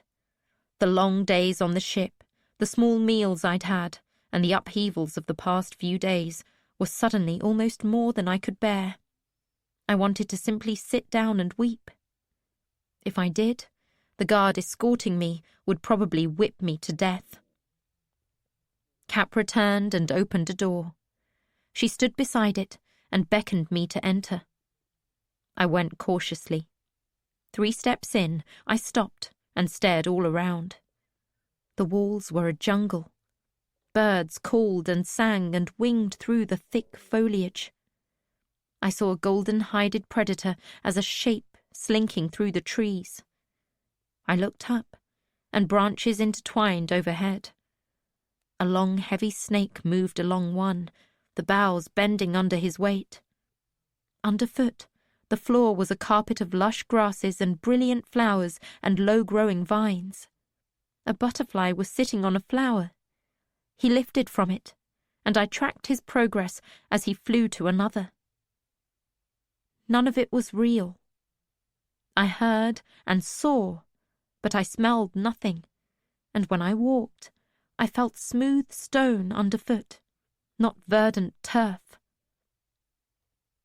"Is it magic?" I whispered. "Of a sort," Captors said dismissively. "Once we were trading partners with the Elderlings. One of their greatest artists came here to line the walls, the floors, even the ceiling with this special stone. Day by day he created this room. It took him almost a year." I gazed around, unable to suppress my amazement. "So this is Elderling magic?" "You've never seen anything like this before?" "The butterfly cloak."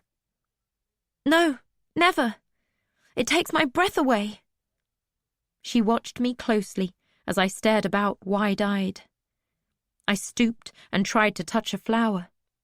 Cold stone and a tingle of magic up my finger. I drew back from it. "Oh, well," her tone was dismissive. "It's impressive the first time one sees it, I suppose. They were an interesting people, but pretty trickery of this sort was not worth dealing with their self-importance or their dragons. They exhausted our tolerance. Come, we will eat now." There was a table with a white cloth on it and 2 chairs. There were 2 plates on the table, and cutlery and glasses. Against the wall, 2 men stood, holding trays. They were dark-haired and dark-eyed, and for one moment it felt as if I had come home. "Please be seated at the table," Captors said. "You are my guest today. Let us share a meal." I moved cautiously toward the table. My guard closed the door and took a place beside it. Capra gracefully took her seat. I set my sandals below my chair and then carefully sat with my candle beside me. I folded my hands at the table's edge and waited. "Well, not entirely unmannered, I see." She gave a casual flip of her hand toward the waiting servants, and they advanced to the table. Food was set before me, and my glass was filled. I waited, watching Capra. I suddenly felt that I represented not only Withywood's, but all the 6 duchies. I would not behave like an unmannered dolt. She took a damp cloth from a covered dish on her right and carefully wiped her hands, paying special attention to her fingers. I imitated her and returned the cloth to the dish as she did. She picked up a utensil that baffled me and speared a chunk of pale flesh on her plate. I copied her, chewing the bite I took as slowly as she did, although it was cold and tasted strongly of fish. "Tell me about yourself," she invited me after the 3rd bite. "You are no servant's child. Who are you?" I had just swallowed a square of something yellow and sticky. It had been sweet, and only sweet, with no other flavour to it. I sipped water to clear my mouth and let my eyes wander the extraordinary room. I decided on the truth. Or some of it. "I am B. Badgerlock, of Withywood's. My mother was Lady Molly Chandler, wed to Tom Badgerlock. We are landed gentry. My mother died recently. I lived with my father and our servants. I led a pleasant, peaceful life." She was listening. She took a small bite of something and nodded to me to go on. "On a day when my father was away, as we prepared for a holiday, Dwalia came with her lyrics and a troop of Chalcedean mercenaries.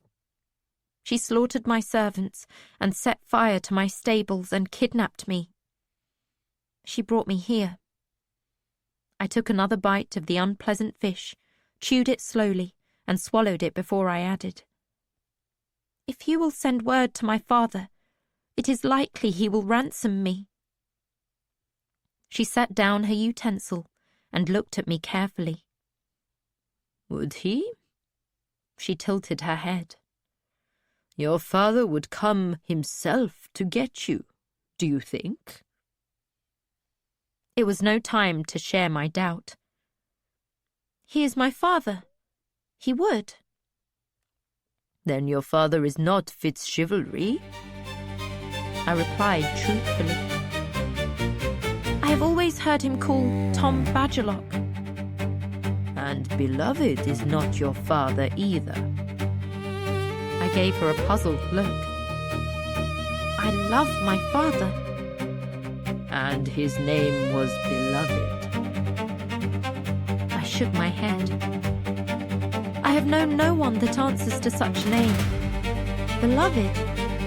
In my country, sometimes the princes and princesses are given such names. Loyalty or benevolent. But not such as I. Nor my sister, it suddenly occurred to me.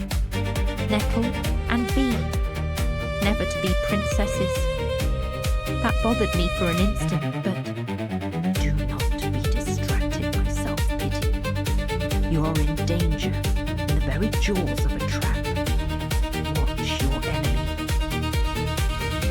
To hear Wolffather so plainly made me braver. I sat up straighter. She nodded to herself. "Unfortunately, we are unlikely to ask a ransom of your father. To send a messenger so far on such an uncertain errand would be more expensive than any ransom we could wring from him. Late last night, after some earnest counselling, Dwalia admitted that she knew you were female for months.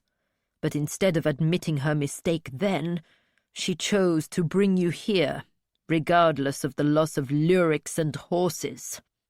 She also conceded that while she once believed she would find the unexpected son at Withywood's, she now believes you are no such thing. She concedes to an opinion I have long held, that the unexpected son was Beloved's catalyst, a man named FitzChivalry.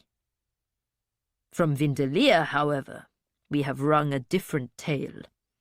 He still believes you are the unexpected son, and he claims that you are capable of magic and full of sly trickery." On the wall, I had another glimpse of the predator. It was a cat. It sprang, missed, and a large bird flew up. I spoke carefully. "Vindelia is full of peculiar ideas. When he helped capture me, he called me his brother, and even after they knew I was a girl, he called me brother still." I gave her my best perplexed expression. "He is a very strange man." "So, he is mistaken about your magic?" I looked down at my plate, and then back up at her. I was still hungry, but the food was so foreign to me that it was hard to eat it. Wolffather whispered to me, "Eat it. Fill your belly with anything. In this place, you can't depend on anyone to feed you. Stuff yourself while you can." I ate 2 more bites, trying not to make a disgusted face as I got it down. I hoped I looked thoughtful. Then I replied, "If I had any magical power, would I be here, a prisoner far from my home?" "Perhaps you would. If you were a true white prophet, and you felt you had a task to fulfill here, perhaps you would allow fate to sweep you toward us. If you had dreams that said you must come here—" I shook my head. I want to be at home, if I have a home left. I am no unexpected son. I'm not even a boy. Tears suddenly flooded my eyes and choked my throat. We were preparing for a wonderful festival, our Winterfest, when we celebrate the longest night and then the returning light. There was to be feasting and music and dancing. Dwalia came and turned it all to blood and screaming. They killed Revel. I loved Revel. I didn't even know how much I loved him until he came with a blade stuck in him to warn us. His last thought was to warn me to flee. And they killed Perseverance's father and grandfather. And they burned our beautiful horses and our old stable. They killed FitzVigilant, my new tutor, who came to teach me to read. I didn't like him, but I didn't wish him dead. If I were a prophet, if I dreamed dreams of the future, wouldn't I have known? Wouldn't I have run away or warned everyone? I'm just my father's daughter, and Dwalia wrecked our lives and killed people for no reason. You had her beaten with whips, but it wasn't for all the terrible things she did. Those things you four sent her to do. She made Vindalia trick that horrid Duke Ellic into killing all my people, and she didn't even care for her own. She gave him Odessa for him and his men to rape. Then Dwalia abandoned Repin in the stone, and she sold Ilaria into slavery, and she left the Chalcedean to be charged with murder. Did she tell you what she did? Do you even know how horrible she is? I dragged in a shaking breath. Oh, I'd said too much. I'd vomited out the truth to her, without a thought or plan. She stared at me, and her pale white's face went even more bloodless. Winterfest. The longest night. Then, as if my words had finally reached her ears, Ilaria went into slavery, she said faintly. She was sold alive? As if that were the most dreadful of all Dwalia's misdeeds. Could a slave be sold dead? Eat the food before she changes her mind and takes it away. I tried. I stabbed the skewer into a lump of something purple and put it into my mouth. It was so sour, my eyes watered. I choked it down and drank. Another unfamiliar taste. I stabbed something else on my plate. It fell off the skewer thing. When I looked up, Capra was gesturing to her guard. A scribe, paper, ink, and set up a table here. Make this happen now. Her guard ran from the room. She turned back to me, and her voice was intense. Where did this happen? In what city was Ilaria sold? What do you mean Repin was left in a stone? I suddenly knew I had given away things that could have been bartered. I had a piece of food in my mouth. I chewed it for a very long time. When finally I cleared my mouth, I said softly, I don't remember the name of the city. I don't think I ever knew it. Dwalia would know. Or Vindalia. I quickly put more food in my mouth. It was the fishy stuff again, and I wanted to gag, but chewing was my only way to gain time to think. She spoke gently. A scribe is coming. You will sit with her and tell her everything you can remember, from the very first time you saw Dwalia's company to the day you arrived here. I washed the mush in my mouth down with water, then asked innocently, And then will you send me home? She stiffened. Perhaps. Much will depend on your story. Perhaps you are very important to us, and even you do not know it. I really want to go home. I know you do. Look, this little cake is my favorite kind. Do try it. It's sweet and spicy. It had been on a dish in the centre of the table. She did not cut a piece, but pushed the whole cake toward me. It was as big as my head, and was surely intended to serve several people. Try a bite, she urged me. I chose a utensil at random, gouged a piece from the cake, and took it into my mouth. It was delicious, but I was starting to realize everything on the table had a price. Even so, I took another bite and watched her suppress her questions. What did I have left to bargain with? She probably didn't know that others of Dwalia's lyrics were unaccounted for, captured or fleeing in Buck. Did she know of the serpent spit potion? What would she think of Dwalia's romps with her captain? I wondered if she knew anything of Vindalia's magic, or if that was a secret too. If I bargained with her, would she keep her word? Do you promise to send me home if I tell the scribe everything?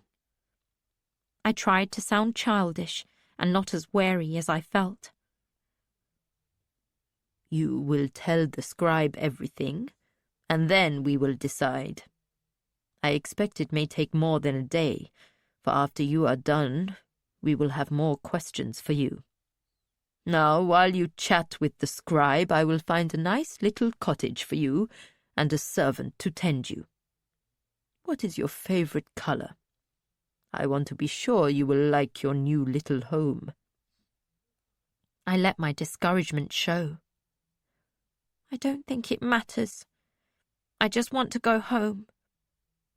Well, blue, then. I'm glad you enjoyed your meal. I had not, and I hadn't finished eating. I made myself set down my utensil instead of trying for a big mouthful of the cake. Servants had entered and were speedily setting up a table, 2 chairs, inkpot, pen stand, and paper. Just as swiftly, they snatched the plates and dishes from the table in front of me. Capra stood, and so did I. In seconds, that table and the chairs were whisked away. And here is our scribe. Pelia, I believe. The scribe all but dropped to his knees. Her knees? No, pet, if it please you, highest one. His voice croaked as wetly as a frog's. No, pet, of course.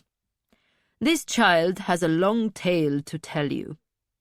Take care that you take it down exactly as she speaks it. Ask no questions now, and dismiss not a word of what she tells you. This is of the utmost importance. Repeat my orders back to me. This the scribe did, with his eyes bulging. Was he terrified? No. The more I looked at him, the more he reminded me of Odessa. She'd had the same unfinished look, as if someone had begun to make a human and then got bits of it wrong. No Pet's eyes bulged, and I wondered if his eyelids could even close all the way. His teeth were like a baby's teeth in an adult mouth. He was setting up his desk and gesturing for me to be seated. When he took up his pen, I tried not to stare at his short, skinny fingers. He drew a page of good paper from the stack at his elbow, centered it in front of him, studied his pen, trimmed it a bit, dipped it, and hovered it over the page. Please begin, he said to me in his froggy voice. It was the last thing I wanted to do. Capra was watching me. I walked across the room and sat down in the chair opposite the scribe. What do I do? I asked him. He lifted his bulgy eyes to meet mine. You talk, I write. Please begin. I would not tell him of the day before in the town, where I had first glimpsed Vindelia. I would say nothing of the dead dog and the beggar and my father going into the stone. Nothing of how my father had abandoned me to tend a stranger. But beloved had not been a stranger to him. I pulled my thoughts away.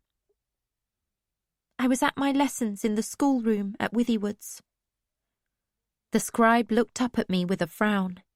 He glanced over at Capra, then the pen in his hand flowed ink effortlessly over the page, his tiny fingers manoeuvring it swiftly. But Capra had seen the pause. She came to stand over us. B, you must begin with detail. Where is Withywood's? And tell of the lesson and the teacher. Who was with you? What was the day like? Every detail, every moment. I nodded slowly. I will try. Try very hard, Capra warned me. Then she added, I will be leaving you for a time. I wish to speak with Dwalia and Vindelia. Be sure that if I find you are lying to me, there will be serious consequences. Work with the scribe until I return. And so I talked, carefully, sometimes truthfully. The things I thought should shame them, I told in detail. How Revel had clutched his wound so carefully, and how the blood had leaked between his fingers. I told of the women's torn dresses. I knew now what that meant. I lied about some things. I said Perseverance had died. Even as I said it, I wanted to bite my tongue to keep it from being true. The scribe asked me no questions, so I meandered through my story, sometimes going back to an earlier event. Sometimes I wept, recalling how Per stepped over the bodies in the stable. I said that I'd hidden the children in a storeroom, rather than telling of the secret passages. I so drew out my tale that the sunlight from the high windows had gone from white to yellow, and still I was telling of how they had come to raid my home. My story, I knew, was the only thing I had that they wanted. I had to find a way to use it to my advantage. At one point, I was hoarse from both weeping and talking. The scribe motioned to the guard who had remained with us and asked that water be brought for me, and a damp cloth for my face and nose. I thought this kind of him. But if you get the chance to kill him and escape, you must not hesitate. I caught my breath a little. Shouldn't I try to make them send me home before I began killing people and trying to escape? You can wait a very long time for them to give you your freedom. Taking it might be faster. The water and the damp cloth arrived. I took advantage of both. And then I talked on. I had to talk about Vindelia's magic. If I didn't, none of my story made sense. At Vindelia's name, Nopet's upper lip curled briefly to show his tiny teeth. Then he wrote and kept on recording every word I spoke. The sunlight still came in, but it felt to me as if it was weaker, and I wondered how many hours had passed. When Capra came back, Symph was with her, and a moment later, Felody and Coultry came into the room. Coultry's white cosmetics looked almost real, as if he had freshened them recently. Symph scowled and said, "You put a scribe to taking down her tale without asking us. Surely we should have been informed and allowed to listen in." Capra turned to her slowly. She smiled. As you informed me before you allowed Dwalia to arrange Beloved's escape. As I recall, you did not include me in the planning of that. And I have apologized for that lapse, repeatedly. Simph bit each word off, as if she wished to spit them at Capra. Ah, yes, a nicety I should emulate. Dear Simph, I apologize that I did not tell you that this girl is a veritable font of information about Dwalia's misdeeds. Let me choose one at random. Let me see. Ah, do you recall Alaria? Alaria, trained by me in the interpretation of dreams. Alaria, as I recall, was a favourite of yours, Fellow-D. Did you know that Lingstra Dwalia sold her into slavery? In the city of Calced, the capital of the country also named Calced, she was sold to buy passage on a ship. For so little, B told me. And I went straight away, and I wrung confirmation of that from Vindelia today. And I look forward to confirming more of her story with each passing session. She gestured the scribe away, turned to the first page in his tidy stack, and ran her eyes over it swiftly. She glanced at me. And where was your father, B, on the day Dwalia came to your home? No time to think, no time to weigh what Dwalia would have known and might have told her. He went to the big city, I said. Was that after he killed the man with the dog and stabbed beloved in the belly? The Fogman had been in Oaks Bywater that day, standing between the shops, in an alley no one wanted to enter. The Fogman I came to know as Vindelia. I could not speak. I watched them. They all looked at me. Then their eyes went to the scribe and his tidy stack of pages on the table between us. Then the men looked back at Capra, but Simph stared at me. Her lips looked redder, or perhaps the rest of her was paler. After a time, she realized I was staring back at her. She smiled at me in a nasty way, and I dropped my eyes, wishing I hadn't stared. She spoke. And what else have you told our scribe, little B? I glanced at Capra, wondering if I should answer. I spoke to you, Simph said sharply. I looked from one to another, but found no help anywhere. Capra's face was icy triumph. I gathered breath. I told of the night Dwalia and Duke Ellic came to my home and ruined my life. I told how they killed people and burned the stable and kidnapped me. Indeed, Fellow-D said, as if he doubted every word I'd said. Simph's voice was sour as she said, I shall want those pages tonight, scribe. No. Capra's denial was flat. I will read them first. I brought her here and organized the scribe. It is my right to read them first. Simph turned to the scribe. Then make a copy for me. No, scribe, produce 3 copies, so that each of us may have one to read tonight. Now it was the scribe's turn to look from face to face, his jutting eyes bulging even more. His wavering hand indicated the stack of pages. But, he began faintly. Do not be ridiculous. You know very well he could not produce copies so swiftly. You shall have them tomorrow. I claim the pages for tonight. Capra spoke decisively. She smiled around at them. And I shall be taking care of this dear child for the night, too. No. They spoke as one. Fellow-D was shaking his head. Coultry looked vaguely alarmed, and Simph said, She goes back into the cell, under the lock of 4. We agreed. No one is to have access to her without the consent of all. This interrogation of her already violates the agreement. Child, did the scribe ask any questions of you?